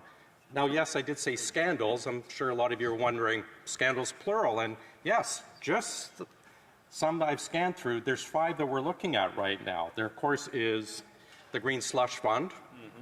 We have the Environment Canada contribution audit scandal. We have the Net Zero accelerated scandal, and I'll get to those later. And of course, we have the government with the carbon tax misleading Canadians, misleading this House repeatedly on the carbon tax. Now, many members, including the Prime Minister, have stood in this House and said the carbon tax is neutral. In fact, we went back through Hansard and counted 37 times Liberals claimed the carbon tax was revenue neutral. The problem is the public accounts very clearly stated that $100 million was being diverted to other use. It's not revenue neutral, as proven by the public accounts. We also heard this government repeatedly saying more money would go back in the pockets of Canadians.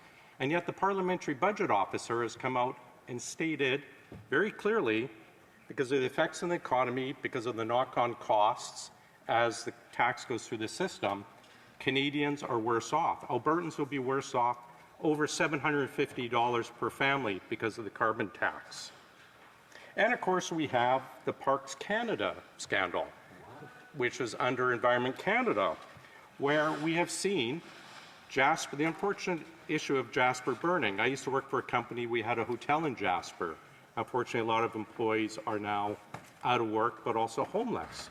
The government, of course, quickly blamed everything on climate change, when in fact we've seen documents come out that the government for years ignored warnings of a build-up of dead trees and bushes and leaves and other issues, other items due to the pine needle, and they ignored it all for political optics. I'm going to read a quote from a Access Information email that came out from Environment Canada. At what point do we make the organizational decision to cancel planned burns in Western Canada? As more and more media articles raise questions concerning drought conditions, public and political perception may become more important than the actual prescription windows. So here you have the government stating perhaps optics is more important than the actual fix that we know about, which is clearing the trees and prescribed burns. Despite so many things to talk about, there's only so much time I have, so I'm going to focus on three. The first is, of course, the Green Slush Fund, which is Sustainable Development Technology Canada, which I'll from now on be calling SDTC for those following along at home. Now, Parliament has ordered the documents to be handed over, and the Liberals are covering up and refusing to hand over those documents, which makes you wonder, what are they hiding? What are they hiding that is so bad that the government is allowing weeks and weeks and weeks of their legislative agenda to be pushed aside for this debate? It makes you wonder, is that $400 million, taxpayers' dollars, were being funneled by Liberal insiders to other Liberal insiders? Is it that the Liberal appointees were ignoring conflict rules 88 times when funneling this money to Liberal insiders? Or perhaps the millions given to ineligible recipients? The Industry Canada contribution agreement, which is the contract basically that outlines who is eligible and also the rules to follow, clearly state that all conflicts from the board with STDC have to be reported to the minister. Now, we asked in committee a former Liberal minister, Navdeep Bains, about this, and there was no answer. It got so bad, we actually are approaching a privilege motion in public accounts over his refusal to answer. Now, this is right in the contribution contract with Industry Canada. So Navdeep Bains or the current minister would have had to be advised of these 88 conflicts of interest led to millions, hundreds of millions of taxpayers' money go to Liberal insiders or ineligible recipients. So the question is, did the ministers know and did nothing? Or were the ministers not informed? These documents will tell us, but the Liberals will not. And I have to wonder, are these documents further implicating the Minister of Environment? Of course, the same minister who's financially involved in Capital Cycle, or Cycle Capital, I apologize, the same Cycle Capital, which is a recipient of tens of millions of dollars of the Green Slush Fund. Of course, the founding member of Cycle Capital, of course, was on the board of the STDC. Now, this founding member, the minister's partner, Andrea Lee Smitho, was in public accounts, and we asked her about these conflicts. But she noted that she and the minister barely made any money off of some of these grants. Hey, think about it, like, at what point does it become okay for corruption if we barely made any money? Are we setting the new bar that it's okay to be corrupt as long as you barely make any money? Good point. That is a question that could be answered by the documents and be answered by this government, but we're not. Now, we further heard from a senior bureaucrat from the Privy Council. Now, the Privy Council, of course, is the Prime Minister's department in informal terms, but it's the department that serves the Prime Minister. This senior bureaucrat from the Privy Council, when we asked about why she's not turned over documents as ordered by Parliament, said that she was refusing to release the documents ordered until she received permission from the former head of the board of the STDC, Arnett Verschuren. Now, this is the same Arnett Verschuren who was found guilty by the Ethics Commissioner for violating conflict of interest agreements with STDC grants. So here we have the Prime Minister's department stating they need the permission from someone found guilty of violating the ethics code before they will actually hand over the unredacted documents that Parliament has ordered. Now, we have the Liberal appointed chair who is sending taxpayers' dollars to her own company. And again, the government will not turn over the documents until they receive permission from her. for privacy reasons. Now, keep in mind, this is also the hand-picked chair of Liberal Minister Navdeep Bains, who worked outside of the application process, who reached out and chose her after the application process for the role had closed.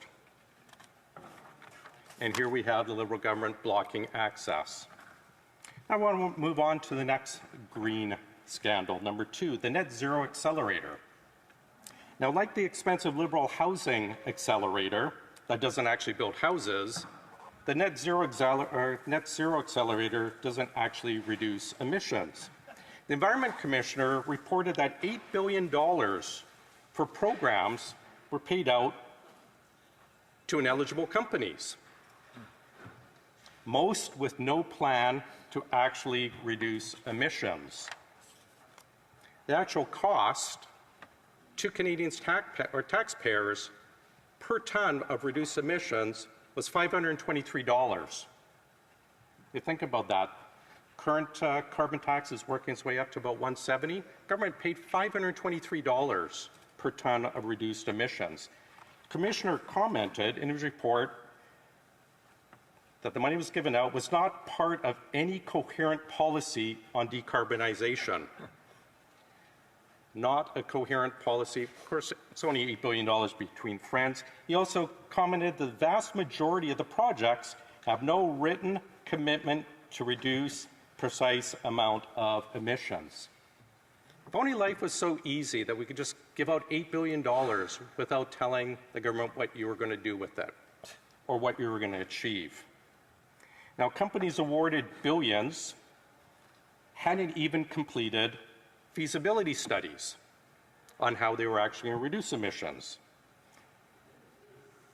The department raided other funding programs in order to top up funding to the Net Zero Accelerator because so much money had been committed to these companies that weren't eligible and hadn't provided information on how they're going to reduce emissions. Funding was approved before the Liberals even did due diligence on the applications.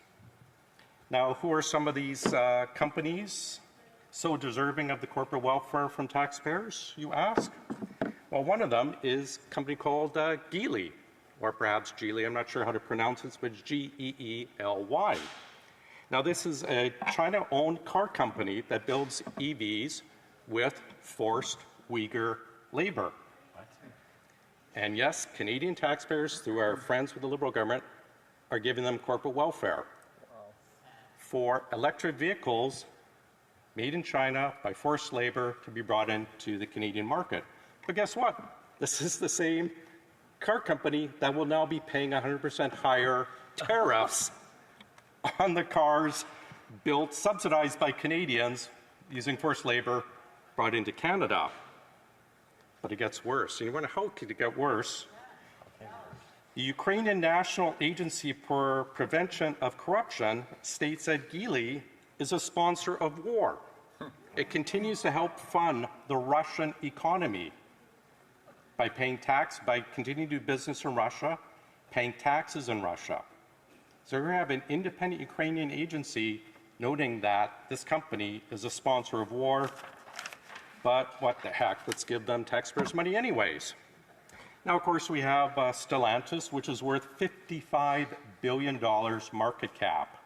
Got $500 million more on top of all the money they received for the battery plants. General Motors, worth $70 billion, got $100 million at taxpayers' corporate welfare. Pratt & Whitney, $222 billion, worth almost $250 billion, got $60 million. All in all, $8 billion given out to companies worth over $900 billion. And again, we go back to what the Environment Commissioner said. Money was given out without due diligence, without proof that emissions would be reduced. Environment Commissioner even stated that the program didn't even help the largest emitters in the country. The low-hanging fruit where we could get the most bang from the buck. We heard the Prime Minister today state they were going to go after the oil and gas industry because they were the largest emitters, so they would have the easiest path to reduce emissions.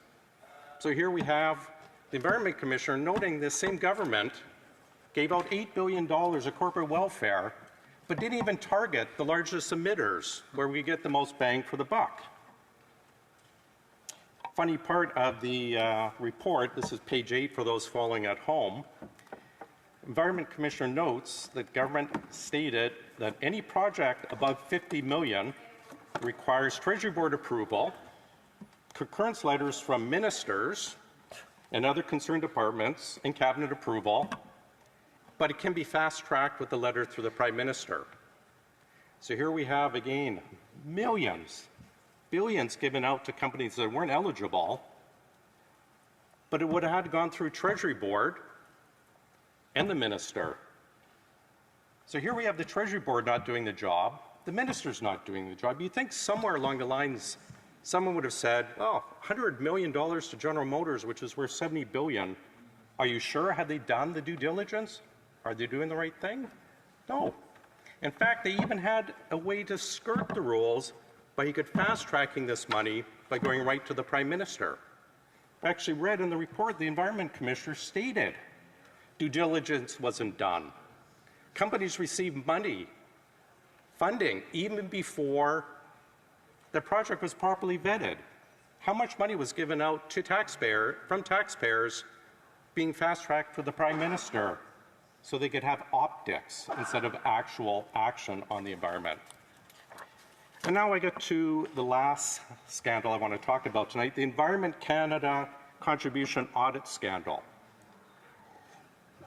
Now, this is right from Environment Canada. The auditor, they have internal auditors, put out a report noting problems with the governance and weak conflict of interest rules, where have we heard that before, and weak guidelines on cash management for the grants and contribution given out by Environment Canada. Now, Environment Canada you think would be about helping the environment, right? You'd be wrong if you thought that when you look through the report. So where did taxpayers' money go from Environment Canada? I'll give you some great examples. The iron ore company, which owns Rio Tinto, got $18 million. Now, today we had visitors from juvenile diabetes come to the house or come to our offices. They were looking for $15 million of funding over 4 years.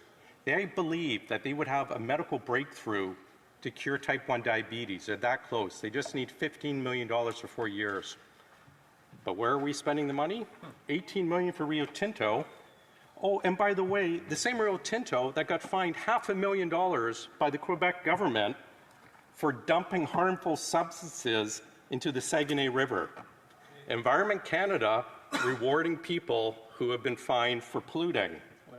Glencore, worth $53 billion, got $10 million of corporate welfare. This is after pleading guilty to corruption charges, and they had to pay $1.5 billion settlement to the U.S. government, but they had $10 million for that fine from Canada. Lafarge got $14 million. Guess what Lafarge got in trouble for and what they did with some of that money? They got fined for paying ISIS. Think about that. Some of the worst atrocities we've seen done by the terrorists and ISIS, funded by Lafarge, ordered by the U.S. government to pay $780 million penalty, and they're still operating in Syria right now, by the way. The taxpayers are helping this company through Environment Canada. Copper Mountain got $3 million, even though their head of security pled guilty to murdering Indigenous activists. And we're rewarding that. Environment Canada. Indigenous activists fighting for the environment, murdered by the company, but this Liberal government with their radical environment minister sending them corporate welfare. Stellantis, here they are again, $2.5 million. By the way, Stellantis was also fined for emissions cheating in Europe. So again, we have Environment Canada giving corporate welfare to a company that was fined for cheating on the environment rules in Europe. Taxpayers paying their fine, basically. Another one, Quadrille Property Group, $2.5 million. This company's been blacklisted in the U.S. Investments in companies in China using forced labor. Owens Corning, $2.5 million taxpayers' money through Environment Canada. Fined for hazardous waste violations. So here we have another big company helping destroying the environment, but the government giving taxpayers money to.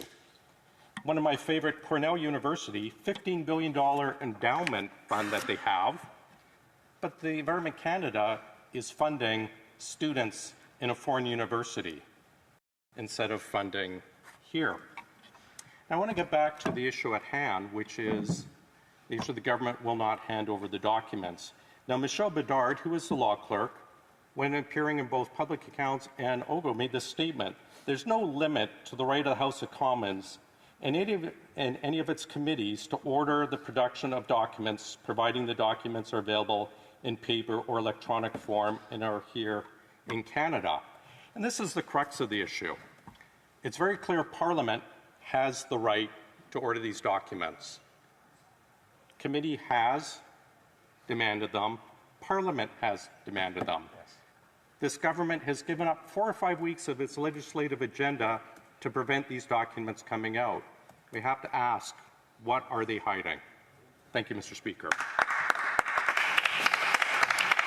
Questions and comments? Question commentaire. The honourable member for Bow River. Speaker, to my honourable colleague, I really appreciate the information, the details he had about where taxpayers' money was going and for what dubious causes it might have been sent for. But to my colleague, going to committee is not what this is about. It's producing documents, I think, because the House has ordered it to be produced. No other reason. This is the supremacy of this government. His opinion on the supremacy of the Parliament to control what it needs to do in its own House. Honourable member for Edmonton West, Edmonton Mall. Thank you, Mr. Speaker. I'd like to thank my colleague from Bow River. He's right. Parliament is supreme, and that is the issue here. We've had department after department come before committee, both an operations committee on the McKinsey scandal and this one, and tell us, unelected officials coming to tell us, Parliament is not supreme. We don't have to obey the law.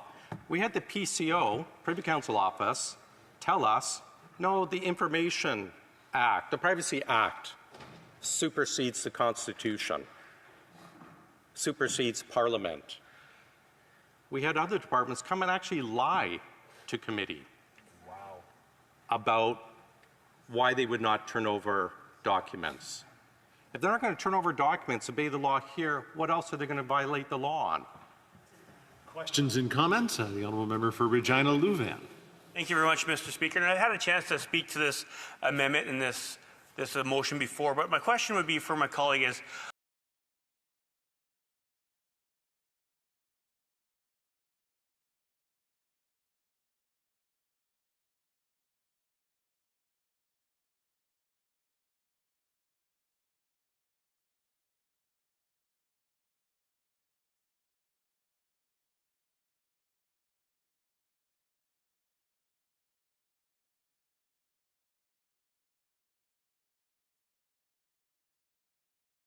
I remember ICAM, is a law backslash fund scandal is focused across the country. But how much bigger is it than the ad scam scandal that took down the Chrétien-Martin government? The honourable member for Edmonton West. Thank you to my colleague from Regina Louvain for that. Ad scam, in the grand scheme of things, is peanuts compared to this. $400 million through the Green Slush Fund, funneled from Liberal insiders to Liberal insiders. We have clear rules actually stating before the money can go, people have to sign off the contribution agreement that the Minister of Industry has to be informed when there's a conflict within 1 month. So it's right there in writing in the contribution agreement. We also heard from a whistleblower who said, yes, I did come forward, I did make the Minister aware of this scandal, of these conflicts, and no action done. Ad scam was horrible. It brought down the previous Liberal government. This should bring down this government. Questions and comments? Question commentaire. L'honorable député. The honourable member for Abitibi, Bay James, Nunavik, EU. Well, thank you, Mr. Speaker. I thank my colleague for his speech. And yes, the government right now should provide the documents unredacted and be more transparent. But here's my question. If the Conservative Party were to come to power one day, how would you strengthen transparency to earn the trust of Canadians? The honourable member for Edmonton West. That's an excellent question. There's a lot of things we can do to strengthen transparency. A very large one was supporting C-290 from my colleague from the bloc on whistleblower protection.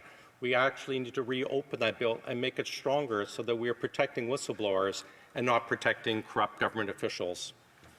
Joey commentaire, questions and comments. The honourable for King Vaughan. Thank you, Mr. Speaker. And I want to thank my honourable colleague for a wonderful speech. He's even educated me this evening. But I have a question for him. Maybe he could explain to Canadians watching tonight. As I speak to my constituents, they are appalled by what is happening and why this government won't release the documents, because they feel that as shareholders of this country, they deserve answers. Could he please explain to them that they need to make sure that when we have the next election, they vote for the Conservative Party of Canada? The honourable member for Edmonton West. Tough but fair question, yes. I think just having a member like we have representing King Vaughan would be enough to convince them to vote for the Conservatives. But this is an important issue. We saw out of ad scam, we had new transparency laws and the Accountability Act brought in by our former Prime Minister Stephen Harper. I think what we're going to see that's going to come out, the good that's going to come out of these scandals, is going to be a demand and action from the future Conservative Party and government to ensure that we do have transparency and, just as important, so that Canadians know that their hard-earned tax dollars are going to what Canadians want, and not corporate welfare, not Liberal insiders, but to Canadians. Questions and comments? The honourable member for Regina Louvain. Thank you very much. Well, my colleague gave a wonderful answer to the question I gave him a few minutes ago. I had a follow-up question because his answer actually triggered something. Was how many ministers of innovation and science, how many innovation ministers does he think might be complicit in this scandal? Because there's been several from the current one, and I'm wondering how many innovation ministers, and one left, I think, possibly because of the scandal, and he is still deeply involved. But how many do you think are involved in this? And does it go back all the way to 2015? I wonder if my colleague had an answer for that question. The honourable member for Edmonton West. Thanks, Mr. Speaker. And I appreciate the opportunity to respond to my friend from Regina Louvain, because this is probably the most I've spoken to him in a while. I think the issues are deep. The STDC is not a new program. It's been around for a couple decades. Up until this government took over, the Auditor General had given it a clean bill of health for the program and for its investments. It's only since this government has taken over. The Auditor General very clearly stated in her report that this falls at the feet of the current industry minister. It's very clear from the documentations that we've seen with the contribution agreements, he had to have been told that there were conflicts, and he purposely ignored it because it was benefiting Liberal insiders, or he refused to ask if there are issues. We had a whistleblower made it very clear that the current minister was aware these issues were brought forward. We've also seen the previous minister, Navdeep Bains, hand-selected, went around the application process to hand-pick the CEO who was later convicted of violating conflict of interest rules, this same person who the Privy Council is now protecting by refusing to turn over the documents. So it's very clear the rot is deep, and I think this is why the government is refusing to hand over the documents. Very good point. People anxious to ask questions. Questions and comments. The honourable member for Bow River. Thank you, Mr. Speaker. And to my honourable colleague, as he went through details and details, I think we've often mentioned the close to between 300 and 400 million that has been discovered at this point. But there's a lot more information. There was only 180 some that were looked at, and there is a lot more in that documentation. And that's another reason why we need the full disclosure, because this is not all of it. There is much more. And as my colleague has established with his speech, we have just seen the tip of the iceberg. To my colleague, what does he believe why we need to look at more? The honourable member for Edmonton West. I think thanks to my colleague from Bow River, we need to look at more so we can clear the air, so we can find out and get to the bottom of just how much taxpayers' money has gone to insiders, how much taxpayers' money has gone to ineligible companies. It's actually right in, again, the contribution agreement. I think, top of my head, I think it's page 29 if the Liberals want to look it up. But STDC, an industry, has an obligation to go after funds that were given out but were not eligible. We've asked repeatedly, has this government done that, as is required in the contribution agreement? And the answer repeatedly is they completely derail and go into a different topic. They refuse to answer. It's right in the contribution agreement. STDC has an obligation to recover taxpayers' money and return it. I think the current government is protecting their insiders so they don't have to pay back what has been stolen from taxpayers. Resuming debate, the honourable member for Dauphin, Swan River, Newport. Thank you, Mr. Speaker. The scandal continues. Parliament continues to uncover more evidence of the shameful record of this Prime Minister and his Liberal government after 9 long years. Canadians are once again seeing that this Liberal government is not worth the corruption. It is deeply concerning to witness this Liberal government's covering up another scandal. Every day, Conservatives expose more of this Prime Minister's corruption. We bring forward important testimony and new evidence that this Liberal government has tried to hide from Canadians. It is because of this corrupt and potentially criminal behaviour that Conservatives must rise in this House to bring home the facts directly to Canadians. With so much going on, it's important to bring all Canadians up to speed on the deeply troubling situation that has paralysed Parliament. For weeks, this Prime Minister has defied the will of Parliament by refusing to produce documents ordered by this House of Commons. For weeks, Conservatives have demanded that this Prime Minister surrender this evidence so that parliamentarians can uncover the corruption that has seeped into another Liberal Green slush fund, Sustainable Development Technology Canada, also known as SDTC.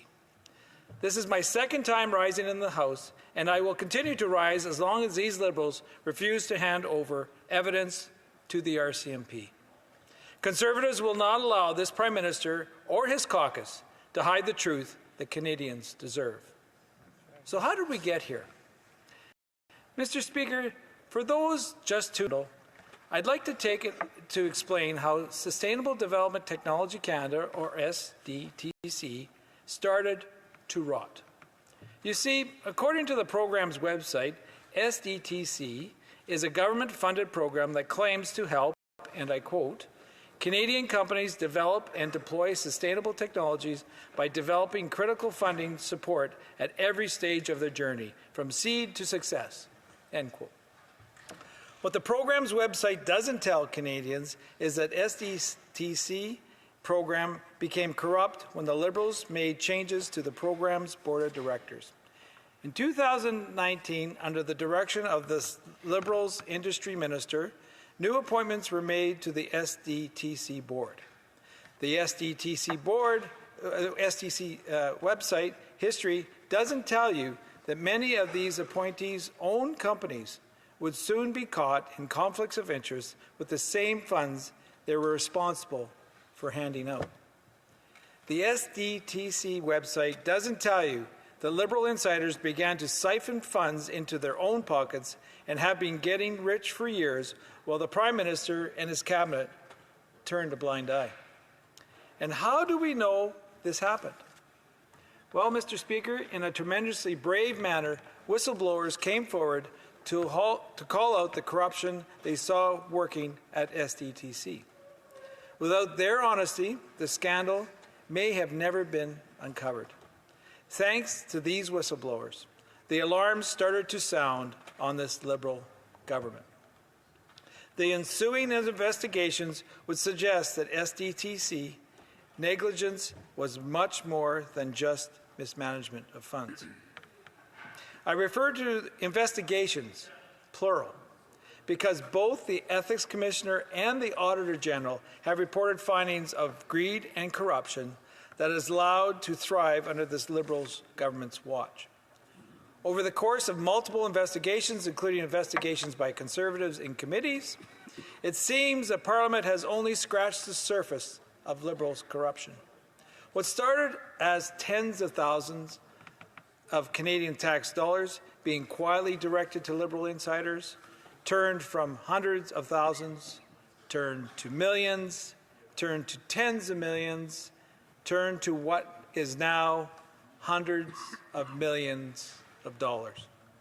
Multiple investigations have revealed that through the Green Slush Fund, $390 million of funding was approved for projects that had extremely concerning conflicts. What the Auditor General found was truly disturbing.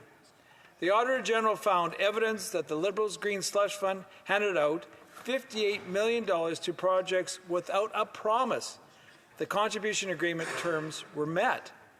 Another $58 million to 10 projects that were deemed ineligible, as they, at times, could not prove an environmental benefit or were not developed green technology. And finally, $334 million in over 186 cases where SDTC board members held a conflict of interest. This shocking misdirection of funds by Liberal-appointed board members has opened the eyes of Canadians to the corruption that demands Parliament's full attention. I'm sure Canadians from my riding in Manitoba can think of many ways these hundreds of millions of dollars could have been used. Whether it's improving internet and cellular connectivity in rural and remote regions, or by investing in law enforcement to crack down on crime. Instead, Liberal insiders got rich in the name of fighting climate change, all under this Prime Minister and his ministers' watch. But I am proud to say that upon discovering this gross negligence and potentially criminal acts, Conservatives stood firm and demanded a proper investigation take place.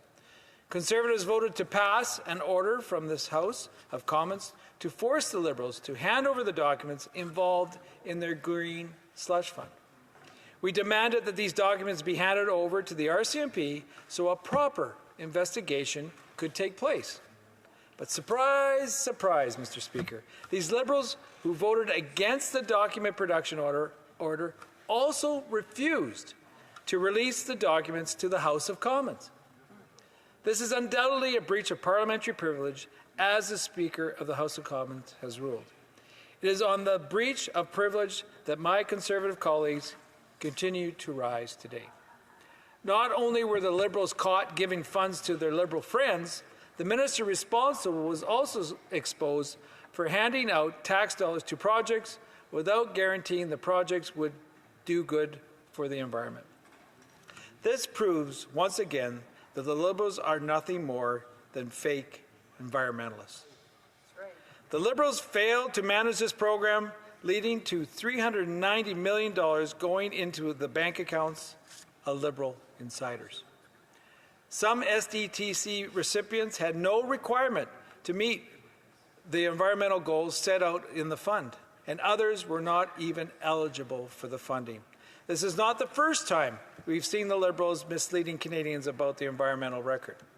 Mr. Speaker, after 9 years, the Liberals have proven to be fake environmentalists. In the Environment Committee, Conservatives have uncovered extreme negligence and an attempt to cover up by, you guessed it, this Liberal government and their Environment Minister.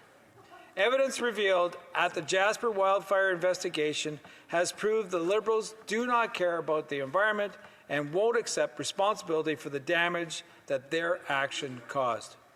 During the national tragedy this last July, a third of Jasper burned, resulting in nearly $1 billion in damage and leaving over 2,000 people homeless.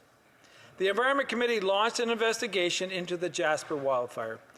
What the Jasper wildfire investigation revealed was shocking. For years, the Liberals were warned by experts that the deadfall caused by an infestation of mountain pine beetles meant the forest was a tinderbox waiting to ignite. Instead of taking action, the Liberals ignored experts and played politics instead.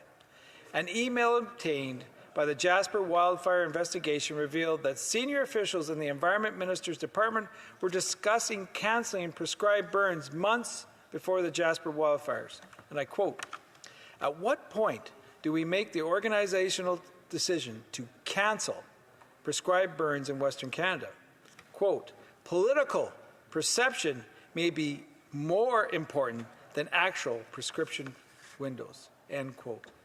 In fact, alarm bells rang for years under this Liberal government as local forestry experts raised concern with the forest mismanagement. In a similar situation to the one we are discussing today, whistleblowers came to the committee to speak the truth. The Jasper wildfire investigation heard from professional foresters who warned the Liberal government in 2017 that a devastating fire in Jasper was not a matter of if, but when.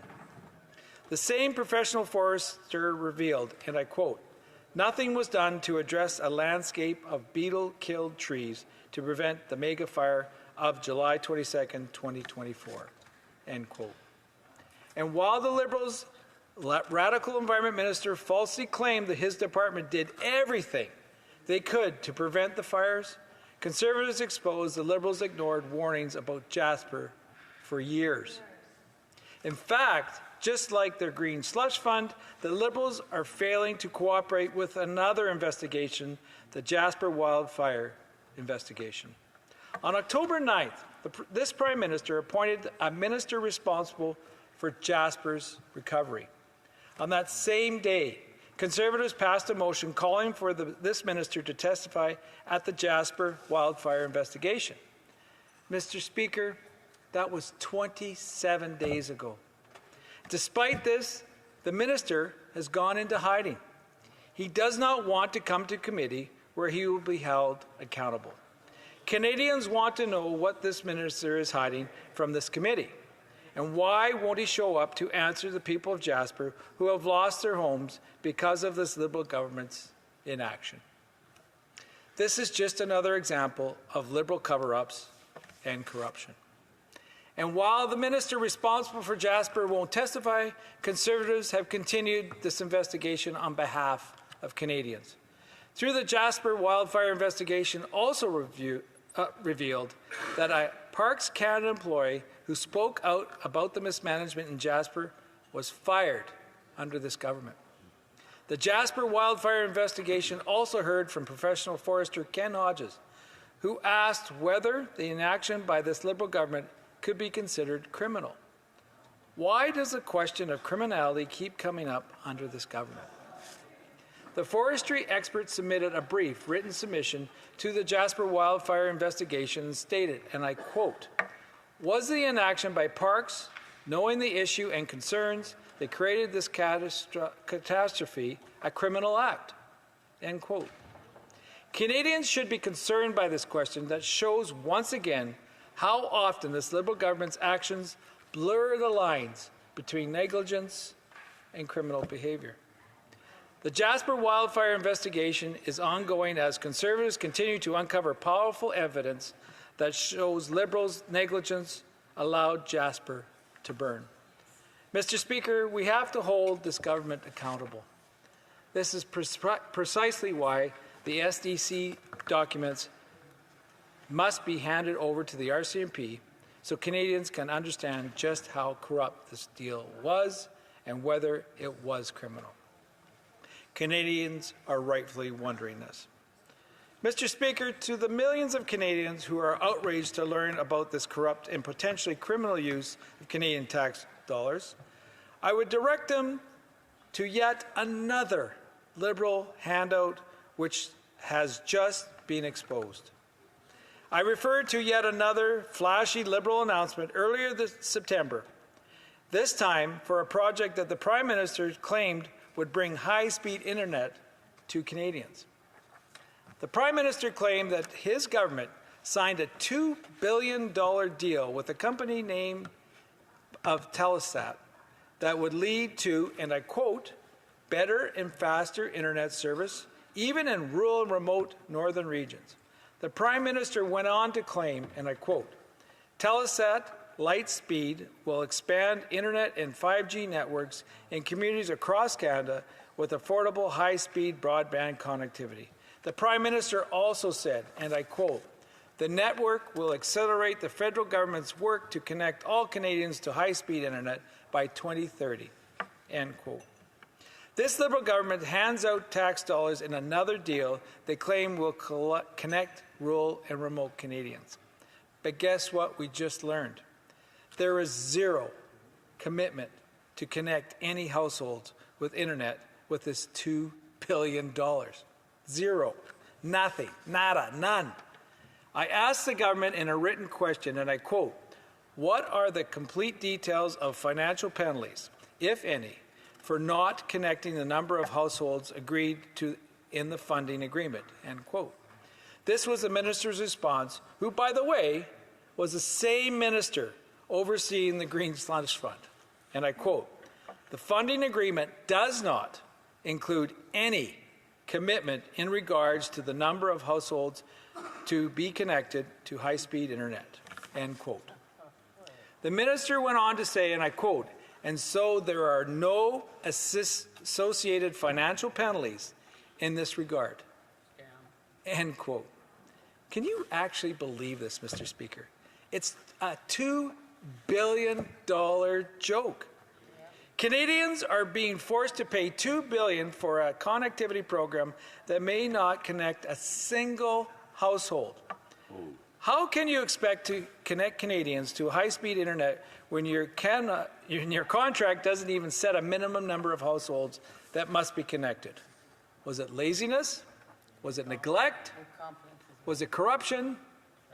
It was probably all the above, Mr. Speaker. And at the end of the day, it means Canadians won't receive the connectivity services they paid for, even though these services can mean the difference between life and death, especially in rural and remote regions. The news comes after last year's findings in the Auditor General's damning report of this Liberal government's discovering that over 1 million households in rural Canada and over half of the First Nations still don't have access to high-speed internet. It's becoming very clear that the Liberal measure success on how much tax dollars they spend instead of the results they achieve. It seems the Prime Minister has no problem sending money to his friends in big corporations and no expectation to receive anything in return for Canadians. It's no wonder that despite multi-billion-dollar deals, Canadians still aren't connected, especially in rural and remote areas. This is why Conservatives are fighting for taxpayers.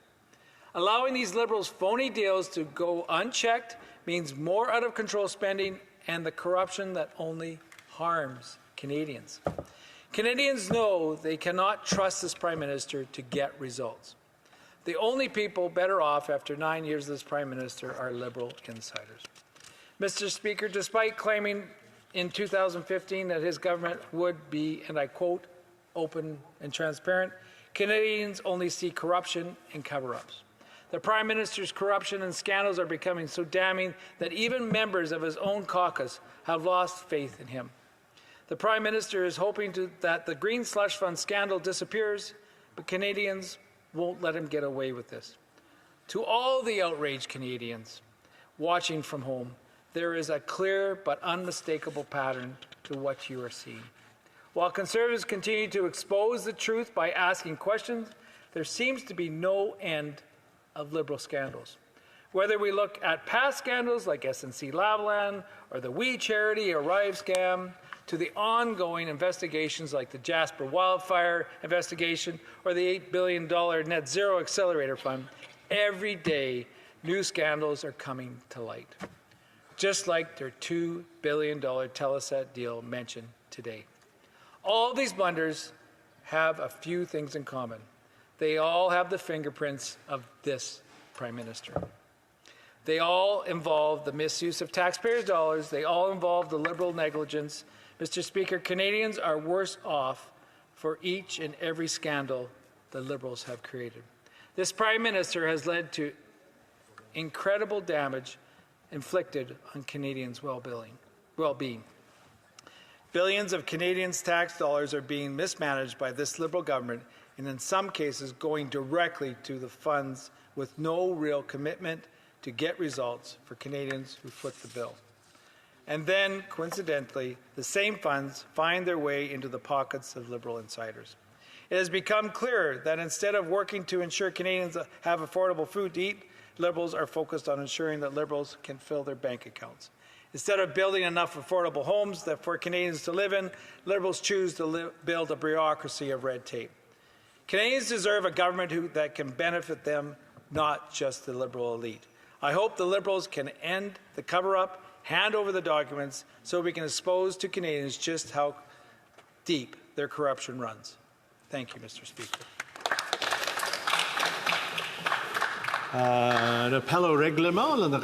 Point of order. The honourable member. Mr. Speaker, I would like to present once again my sincere apologies to the Minister of Public Services and to all my colleagues. Free to speak in any official languages of their choice, and my comments were inappropriate. Je suis désolé. I am sorry. Thank you. And we do have time for maybe a 30-second question, or the honourable member for Bow River. Speaker, to my honourable colleague from Manitoba, appreciated his speech.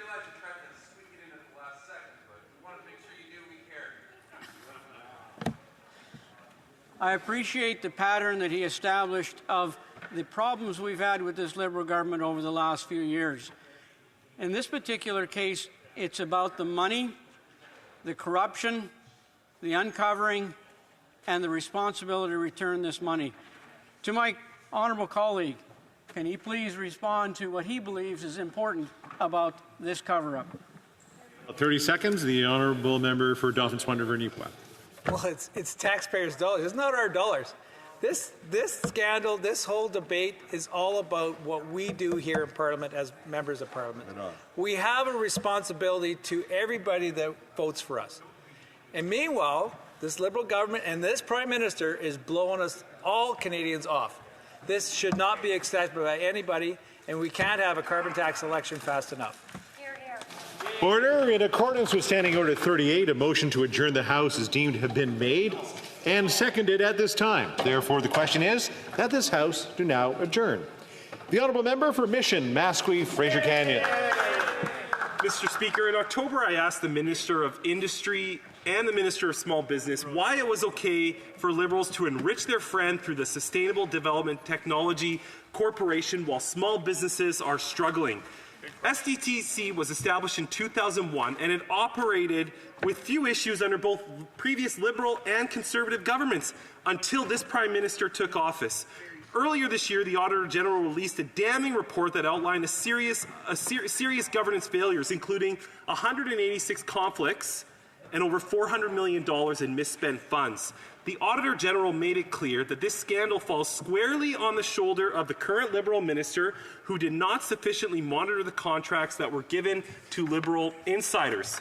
The Liberals' refusal to table documents regarding the Green Slush Fund has effectively paralyzed our Parliament, hindering our ability to do work for which we were elected. This obstruction makes it impossible for us to address pressing issues like Canada's poor economic environment, with high business insolvencies, a lack of productivity, and high tax burdens.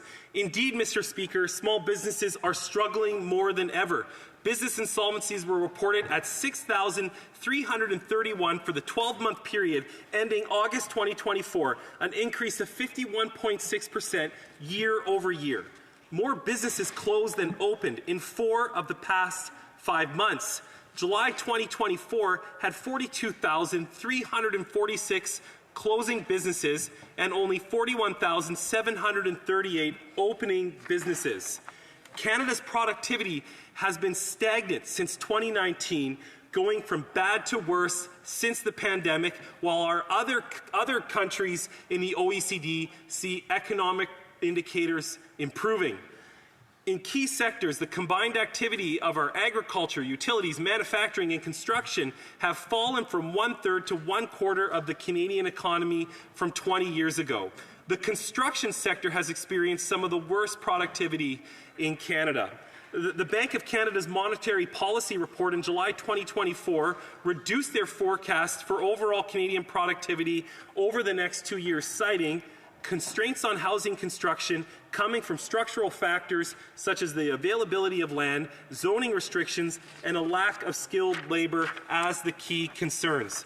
According to the Canadian Survey on Business Conditions, in the third quarter of 2024, half of all businesses reported rising inflation as an expected obstacle over the next 3 months. The rising cost of inputs was second most frequently reported, following by rising interest rates. As well, Canadians are now being taxed higher on their capital gains. Business groups are saying that these changes are unwise at a time of weak productivity. More than half of small business owners believe it will affect the eventual sale of their business, and high capital gains are amongst the most economically damaging form of taxation because they reduce the incentive to innovate and invest. This will penalize a lifetime of hard work. And I might add, Environment and Climate Change estimates the cost of the carbon tax in 2030 will cost the inflation-adjusted GDP $25 billion. So my question is this: will this government release the Green Slush Fund documents so Parliament can get back to the important issues of this country? Thank you, Mr. Speaker. The Honourable Parliamentary Secretary to the Minister of Small Business.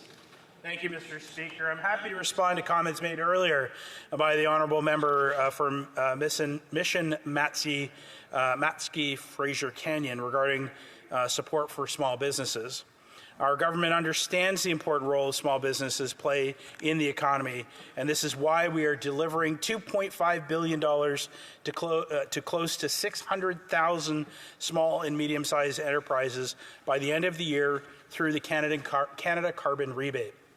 We've negotiated agreements with both Visa and MasterCard to reduce their interchange fees by up to 27%, or $1 billion over the next 5 years. This means that more small businesses will be able to invest in their operations, create good jobs, and strengthen our economy. To help Canadian businesses thrive, we've invested in them through the Canada Summer Jobs Program and My Main Street programs. We lowered the small business tax rate from 11% to 9%, Mr. Speaker. This is in recognition of the vital role small businesses play in our economy and to enable business owners to have more cash flow. In 2024, small business and medium-sized enterprises are estimated to save $6.2 billion because of the preferred small business tax rate, Mr. Speaker. To encourage Canadian innovators to turn their ideas into growing businesses, our government announced the creation of the Canadian Entrepreneurs Incentive that would reduce the inclusion rate to 1/3 of a lifetime maximum of $2 million in eligible capital gains. Combined with the increased $1.25 million lifetime capital gains exemption, the Canadian Entrepreneurs Incentive would make eligible business owners better off when selling business shares worth up to $6.25 million. Mr. Speaker, the government's latest budget, devoting $200 million to renewing Venture Capital Catalyst Initiative with a goal of supporting venture capital for entrepreneurs who are part of equity-deserving groups and investing in underserved communities and outside key metropolitan areas. This will ensure that more small businesses owned by women, members of Black, 2S LGBTQI+, and Indigenous communities have access to the capital that they need to start up and to scale up. Giving young people the option to choose entrepreneurship is a valuable career path, Mr. Speaker. For their futures is so important to our government.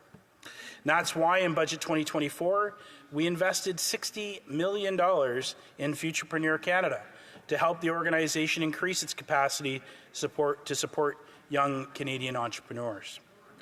Mr. Speaker, these combined measures make a real, tangible difference that supports small businesses, including those led by women and members of the equity-deserving groups, Mr. Speaker. Thank you very much. Honourable Member for Mission Mask Fraser Canyon. Well, thank you, Mr. Speaker. And I understand that under every Liberal budget, there seems to be a line item for every issue facing our country. But what the Liberal approach fails to do, Mr. Speaker, is to address the broader economic conditions that government programs on a one-off basis cannot address. We need a government right now that's going to address the overall productivity of the Canadian economy, the overall state of our economy, so the statistics that I outlined related to business closures, business openings, and the productivity crisis we face in our country are actually addressed. We need to create an environment for the economy to thrive once again, and that will only come through broad-based tax measure, changes to the tax code, and the way the government treats the natural resource sector. Thank you, Mr. Speaker. Honourable Parliamentary Secretary. Mr. Speaker, we're going to continue to support small and medium-sized businesses. We're empowering entrepreneurs. We are increasing the lifetime capital gains exemption. We're investing in Canadian startups, and we are supporting equity-deserving entrepreneurs and businesses as well. This also gives me the opportunity to highlight that we negotiated agreements with both Visa and MasterCard to lower interchange fees by up to 27% as of October 19th of this year. Our government is committed, Mr. Speaker, to supporting small businesses, economic growth, and prosperity for all Canadians. We've been with small businesses and supporting small businesses from day one, and the opposition have voted against all of it, Mr. Speaker. L'honorable député de Kitchener-Centre. Thank you, Mr. Speaker. I'm back tonight to continue calling on this government to fix the Canada Disability Benefit. It's particularly timely because we're now nearing when we expect to see their fall economic statement. It's an opportunity for them to right a wrong. And the stakes are pretty high. 1.5 million folks with disabilities are living in poverty across the country. It's 40% of all those living in poverty in Canada. Now, it was the Liberal Party's own platform in 2021 that said a re-elected Liberal government would implement the Canada Disability Benefit, and here's the quote, "This new benefit will reduce poverty amongst persons with disabilities in the same manner as the Guaranteed Income Supplement and the Canada Child Benefit." Both programs, in the case of the Canada Child Benefit, in the order of tens of billions of dollars. I think it's around $15 billion for the Canada Child Benefit. The minister at the time said this would be a generational program. Her quote, "the sleeper legacy piece if we do this right."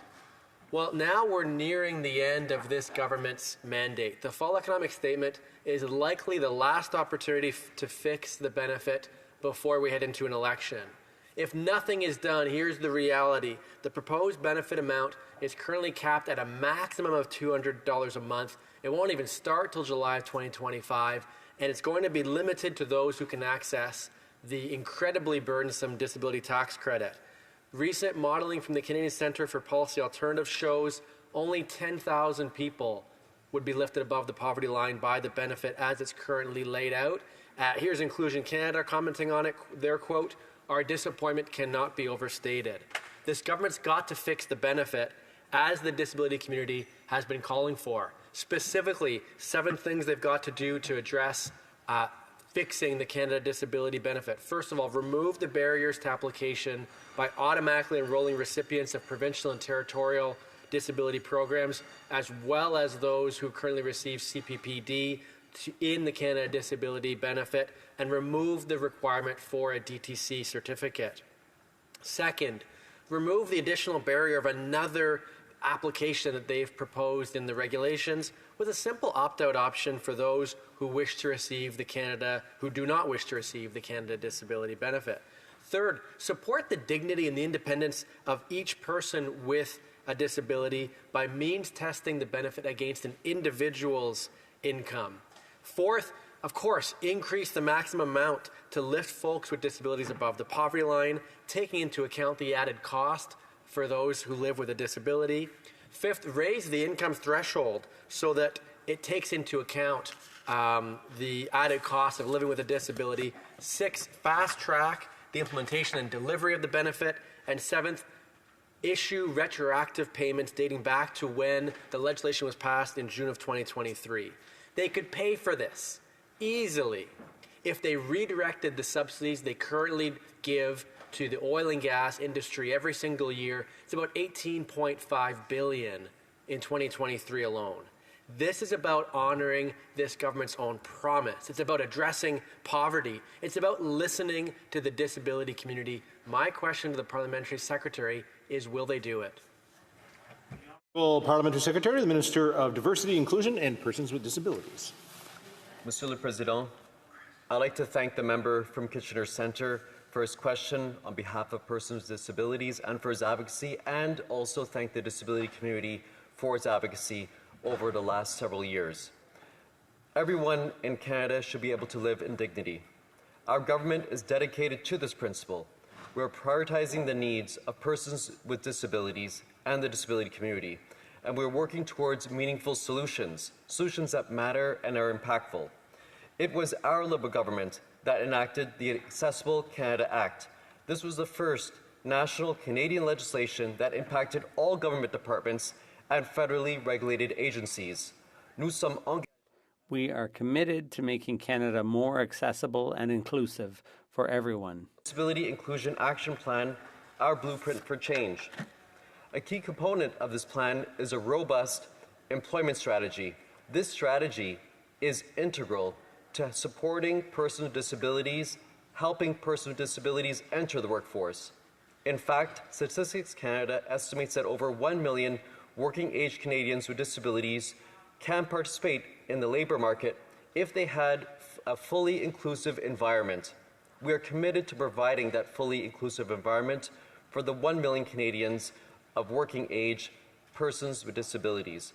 Our government is committed to removing barriers through programs like the Enabling Accessibility Fund. This fund supports essential improvements such as ramps, accessible doors, accessible washrooms and offices. Additionally, the Opportunities Fund assists individuals with disabilities in preparing for and finding and maintaining employment. It also helps to advance careers. Together, these initiatives help foster accessible communities and workplaces. It enables us to tap into this important and valuable talent pool. Our government has invested more than any other federal government to support Canadians with disabilities. And yet there's still much more to be done. With the Canada Disability Benefit, our government has taken a new historic step. As a cornerstone of the Disability Inclusion Action Plan, the Canada Disability Benefit aims to enhance financial security of low-income, working-age persons with disabilities. Importantly, the disability community is engaged to supplement, the disability benefit is designed to supplement existing disability support programs, not replace them. The provinces and territories play an essential role in the provision of benefits. Combined federal and provincial and territorial benefits improve supports for persons with disabilities to match the levels of the old age security and guaranteed income supplement. This significant adjustment is essential to effectively address the rates of poverty facing persons with disabilities. The Canada Disability Benefit allows our government to work with provinces and territories to see that there are no more clawbacks in existing benefits. Ensemble, nous pouvons. Together, we can explore ways of improving our collective assistance to people with disabilities. We understand that the disability community is anxious to see benefits begin to flow, and so are we. De voir les prestations commencer, et nous le sommes aussi. We're moving swiftly towards establishing essential components of the disability benefit and delivering this. This will be in people's pockets by dès que juillet. As early as July. From Kitchener Centre again. The honourable member for Kitchener Centre. Mr. Speaker, this government can move swiftly. They did it with the Canada Emergency Response Benefit, the CERB, in the midst of the pandemic. Within weeks, a framework was designed. When it came to people with disabilities, though, this is a promise made over 4 years ago now. This entire session of Parliament is now nearing its end. We've now got a really critical economic document coming out in the coming weeks. It's an opportunity for this government to show the disability community that they've actually been heard, to see them and see the reality of what they've proposed, how insufficient it is. A maximum of $200 a month, limited to those who can get through the burdensome disability tax credit application process, is not what this government promised in the throne speech years ago or in their platform. And so my question to the Parliamentary Secretary is, will they take this moment to reflect on the feedback they've heard from the disability community, demonstrate they've heard the disability community by doing better and fixing the Canada Disability Benefit? The Honourable Parliamentary Secretary. Monsieur le Président, I'd like Mr. Speaker. Kitchener Centre for his advocacy. Our government is committed to supporting persons with disabilities. The first checks of this disability benefit will be in people's pockets as of July. This is an important and historic benefit for our country, for all people who are living in challenging times with disabilities, working age adults. This will help reduce poverty and will support the financial security of so many. The CDB is a major milestone in our government's commitment to diversity and inclusion. Our government is moving quickly as possible, to get this money to people who need it most. The Conservative Party has said that it supports persons with disabilities. But there is a question mark in terms of which programs the Conservative Party will cut first. We've heard this from the Conservative leader in the past. We'd like to know if this benefit will be cut by them into the future. And the honourable member for Regina Louvain. Thank you very much, Mr. Speaker, and I'm happy to wrap up this evening's events and ask some questions, follow-up questions on our discussion around the carbon tax. I asked the Minister of Environment a week ago in question period, and we all know the carbon tax costs a majority of Canadians much more than they get back in rebates. The Parliamentary Budget Officer has confirmed that time and time again, and recently confirmed it in his most recent edition of the PBO report. And we all know that the Canadian Trucking Alliance has come out and said the carbon tax from 2019 to 2030 will cost the trucking industry $26 billion. Mr. Speaker, how do the NDP Liberals not think that that cost will get passed on to consumers? For example, at the grocery store. We've seen groceries skyrocket under this NDP Liberal government over the last few years. And we'll hear, whoever on that side gets up, we've heard the PBO says that 8 out of 10 Canadians are better off with the carbon tax rebate, but it's not true, Mr. Speaker.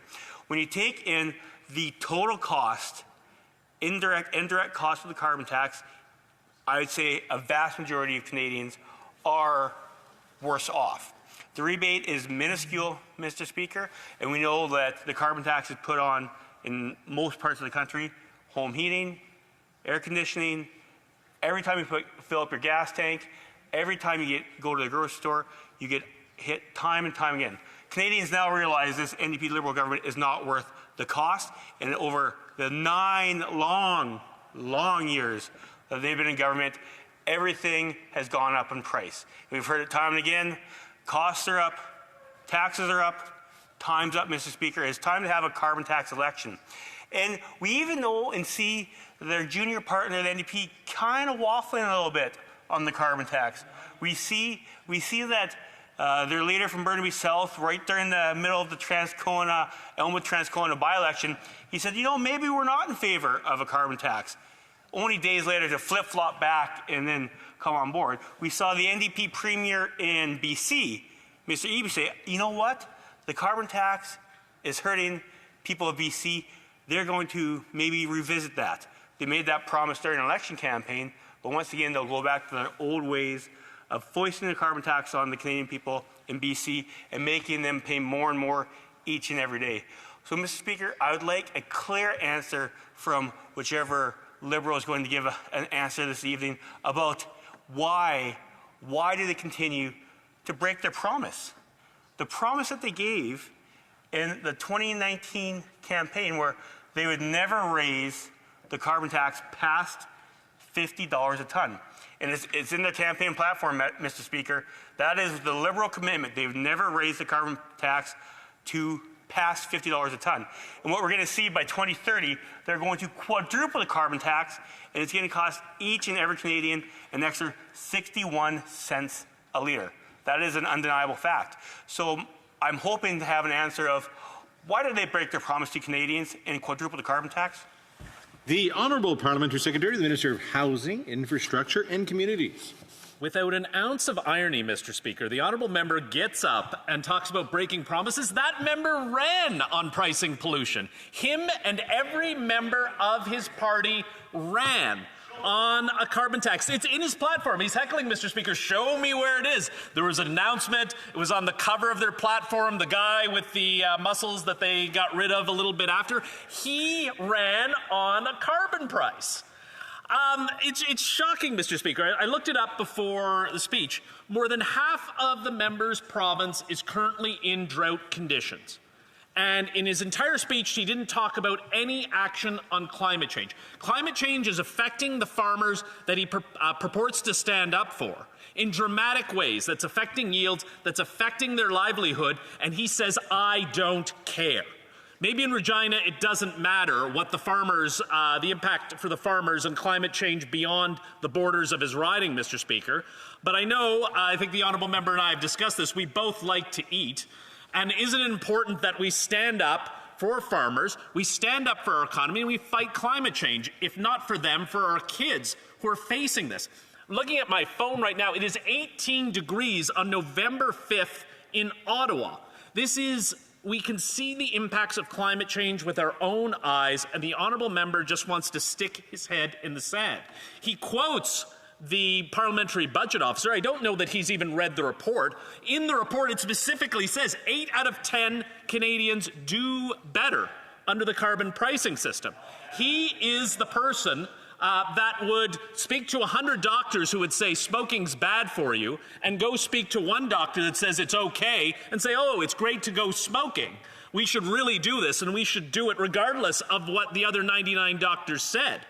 300 of the top economists in this country have said carbon pricing works, it puts more money in the pockets of Canadians, but this member doesn't care. He went through his speech without even mentioning the rebate. Yes, costs get passed down, but there's a rebate back, and because more money is put in their pocket, Canadians are better off, Mr. Speaker. It's shocking that the members from the other side do not care about the environment, do not care about climate change, when it is an existential threat to Canada and Canadians. The honourable member for Regina Leuven. There was so much wrong in that answer. I want to unpack it. I don't have the time. But one thing I will say is, as a father of 3, smoking is very, very bad. And please be assured that I think smoking is not a good thing for anyone, Mr. Speaker. And I would just like to get on the record. I would say this, to my honourable colleague, and I wasn't sure who was going to answer, but I'm glad this member answered because I do enjoy his clever banter every now and then. I will invite him out to Saskatchewan. And we'll go, I was born and raised on a farm, so I know quite a few people still ranch and farm.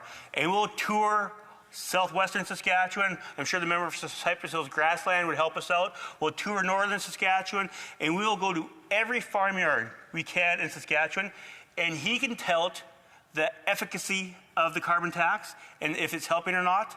And I'll put our position on the table, and let's see what the people of Saskatchewan think is better. So we can do that or have a carbon tax election. The Honourable Parliamentary Secretary. I don't know where the honourable member thinks I come from, but there's a lot of agricultural land, and I speak to farmers in Niagara, and including especially grape growers, and they are incredibly worried about climate change. Looking at British Columbia, they have lost 95% of their crops because of the impacts of climate change. The honourable member doesn't care. The honourable member buries his head in the sand and still does not acknowledge that 8 out of 10 Canadians are better off with the rebate system in place. Not only the Parliamentary Budget Officer has said so, but 300 of the top economists in this country. And again, he would pick that one doctor that says smoking's okay for you, regardless. Thank you. I'm not supposed to interject, but smoking isn't okay. The motion to adjourn the House is now deemed to have been adopted. Accordingly, this House stands adjourned until tomorrow at 2 p.m. pursuant to Standing Order 24-1.